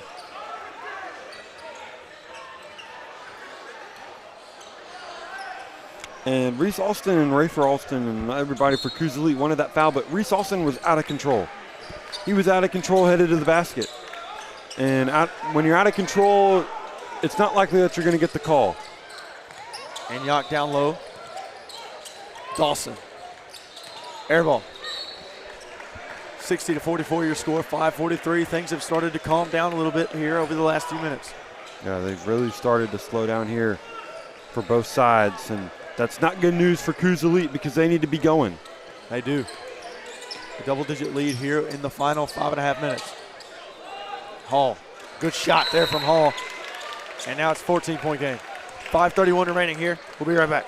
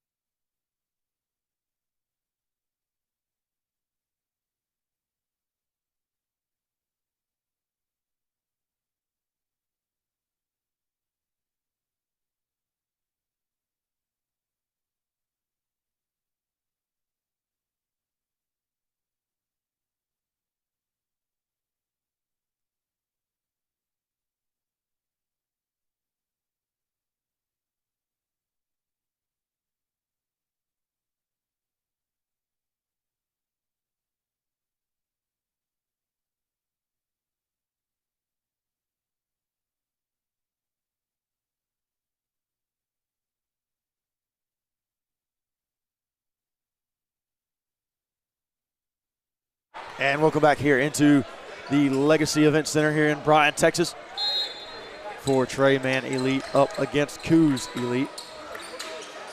Trey Man Elite up right now by 14. Dawson a lob, and Colin Yock couldn't slam it home, but he puts it up for the layup. Colin Yock might have 20 points simply just at the rim via dunks. He's gotten a lot of his offense from there because Coos Elite is letting it happen. And it's not like he's necessarily trying either. He's just letting it come to him. Wyatt outside. Wyatt no good on the three. Alston, and they're going to call a goaltend. It was a foul. I don't think a Colin Yock touched it. I don't think a Colin. I'm not entirely sure. I don't think a Colin Yock touched that ball.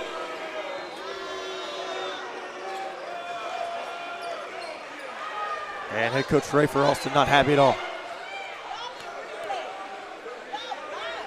Shot from Reese. Good. I know it's hard to fathom that a Colin Yock couldn't get his finger on that because it seems like every shot a Colin Yock could grab, but that one I think was just beyond the reach of the outstretched arm. Reese Alston shot. No good. Or good, excuse me. And here comes Bernard. And TME able to break the press. Lob. Can't get that one to go. Here comes Reese Alston. 14-point game. Wyatt. No good that time. And I think if he had gotten a better pass there, I think Broderick Wyatt would have fired that three from the left wing. I think so too. Blocked that time from Inyok. Alston, three.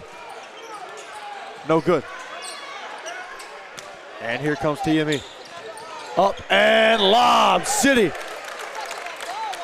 Henry Robinson gets in on the fun. There have been lobs all over for Trey Man Elite. Every time they try and get out and run, they've got a guy with them, step for step, that they can throw it up to. Hall for three, and a three from Hall. There they go. Down to 13. Under 4 to go. There's still time. Can Coos Elite pull it off? Lob, and again, Henry Robinson. Not if they keep giving up lobs. If they keep allowing Trey Man Elite to just throw it up at the rim and someone throw it down. And there it is again. 12-point game.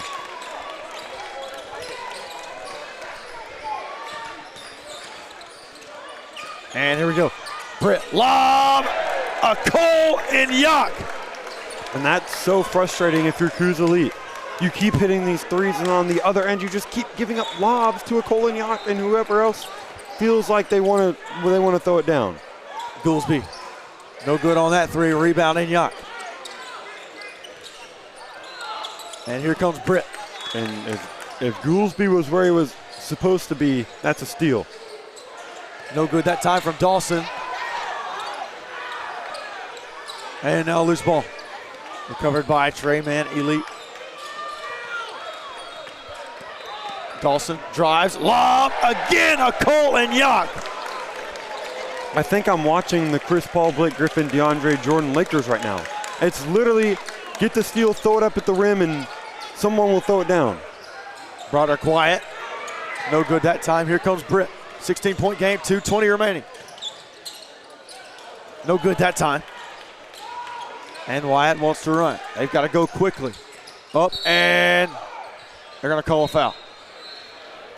So now Wyatt will go to the free throw line. Right now for Coos Elite, down by 16. You need a lot, and you need a lot quick.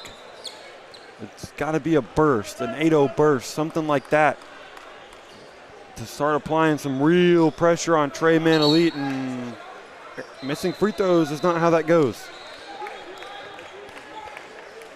First free throw up and no good from Wyatt. 16-point game, 2:13 remaining. Second shot up and good. Here's Bernard.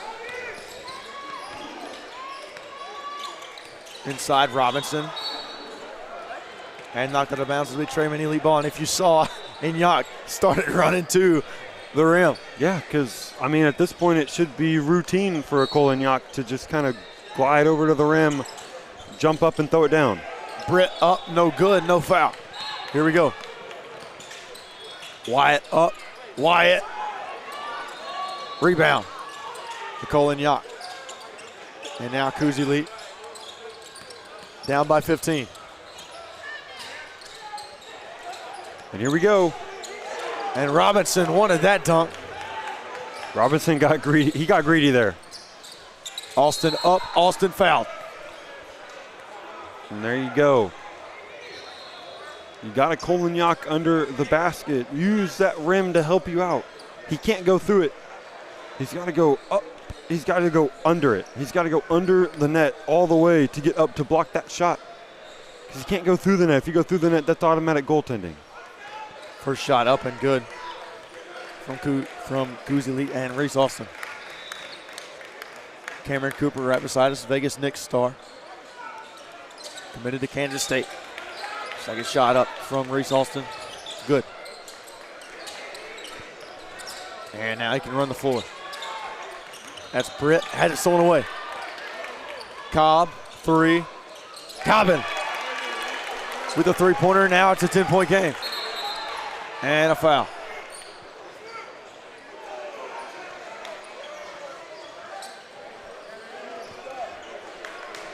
$70 to 60 your score, 132 remaining. Dawson gets it up. Here comes Robinson, and they'll slow it down now. Britt for two. 72-60 your score, 118 remaining. Here comes Reese. Inside. And wow, just levitating. Is Reese Austin. Get a turnover. Get a turnover now. You've got to. Inyok. Down low and one. And now Inyok will go to the free throw line. And Reese Austin tried to draw the foul on the floor. Didn't work. Yeah, it's just too late there. And you let a Kolenyak get into a shot. And he's not very far away from it, from the goal, so. So a little bit of an anticlimactic lead up. Yeah, and Reese Austin and Broderick Wyatt will come off for what appears to be the last time. Wonderful job by those two phenomenal athletes. And they will have a very successful career at the college level. Cobbin, no good that time. And out of bounds to Trayman Elite. So close they can taste it for TME. Boy, oh boy. SIP United versus Trayman Elite. Will be fun. And that one's coming up later tonight. Stolen away here. And got back by Aaron Britt. And even select against Team Halliburton. Oh boy, this Final Four is shaping up to be electric. Oh, and now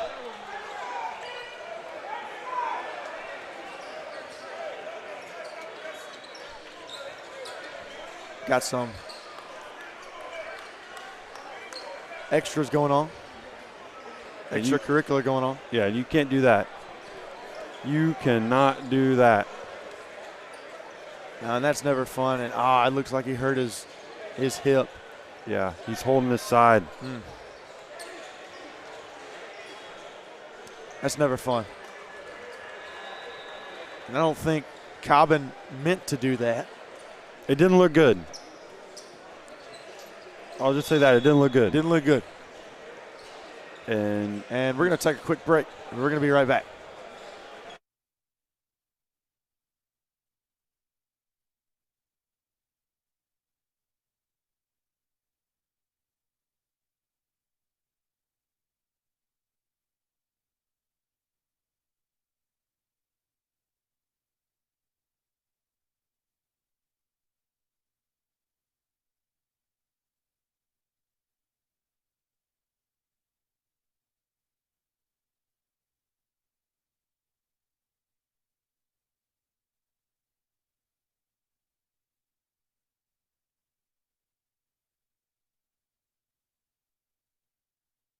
And welcome back here into Bryan, Texas. Your score 74-62 TME up on Coos Elite.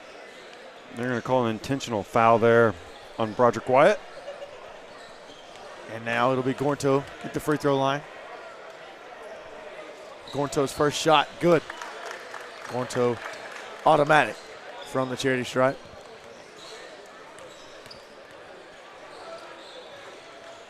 Second shot, good.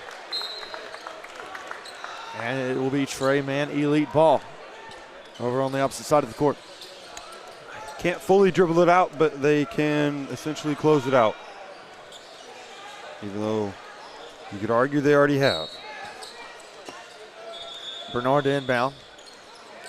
And stolen away. Up and no good that time. And here we go. Now, Britt can dribble it out. That's Gornto. And a foul by Cobbin. 75-62 your score, 15.6 seconds remaining. And Trey Man Elite will be victorious. Juan Fernandez, AJ Tennell, and Shabu checking into the game. First shot from Gornto, good.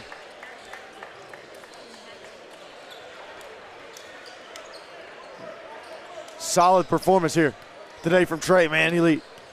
Yeah, good performance from them. This game they looked like the #1 overall seed. I've been saying it. I didn't see it. They didn't look like it through their first 2 games, but here in the Elite 8, better late than never, Trey Man Elite looks like the best team in the circuit. They do.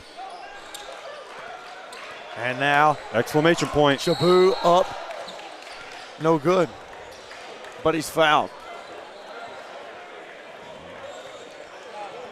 And Cameron Martin sort of helped out prevent the insult to injury there. Yeah, The salt in the wound, nobody likes that. No exclamation point, said Caleb Martin.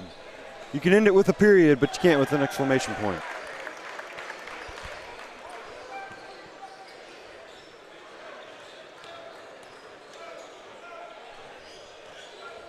Shot from Shabu, no good.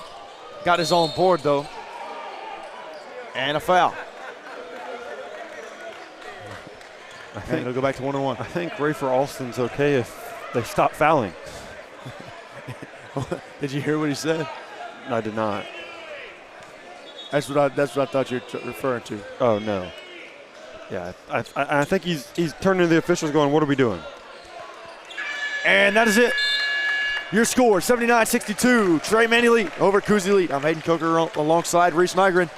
We'll be right back for more Puma Pro 16 Finals action.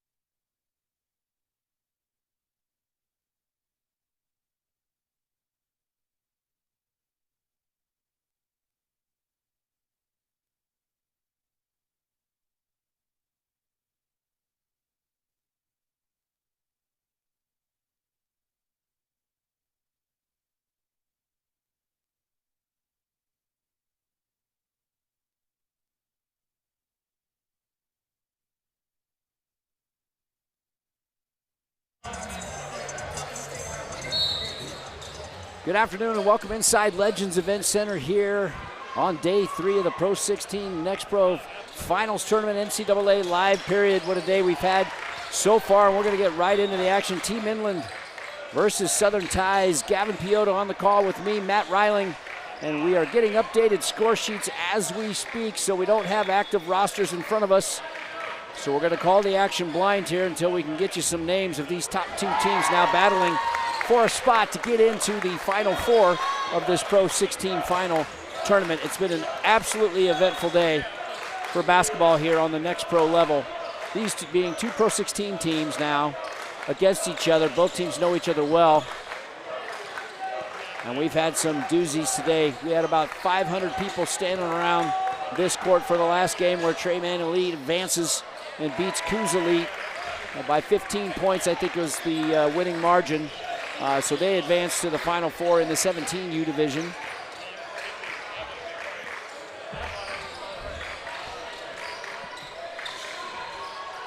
Three-point shot here from the corner. Apologize, we don't have names. Early action now, 2-2, just under 15 minutes. Both these teams skilled guard play. They love to get up and down, push the tempo. Not a lot of height, not a lot of size. You're going to see 5 out. You're going to see a lot of three-point shots, and you're going to see spacing and guards trying to get to the rim. We expect high-flying action here and a lot of offense. Three-point shot off the mark, no good. Not a lot of paint touches. Boy, we've seen some incredible post play yesterday and today from these teams looking to win and survive and advance. The top 32 teams, 16 from NXT, and the top 16 teams from the Pro 16 levels. Nothing like we've ever seen in grassroots basketball. Pretty unique that these NXT teams have the opportunity to play against our top-level Pro 16 teams. And like I said, probably about 500 people around the court in this last game, including about 150 coaches.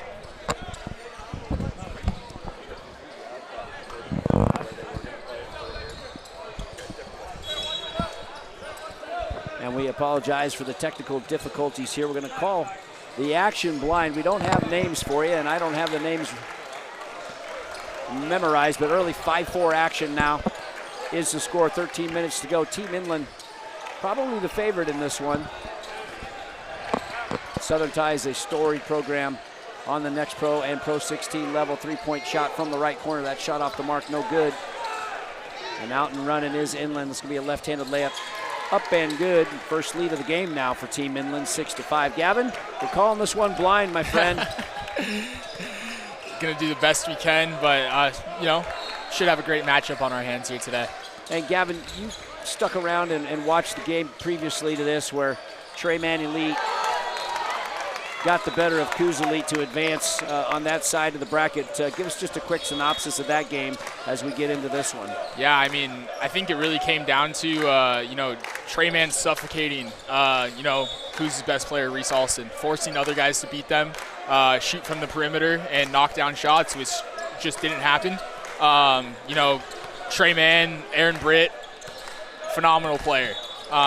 His vision, his poise, how he creates for his teammates and himself. It's just exceptional to watch. And, at the end of the day, he was the better player. And they figured out a way to win decisively, if I may add. But it was an impressive win.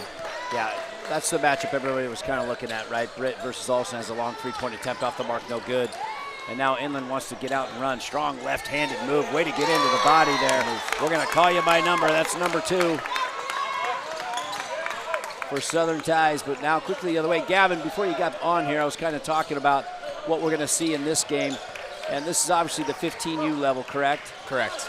And so no shot clock in this division for our 15U kids. So something a little bit different. Although both teams are going to play extremely fast, I don't think it would matter that there would be a shot clock. But keep in mind, that's one of the determining factors and differences between the 16U and 17U level. So as this game progresses, you'll see probably a little more deliberate offense out of these two teams should they have a lead to be able to milk the clock a little bit. Correct. Seen a lot of that out of the 15U division this weekend. You get out to an early lead. You handle your possessions with a little bit more care. Take care of the ball. Really try to get a great shot out of it because, again, like you said, no shot clock. So, get into your sets as late as you want. Wait for the right shot.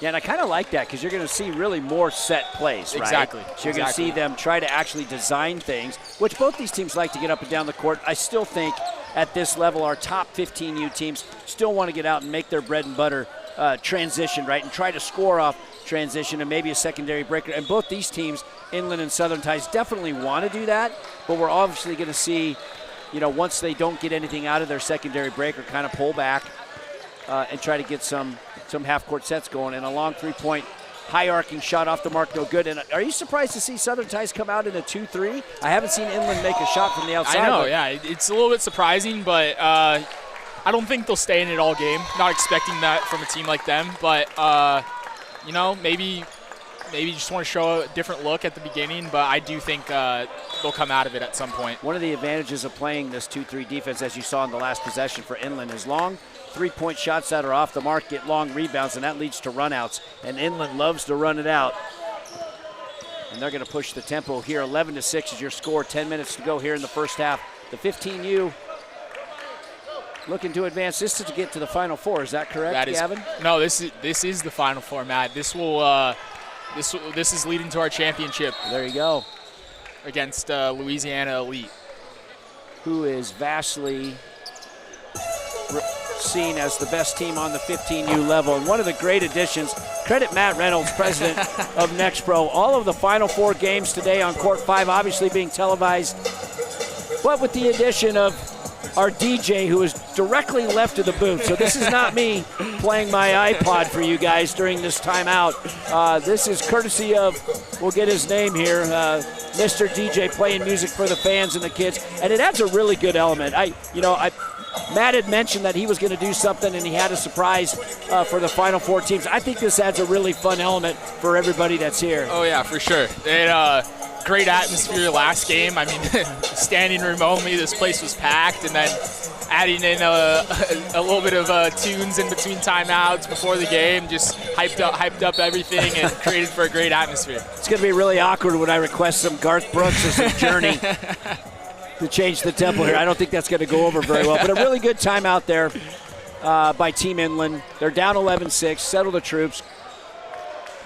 And Team Inland knocked off a very, very good AOSS team this morning.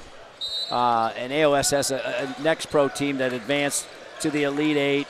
And congratulations to them. A lot of talent all year long. I think they only had one loss and just could not put it together against this Inland team.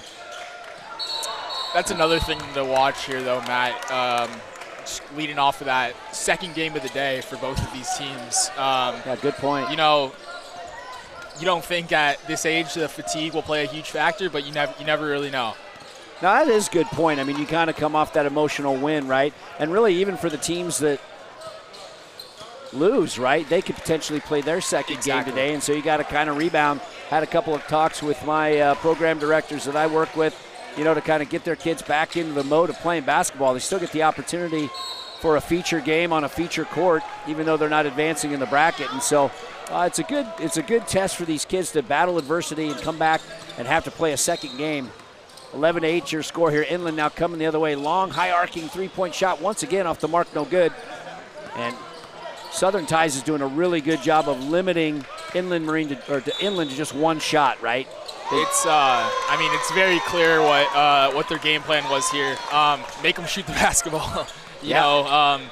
They have a little bit of a size advantage out here on the defensive end, so they're not worried about giving up offensive rebounds. So coach basically told them, let's make them shoot the basketball, make them beat us, and it's working out for them so far. Yeah, I don't see them coming out of this zone until Inland can knock down an outside shot. And so far they're over. Good elbow jumper here, though. The soft spot of the zone. That's a good shot. If you're Inland, though, yeah, exactly. Absolutely. That's what you have to do right there. Find the open space. There's going to be open space when you have a team in a 2-3 zone. So, like most of the time, it's in the middle. So find your guy right there. That's a good look. Those will fall.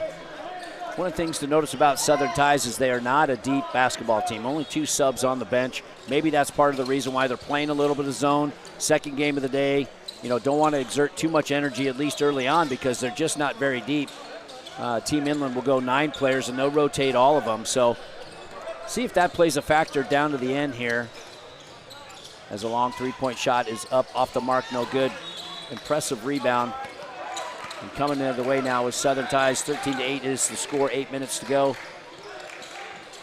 Final 4 action with a chance to advance to the final for both of these teams playing Louisiana Elite in the championship game tomorrow of this Pro 16 final. I think for Inland to succeed down here on the offensive end, they got to go quick. They can't let them get set up into the zone. Get the rebound, get out, get running, get in transition. That's where they're going to find their buckets. They're having no problem getting that ball to the elbow. That's going to at least open up some swing passes and some perimeter shots. They got to continue to get the ball. I'd like to see their player face up there and put some pressure on the basket, maybe go into the body of that post player in the middle of that zone. Put a little pressure in.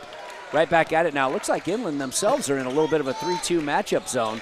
So both teams conserving energy. And Southern Ties here trying to figure out how they want to beat this 3-2. Bark out an offensive set, a four out, 1 in look, and they're just going to be content and try to dump the ball down low, and that ends in a turnover. And like you said here, Gavin, Inland's got to look to push the ball, especially after a turnover. Exactly. Good credit to Southern Ties. They're getting back into that zone and getting it set quickly. They are. That's going to be the key, though. Get that turnover, get that long rebound, get out. A long three-point attempt from the left corner. Finally, one drops for Inland. They desperately needed to see that go down. 13-11 now is your score, 6.5 minutes to go. They're going to get those looks all game long if Southern Ties stays in that zone. So they got to shoot with confidence, and they got to knock those down. Now the key for Southern Ties to break this 3-2 here is get the ball to the middle and kick out to the corners. That's going to be their bread and butter. They're going to have to knock down shots as well, but. And I like putting their shooter in the corner here. You got to count a 3-2 zone as an odd front defense. Any odd front defense you want to put an even front offense against, and they finally kind of figured that out with this sort of 4-out look to show some spacing, and Zero's just going to drive right in there on the smaller guard. 0 on 0 there. I wish I could tell you their names. Well, that was a strong left-handed layup up and good. It's a great look right there, though, as well. Again, with the 3-2, attack the middle, and most of the time the basket's going to be open. So, long three-point attempt produces a long rebound. Southern Ties gets out, shot is blocked, and it's going to lead to another run out here for Inland. So a little bit of an unlucky break there. What should have been a 2-point layup for Southern Ties winds up being a 2-point layup for Inland on the other side, and they cut the deficit to 2, 15-13.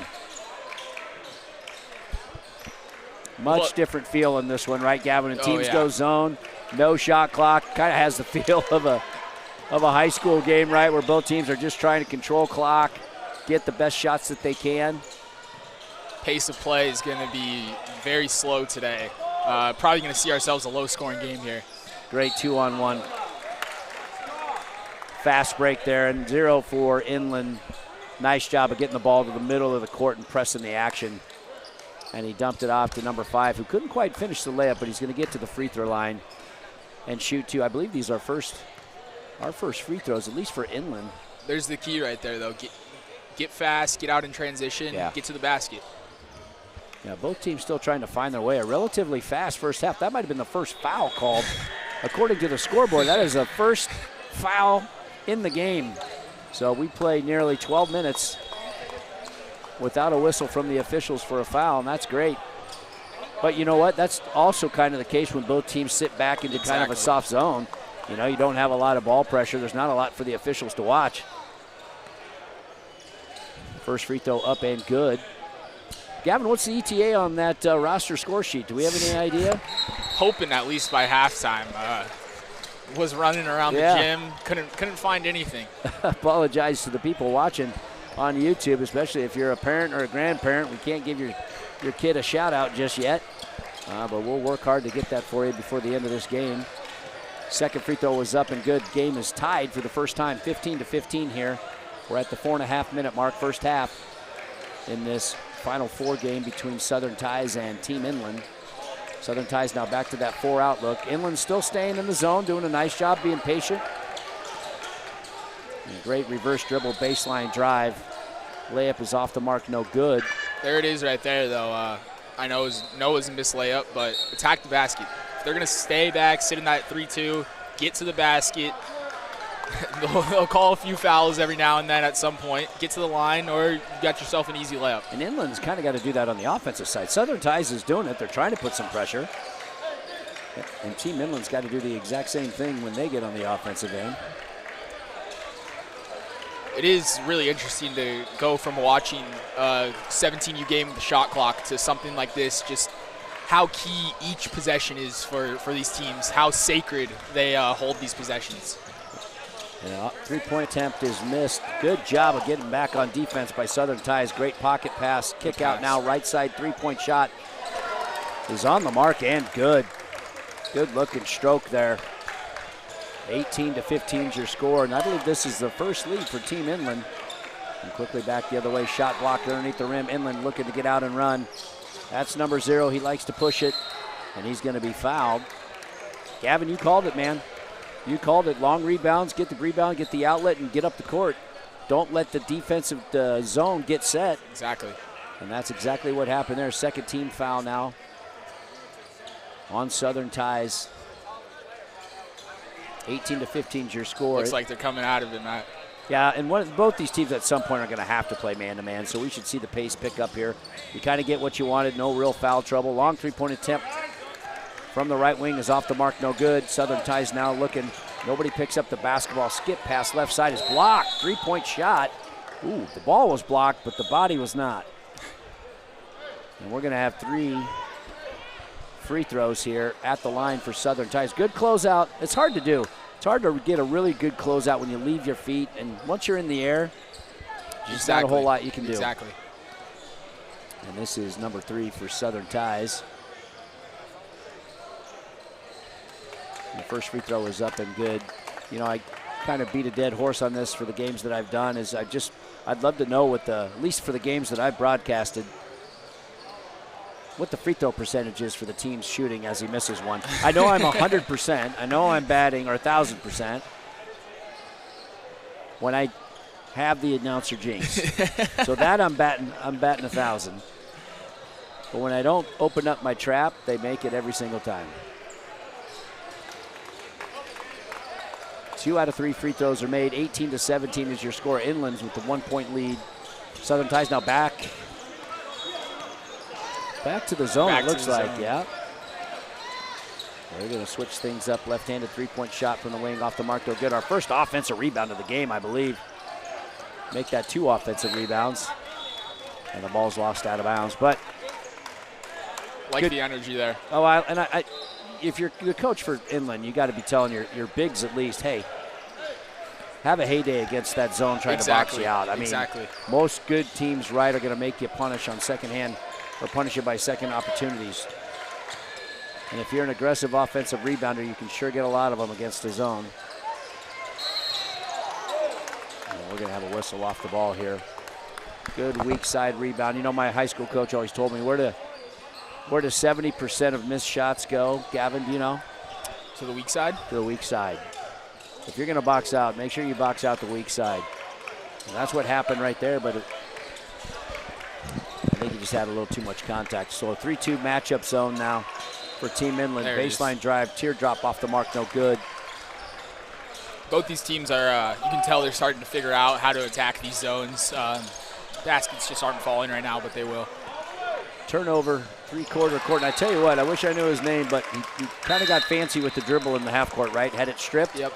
Instead of hanging his head, he sprinted back and knocked the ball out of bounds, didn't give up a layup. So good hustle play there out of Inland, and they're going to Southern Ties will retain the basketball on their baseline. Yeah, great hustle play right there. Don't let one mistake topple onto another.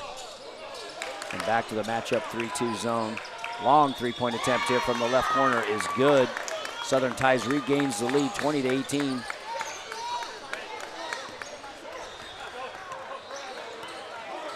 And now back to a man-to-man look at kind of, nope, 2-3 zone.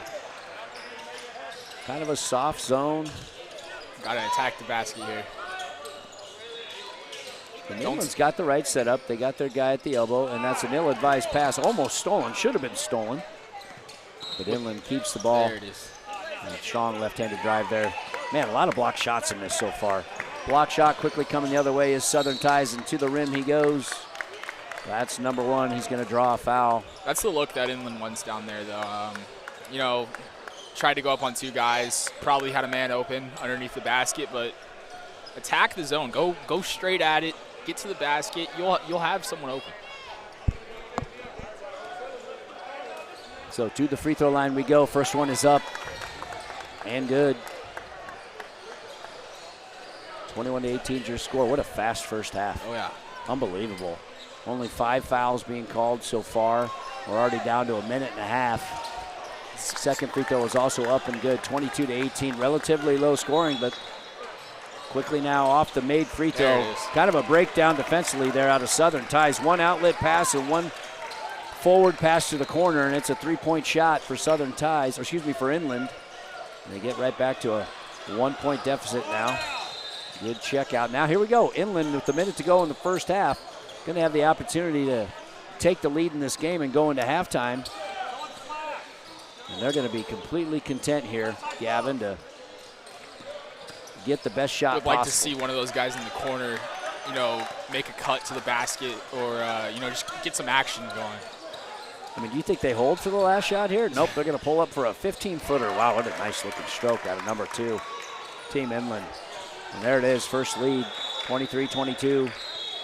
35 seconds to go in this one.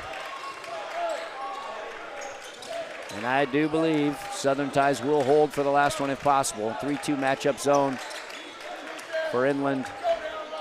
And this is the right thing to do. Oh, and just like that, a long three-pointer is off the mark, no good. They shot it with 15 seconds to go. And the ball goes out of bounds. And 10.5 seconds to go, 23-22. Southern Ties has retained the basketball here.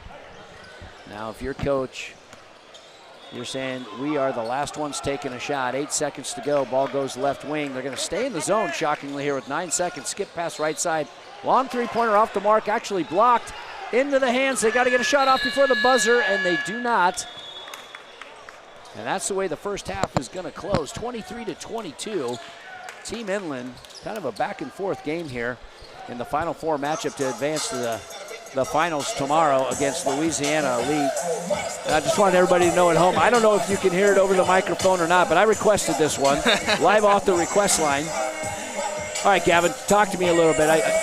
We don't have names. We don't have the ability to tell the people at home from a name standpoint who's stood out and who hasn't. But tell me, in regards to relatively equal teams, right? They kind of came out with the same philosophy. I feel like Southern Ties might have a little bit more athleticism and length, but when you kind of sit back in the zone and you don't have to pressure the ball. Tell me what both of these teams need to do second half to gain control of this basketball game. I think the key for Southern Ties here is going to be getting the ball to the middle. Like you said, they're more athletic. Get a guy in the middle and attack the basket and find an open guy beyond the arc, or you're going to have an open layup under the rim. In that 3-2 zone, with their athleticism, I like their odds attacking the basket and getting a bucket. And for Team Inland, I would like them to keep shooting, but I would also like to see a little bit of action from their wings, attacking the glass, creating some commotion under the basket, maybe see a slash, backdoor cut every now and then. Just something to switch up the look that Southern Ties is giving.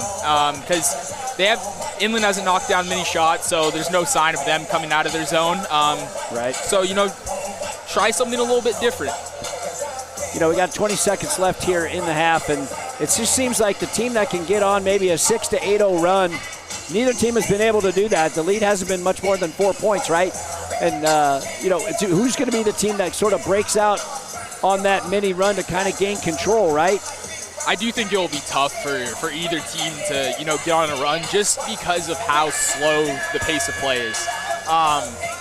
Even when either of these teams have looks to get out into the transition, it seems like they're content with slowing the ball down and trying to get into an offensive set because, again, no shot clock. So they're very content with running some time down and waiting for that open look. Yeah, we'll see what transpires here in the second half. 23-22 is the score. As we talked about before, Gav, this is a Final Four matchup, so the winner of this game advances to the 15U bracket final against Louisiana Elite, who has, by popularity and by production, been widely regarded as the best 15U team on our circuit. What do you know about Louisiana Elite and what challenge they're going to pose to either one of these teams tomorrow? If these teams are looking to come out into a zone against them, they're going to be in for a long day. Talk about a team that can shoot the ball. You know, over 45% as a team from three. It's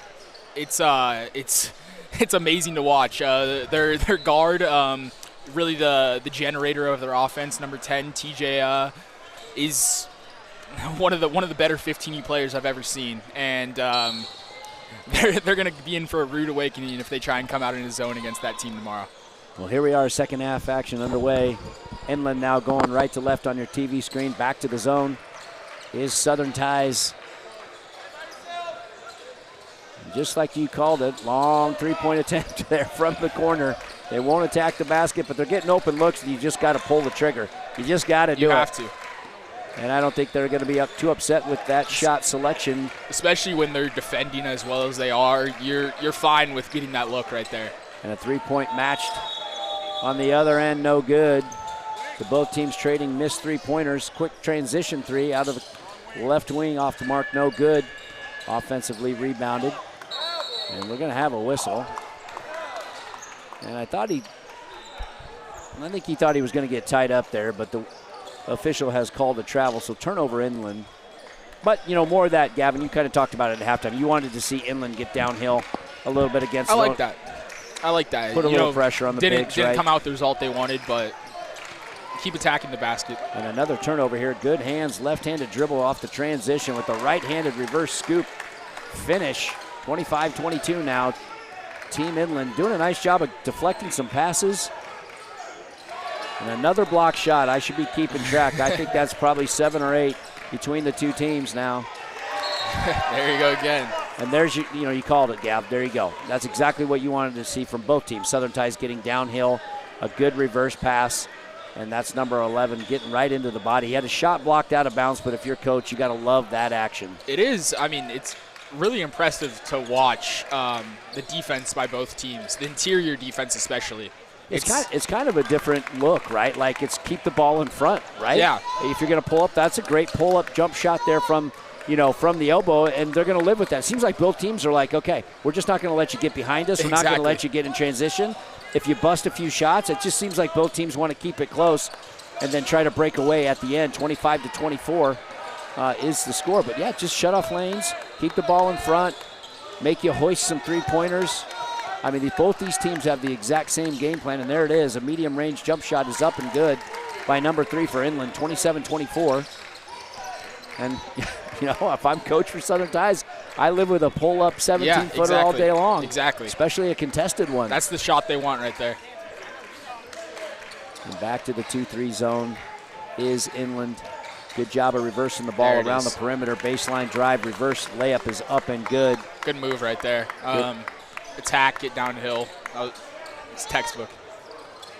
Got to shut off the baseline if you're in that zone. Back the other way now is Inland, 27-26. And look at a little man-to-man look. Backdoor cut off the left side is up and good. And number 3 is going to be whistled for a travel. I couldn't really tell. He definitely slipped. That's probably the right call. And we got a whistle off the ball here. Not sure what that break in the action was there, Gab. But a man-to-man look, and what do they give up right away? They give up a backdoor cut. Yep. So we'll see if Southern Ties goes to the zone. I think they're going right back to it next possession. Good inside-out action here. Got the ball to the high post. Good skip past left corner. 3 is good. 29-27. Southern Ties back on top now. I'd like to see both teams kind of heat up here. If they're going to get open looks, let's see them knock them all down and get this thing into the 70s, right? Yeah, give us a little bit of action. So Southern Ties back to man-to-man. Got beat on a backdoor cut in their last possession. Got away with it because the player traveled. You might see Southern Ties try to exert their will here as a baseline drive by Zero on Team Inland. That was a good first explosive step right there from Zero. Defender really had no chance with how quick that was. And they had no help side defense, right? So, I mean, he simply ripped it baseline and, got around his defender, and there was nobody there, right? So, kind of, when you sit in a 2-3 zone, you kind of got that guy in the middle who's always able to be on help side. But in man-to-man, it's a little bit different principle, right? You got to see ball, you got to see man, and you got to sit help side. If they're going to switch up to a man here, these defenders, kind of a switch in a mindset. You got to work. Exactly right. You got to work a million times harder on defense. That's exactly right. First free throw was no good. Second free throw off the back iron, offensive rebound. So 2 missed free throws, but a second opportunity here with the offensive rebound. 29-27 is your score. Back to the man-to-man defenses, Southern Ties. And now they're finally calling out a man-to-man play here. Haven't got to run many of these today. And it's going to be an isolation play, spin dribble in the middle. Little turnaround 7-footer. Good looking shot. Wish I knew his name, but he's been really impressive today. That's number 3. So look at your internet roster. Number Turnover 3 now. He's been very impressive today. Number 3. Number 1 in our hearts. 29-29 and a turnover there. So some good token pressure after the make. That's a really good coaching adjustment. You had a turnaround, little 7-footer, right, and they got right back into sort of a 3/4 court man pressure. It wasn't a zone. It was a man look, and they had been sprinting back to zone, right? Yep. So if you're trying to run a breaker, you don't expect those guys to be there at half court. It's all about just changing up the looks, making the other team adjust on the fly. 29-29 on the 12-minute mark here in the second half. Both these teams looking to advance. Winner goes on to play Louisiana Elite. Good cut.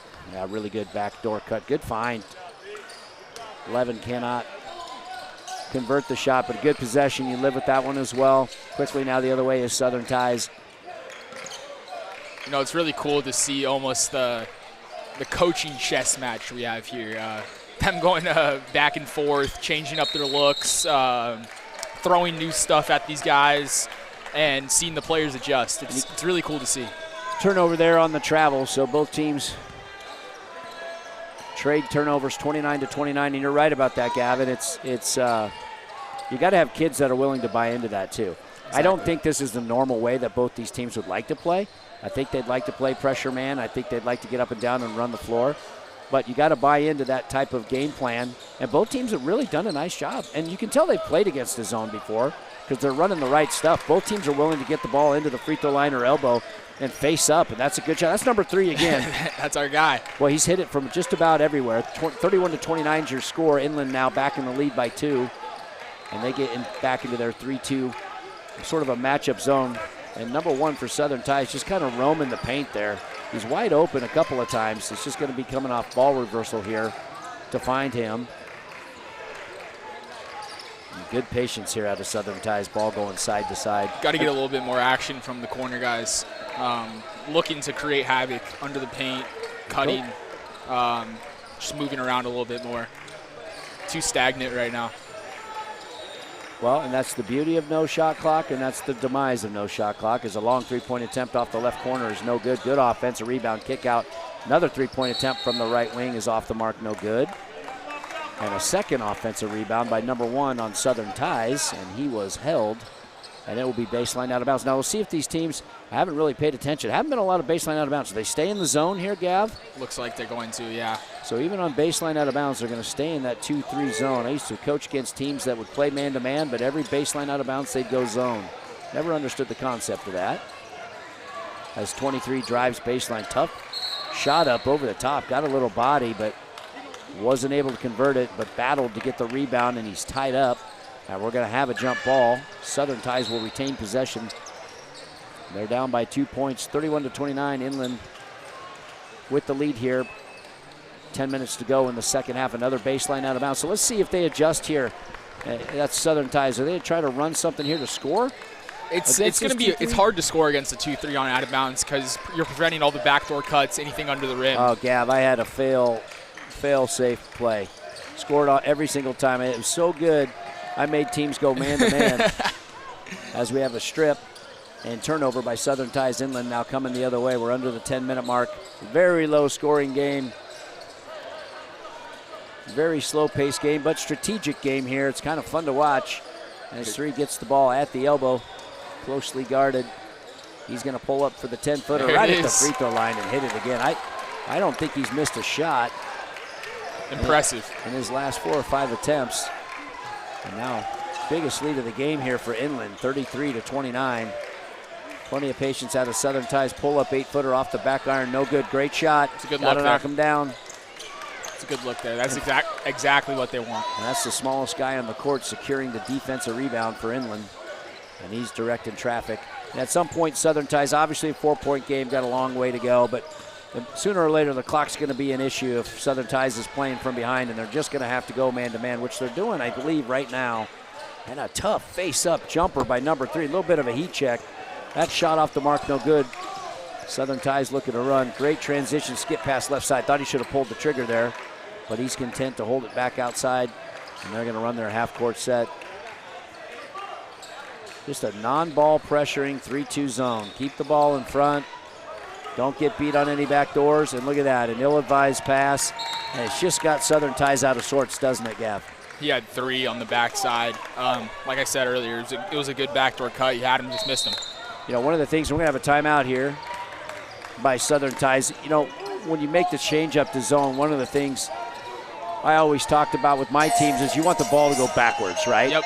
You don't want any passes that put pressure on the basket, and you certainly don't want any diagonal direct passes to go through the zone. You want everything to go backwards. Exactly. You know, I always kept a stat on how many backwards bounce passes that we could force in a game, and of course the other stat was how many tips could we get. We wanted to disrupt, and so that's one of the things that Inland has done really well. They're not really pressuring the ball. No. Right? They're just kind of keeping it in front, forcing the ball to go backwards, and it's been a good game plan. So far, so good, 33-29.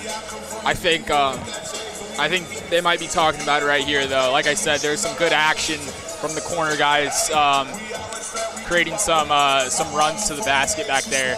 Just didn't see it. Yeah, I think what Coach is drawing up right now for Southern Ties is the one way to beat a 2-3 zone. They've had no problem getting the ball into the middle, right? No. They even had a couple face-up jumpers.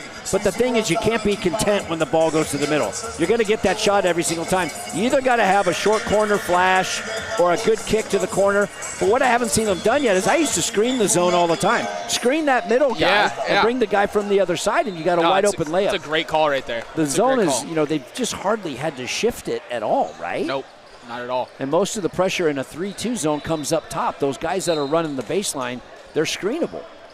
And it's not like they have some sort of huge defensive presence under the rim. Zero with a great drive right out the sideline, out of bounds. Southern Ties not happy about that. 35-29, 6-point lead now for Inland. And here comes Southern Ties. They're going to screen the top of the zone, which isn't bad, but you just got nobody down below. Has a long 3-point attempt, stayed on the rim for about 5 seconds. And it was the Southern Ties player that timed the jump properly on the offensive rebound, and he's fouled on the putback attempt.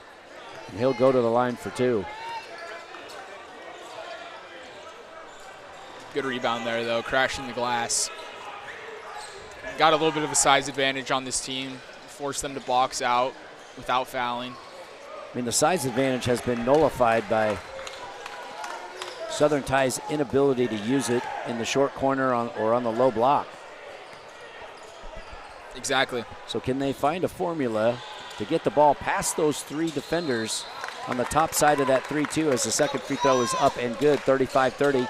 8 minutes to go here in the second half. Both teams looking to advance. This is Gavin Piota, Matt Reiling on the call here at Legends Event Center. And Gavin, here you go. Back to the man-to-man look, and number 0 goes right by his defender. Good recovery and a block. And Southern Ties back into transition, what they love to do. And that's number 11 getting into the paint. Left-handed layup is off the mark, no good. Awful lot of contact, but no call. And now you can see the pressure getting ratcheted up just a little bit more. Starting to sense the clock and the score, right? A little bit of urgency you can see from Southern Ties. A little tense. Yeah, and I like the man-to-man here now, right? Yep. They're just going to have to pick their poison, put a little ball pressure, see if they can create a few stops in a row. It's only a 5-point ball game, but they just got to get stops. Three-point pull-up is off the mark, and that's exactly the type of defensive possession they wanted. Like the switch right there. Get someone a little bit more lengthy on three. He's been knocking down some elbow jumpers. Just get a hand in his face. Now they do have 21 on the low block finally. I like this type of look. Now they got to have somebody flash to the middle. You got to have somebody flash to the middle. As one gets into the lane, good skip pass right side. Had his man in the short corner. He's going to dribble baseline instead and pull up Good rebound for the jumper, and 21 gets another offensive rebound. And, you know, get it up on the rim. Yeah. Leave him on the low block. Get your shots up on the rim. He's got a 4 or 5 inch advantage here, and let him do his work on the offensive boards. 35-32 is your score. Inland with the lead, 6.5 minutes to go. And on the other end, it's 2 turnovers in a row now for Inland. And out in transition is Southern Tide's great save, one-handed save by number 23. He's going to kick it left side, long three-pointer, in and out, no good. And finally a defensive rebound. That's a good look, though. Yeah. Good transition. You can see they're used to doing that, and they're comfortable doing that.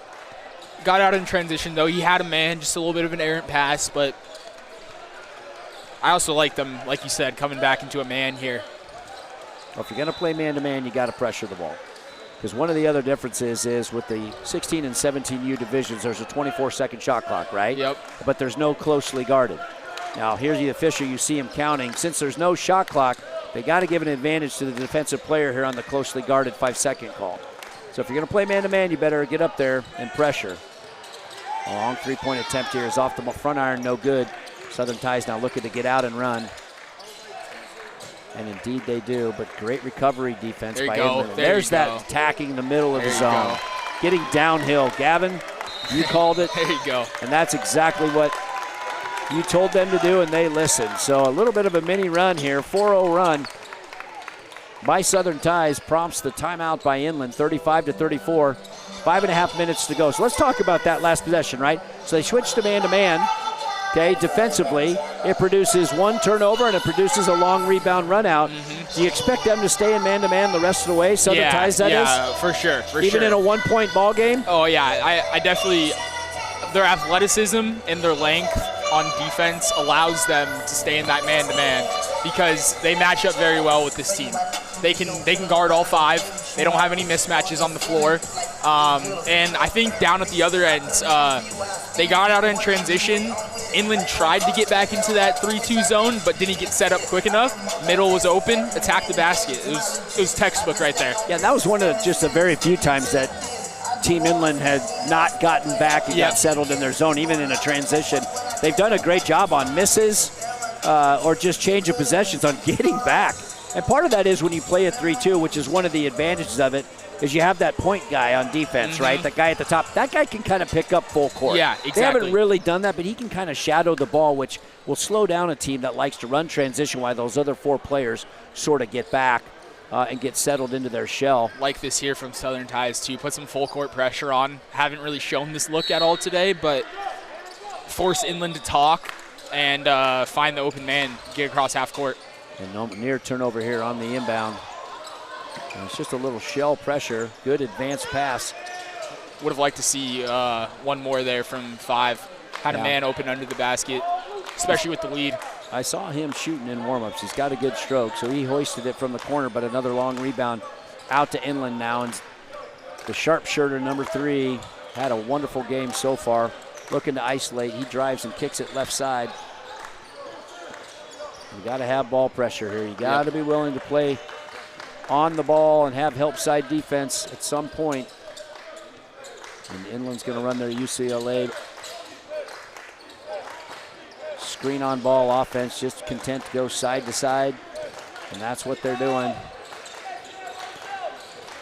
with the 4.5 minute mark here of the second half. 35-34, Team Inland with a 1-point lead. 67 now into the game, picks up his dribble. He's stuck, but he gets it out to number 3. Number 3 is surely Jones to hit one, right? I mean, he hasn't shot in the last couple of minutes. He's going to take on the double team, turn around, 10-footer. That shot off the mark, no good. Not the shot they want, but a good defensive possession by Southern Ties. And another ill-advised pass at the top of the key, stolen by number 2. He's going to go right to the rack and can't convert.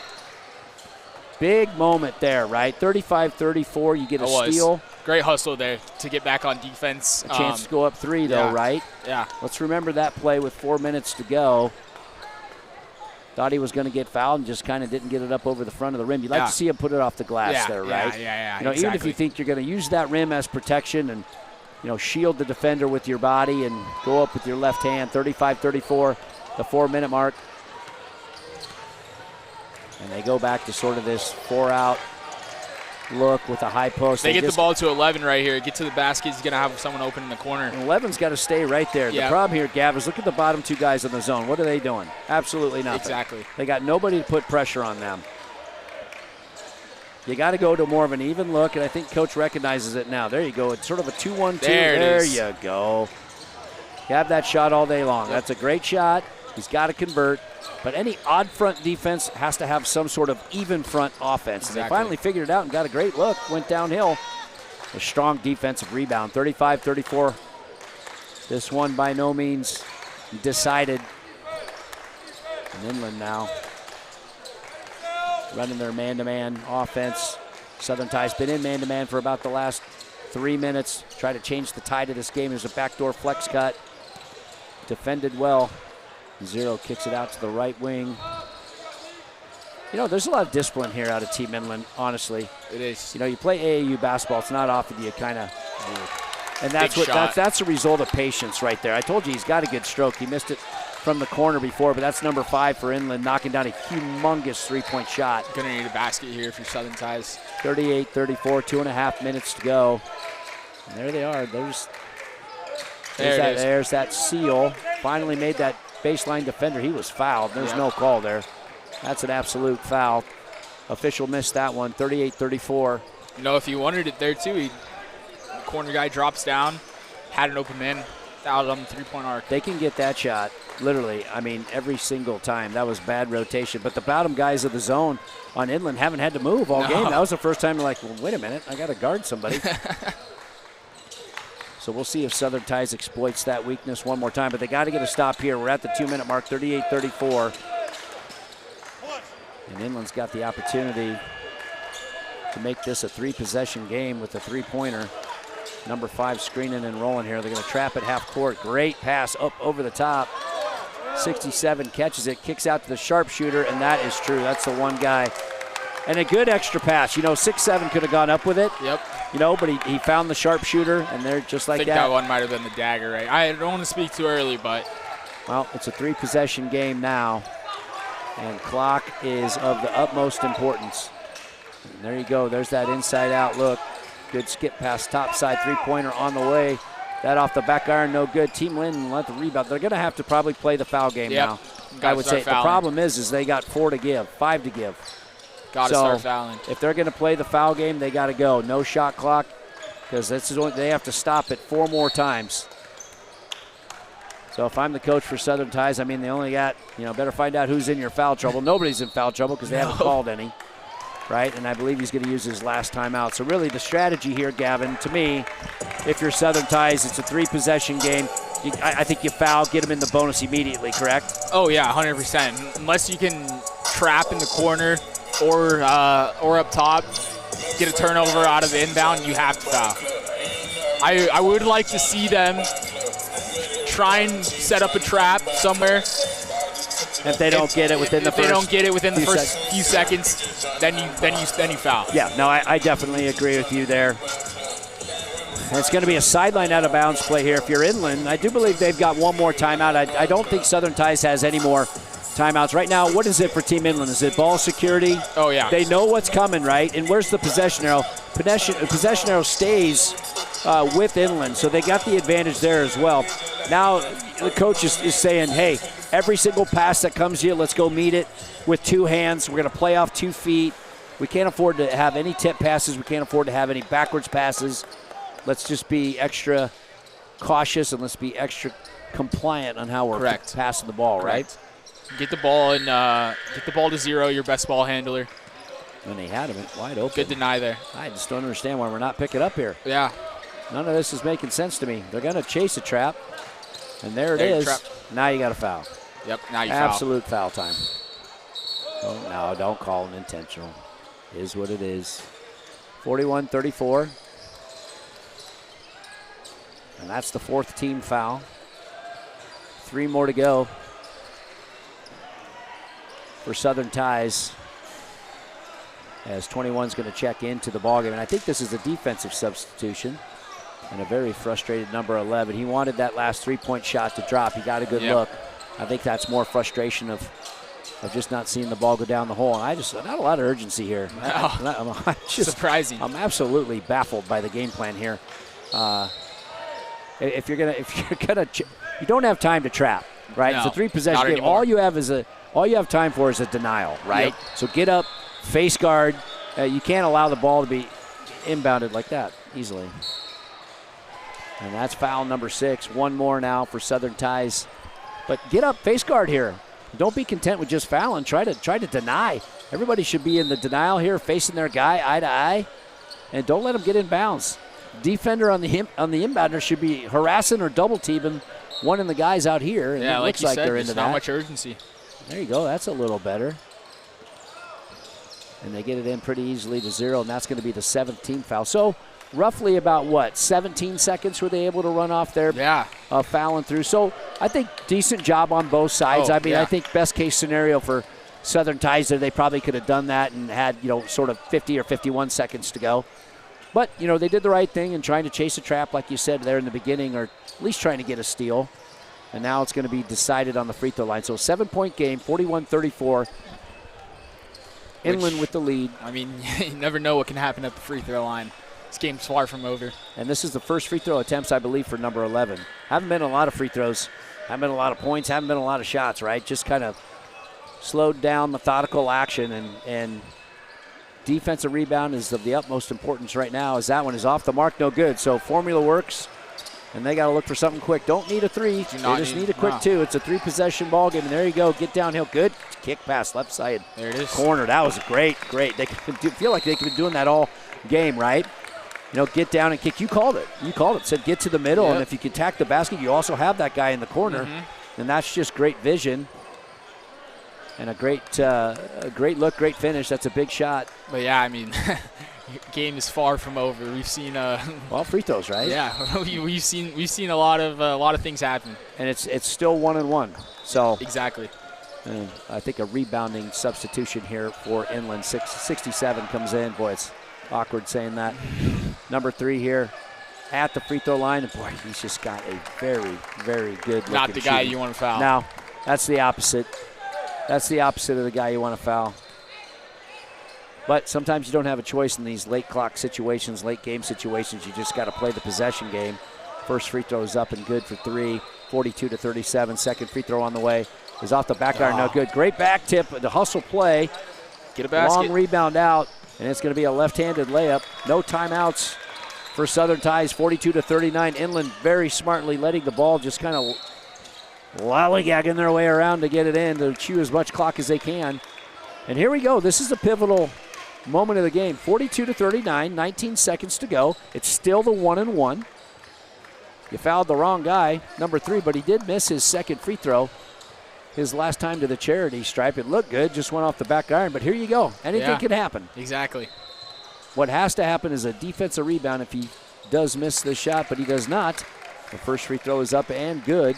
So no matter what, it's going to be a 2-possession game in the last 19 seconds. And if you're Southern Ties here, miss or make, don't need a 3 again. Just get a basket, force them to make free throws. Second free throw up and good. 5-point ball game. Good full court pressure here. 39. I love the pickup here by Inland. Take more time off the clock. 15-14. Drive down the middle. Gets away with the travel. Kicks it back out right side. Number 2 drives left-handed. Layup now. If you're here, don't touch the ball, Inland. Don't touch the ball. Layup is up and good. Pretty much just got to get it in, and there they do, and they run it out.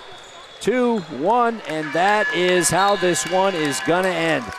A 44-41 rock fight between Team Inland and Southern Ties. It ends with Team Inland winning and advancing to tomorrow's championship game in the 15U bracket here in Bryan, Texas at this NCAA live period. Well, Gavin, give me your final thoughts on this one.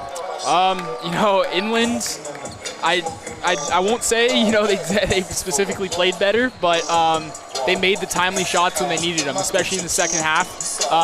Just thinking back, 5, the lefty from Inland, big 3, put him up by, I think, 41-34. Just a couple big shots that they had fall that Southern Ties didn't at the end of the day. And, it was a great game, fun to watch. But yeah, I think in the end it was just a few shots that fell for them, deciding factor. Yeah, I agree. So, I mean, sort of a complete opposite of what we've seen so far in today's games. Most of the games on this court have been up and down, man-to-man, pressure, high scoring, and that's all right. If you're a basketball enthusiast, you got to love strategy. Yeah. And I think both coaches had the right game plan to try to advance. At this point, it's about surviving, right? Surviving in advance, so, I don't. Both coaches could care less how they got it done, right? All they want to do is get to that championship game tomorrow and have a chance to advance and have a chance, to win this thing in front of all the college coaches and be taking home the awesome trophy, which if you haven't seen that, I'm sure we'll debut it tomorrow on the broadcast. It's pretty awesome what these kids get to go home with as you hear the music bumping. Well, Gavin, man, that was fun, buddy. Yes, sir. Appreciate you doing it with us. That's going to do it for us here at Legends Event Center, Court 5, Bryan, Texas. The final score, Team Inland 44, Southern Ties 41. For Gavin Piota, I am Matt Reiling saying so long.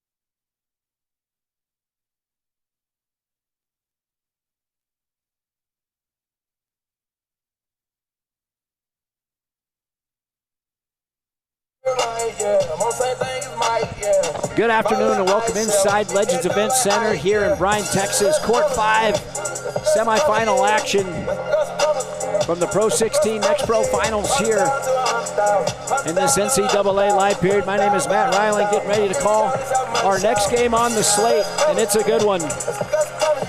SIP United, PRO16. This is a 16U matchup with the winner going to the finals tomorrow to play for the championship, and they will take on Nebraska Supreme PRO16 in their 16U division. We've called the action here with SIP United a few times, and I've had the opportunity to watch Nebraska Supreme, a rather intriguing matchup here between two different styles of basketball. If you haven't had a chance to watch this SIP United crew,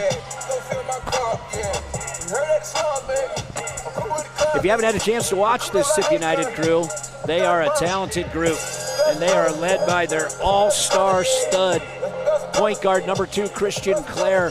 But don't forget about the big man in the middle, Trevor Frost. They got a whole host of people, including the game-winning, buzzer-beating champion Hunter Avant, who hit a shot from the left corner yesterday in a game to advance in one of the most exciting comebacks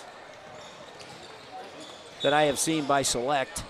And SIP United had a 22-point lead and almost saw their hopes dashed. But it was a Hunter Avant three-point shot from the corner at the buzzer that sealed the deal and got them into this basketball game. So the winner of this one will advance to the championship game tomorrow. And I think SIP United's the clear favorite in this one. But don't count out this Nebraska team. They have a deep squad. They play 10 guys, and they're going to keep coming at you. They don't have anybody on their squad that I would call a superstar. I would say they have 10 connected fellas who play well together, and they are well coached, and they are going to scrap and claw and play solid basketball. And here we go. SIP United going right to left on your TV dial. They control the opening tip. That's Claire. He's in the starting lineup with Avant, with Frost, with Corey Robertson. And that's the first three-point shot off the mark. No good for Claire, and that is cleared easily by number 25, Jamison Shea. Nebraska Supreme now likes to run that 5-out look. They do have a traditional post with Jacob Markowski, but that's quickly to the rack. Ryan Gunther, he's a slasher and finisher. He's an underrated shooter, but he likes to get himself to the basket and create. He gets Nebraska Supreme on the board first, 2-0. We're underway. Man-to-man defense here by both teams. Claire's got the ball in the half court. He wants to step in, dump it down to Frost.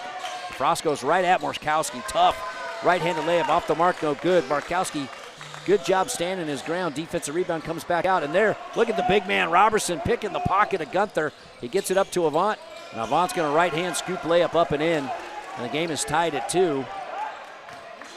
And look at the big man, Kamari Robertson, stepping out and picking the pocket of the point guard. And they'll come back quick the other way now. That's a three-point shot for Jamison Shea. That shot off the mark, no good. He's got to get his shot going if they want to have a chance in this one. They're going to have to shoot it well from the outside. And Claire with the basketball now kind of gets tied up. And another scoop shot, this time with the left hand for Claire. Kind of a mirrored shot. Same thing that Avant did on the end on the other side. 4-2 now. SIP United, but quickly back the other way. Three-point shot is up, and it is good for Carter McCullough. Good kick-out pass, left wing. And I'm happy to be joined by, finally, the man on a mission, Ethan Piota. Ethan, I'm excited to call this one with you. I know you were signing autographs out there, and it ran a little bit long. That's the nice thing about Ethan. You know what? If they're out there and they want an autograph, he's going to sign them. He'll be here until midnight, ladies and gentlemen, right out front. So, early action here, Ethan. This is a semifinal match, correct? Semifinals. Final four. Winner of this one's going on to the championship match. Intriguing matchup here. We've had a chance to call SIP a few times. I feel like we know them really well. Tell me what you know about this Nebraska Supreme team. Yeah, I mean, I think this Supreme team is definitely at as big time and one there. That's Kamari Robertson, goes right into the body of Carter McCullough, who had just stuck a three. I don't know if you saw him as you were walking up here. He got the kick out. He's a post player, lefty. Imagine that. But Robertson went right into the body and got the layup to go, and he does not convert the three-point play. But finish your thought here quickly on Nebraska Supreme. No, interesting team for sure. They don't have an advantage creator per se, but I really like Malinowski here, the big, as he fights with Frost in the post. 5 guys that will move the ball around. They play together, strong defensively, and they'll rebound the ball. All five players on the floor will rebound for Nebraska Supreme. In order to win this game, they are going to have to shoot the cover off the ball, Matt, because SIP is going to pack it in defensively. They're not going to allow second and third offensive rebounds, and so they're going to have to stretch the floor and make shots. And without having a guy that can go really get his own bucket consistently, it's going to rely on them to run good action like we see here and knock down open shots. Well, I'm glad we are in agreement. That was my sentiment as well of this Nebraska team. And Markowski, who does a nice job. He's just kind of consistent in everything he does as our man Avant raises up. We just don't see him miss a lot of shots, and Markowski clears the rebound and gets it out to Jamison Shea, who goes right corner. And that's the one thing you said. That's Landon Glock, sharpshooter out of Wahoo, Nebraska, home of the David Letterman top 10. And Landon Glock, older brother Marcus Glock, played with the Pro 16 League for several years. Good basketball family out of Nebraska. Interestingly enough, you got a Wahoo kid and you got a Pius kid out of Nebraska. And if you want some history on greatest basketball games of all time, go ahead and look that one up. 1992, I believe, or 91, somewhere around their state semifinal, I believe it was. Wahoo comes back. I think they scored 6 points in 4 seconds to beat Lincoln Pius X. And sounds like a medieval battle. Well, it's my alma mater. It's hard for me to bring up that memory, but and I'm supposed to be called the savant. Well, when it's my stuff, I can remember it. You just remember everybody else's stuff. Coming the other way now with it is Nebraska Supreme in the half court. That's Kingston Cruz checking into the basketball game. It's a 10-6 lead now. So methodical, right? You kind of said it in your assessment of Nebraska Supreme. Nobody out there that's going to go out and get 40, but it's 5 guys connected, and they're going to play 10 guys. You can't get sped up by SIP's physicality. You can't get sped up by their ball pressure. Great drive from Claire. That can't happen. Well, and you got to get Claire to his right hand. Not that he's weak going to the right, but you can't let him go left. You can't let him go to his dominant hand. He's just too good with his left in and around the rim. And good ball pressure there by Claire, but they're going to whistle him for the hold, and that's Cruz once again. Kingston Cruz drawing the foul. 10-8 early action here, just under 12 minutes to go. Ryan Gunther set on the sideline out of bounds. Robertson and Claire are going to take, or excuse me, that's Colby Williams, are going to take a breather. And it's just checking back in with guys that can score and play defense. Baseline out of bounds, and Andy Markowski staple here from the sideline. Yeah, it's good stuff. That's a great drop step and finish. That's their advantage right there. Play to your advantage, and hypothetically, they should be able to out-execute SIP in this game. That's Bryan Palmer with the drop step, but you'll see that sideline out of bounds run all the time. It's kind of a big little screen, and if you switch it, as somebody gets a souvenir on an ill-advised pass. You got to give it back, Claire. You got to give the ball back. We do not have a big enough inventory to be giving out souvenirs of game balls. No, we don't. We absolutely don't. A lot of game balls disappear. 12-8 here. Action early. Nebraska Supreme now in the half court. That's Keaton Weatherholt with the basketball. Goes back up to Shea. Shea's going to swing it left side to Cruz. Good ball movement now. Oh, good shot fake and clear. Yeah. Nobody sitting. Help side, a complete defensive breakdown. And that's James Russell with a shot fake and finish for Supreme, their biggest lead of the game. Look at them hound Frost in the post. That's clearly the game plan for them, Matt. They're going to show him 2 or 3 bodies. It's going to be up to Frost. Can he make that big-to-big pass? We talked about how good our guy 21 MacArthur was in the dunker spot last game. 14-10 now. I didn't see who scored that shot, but they're going to come right back. Another shot fake again for Russell. Got his man in the air, but they swing it all the way right side. That's a long 3-point shot off the mark by Weatherholt. Offensive rebound to Shea. Gets the ball stripped away, and that's Claire. He wants to get out and run. Gets it to Avant. And Avant, man, he's just unconscious. He will pull up from anywhere. Got a hand in the face. May have got fouled. And a long outlet pass here to Cruz. He's going to get contested, and that's Claire. I believe that was Claire going up and blocking the shot. Was that impressive? Yeah. Great hustle. Great hustle and recovery by Claire. Look at how in control Claire is. Just kind of keeps the defender on his hip. Never gets sped up. He's going to be a handful for them tonight. This is going to be a game where he's going to have to take over for SIP as well. Absolute no panic as Hunter Avant, the guy is going to pull up from just inside the logo. He didn't call bank. I can't give him credit. But he's still emotionless, man. He is a sharpshooter. The bank three-pointer goes in. SIP climbs right back in it. Russell now left-handed dribble. He's going to go right outside. They're going to hand it off to Weatherholt. Weatherholt wants to shoot that three. His shot is short. And Frost comes out of there with the rebound, and it's going to be in the half court now with Sip United settling in. They want to go into that low post, and that's Frost gets his pocket picked. The ball sails out to half court. A chance to take the lead here for Sip. They've settled in nicely. We're at the 9-minute mark now. Nebraska Supreme definitely threw the first punch, and that's wow. Man, I tell you what, Christian Clare, spin dribble. He actually spun it about the elbow. That is next level body control right there. Just gets bumped off his path at least 2 or 3 times by different defenders. He's sandwiched by multiple guys. Still has the wherewithal to keep his balance. It's great core strength to be able to not hit the deck and be able to get a shot up. So really fatigue becoming an issue, right? I mean, no matter what. I mean, these kids are young, but they play at such a high level. Everybody wonders, how can you get tired? You know, second game of the day type deal. You know, 4 subs setting to come in here for Nebraska Supreme. 2 subs set to come in here for Sip United as Clare, I can't believe it, misses a free throw. I didn't even say a word. I said nothing. There was no jinx there. He missed it on his own. But a host of subs now into the game for Nebraska Supreme. That's Jackson Vasicek is into the game now. Ryan Gunther has come back in. Shea remains. But you got Carter McCullough back in the game as well, as the second free throw was up and good. 14-14 now early. And right to the rack. They're not going to like this call, but right to the rack goes Jackson Vasicek. Strong move. Yeah, right-handed dribble. He's a good-looking kid, lanky. Sip United faithful wanted a jump ball, and it probably could have been called a jump ball. Yeah, definitely a bit of a questionable one there, but officials see it the other way. Free throw attempt is off the mark, no good. And the ball is tipped out of bounds, and they're going to say that it went off the hands of MacArthur.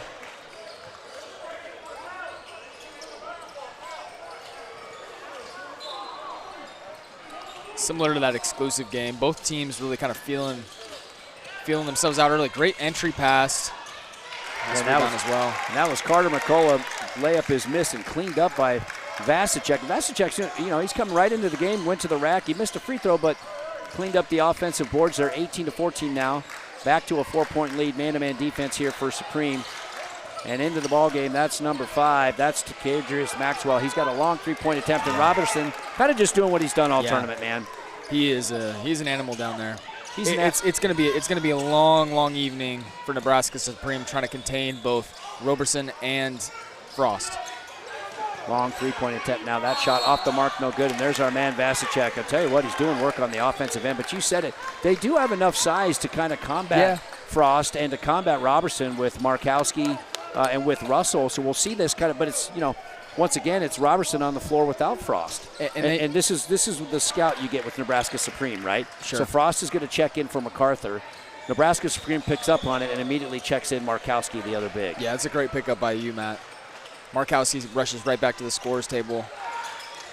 And Vasicek. They definitely have the personnel to be able to keep these bigs at bay. I mean, you know, we watched that game earlier against Exclusive Hoops, and they just had their way. Between their 3-man rotation of bigs, it was not a contest. His 3-pointers missed short there. Maxwell again, he shot 2 of them, and they've both been short. Rebound into the hands of Shea. He's going to swing it right side to Markowski, being guarded by Frost. Good rear entry pass into. That's good stuff. That's a great pass into Glock. Glock can't finish, though. And Clare wants to come the other way. Just kind of a lazy teardrop. I guess that's what teardrops are. Nobody really stepped up. Markowski didn't really step up into the body, and Clare just said, all right, I'll just float one in here. 19-18. And back come now Nebraska Supreme. And that's Ryan Gunther. I can't see who they got, though. It is an illegal screen. I don't know who they called it on. Yeah, it'll be interesting to see how the game plan changes for Nebraska Supreme here. I think way too much Christian Clare early on for my liking if I'm a Nebraska Supreme coach. I mean, he is the one that can get you, and somebody's got to get into him, get physical, although Clare will take a seat here for Sip United. Yeah, both teams kind of making sure they're leaving the gas tanks a little bit full here, conserving energy in the first half. Big turnover by Frost. Kind of spun, got the ball knocked away from him. Markowski now has got it at the top, hands it off to Shea. They try to run a 2-person game. He goes right-handed layup at the body of Frost, and he misses the layup. This is the right call. You can't slap the backboard. Nope, it absolutely is. It's a great call. Frost went up to block the shot, rightfully so. Didn't do anything wrong, just missed the ball, slapped the board. Absolutely is. So count it. I'm not sure they've awarded the points yet. They have. Okay. We got this. I think we should have the score right at this point. 21-18, Nebraska Supreme. Now in the half court, Kamari Robertson. Now the two bigs are in there, Robertson and Frost, and Robertson's out on the left wing, loses the handle right into the hands of Shea. It's way too far out, though, for Sip. It's a big-time three-pointer here for Supreme. And that's Glock. He doesn't really miss those much. That was a good look out of transition. They can leave with that, but a long rebound. And that's Christopher Johnson into the game. Good pocket pass inside, bounce pass to Frost. Tell you what, though, Matt, I mean, good catch. It's a great catch and a great move by Frost, but this already is going to be a much, much different game than the exclusive hoops game that we saw. Frost, exactly whenever he catches it in the post, Robertson the same way. They're seeing 2 or 3 bodies, guys digging at the ball. I mean, it's going to be a difficult path for them. That foul on Jacob Markowski sends Frost to the line. He misses the front end of the 1-and-1, and back into the ball game now for Nebraska Supreme is James Russell. And Vasicek, solid minutes coming in off the bench. But like you said, second free throw off the mark, no good. Let's keep an eye on that the rest of the way here. Both these teams are good free throw shooting teams, but a little sketchy from the line to begin this game. Yeah, and Supreme will live with that. Anytime that you send Frost to the line and don't give him easy, too. Smooth move by Gunther. Boy, I tell you what, he went right around Avant. Yeah. That's really the first time I've seen Hunter Avant get taken off the dribble. Yep. We talked about him and his athleticism and quickness, and Gunther with a little stutter step went right around him and finished with the left hand, 23-18. It's too easy. Yeah, it's just too easy. It's just a good looking stroke. Because Claire, though, just short on his three-point attempt, got the look he wanted. They're going to push it up to Markowski. He goes right into the body of Frost, and Frost says, "I don't think so, young man," and sends that right into the hospitality tables. See what kind of adjustment Sip United make. I mean, anytime that you throw it into the low post, it's getting doubled immediately. And so the answer to that traditionally is going to be shooters have to be ready to space the floor and to stretch the floor on the outside. And that's it. If you think that you're going to be able to back him down and get an easy dunk into the dunker spot, there's just too much action and traffic down there. They've got to be able to collapse the defense and kick it back out to open shooters. So really, Nebraska Supreme here punches first, and the one thing we've seen Sip not do is really shoot it well, right? Claire hasn't knocked one down, Avant hasn't knocked one down, and that's kind of been the tail of the tape. In their first couple of games, they just came out absolutely sharp shooting and were able to build a little bit of a lead. So a little bit of a different feel here now, but you can see they've got the emphasis on getting post touches with Frost, right, like you talked about. But two kind of evenly matched teams when it comes to philosophy in the half court. They're going to go to their strengths. Credit to the Nebraska Supreme coaching staff. A great approach to this game. I mean, overall, like it's very easy to get punched in the mouth by Sip right off the bat, and they've gone out and they've limited what their go-to was last game against exclusive. Yeah, that's a good point. So on the floor for Nebraska Supreme, you got Glock, you got Gunther, you got Russell, you got Shea, and you got Markowski. You got Avant, you got Johnson, you got Claire, you got Frost, and you got Colby Williams on the floor right now for Sip. Baseline out of bounds. Now this is, I can tell you about the Nebraska Supreme team. They like to score out of baseline out of bounds. Yep. They like to run stuff that produces a shot. Just find an advantage. And that is the advantage right there. Shea's got a little bit of size on Williams there, on Johnson, and he goes right at him. They get it into him, and he kind of bodies him up and finishes with the right hand, 25-18. Avant thought about the three-point shot, kicks it back up top side to Johnson.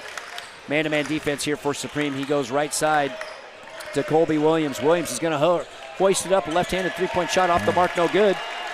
Shea with the rebound. He's going to kick it up left side to Markowski. Great basket cut by Glock. They missed him. Gunther catches it on the right wing, and I tell you what, he goes right around Christian Claire and finishes with the right hand. 9-point lead now for Nebraska Supreme, 27-18. Impressive first step here by Mr. Gunther. Look at how many bodies Claire's seeing when he gets into the paint, Matt. That has not been a common theme from past games that we've seen from the Sip United 16U team. I mean, Claire is driving, and he's seeing 3 or 4 different guys that are packing the paint. And I think it's a result of he hasn't hit a shot from the outside yet, right? And so he's kind of forcing the action. But they're also running him off the three-point line, which means obviously they're trying to get him to – they're encouraging him to take a paint touch because they're confident in their help defense principles. Foul is on number 25. So this game Jamison Shea is really going to come down to the outside shooting of the ancillary guys for Sip United. And I look at a guy like Hunter Avant that's been the X factor in so many games for them. They're going to need him to space the floor. Very similar to yesterday when we watched that Team New England 17U game and Vic started to get going and spacing the floor, opening everything up. That's similar to what they need from their shooter Avant. Ant Vic, the second best name in AAU basketball behind Jonah McSwain. 27-18 is your score here. Nebraska Supreme in the lead. And an ill-advised song request from the DJ there as play continues. And that's Maxwell from the right corner, no good, but a strong rebound is up and tried to put in by Jarvis Watts, no good. But Watts doing some work, falls into the hands of Claire, and he puts it back up and in. Watts, talk about a guy that comes in and has immediate impact. We've seen it in the 3 games that he has played so far. Saw it last game, and we see it again in this one. Cruz now into the game for Nebraska Supreme. In the half court, is it with Gunther? He kind of missed a rolling Markowski to the basket there. Gunther gets it back at the top of the key. He wants to go to that right hand, and I tell you what, he's quick. Man. And he got the body there off of Frost. Good offensive rebound by Markowski, and he is buried. SIP United, it's a non-negotiable. You cannot be out-rebounded by this team. You're way more physical, you're way more athletic, and you have more size. You cannot be out-rebounded by this team. Check that. They're going to get that foul on Jarvis Watts. And I thought it was Frost down there that bodied up Markowski. But good work there by Jacob Markowski to get his hands on the ball, play off 2 feet. I'll tell you what, I really like Markowski. I think overall on this team, he's probably their best prospect amongst a number of very impressive guys. But I'm a big fan of him long term. I think he projects really well to the next level with his skill set. Keaton Weatherholt into the game now as Markowski misses the front end of the 1-2 shot. And he misses the second free throw. He awarded 2 shots on a strong offensive rebound. And that's, kind of the little things we talk about, right? Got to make the free throws have been great for all the teams, to be honest, that we watch. But you get into these later games and these tournaments on these survive and thrive and advance, and you're going to see those free throw percentages go down just out of fatigue. So quickly the other way now. Avant, right side corner, is going to launch a 3. That shot off the mark, no good. Frost, a strong rebound, goes right over the top. Love it from Trevor Frost, just imposing his will down there. That's a grown man rebound right there. He goes right over the top of Palmer. That's Bryan Palmer in there. Tough task. He split the difference between Palmer and Russell, outdueled them both, and front end of that shot is no good by Frost. And he's been a lot of missed free throws. Well, in this game. we are. I mean, I think it's just a product, like we said. A little bit of jitters too, probably, right, Matt? Probably a little bit, but I mean, what goes, man? It's a second free throw off the mark, no good. It's a mental grind to get through these games in advance, and you gotta have that routine. So a dodged bullet here for Nebraska Supreme. They still have a 7-point lead. 27-20 under 4 minutes. Cruz has it now at the top of the key. 2-man game. Nice pass. He's going to dump it down to Palmer. May have got away with the double dribble. His shot no good. But that's Keaton Weatherholt on the putback. Good crash of the boards here by Nebraska. Kind of doing everything right now.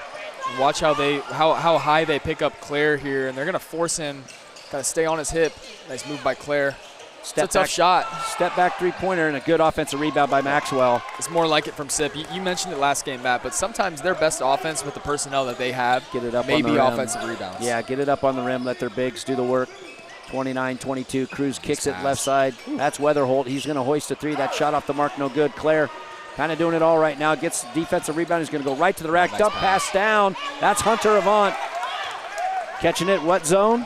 Dunker spot. There it is. The dunker spot. And they're really good at that top to bottom. As a team, they have a really good understanding of timing and cuts and spacing.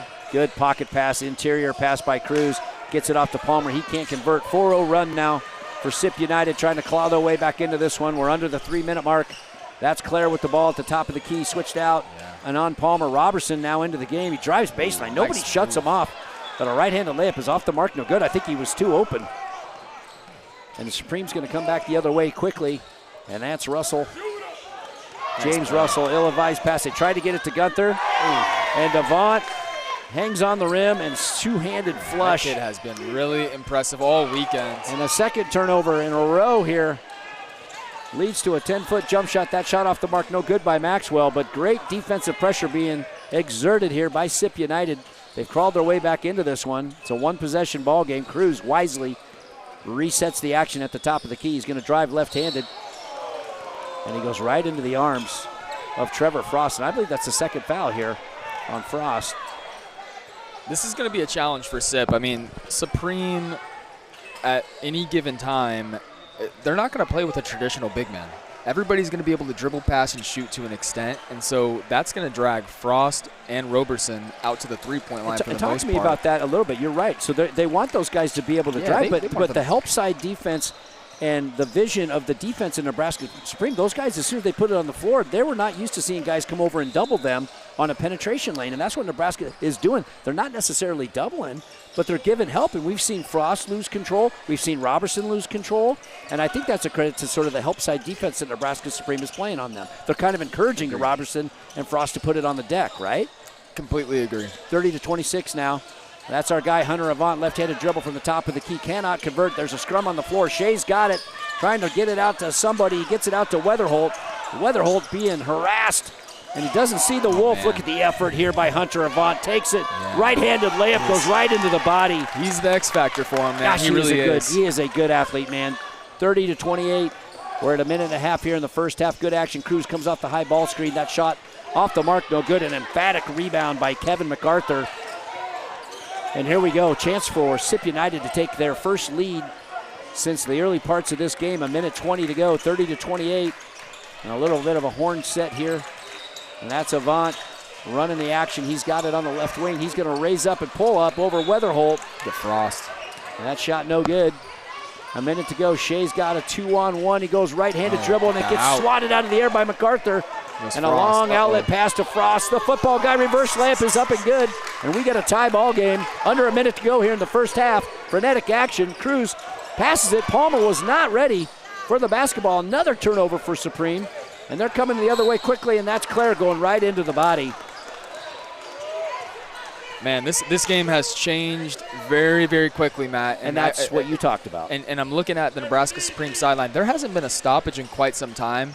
A lot of tired bodies out there. I mean, that was a huge, huge run from Sip to be able to cut the deficit, now tie the game, and they should take the lead at the free throw line here with Claire. Jackson Vasicek on the foul. And, you know, probably the story of the game, one thing Coach is going to talk about for Sip has been the lack of free throw shooting. Right? Oh, yeah. They are not shooting well. They probably left 6 or 7 points easy at the free throw line. This could very well be a 5-6 point lead for them, as Claire's second free throw is up and good. But nevertheless, it's a 31-30 lead, 46 seconds to go here in the first half. Shea with the basketball now. Nebraska desperately needs a basket here. They got to get something going to the hoop or get themselves to the line. Yeah, big final 40 seconds here. Markowski, handoff dribble to Gunther, has a nice first half. So far has Gunther, gets it to Vasicek, right-handed dribble, he blows right by MacArthur, right-handed layup is up and good. Supreme regains the lead, 32-31. I think we're going to be content to hold one shot here. Mr. Claire at the top being guarded by Gunther. Thought he was going to raise up and hit it. And actually, they are going to shoot. I tell you what, I don't think Supreme was ready for it. That was Colby Williams, left-handed three-point shot, good. And Shea quickly the other way, turnaround 10-footer off the mark, no good. What a shot by Colby Williams to give Sip United the lead, 34-32. I think everybody was kind of shocked that he pulled the trigger before the end of the clock. I certainly was, Matt. I think everybody in the gym was thinking they would hold for the last shot. And, boy, I tell you what, Nebraska Supreme's got to be a little bit surprised. They did kind of everything right in the first half, had the lead, had as much as a 7-point lead, and saw it slip away late with a couple ill-advised turnovers. But nevertheless, 34-32 at the half.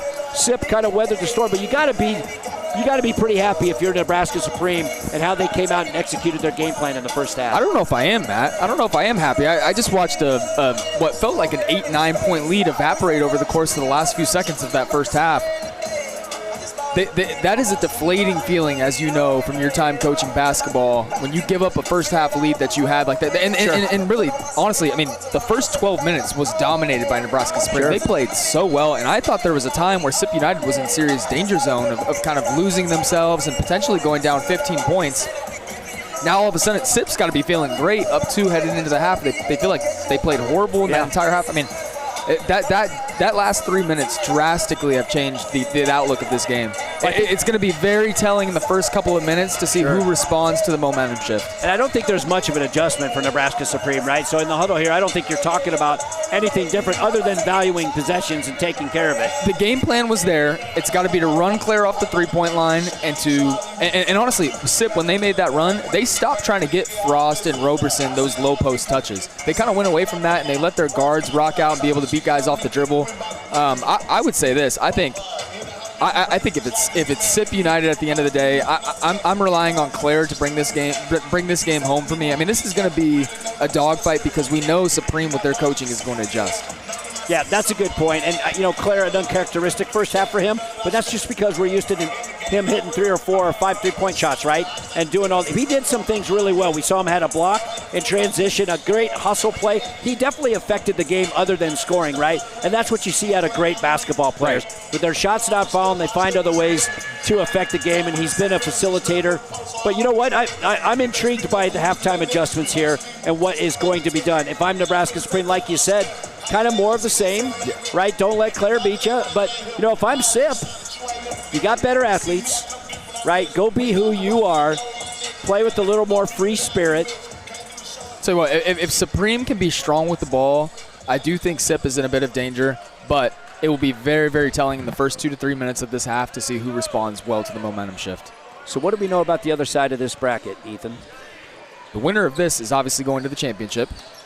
The other matchup in 16U is a very intriguing one, and that is Treyman Elite against Team New England. I would call Treyman probably the favorite on paper to be the outright winner of the entire field, and so they're probably expected to beat Team New England here later today. As a foul goes down there. Who knows what can happen? We watched a game earlier. Treyman in the Elite Eight was on the ropes to West Virginia Gold, so nearly losing that game, able to bounce back and get to the Final Four. But 4 really exceptional teams that have rounded out this 16U bracket. And out of the halftime set, foul for SIP United. I didn't see who it was on, but they had a nice play getting Markowski cut into the basket, and he got held. Markowski catches top of the key, throws up a right-handed shot into the body. Just a masterclass of ball faking and assertiveness from Nebraska Supreme in this game. And Markowski, the one thing he doesn't do well is he doesn't get off the floor well, right? He doesn't, but he's so savvy with ball fakes and playing off 2 feet. He's creative with the ball. If he could add 5, 6, or 7 inches to his vertical or more, and play a little bit more above the rim, he definitely has the skill set. Yeah, in the field too. This ball nearly stolen. Great anticipation by Claire there in the passing lane. Great anticipation. That's what he does. You know what? I always used to tell my kids, go with that denial hand, right? Yep. And that's just well-coached kid right there. Denied it. Ball got tipped out of bounds, but you love the overplay defense. And Shea's got to settle in here. That was an ill-advised passer. He runs the show for Nebraska Supreme. A little bit of a horn set. They get it to Markowski. They wanted to hit the backdoor to Glock. Well defensed. And Markowski tried to little Euro draw the foul, and Gunther corrals it, and we're going to have a shot clock violation. So Markowski, with the shot clock running down, tried to get into the body. Kind of a heady play, but Robertson wasn't having it, and that's a turnover for Nebraska Supreme. 34-34 is your score. Got to be more of the same from Supreme. They got to get that ball moving, get the defense moving a little bit so that they can attack a moving defense. They don't have as great of a chance attacking SIP in the standstill. You got Markowski versus Frost in the low post. 2 legit bigs going at it. And Colby Williams, 3-point shots off the mark, no good. Supreme now, Markowski going downhill, going right at Frost. It's good defense from Frost there. A couple people clamoring for a foul in the crowd, but I think that was good hands. But I like that by Jacob Markowski. I like him going right at the body. I mean, you got to get one of those guys in foul trouble. Sure. Keep putting pressure and, put the onus on the officials to make some calls here. And out of the baseline, boy, they run good action out of the baseline. That's Glock with a little pull-up 15-footer. And that's where, like we talked about it earlier, there's some teams that, they want to run stuff on the baseline to get scoring opportunities, and some other teams want to run stuff to just get it in. Nebraska Supreme's a program that they look to score off their baseline and sideline out-of-bounds sets. Good, strong offensive rebound by Frost. Gets his own, collects it. He's hounded. He's just a manimal down there. Unbelievable. Goes right up over the top of Russell and Markowski. And a foul on the second rebound attempt there for Frost. So baseline out of bounds. They get it into Claire. Claire's going to dump it off to Robertson. Short jump hook, right-handed, is off the mark. Markowski clears the rebound. And there you go. That's the fouls you don't want to see if you're a coach from SIP United. I think that's 3 on Frost, Matt. I think it is too, and that's one that's 90 feet away from the basket. Yeah, Markowski, Markowski's really good at pivoting, right? He doesn't stand there. He chins the ball and he pivots, and you get a lot of slaps. You get a lot of calls. 36-34 is our score. We're just under the 14-minute mark here in the second half. Nebraska Supreme playing well. Glock's got it at the top of the key. He's going to get it to Gunther, and they're going to go down low to Carter McCullough. McCullough, left-handed layup, goes right into the body of Kamari Robertson and finishes with the left hand. 4-point lead now for Supreme. So I think the halftime adjustment was what, E? What are we trying to do? More the same, but also pounded inside. It's a foul. And Claire, that's going to be coming off a high screen, and Claire pulls up. Maybe a little bit of acting. That's the issue when you play that drop coverage and you try to have somebody chase from behind, is somebody that has as clean of a stroke as Claire and just a smooth energy transfer. They're going to get right into their shot regardless. And that's a three-pointer good from the top of the key, and he was fouled by Jamison Shea. Jamison Shea. I believe that's his third foul. Let's keep a track of that as Claire converts the 4-point play, which you don't see very often, and ties this basketball game up at 38. 13 minutes and 20 seconds to go. Russell at the top of the key now. Couple of bigs in there for Nebraska Supreme. They get Glock off of a weak side screen. Good action. His shot off the mark, no good. MacArthur, good, strong defensive rebound. Sip now quickly the other way with Claire. He's going to kick it up quickly to Maxwell. Maxwell's going to launch a three. That shot off the mark, no good. And we got a weak side rebound. Great rebound by Avant. Even greater tie-up by Gunther there. Went up, blocked the shot. Good call by the officials. Good hands. That should have been a layup. Yeah, simultaneous possession, and jump ball goes to Sip. And they're going to run a baseline out of bounds here. They get it into Avant. Avant off, good action. 3-point shot from the right wing. That's a nice baseline out of bounds. Both teams creative out of the baseline. I mean, you got to work pretty dang hard to get Avant an open shot because everybody knows he can shoot it out of the gym. Glock's shot off the mark from the left corner. Quick action now by Maxwell. He's going to kick it left side to Claire. Claire step back three-pointer right in the face of Shea. And that shot off the mark, no good. Gunther rebounds. You'll live with that if you're Supreme. 100%. And Supreme now quickly the other way. That's Jackson Vasicek. Good dump down pass to Glock. Glock made himself available. Good find. Vasicek has been super impressive in this game now. Productive, right? He's had productive minutes since he doesn't start. Didn't start the first half, didn't start the second half, but he's had productive minutes when he's been in there. And like we talked about, Supreme will play 10 guys and they'll play him a bunch. Yeah, he's been a difference maker from them in this game. I'm intrigued to see kind of how they close this game out. You mentioned he's not a starter, but is he a closer? Raise up jump shot by, I believe that was Avant, off the mark, no good. And Jamison Shea, little Euro step into the lane, right-handed layup off the back iron, no good. Sip out and running now. That's Claire. He's going to go right into the body of Jacob Markowski, and that's a great call. We got a block. Absolutely is. It's not even remotely close either. And honestly, the reason tell me why that's a block. The reason why Claire is always going to get that call, regardless of if it actually was a block or charge, is he's initiating the contact first, and he's doing so by putting himself towards the rim. And he's not doing it with an elbow that he's throwing to the defender. He's initiating contact in his normal layup motion. He's not shying away from it. Sometimes guys will come downhill and they'll shy away from contact, and then they'll run into a kind of an awkward little charge thing. Claire's just going to play his game. He's going to play right through it. Markowski's still down. And I don't know what the officials are conferring about on this one. It was Claire going right into the chest of Markowski. And it looked pretty clear to me, too, that Markowski was still moving over. He wasn't. I agree with you. I think it was a block. I just think it's so hard to call that play a charge when Claire is initiating the contact first. And so action is going to resume here, and it's going to resume with Christian Claire getting back to the free throw line in a 41-40 contest here. Sip United trails by one. And Frost, I think with 3 fouls here, is going to check out of the game, and that's Kamari Robertson. Just one all-star for another. And Claire's free throw is up and good. 2-point lead now for Sip United. And Markowski does check out of the game. He kind of took one right in the chops. Yep. Tough kid. Yeah, he'll be back. Second free throw, no good, 42-40. So we've seen Claire miss 3 free throws. Never thought I'd see the day. And Gunther now quickly off a high screen, catches it and gets right to the hoop. Man, he's got a quick first step. He can jump, too. Yeah. I like the look at this kid. He's done that 3 or 4 times. I like the look of this kid. He's got a lot of skill. I want to see him shoot the ball now. Corner 3-point shot off the mark, no good. MacArthur doing some work on the offensive boards. That's Colby Williams with it now. Being guarded by Glock. Intrigued to see MacArthur here down the stretch. He was such a big piece of Sip United's closing lineup against Exclusive.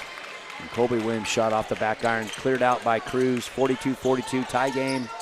Cruz calling the action, wants that high screen.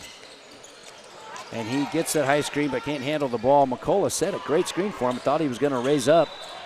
But that turnover is going to lead to up. a wide open three-point shot in the corner from Carl, and he missed it. It's just shocking to me. Shot looks good, but Christian Clare just can't get it to go down. No, good misses too. I mean, he's not missing short. It's another back rim miss that's been kind of the common theme for Clare.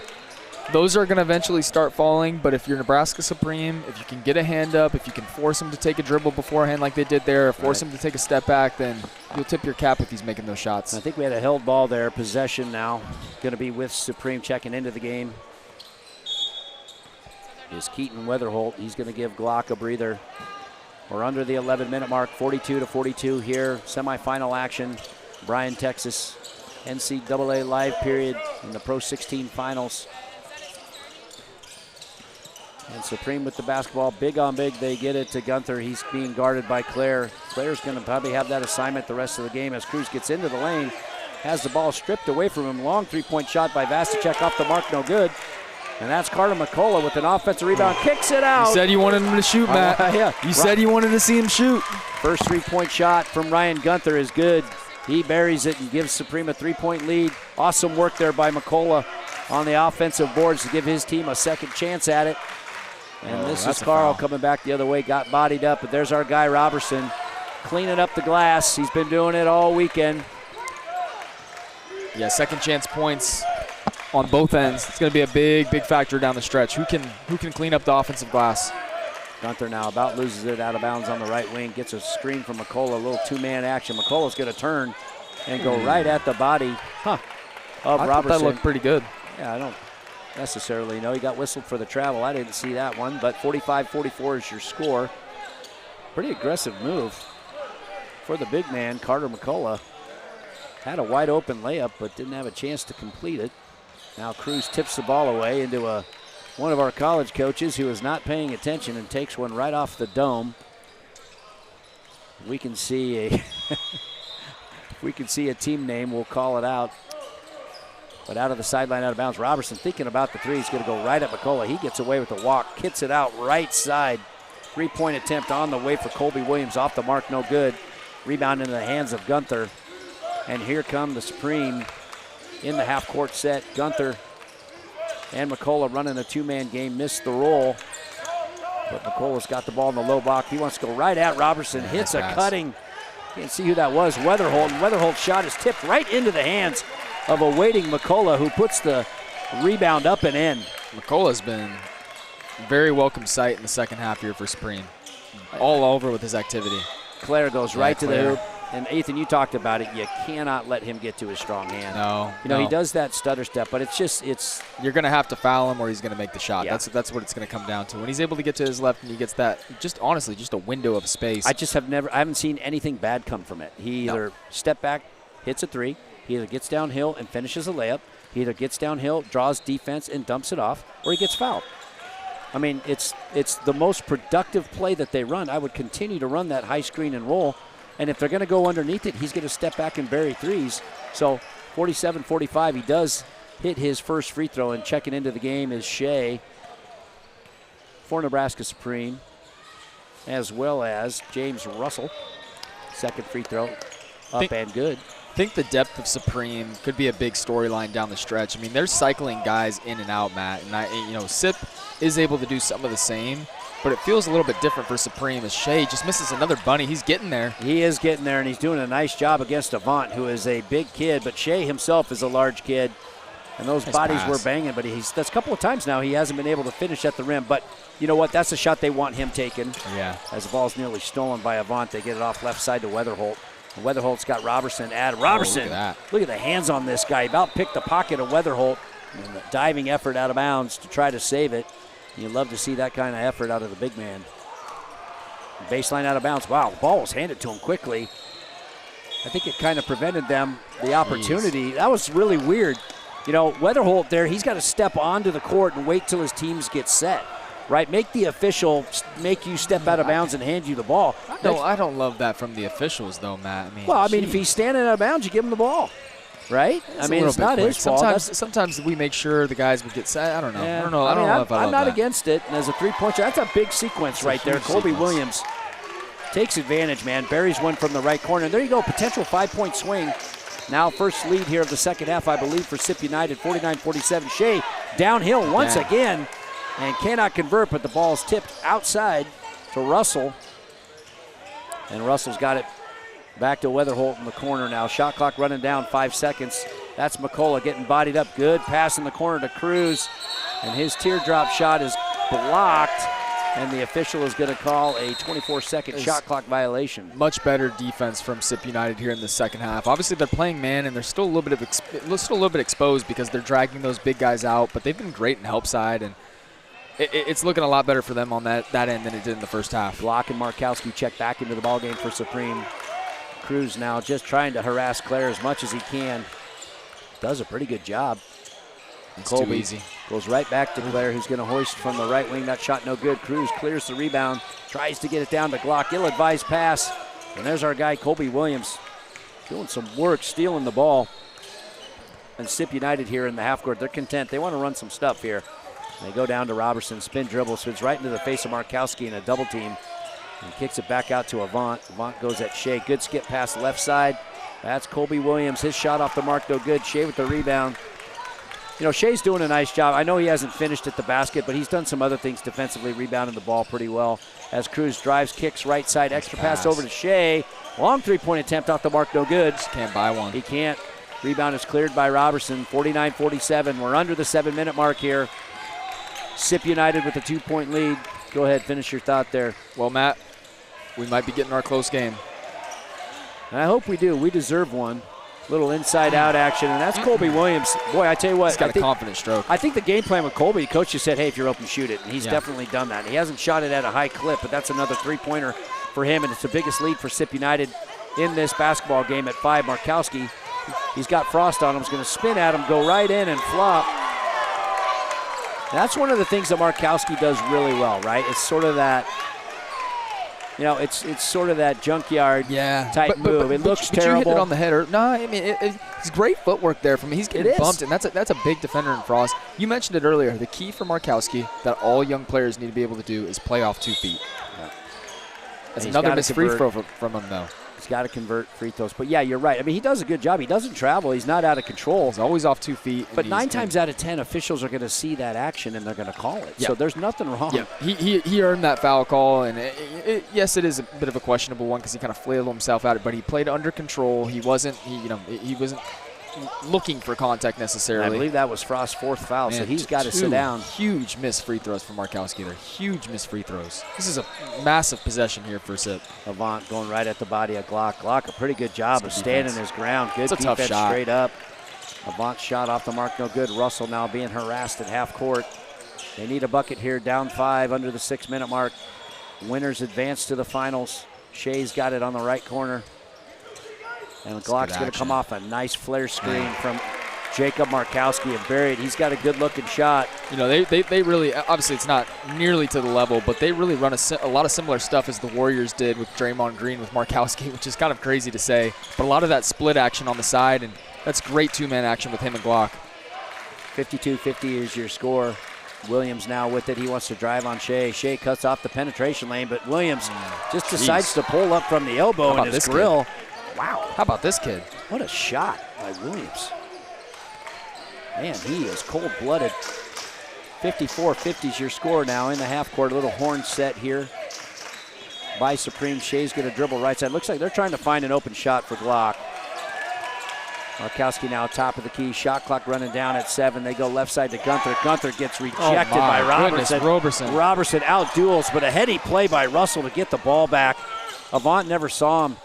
Absolutely never saw him. Thought he was going to have a dunk, and Markowski going to the hoop, and that's a foul all day long. I don't ever understand why coaches and fans and players don't think that's a foul. I used to call it all the time when I officiated. If you reached around, it's lazy defense. I'm calling it. I don't care if you foul him or not.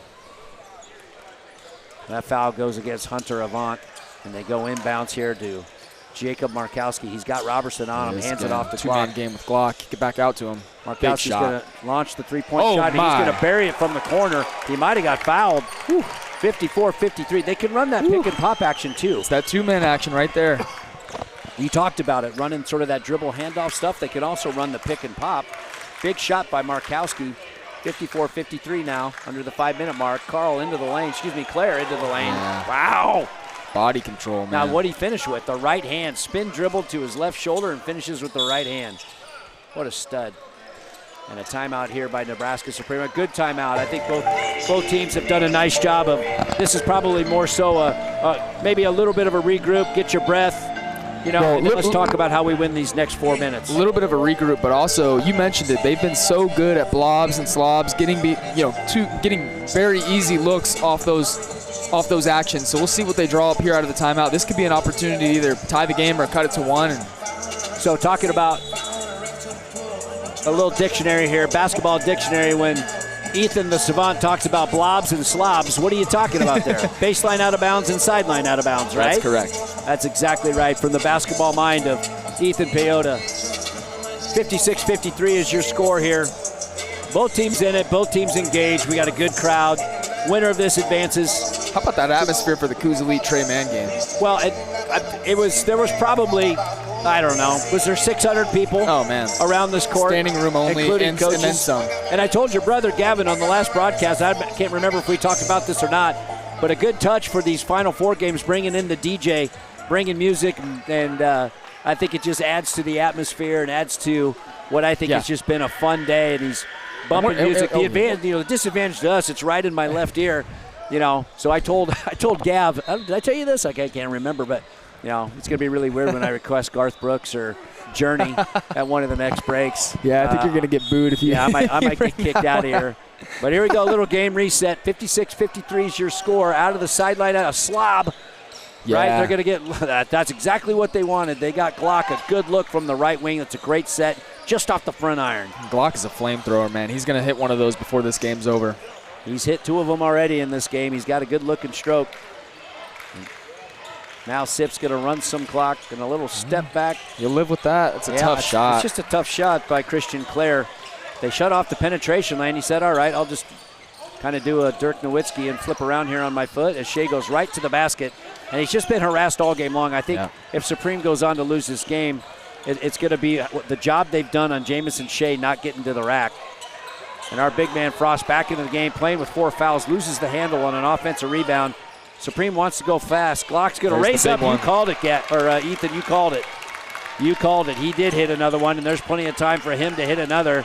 Big shot there. Not backing down in this one. Not backing down at all. Landon makes it a 2-point game. Great pass. Great entry pass there. Frost. That's awesome. What'd he do there? What'd he do really well? Sealed him off really well with his body, but also took his time, played off 2, pump faked. Could have even been a foul call because he let the guy come off. He's got exceptional feet. I mean, they're going to get a good one no matter where he goes. That's a tough one for Glock. Field. Kind of a mini heat check. I don't mind it. We still got plenty of time. It's a 4-point game. Yeah, big stop here, though. You kind of feel like if Sip is able to go down and score right here, it's going to be tough for Supreme. Claire comes off the ball streak. Thought about stepping back, goes into the lane, dumps it off to Frost. Frost goes right into the body. Yeah, it's going to be an offensive foul. Yeah, absolutely. That's a charge all day. Now, that was good defensive pressure there. Markowski's taken a few to the chops, man. That's the difference right there, though. We talked about the earlier one, blocker charge with Claire, and that one, it was a clear shoulder right into Markowski's set chest from Frost. Yeah, defender was there already, right? Correct. And the offensive player's trying to create separation. So I agree with your call there. And, I thought Frost was playing with 4. He's obviously not because he's still on the floor. But credit Jacob Markowski there standing his ground. That's a big body coming at you and putting a shoulder in. That's probably a Power 5 defensive tackle. It's a one big day stop. Here. And that's a big stop. That's what they needed. You said they needed to do that. Yeah.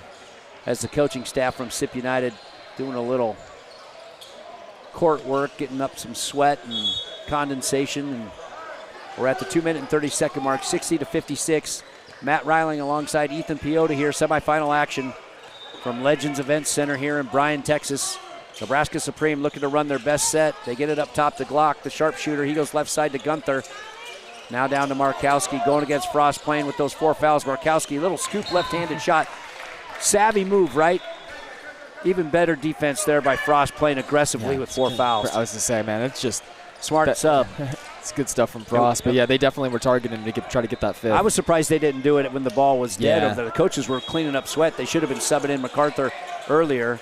And now down low, that's number 31. Really good baseline left-handed play there by Jackson Vasicek. I mean, Vasicek just checks into the game, Ethan. What does he do? Gets right to the free throw line. He's been very, very productive for them in this game. Two huge free throws here, though. Absolutely need them. First free throw is off the mark, no good for Vasicek. That's probably one of the other things that Supreme will look at if they go on to lose this game is their production from the free throw line. Neither team very good, actually. But the second free throw is up and good. We got a one-possession game. We're at the 2-minute mark in the semifinal basketball game. And Claire's going to slow things down. Yeah, that's fine, though. I mean, this got is a couple to give, right? Fifth foul to give, so there's still 2 away from the bonus. I'm fine with that. And that was Vasicek trying to step in front of the pass from Claire. And that's a 15 foul on Nebraska Supreme. 16 fouls. Get right back into that horns action again, into a high ball screen. They want to run that 2-man action. Claire's got it. Kind of missed a rolling MacArthur there. I think they're more content to chew some clock. And that's Claire with the basketball on the left wing being guarded by Vasicek. It's pretty good defense from Vasicek. Does a great job. Robertson comes over to take the ball. Spin dribble left-handed in the lane. Wow, that's a big man. That is a tough bucket. That is a big man making a guard-like move. 62-57, huge shot by Kamari Robertson. And now Markowski on the left baseline. He's going to go right at him. Right-handed layup is off the mark. And they're going to get MacArthur on the foul. And that's going to send Markowski to the line. And he's going to get a practice free throw in really quick before anybody else knows what's going on. I think he's missed his last 4, so he might need one. Actually, he missed his last 5 if you count that one. But Jacob Markowski, good rip baseline there. First free throw. There you go. He's got the stroke now. That free throw is up and in. Just love the way Nebraska Supreme gets right into their action. Yeah, well coached ball club. Second free throw up and good. 62-59, couple of substitutions. Actually, what we're going to have is a timeout. Both coaches, both teams going to discuss their strategy here for the last minute 22. It's a timeout by Sip United. 62-59 is the score. Coming out of this timeout. Now, interesting here, you get to pick up full court if you're Nebraska Supreme, and did Sip United remember to advance this basketball? That's a good tidbit on the second piece. If I'm Supreme, I'm not picking up full court here. I just think Claire's too good with the ball in his hands. It does me no good to let him go by me and create an easy advantage. Our best bet is to play in the standstill, half-court defense, gang rebound, get out of here and try to tie this game back up on the other end. Yeah, I tend to agree. One-possession ball game. Even if they go down and score, it's not panic mode for Nebraska Supreme. But what they've got to do, and it's a tall order, they got to be a one and done. They got to limit them to one shot, and they got to secure that defensive rebound. Robertson has been an absolute animal. Frost has been an absolute animal. And even MacArthur has come in and done a great job on the offensive boards for Sip United. Yep. So it's got to be limited to one shot.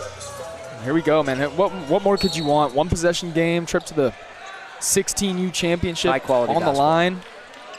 And we are just getting started tonight, too. Whole host of matchups coming up right after this one. Claire now, he's going to be guarded by Vasicek here. Interesting matchup now. Oh, jeez. A little longer guy on Claire. Maybe you don't want him to be able to see close to an very over well. back there. Look at that, and an ill-advised turnover. Big time turnover. Huge turnover by Claire. That's James Russell stepping in. And now Nebraska Supreme with a chance to tie this game. Jamison Shea been silent the entire game. Finally got one. Shot fake gets Avant in the air. Finally got one. And he goes right-handed layup off glass. Got to stay solid if you're Supreme here. And if I'm Claire, this ball isn't leaving my hands unless I'm doubled or trapped. Maybe a little gun shy after that ill-advised pass on their last possession. Claire's got it being guarded by Vasicek. He gets it back. Skips it over right side. You got to get a hand in Avant's face. He's going to hoist it. A little bit like of a zone look here. Yeah, how about the switch in defense? Claire getting to his spots, right to his left. Ooh. And he splits the double team, and the clock has run out. Yeah, that's a shot clock violation. And a tough no call against Claire. He had tried to split the double team, but a great job by them going straight up. And that's going to be a turnover on Sip United, 2 in a row. A lot of contact. Coming out of the hands of Claire there. A lot of contact. And Supreme, I believe, is going to use their timeout. That should be their last. I don't know if I like this one. Really? And here's the reason why. You've got plenty of time, right? You got 28.5 seconds to go. The 2-for-1 is kind of out of question here. You don't need a 2-for-1 though. So I like saving that timeout because in this, if you go down and you don't score, you know, and you can foul, you're obviously going to put them in the 1-on-1. I always like having a timeout in my pocket with the advanced rule to have a play to win the game. If we didn't have the advanced rule, I don't mind this timeout because he's coaching them for the rest of the 20 seconds, right? Or the 30 seconds. But I always like having that timeout in my pocket with the advanced rule. But that's why I'm sitting up here with the microphone on, listen to the DJ bump tunes into my left ear. 62-61. It's a 1-point game. Okay, so talk to me now. Get me in the huddle of SIP United here. What are they doing on this possession? Here's the thing. It's going to be their same man principles. You got to be active and help. The number one non-negotiable for SIP United here, you cannot allow an offensive rebound. If they make a shot, they beat you off the dribble, you tip your cap. You almost kind of live with it because you know you get the ball back. I can't live with it for SIP United if they allow an offensive rebound and a putback for Supreme. And they got their two bigs in there, and Robertson and Frost. They're two guys doing work. Sideline out of bounds now. They get it into Markowski. 25 seconds to go. It's a 1-point ball game. Jamison Shea's got it being guarded by Williams. They're going to go right side to Russell. Russell with the big steal to get them back in this game. They go Shea right on Williams. He misses a cutting. Markowski. Great block, man. Misses a cutting. Markowski tries to go up, and Robertson blocks the ball. Wow. It's going to go back to SIP, though. And SIP doesn't like it. Coach launches his pen. And here's the issue, though. I mean, they have the ball. It's their possession. Yeah, I'm not sure what he's so upset about. And also, that actually kind of helps SIP. I mean, Supreme is going to have to foul twice to get them at the line. You're looking at least 4 more seconds that are flying off. That's actually a good outcome for SIP. Really a really nice design play there from the sideline. Shea had it. He missed Markowski. Markowski with a great weak side cut to the basket was going to be a wide open layup, and Shea just missed him. 62-61 now. They got a foul. Boy. My gosh. Well, and they foul the rifleman. That's Hunter Avant going to go to the line. What a dangerous pass. Colby Williams, holy cow, kind of floated that one up. Correcting our score clock. 10.3 on the official clock here in the arena. They do have one more foul to give. That was the 6th team foul for Nebraska Supreme, so now one more to get in 1-1. And that's what we're mentioning, Matt. I mean, you're looking at, you need time for Nebraska Supreme here. And if you're SIP, do you have any timeouts? Why do you not advance the basketball here? Yeah, this is a smart timeout. And that's why I love having that in the pocket, right? You have that in the pocket for your offense if you need to draw up a game-winning play, and you have it in the pocket for your offense if you need to draw up an inbounds play to get it in with the lead. So a very, very wise timeout here by SIP United. But yeah, talk to me now. We got 10.3. It's a one-possession ball game. Obviously, the Supreme's going to foul, correct? I mean, they have to instantly. And really, there's no time to go for a tie-up or anything like that. You've got to foul. If I'm SIP United, I'm looking to get the ball to either Claire or Avant. Those are really your two best players. And the biggest thing, though, they've got to be strong with the basketball here. Yes. Absolutely have to be strong with the basketball. And there have been at least 3 or 4 sort of not lackadaisical, but kind of just unsure cross-court passes thrown by SIP in the last like 30 seconds. And so that's got to be something in the huddle where they're drawing it up and they're getting an easy little look for Claire to be able to go out and catch it. And if I'm Claire, I'm asking for that ball. I'm my team's best player. Send me to the free throw line and let's take this thing home. Couple things here. You got your best free throw shooters now on the line. Yep. In the lineup. So you take out Frost, right, who struggled from the line a little bit.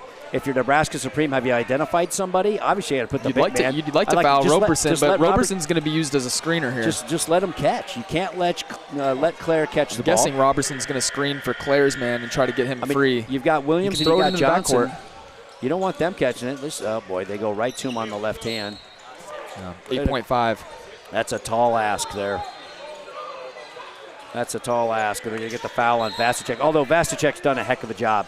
A little lankier guy. Both teams now in the bonus. So only a couple seconds run off the clock. No timeout, though. And let's talk about it. I mean, it's not like this is taking it to the bank. Claire struggled a little bit from the free throw line today, and this is a 1-on-1. No timeout for Nebraska either. And obviously, it doesn't matter make or miss. If he makes them both, obviously they know they need to get a 3. But whatever they got to do here, Supreme's got to go quick, right? But you said it on the other end. This has to be a defensive rebound. You can't let, and of course they put Frost back in the game, you can't let those two guys bully their way in as the first free throw is up and touches nothing but the bottom of the net. Clutch free throw there by Claire. Christian Claire. I'm my team's best player. Send me to the charity stripe and let's seal this one. Second free throw off the mark, no good. Markowski. I call the foul. He's out of timeouts. He don't have a timeout.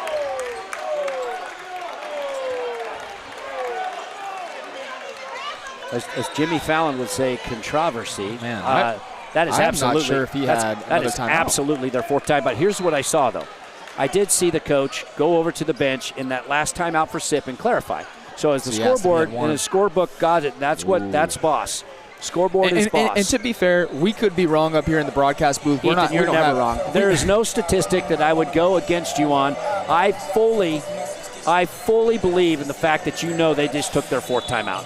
But nevertheless, all right, let's It draw certainly it up. feels like it, but you never know. Maybe one was given to SIP on the other end. I think what one of Nebraska Supreme's coaches just clarified with the table is that there's now 0 on both sides. Yeah, and they clarified before, right? I mean, you don't take. I mean, obviously, this is a great coaching staff. They're not taking that timeout unless it's been presented to them that they have one Correct. to use. Yeah, exactly. So absolutely, what is probably their fourth timeout, a free throw missed by Claire, right? And, he's probably shot less than 50% from the line. Now Nebraska Supreme, with the advanced timeout, right, the ability to advance the ball, has a chance to win this thing. Now, this is where Andy Markowski is very, very good. And here's where I'm going if I'm Nebraska Supreme. What did we just talk about? Two-man action, Glock, Markowski. I'm getting the ball into Markowski, and I'm running that DHO, and I'm letting Glock send me to the finals. I'm going to call this play. Oh, my gosh, they hand it to him quick. They get it into Shea. And they're going for the win. Went for Glock right away. They're going to have another opportunity here, though. This is that one-handed pass by Shea. Yeah, He's just been a little off-kilter here. They're having Glock take it out. I think the coach. All right, watch this. Markowski's going to screen back down, to Glock. pop to the corner. They're going right into Markowski. And Here we handoff, go. Back Glock to raises Glock. up. Three-point shot for the win, off the mark. No good. Offensive rebound scrum. Shea's got it. And he can't corral it. Wow. Unbelievable. Absolutely frenetic pace here at the end of the game. Sip. Glock raced up, got a good look, and Shea had it in his hands with the opportunity to get a putback in to tie the game. But this one is going to end. What a basketball game. Close all the way through. SIP United's going to advance to the title game tomorrow. 63-61 here at Legends Event Center, Court 5. What a fantastic game. Both teams got to hold their head high. Nebraska's Supreme, I think, overachieved a little bit this weekend. I think they got to be very proud of the way that they represented their program, and SIP United just continues to win, man. We asked for a close one, and we got it. And we finally got it. Ethan, my man, that was a lot of fun. Great job. Pleasure calling the game with you. That's going to do it for us here at Legends Event Center. For Ethan Piota, I am Matt Reiling. Your final, SIP United 83, Nebraska Supreme 81.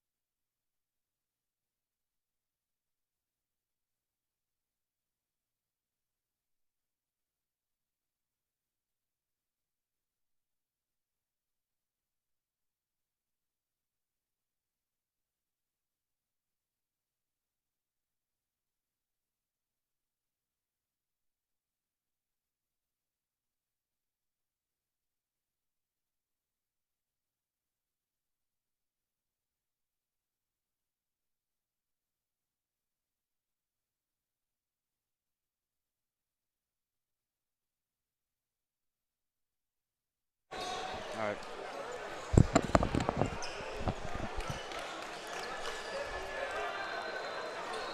Hello and welcome, everybody.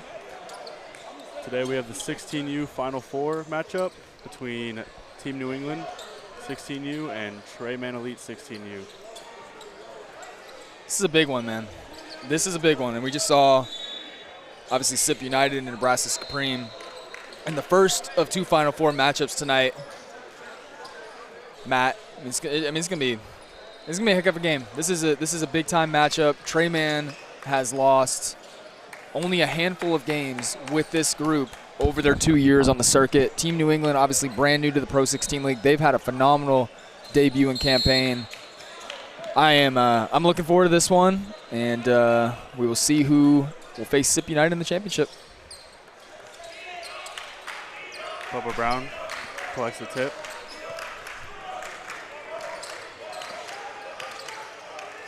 That's a nice pass. Oh, yeah.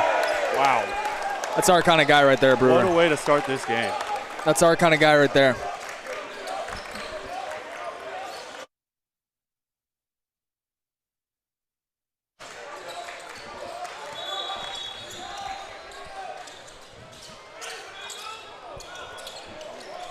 Missed layup inside. Brown has it.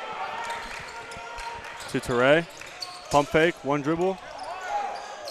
No good from Bamba. Brooks Lofton almost just took out a couple of spectators over there. My goodness. Team New England ball.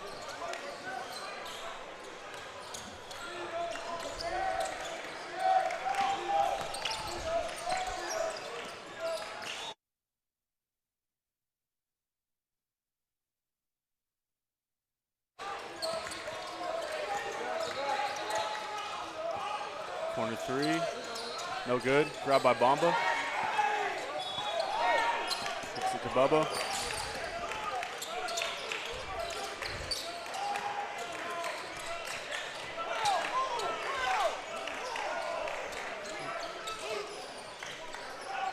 Shot no good.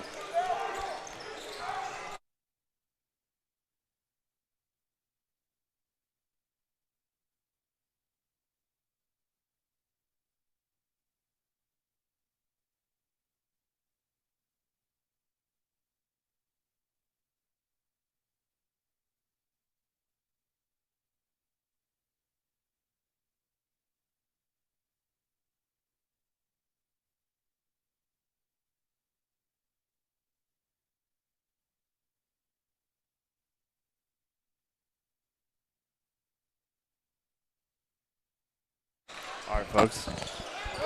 Sorry about that. We were having some audio issues up here. Back in full swing, ready to go. 4-0 Treyman here early in this one.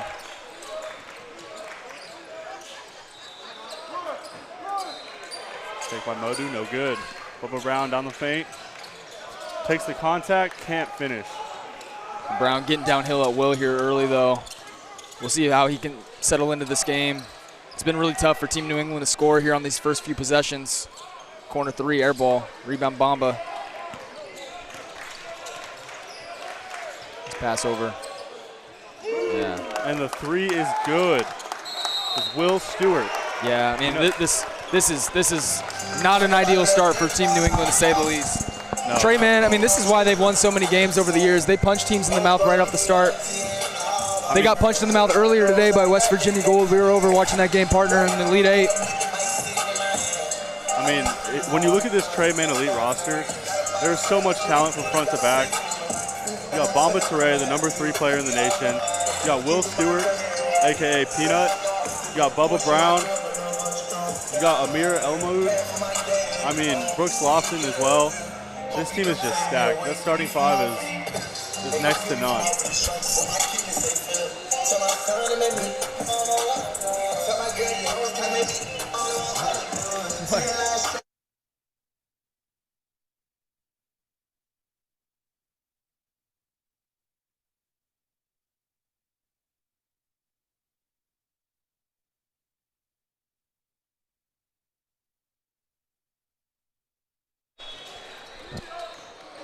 Ramos.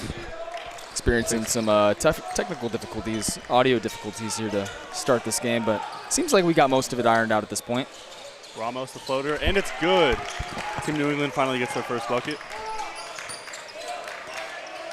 Yeah, interesting to see. Amir Elamoud had a tremendous Elite 8 game for Treyman Elite. Really sits down and guards, and this is what you like here with Bamba. Just top to bottom, one of the most talented players in the country regardless of class. I mean, just not many 7-foot guys that can do that at his size. Ramos. Another mid-range. Just misses it. Rebound to Ray. Down the floor. Just loses it. Yeah, I like it early, though, from Bamba. He's grabbing rebounds, trying to force the issue and go coast to coast. A lot of what we saw similar to last year on these courts during the 15U Final Four for Treyman, so good, confident start for him. Ramos has a Spain screen set. Decides not to use it. Kicks it up top. Three-pointer. Good action. No good. Oh, but man. a great putback. Yeah, big Enzo Mawili. Enzo has had a tremendous weekend. And Lofton just powers through for that layup. Jeez. Lofton is just a handful. So productive in the short roll. He truly is one of the best players on the circuit in this age division. He really plays his role well. Absolutely does. So tough to deal with as a ball has run to the court. No call from the ref. They let the play continue. No good. Rebound Lofton. Kicks it out to Bubba Brown.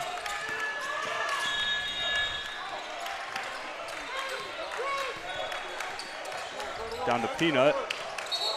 Great move, and he's fouled. You know, the interesting thing about this Treyman Elite team is that two of their best players, you got Bubba Brown and you got Brooks Lofton, are both outstanding football players as well. Yeah. Yeah, and that's something that you see often in the Southeast. I mean, I think it's one of those things where everybody's kind of playing football. I'll tell you what, though, Lofton has made it known that he wants to play basketball, and he's a heck of a player, man. He's going to make a college program super happy here in just a short amount of time. Agreed.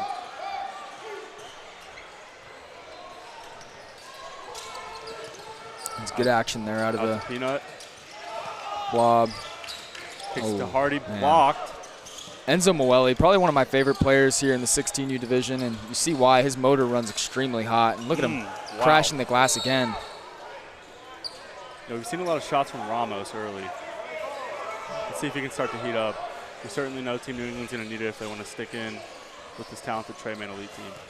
Yeah, they're definitely at a talent disadvantage. I will say, though, come out a little bit flat, and who knows if that's jitters, Matt, or what it is here playing on the main court in the Final Four of the PRO16 16U division, but Mawili certainly doesn't have them.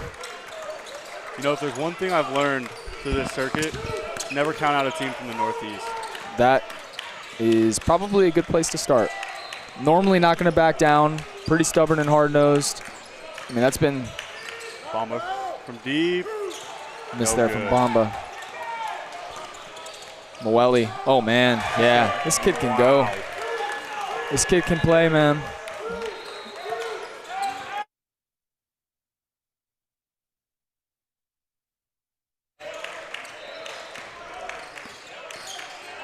Hardy to Peanut, Peanut to Teray.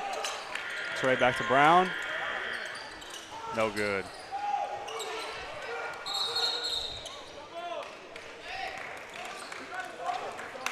See who the foul's on here. 11-8 early on, 10:21 left in the first half. Looks like the foul's on Lofton there. Ramos getting pressured three-quarter court. Yeah.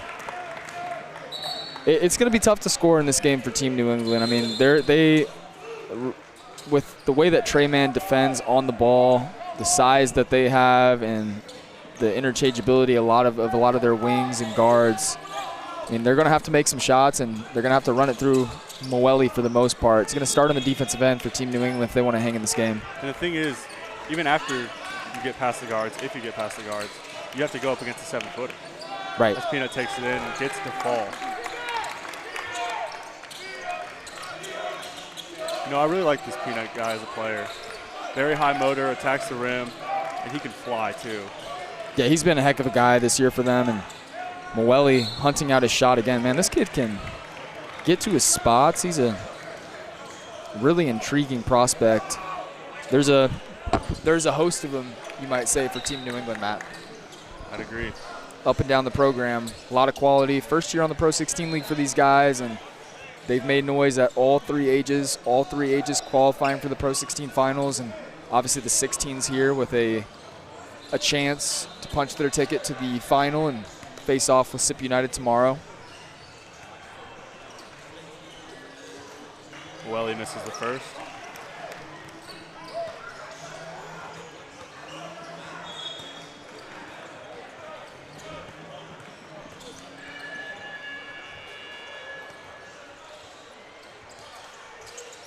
And he misses both of them.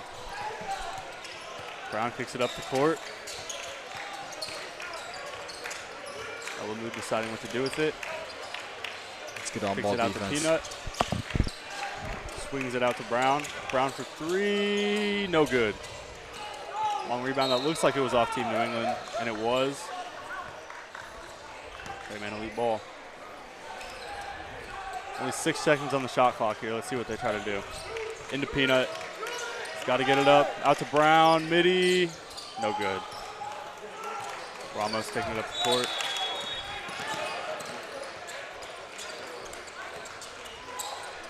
Nice drop step. Great finish. Great Hanging finish around by here him. early. I'll tell you what, Team New England hasn't played great, Matt, but to only be down by 3 here in the first half with the way that they came out, I think that's a win for these guys. Yeah, I mean, they're kind of disrupting Trey Mann's offense. As Elamud hits the three there as I'm saying that. But you haven't seen many Bamba post touches, and when he has had post touches, they've been challenging. And, I mean, if Team New England wants any chance at staying in this game, that's how they got to do it.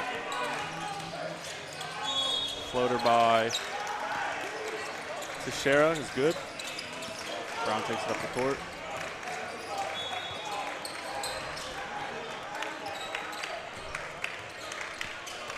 Peanut drives in, midi. It's a tough shot. It's good defense. Looks like it maybe got tipped. Oh, what a play. Great play to get it back by Peanut. Dips it down to Brown. Through the contact, that layup is good. Brown is just a bulldog down there, man. He's so tough to stop once he gets established in the paint. Great play by Stewart in transition there to halt the break and get one back for his team. Smooth. Floater by Ramos is good.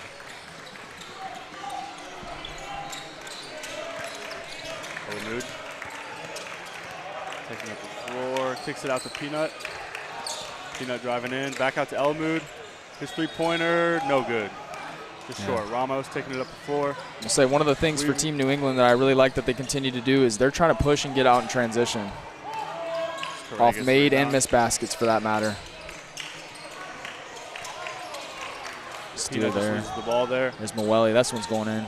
Oh, man. Wow. Almost caught a body. Moeli. Was not expecting that. I love this kid, man. He's one of these guys. He wants to dunk literally everything. Yes. Human highlight reel, some would say. Absolutely. Not worried about the contact. No. Initiating right into defenders. Runs super well, and obviously a tremendous vertical athlete. Ball short at the free throw line there. Welly now 0 for 3 from the line today. Let's see if he can knock his first one in. See how Team New England kind of defends as this game goes on. I mean, they've done a pretty decent job on the defensive end of the floor, I'd say, so far. First of all.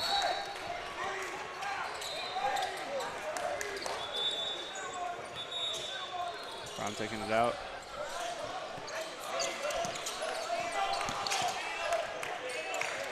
Ray on the wing, he's getting doubled.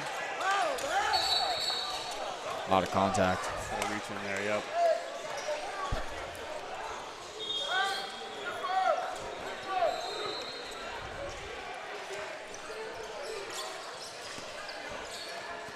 Elbo's going to take it out for TME. Brown on the wing. Elamud. Yeah. And Hardy knocks down the triple. It's a big shot. I mean, I think part of it, New England's sitting in this zone here, Matt. If they want him to come out of it, they're going to have to be very persistent from the three-point line. Ramos with the floater, no good. Kicks out to Great Hardy. outlet Hardy. pass. Easy transition layup. Yeah, that's too easy there. And that's a great outlet there by Bamba. Just catches the rebound, throws it ahead to his guard. Easy layup for Trey Mann. Up by 8 now. New England needs a bucket here. Ramos takes it in, gets it over Bamba, no good, but it's followed by Olaniba. Brown taking it up to 4. Sitting in this 2-3 zone here. Bamba to the high post. Good hands there. Ooh, another reach in. You know, if you're Teray there, the one thing you can't do is bring it down. No, he's put in a bad spot there because he's given a bounce pass.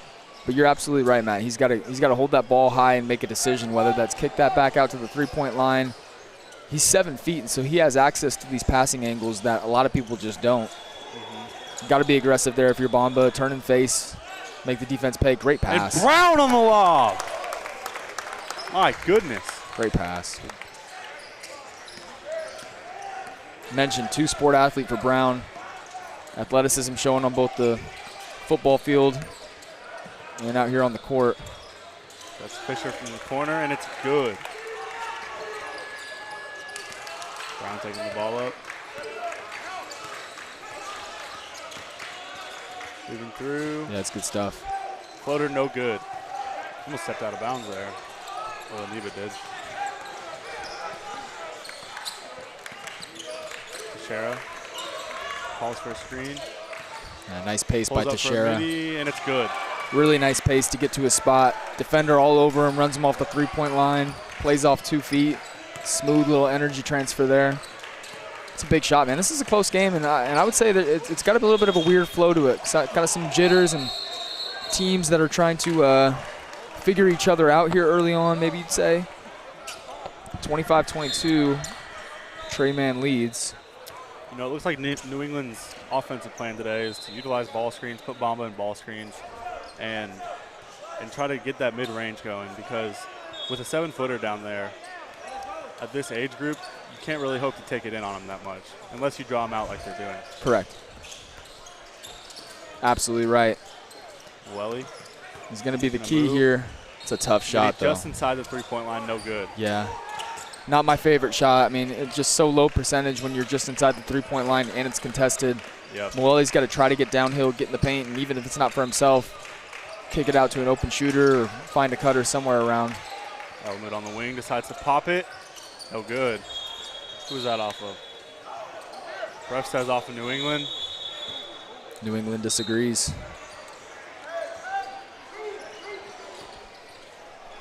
Looks like the refs might disagree now. And they did. Ended up being off of Trey Mann.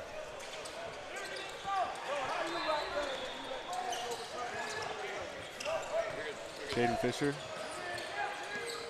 Back to Teixeira. Teixeira weaving through, and it's good. I like this kid, man. He's got good pace, really able to find driving angles and get himself downhill. A couple of big buckets there from Teixeira. Leads 1 for Trey Mann. And Team New England has crawled back into this game. Three-pointer from the corner, no good.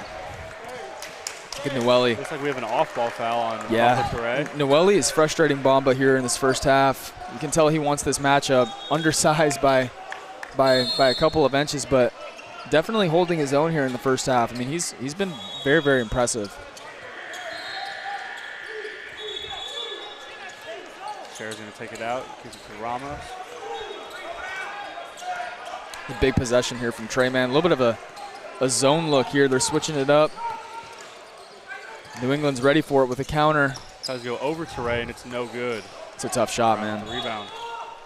Shot blockers, even if they aren't able to get that officially statted as a block, when you have that kind of timing and length, it alters so many shots. Trey on the wing makes a move. Ooh. Gravel. A lot of contact there. I don't know if I agree with that one. Looked like a pretty good move from Bamba. You know, this one seems like it's going to turn out to be a physical game. That's what Team New England wants. They 100%. want a football game. But do you think that Trey Mann's going to shy away from that? I don't think they will, but that's their best chance at winning this game. I would say Trey Mann is the more talented side, and you know, Bamba is just so skilled. They're going to have to be physical with him and try to frustrate him to be able to get him off his game a little bit. So I think the game plan is right for Team New England. Again, they want to make this kind of a dogfight. Agreed. You know, the good thing for Team New England, rather, is that they have 4 bodies on the bench. Right. Yeah. And you can't take the fouls home with you. So That is a great point. let's see if they try to utilize that whole bench, utilize their fouls, and make Trey Mann earn it from the stripe. Tell you what, I mean, they got to be pretty happy with what they see on the scoreboard here. Peanut But misses first. big last 3 minutes here to end this first half. Going to be very telling who finishes this half better. And a lot of that momentum will be carried then into the second half as well. Oh, man. Is that an off-ball foul? Jeez. Looked like it was on the rebound on Noelle. I'm not sure about that one. Been a couple questionable ones in this first half. This crew has been pretty solid here today on court 5.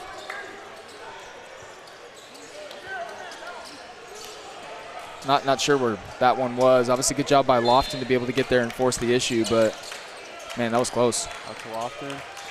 Lofton drives, fakes, down to Brown. Brown throws it off Peanut. Back to Peanut. Hop step. Yeah, And he finished tough. it. A lot of contact there too, man. Peanut just so strong, and a guy like him can play off 2 feet, play through contact, so athletic, so strong, body control. Oh, great pass. Fisher for 3, and Man. it's good. Tell you what, man. Team New England tied this game up. These guards for Team New England are making plays. Ramos, Fisher, Teixeira. Impressive to start this game. Agreed. Brown calls for a screen, denies it. Yeah, that's tough. Ooh, It's really tough. finish by Brown there. Ramos taking it up the left side. If I'm Trey Mann, I'm not sure if I'm staying in this zone much longer. Especially here, Ramos gets another open Nice look head from fake. 3. Noelle. Woo. Over Brown on the fast break. Lobs up to Elamood, no good. Yeah. Rebound Brown. Brown just always in the right place, man. Fun to watch him operate. Teixeira. Back to Teixeira for 3, and it's Man. good. Trey Mann, great coaching staff. I'm just not sure how much longer I'm staying in this zone. I mean, multiple wide open 3s, and Team New England guards are making them pay. I'm relying on my athleticism a bit here, and if you want to get Bomba into ball screens, fine. Let's rely on our help a little bit. But the zone is generating so many open looks. There's going to be another one for Teixeira. Teixeira, no good. Just rimmed out. Had a little smile there. He wanted that one to Kid go is in. fearless, man. Elamood.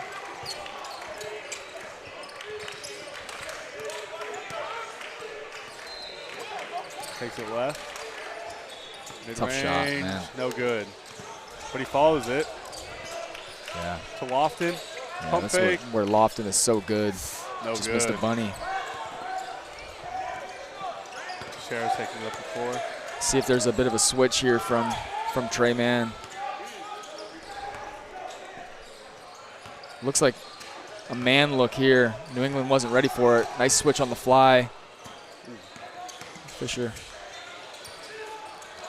Great follow. was close to being on the rim. What you think? You think that one was coming off? I think it was, but it's definitely something that could be debated. Refs say no. Brown up to Nice. Teray with the flush.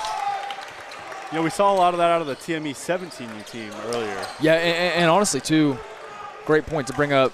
Trey Mann missing their superstar point guard, Cam Lee, who's been out the entire season. And kid you not, they probably get 10 points off that exact action from Lee to Toure last year. Brown does a nice job of finding them. These guards are fearless for New England, man. I love this. Is going to be a dogfight in the second half. This guard play is tremendous from Team New England. Wow, Ooh. that's a charge. Oh, Ooh, ref man. says a block. I don't know about I like that one. take by Fisher, though. I don't know. You know, these guards are physical for Trey Man. They're going to try to go through you. Yep. You got to take some charges, kind of slow them down a little bit. I don't know about that one. But no, Fishers, Ramos, Teixeira, they've been spectacular so far in this. Yeah, fun to watch, and I think that's going to be a big storyline as we head down to it, Brewer. Like, so much of winning these close games is Brown misses the free throw. Big last 5 seconds here. Not sure if they know it. 2, 1, He does know it. Ramos, no good.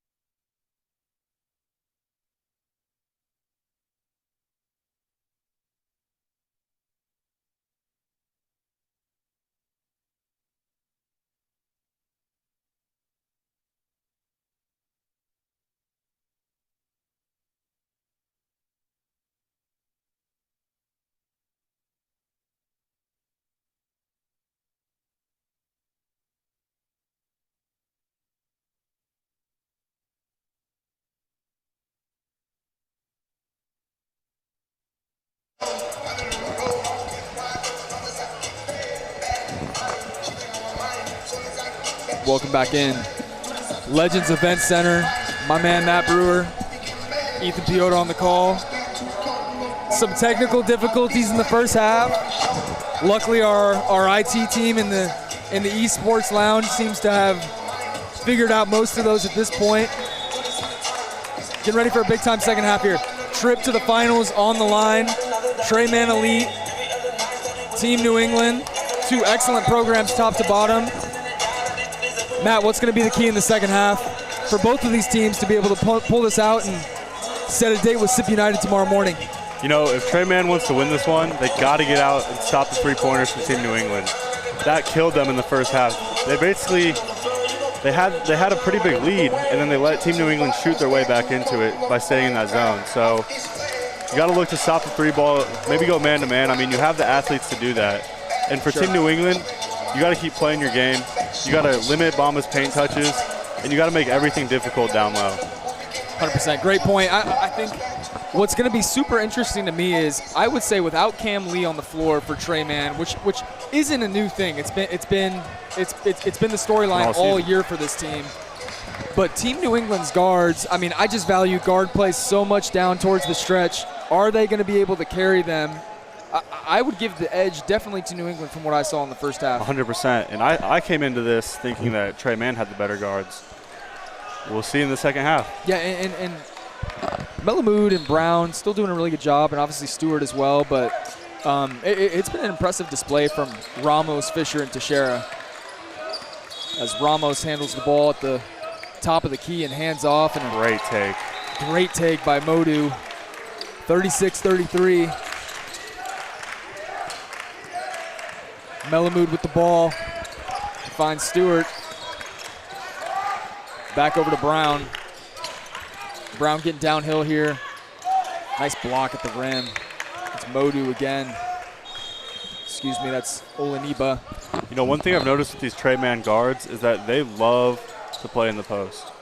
Yeah, absolutely do. Love to use their physical frames. High ball screen there from Lofton. Stewart getting downhill. Finds Brown, shot clock down. It's at 0.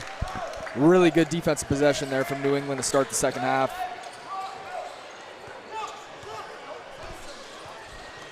(36-33), 15-19 left in the first half here for our final spot to be punched at the 16U championship tomorrow here at the Legends Event Center as Ramos probes, finds Teixeira.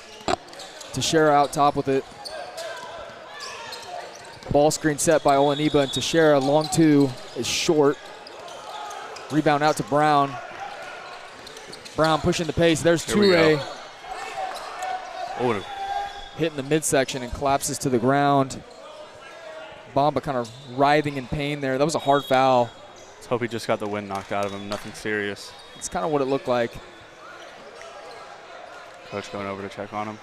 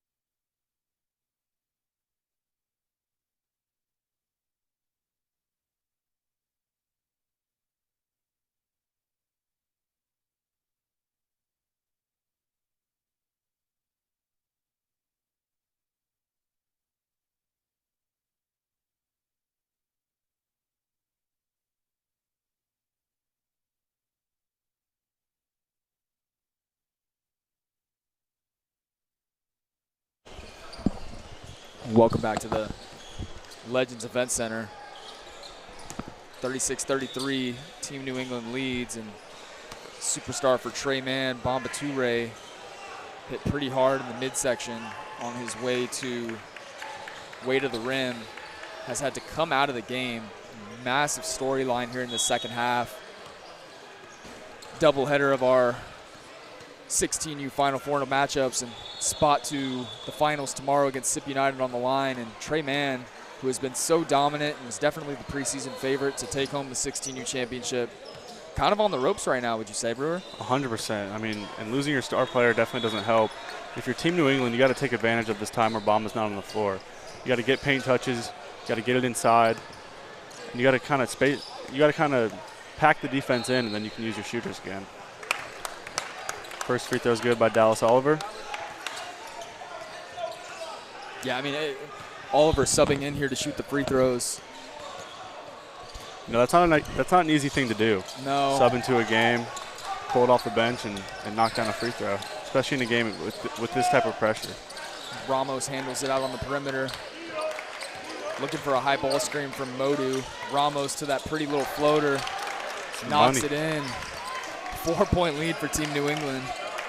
Got to be impressed with how they've come out in this one, man. I mean, they definitely were not the favorite coming into this game, but they've kind of taken the game to Trey Mann, and now with the uncertainty of Toure on the bench, this is going to be a tough one for Trey Mann to pull out. Big rebound there, man. You know, if Trey Mann Elite keeps icing these screens, these guards, like, they can keep getting to their floaters whenever they want. They can get whatever shot they want. That's a great point there, Matt. Is Ramos again kind of just probing and getting to spots.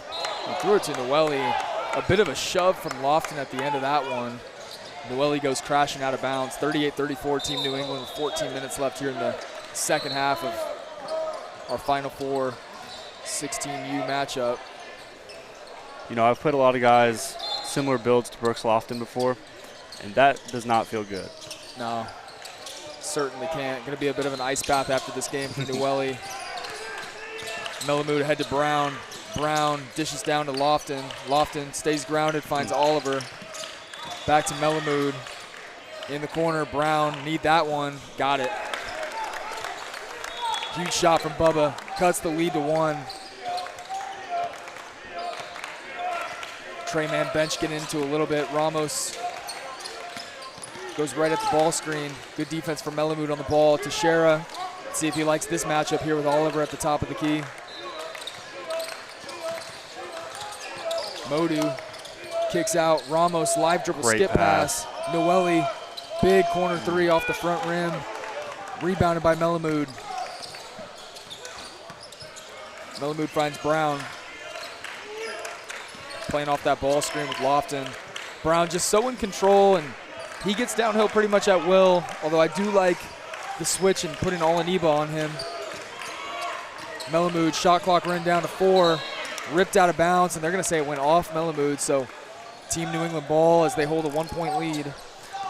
You know, one thing for Trey-man is that they're taking forever to get into their sets. Yep. And when you're playing with a 24-second shot clock, you have to get into your offense early, and you have to know what you're doing. Otherwise, you're going to be forced to take a lot of bad shots.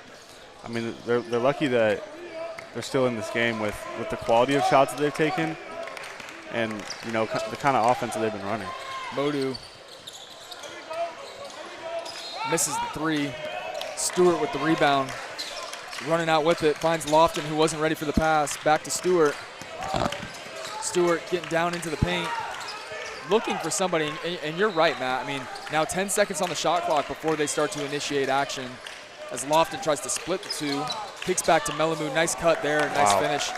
And all of a sudden, with all that being said, Trey-man has the lead, 39-38. Dishes down into Olaniba, looking for Newelly. I like this a lot more from Trey-man, going with a man look to start the second half. I thought they were way too overly exposed in that zone in the first half. Do you like the switch to go to man? I mean, it seems like it's working pretty well 100%. So far.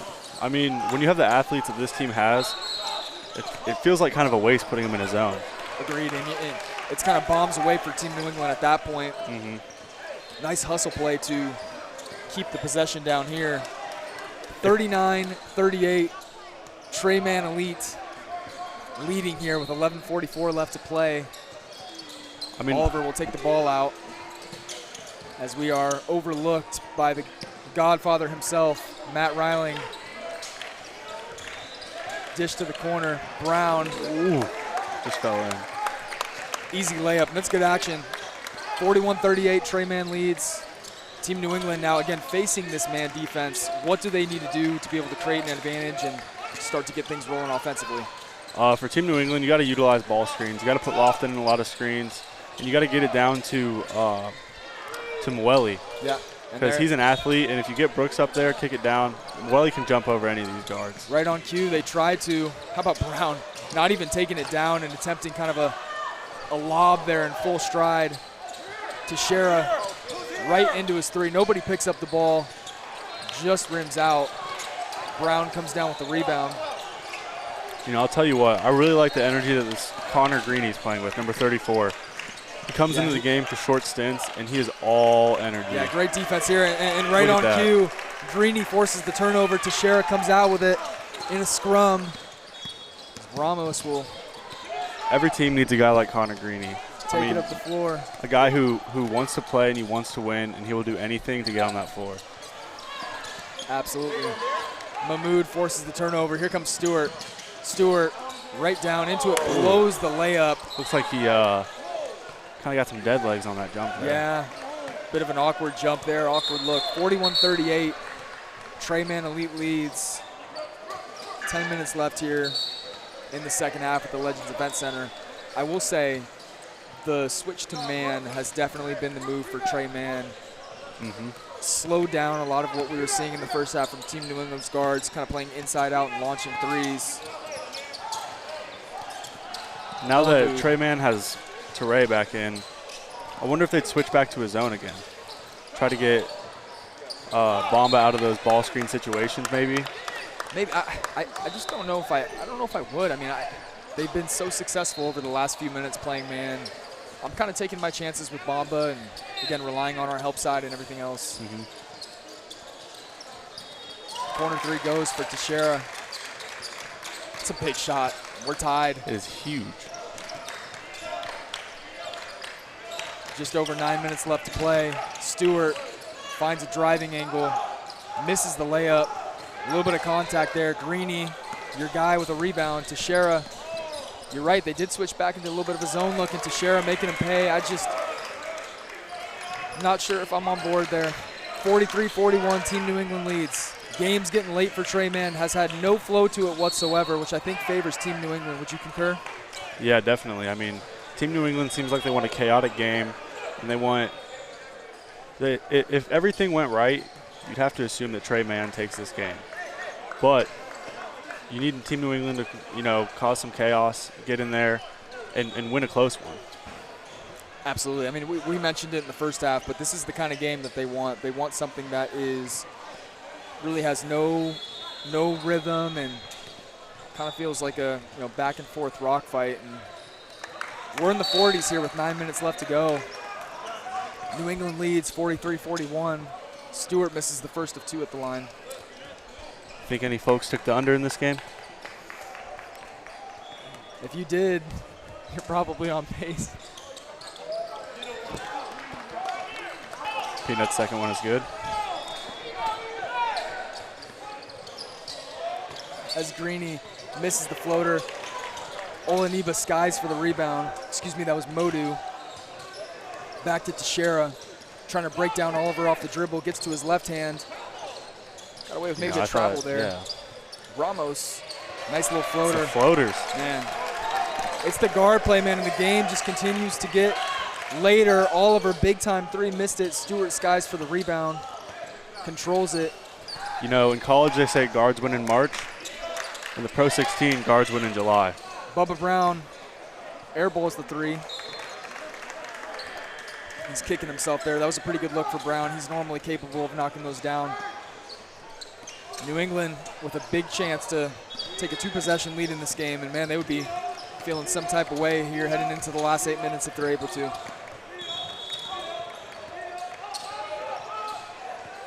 Teixeira has it. Teixeira again. Teixeira for three. Wow. He is on fire in this second half. These Team New England guards Tyson Teixeira will do whatever it takes. Lofton gets himself to win the this free game. throw line. Man, Teixeira, you could tell he was kind of the story heading into the second half, and he's been phenomenal. 42-48, New England leads. They've grown this to a 6-point lead. 8 minutes and some change left to play.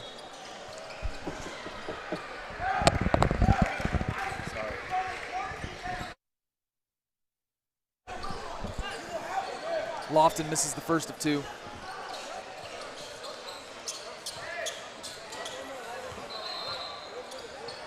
A little bit of uncertainty on the Trey Mann sideline on who was coming in and out. Big one here for Lofton. Misses both. Two big misses, and Greeny, great pass inside. Easy finish for Olaniba. It's now an 8-point lead, and the champs are on the ropes. Melamood has it. Trying to find somebody. Finds Brown, who does get downhill. Brown dishes off to Lofton, takes some contact, gets himself back to the free throw line again. Looking to make it up. Just missed 2 free throws at the line. Just seems a little bit out of rhythm. I think a lot of it for Trey Mann, and I'd be interested to hear your take, Matt. Not getting stops on the defensive end, and so they're facing Team New England in the half court so much. They're so good in transition, being able to get out and run. At the end of the day, you got to get stops here. I mean, now 7 minutes left in this game. Lead could get cut down to 6, but still 2 possessions. Time's running out for these guys. Yeah, I mean, for Trey Mann, offensively things haven't really been clicking, but if you do the simple things right, like make your free throws, get some offensive rebounds and get stops in transition, you can still win this game. It's a big rebound by Bubba and put back. 50-45, New England leads. Greeny off the dribble, kicks back out to Ramos. Ramos guarded by Brown. A couple steps outside of the three-point line, takes the ball screen, hits the corner. That's Olaniba. Big shot on the way, missed it. Toure with a huge rebound. You know, Greeny almost skied up and got that. Greeny now, look at him fronting the post with Toure, but they get it down to Lofton. That's too easy, almost put it on his head. No foul called, a lot of contact there. 50-45, 7 minutes left to play. Ramos finds Teixeira. Ramos, open three, misses off the back iron. Rebound in Noeli, but a loose ball foul, and it's gonna stay here, so Tre Mann actually a little bit of a bailout. 6 minutes and 51 seconds left to play. Just feels like every possession is going to be so crucial for the remainder of this game for these guys. Must stop here. Ramos off the front iron, rebounded by Lofton. Hardy will look to push, and he finds Brown. Brown back to Hardy. In the corner, it's Melamood. Melamood misses the three. Lofton with another loose ball foul. You know, you can't be picking those up on defense like that. I mean, Tre Mann, for the most part, they run 5 deep, 5 to 6 maybe. You can't be getting in foul trouble, and you can't be getting fouls like that. I feel like you've got to get downhill into the paint, and you've got to find a way to get Bamba involved here if Tre Mann wants any chance. Or this is your offense getting out in transition as Brown blows the layup. Teixeira again pushing the pace. Ramos wide open three. It's going up and it's going down. 53-45 Team New England. The champs are on the ropes here at the Legends Event Center, and they're getting into it now on the bench. Hardy to Toure in the high post. A little bit of a zone look from Team New England. A little 1-3-1. Down into Lofton. Lofton swings through, finds Hardy in the corner. Hardy misses the three. Toure is on the rim. Are they calling basket interference, or was it a quick timeout? I think it was a quick timeout. 53-47, Team New England leads. 5 minutes and 48 seconds left to play here at the Legends Event Center.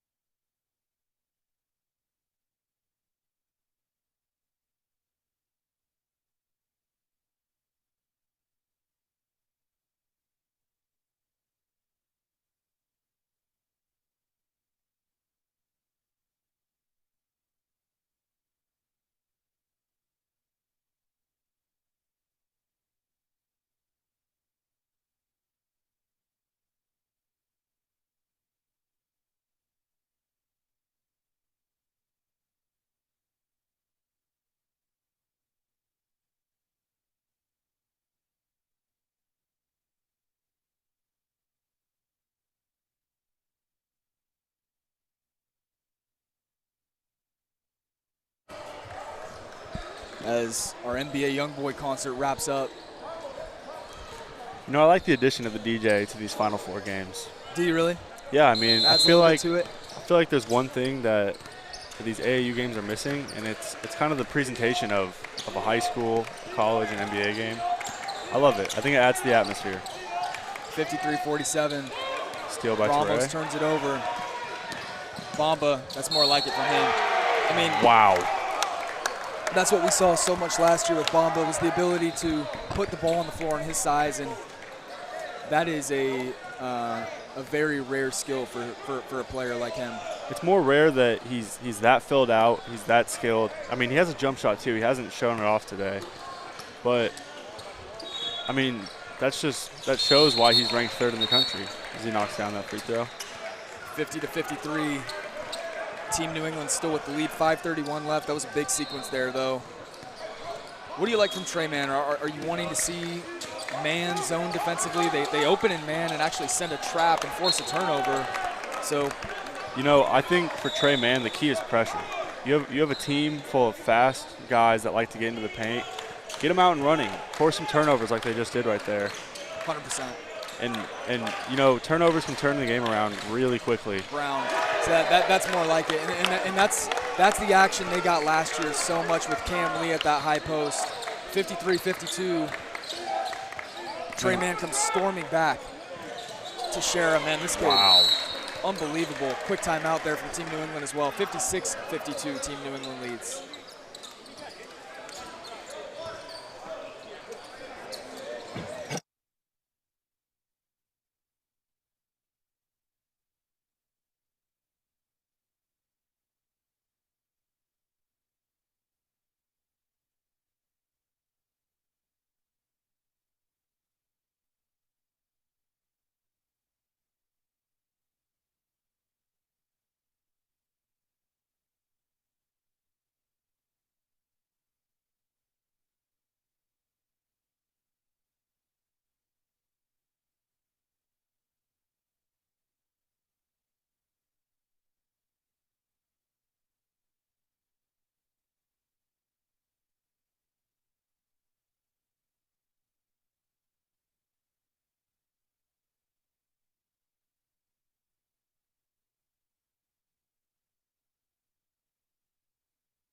You know, Ethan, do you have a favorite song that DJ's played tonight? I think Freestyle by Lil Baby was a welcome addition to the atmosphere.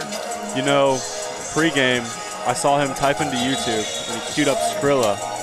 Try to get these guys hyped up. Kind of knew it was on after that point. Yeah, I mean, you got Kodak, Florida rapper, kind of turning these Trey Mann guys up, but hey, you never know. I definitely haven't heard much Northeast rap. No New York City rappers being played.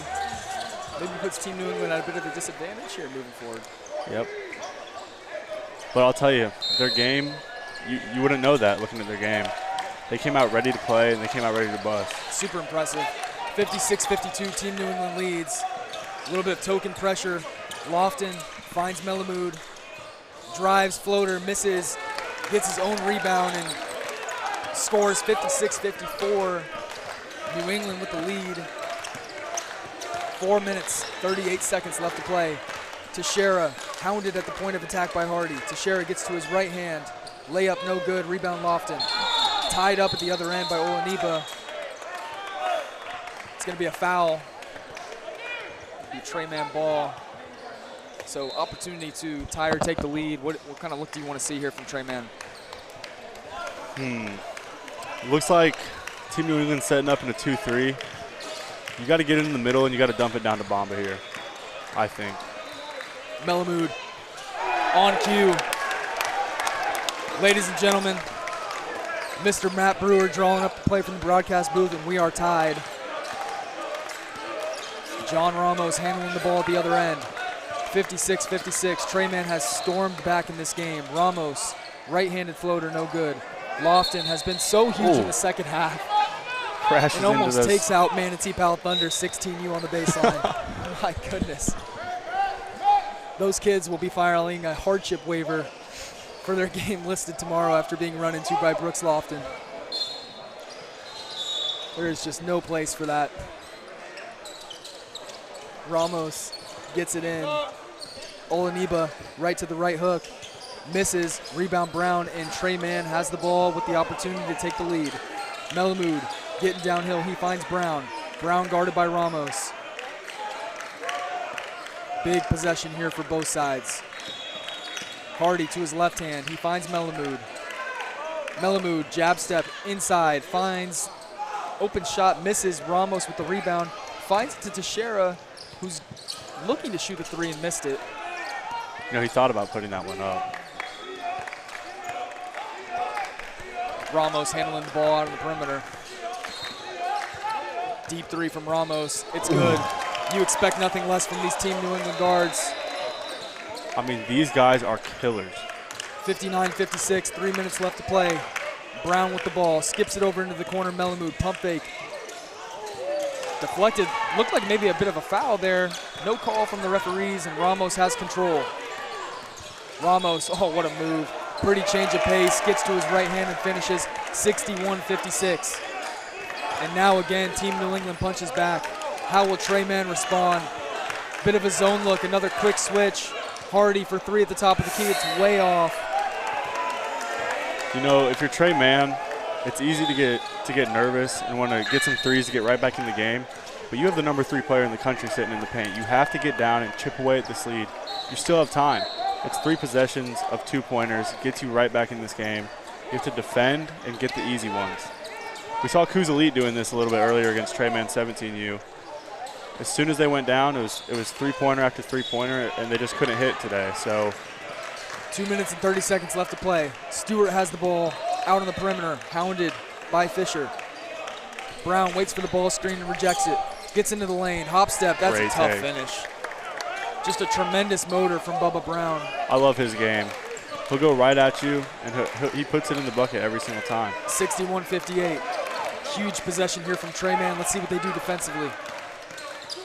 Stewart chases Teixeira. Teixeira misses off the front iron, got a pretty good look. And will stay here. 3rd team foul on Tre Mann, so not in the bonus yet. If you're Team New England here, you got to be drawing up a play to get Teixeira or one of those guards some space out in the perimeter, you would think. Yeah, I mean, with 9 seconds left, you got to hope for a quick shot or something easy in the paint. You don't really have time to dilly-dally. Poked out of bounds by Lofton, who again goes crashing into the PRO16 stanchion over there. Looks like they reset the shot clock to 22 seconds.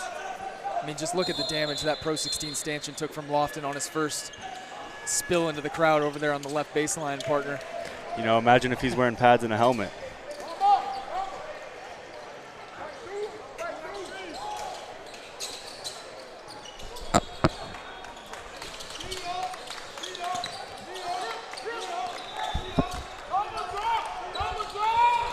Lob to Noelle. Oh. Comes down with it. Oh. Misses the layup and rebounded by Toure. That was a huge miss from Noelle. You know, I thought he Foul on had Team it. New England. I think Tre Mann is in the bonus now. I think that's their 7th team foul, and yes, it is. It's going to be a 1-and-1 for Toure. 2 huge free throws coming up.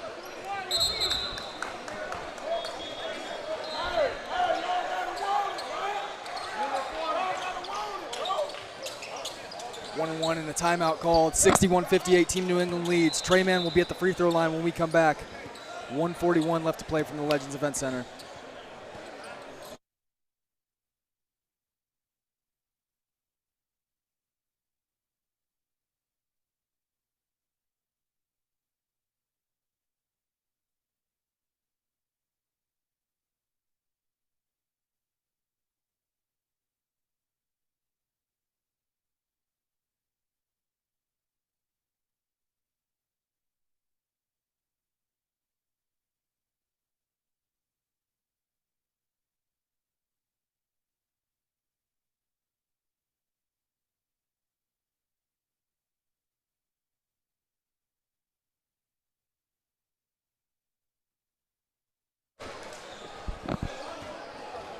A little bit of a Iceman play during. First one by Toure makes Bamba. the first 2. You know, let's see if Bamba can be the Iceman here.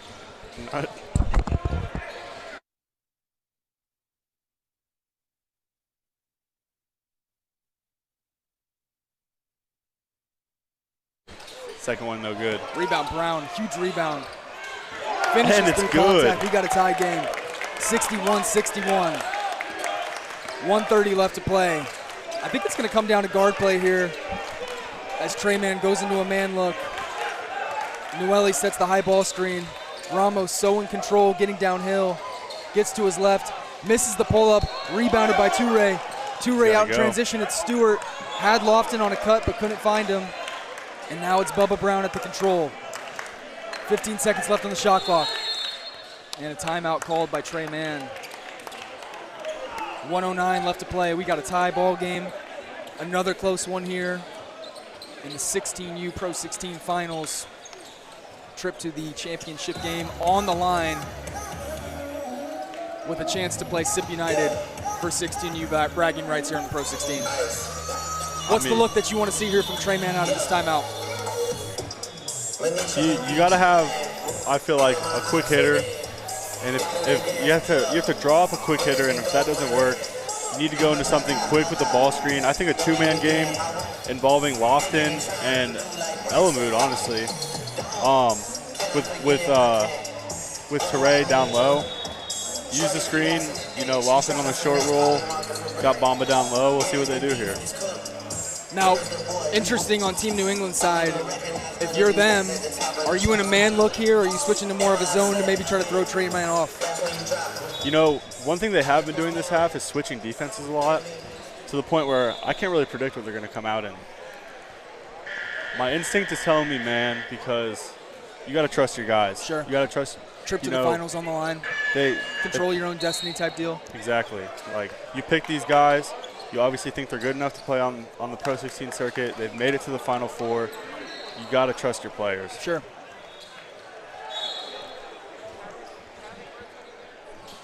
I think I would tend to agree. As Trey Man will inbound the ball, and we do get a man look. Brown at the controls, 10 seconds on the shot clock. Waits for the high ball screen from Lofton. Brown looking to get downhill, shot clock running down. 5 seconds, 3 seconds, kicks it out. This is gonna be a shot clock violation. Great defense from Team New England. And again, you hit it on the head earlier, Matt. I think a lot of it, Trey Man taking forever to get into their actions. They didn't start prompting that ball screen until about 10 seconds left on the shot clock. Yeah, I mean, in a game like this with a 24-second shot clock, I mean, an NBA-style shot clock, you have to know what you're going to do, or you have to get to the rack. Teixeira sent away, denied by Toure at the rim. Looks like we got a wet spot down there. 61-61, 43 seconds left to play. 11 seconds on the shot clock for Team New England. Got to be your best baseline out of bounds play here, certainly, right? 100%.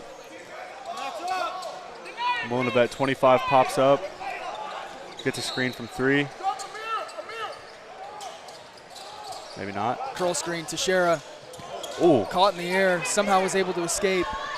He finds Ramos, shot clock running down, does he know? 5 seconds. Ramos airballs the 3. Gotta get it up. Ooh. Finishes through contact. Wow. Could have been a goaltend too. It's 63-61. One stop away from Team New England. Brown misses the bunny, and it's rebounded by Ramos. 15 seconds left to play, and Ramos is fouled, and only the 4th team foul for Trey Man. Although, what's the call here from the referee? Did they call a travel? Wow. Oh my. And Trey Man will have the ball underneath the basket with another opportunity to tie the game. Unbelievable turn of events there. Stewart with the ball at the controls. Stewart gets to his left, through contact with the rim, misses, and a block called. Wow. Toure looked like he was going to secure the rebound and maybe put it right back up anyways. Stewart will now have to earn him at the line, but definitely a questionable one there. Man, what a turn of events here quickly for Trey Man.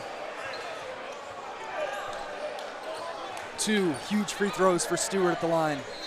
The crowd is starting to fill up for these next 17U games. The pressure's on. Let's see if Will Peanut can get these in.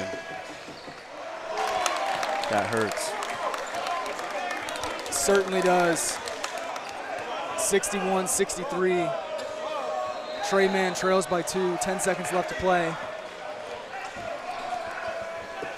I think here you got to get it in. You got to foul after. Stewart makes the second of 2. Get it in. Gotta foul Only 9 immediately. seconds. You got to foul. 8.8 is the official time left here in the arena. However, like I mentioned, that's only the 5th team foul for Trey Man. I believe the 5th team foul. So they've still got 2 more to get in 8 seconds. That's not ideal in a situation like this. No, especially when you got such good guards. You're not worried about them getting it in. That's the weird thing about basketball. You play clean the whole game. You're not fouling often. And then it comes back to hurt you when you're down. Come back to hurt you at the very end. Yep. All of a sudden, the foul count works in your favor if you're at a disadvantage, doesn't it? Yep. As NBA Youngboy joins us on the broadcast again.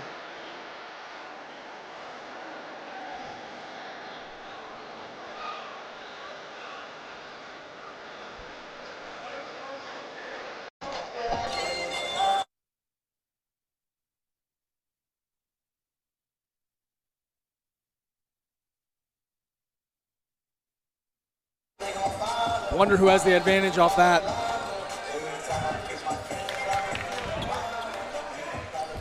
You know, I think right now the players aren't really focused on this music. It's more just background noise. 63-60.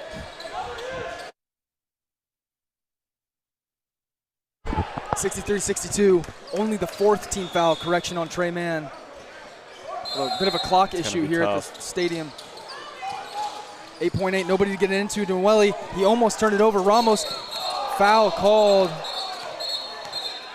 Wow, I mean. Oh, they got him on a flagrant. Wow.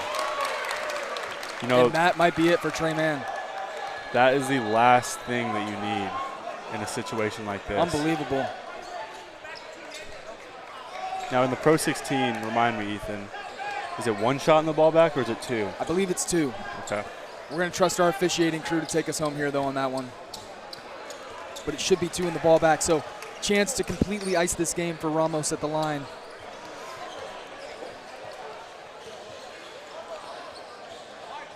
Makes the first.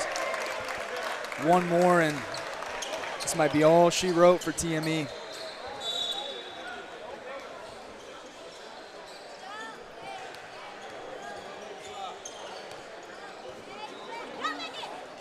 Makes the second. You know, things get a lot harder here for TME. 3-point deficit. You still got to foul You twice. still have to foul. I mean, you're Twice to be able to even get them to the line. At this point, I think I'm just telling them we've got to go all out for a steal. We don't have time to be able to foul, rely on a missed free throw, and get a good shot. Oh. They do get a steal. And they get the back to come Team away New with England. by Fisher, and they're going to run out the clock. He throws it smartly up into the air, Wow. and Team New England in their first year on the Pro 16 League defeat the reigning champs and head to the 16U Finals. An unbelievable performance by Team New England. Tremendous job by head coach Zeke Davis. And they will have a date in the championship game with SIP United tomorrow. Ethan Piota, Matt Brewer from the Legends Event Center. We'll let our pal NBA Youngboy take us out. Indeed. Have a good one, folks.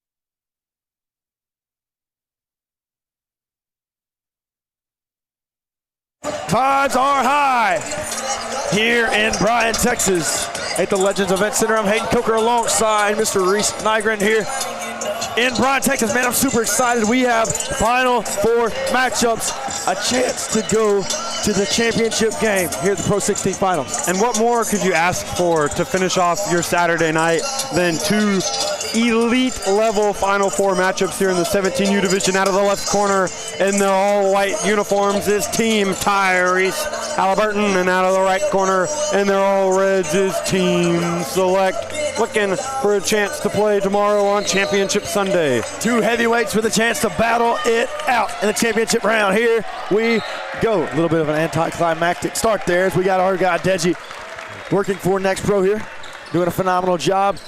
It'll be Select ball. Eddie Kahn passes it in here for Select. Certainly one way to get our Final Four underway with the tip-off out of bounds. Big build-up for just to go out of bounds. Yeah. All right, guys, here we go. Select up against Team Halley. Should be a fun one. Driving down inside. That's Villalva. Nice drive to the bucket over James Ferguson. And Villalva had such a great Elite Eight performance earlier today. He was really the biggest offensive weapon for Team Select in their earlier matchup. And now it'll be Team Halley looking to respond. Team Halley had quite the tournament so far. Bullet for three, in and out. And the Team Halley bench was ready to erupt. Yeah, that one was halfway down. Villalva shot no good. High-paced action here. Yeah, and here they go with Howard Williams, and he has been on one here this weekend. And to me, it's the best I've seen him play. I haven't seen him play every single weekend, but this is the best I've seen Howard Williams. And on cue, he does me no favors, missing that first one short. He's had a really nice weekend, that's for sure. Carlson wants a three. Carlson can't knock it down. Rebound Ferguson. But Carlson's already had himself a great day. The game winner in overtime to get Team Select here after they blew a lead against Southern Ties. And what a shot it was from Carlson as well. They just needed a three. They didn't even need a three. They didn't. They just needed a two, and going to the next round. I say next round, going to the next part of overtime, then score. But they wanted a three just then. Carlson had said, "Hey, I've got it. Step back, let me do it." Inside, no good. Rebound, Inya. And right there, he still put a good move on Bullock down low in the paint. Got the look that he wanted, just couldn't cash home. As Team Select has switched up their look here, they started out in the 1-3-1 zone. Now they've kind of switched back up to that man. And I like the switch. It makes Team Halley choose what they want to do and kind of confuses them a little bit. Yeah, it's a pick your poison kind of thing. And early on, you can kind of test that out, see what the waters are. You can go to a 1-3-1. You can go to a 2-3. You can go to a man. Hell, you can even press if you want. Just find something that clicks and something that works and stick with it until Team Halliburton adjusts. Right now, Team Halliburton doing a nice job defensively. Eddie Kahn drives in. No good. Rebound, though, Carlson. Good job by Carlson fighting down low with Enya. And Enya has also been huge in this tournament. He has. He has been quite the force down low, one of the more underrated bigs that we've seen. Yeah. And then when your Team Halliburton and Chris Rupert goes down with an injury, you start to wonder, can JT Meyer do it himself? And Enya says, hang on, I can help shoulder that load as well. Missed shot that time, knocked out of bounds by Larson. And I was able to talk to Coach Brian Terrell before the game. And one of the first words he said when I saw him, well, after this phrase, I said, "Coach, where you been?" He said, "Man, at the 4-minute mark, I had to go get me a Snickers bar." And that's what he does at the 4-minute mark of every game before their game. But no, I talked to him, and he said, "Hey, man, why not us?" And I think that's the mindset here for Team Halley. Yeah, I mean, they can go in. Let's be honest. Team Halliburton is not exactly an underdog. Their seeding might be lower than Team Select, but Team Halliburton is not an underdog. Neither of these teams are. There's not a favorite here. You're down to the Final Four. Any one of these four teams can come away victorious and lift that trophy come tomorrow afternoon. Ferguson shot off the back iron. Rebound, here comes Thompson. And now Team Halley got to get on the board here. I know it's only a couple minutes into the game, but it's important if you are Team Halley to get on the board. Yeah, you just want to see one fall in, one go through the hoop. Eddie Kahn with a three, no good that time. Zeke Jones. It's going to go off the leg of Jones. Yeah, it looked like it, and that's what they're going to call him. It'll be Eddie Kahn to inbound. And we saw this with Southern Ties against Team Select earlier. Was Team Select just kind of held them at bay. They went scoreless there for a little bit until Batiste started to slowly find his rhythm, but that's what really sunk Southern ties, and they had to mount an enormous comeback just to get that game to overtime. Ultimately, as we see now, Team Select was the victors in that one, but if you allow Team Select to settle into their game, it's game over. 5-on-5 crime. And that's how it was earlier. And right now, if you're Coach Terrell, you're starting to wonder what the answer is. And Jordan Carlson went to work earlier on Dawson Batiste, also number 5. And now he's going to be tested a little bit. Now he's not guarding Howard Williams right now as the shot is up and good from Howard Williams, and he gets Team Halley on the board. But important, 2 big men going at each other. Can Carlson overcome the odds? Yeah, he already overcame the odds once today, and I said that Coach Terrell is looking for some sort of offensive answer, and when in doubt, press that big red button that says Howard Williams on it. Would be a good idea. Right now, defensively doing a nice job. That time, Chabuka off the miss and the tap in, 8-3. Good job there from Chabuka being right where he needs to be. Inya couldn't get that one to go. Chabuka tried to draw the charge. Up for Wardenar, up and good. And now Select on a run with a chance to play in the championship game. Yeah, they are, because they've really started to settle in, and now Thompson's lost his shoe. Thompson's running around out there without his shoe. Yeah. He was ready to play without it. Yeah, Thompson's over there running on one shoe, just kind of hobbling around. If there's any guy who you want out there to play for your team, it's somebody who's ready to go no matter the circumstances. And Thompson was clearly ready, regardless if he had one shoe or not. Yeah, now we start to see some subs come in now for Team Halliburton. Trying to find some offensive answers here through the first 5 minutes. Only sputtered 3 points. Is that Tobin Anderson in the yellow shirt? Did he change shirts? It is Tobin Anderson. That's over what I there thought. in the yellow shirt. He was purple earlier. He was. Williams, spin, gets his own board, can't get it to go, and a foul. I'm not going to lie to you. There was a lot of purple here. There still is a lot of purple here if you factor in Tobin Anderson was once wearing purple. There's 1, 2, 3, 4, 5 guys wearing purple over there in that coaches section. I see an Alcorn State. I see Stephen F. Austin. I see a JMU. I see, and I don't know who that is over there. I can't see the logo. And then there's Tobin Anderson. Yeah. And I think I see the Navy midshipman over here. Yeah, all these colleges have been represented quite well over the weekend. Few head coaches have made appearances. Mark Pope, Pat Kelsey, Will Wade, just to name a few. I see my alma mater, Jacksonville State, over there in the right-hand corner. There you go. Jack State. Arizona State's there in that right corner as well.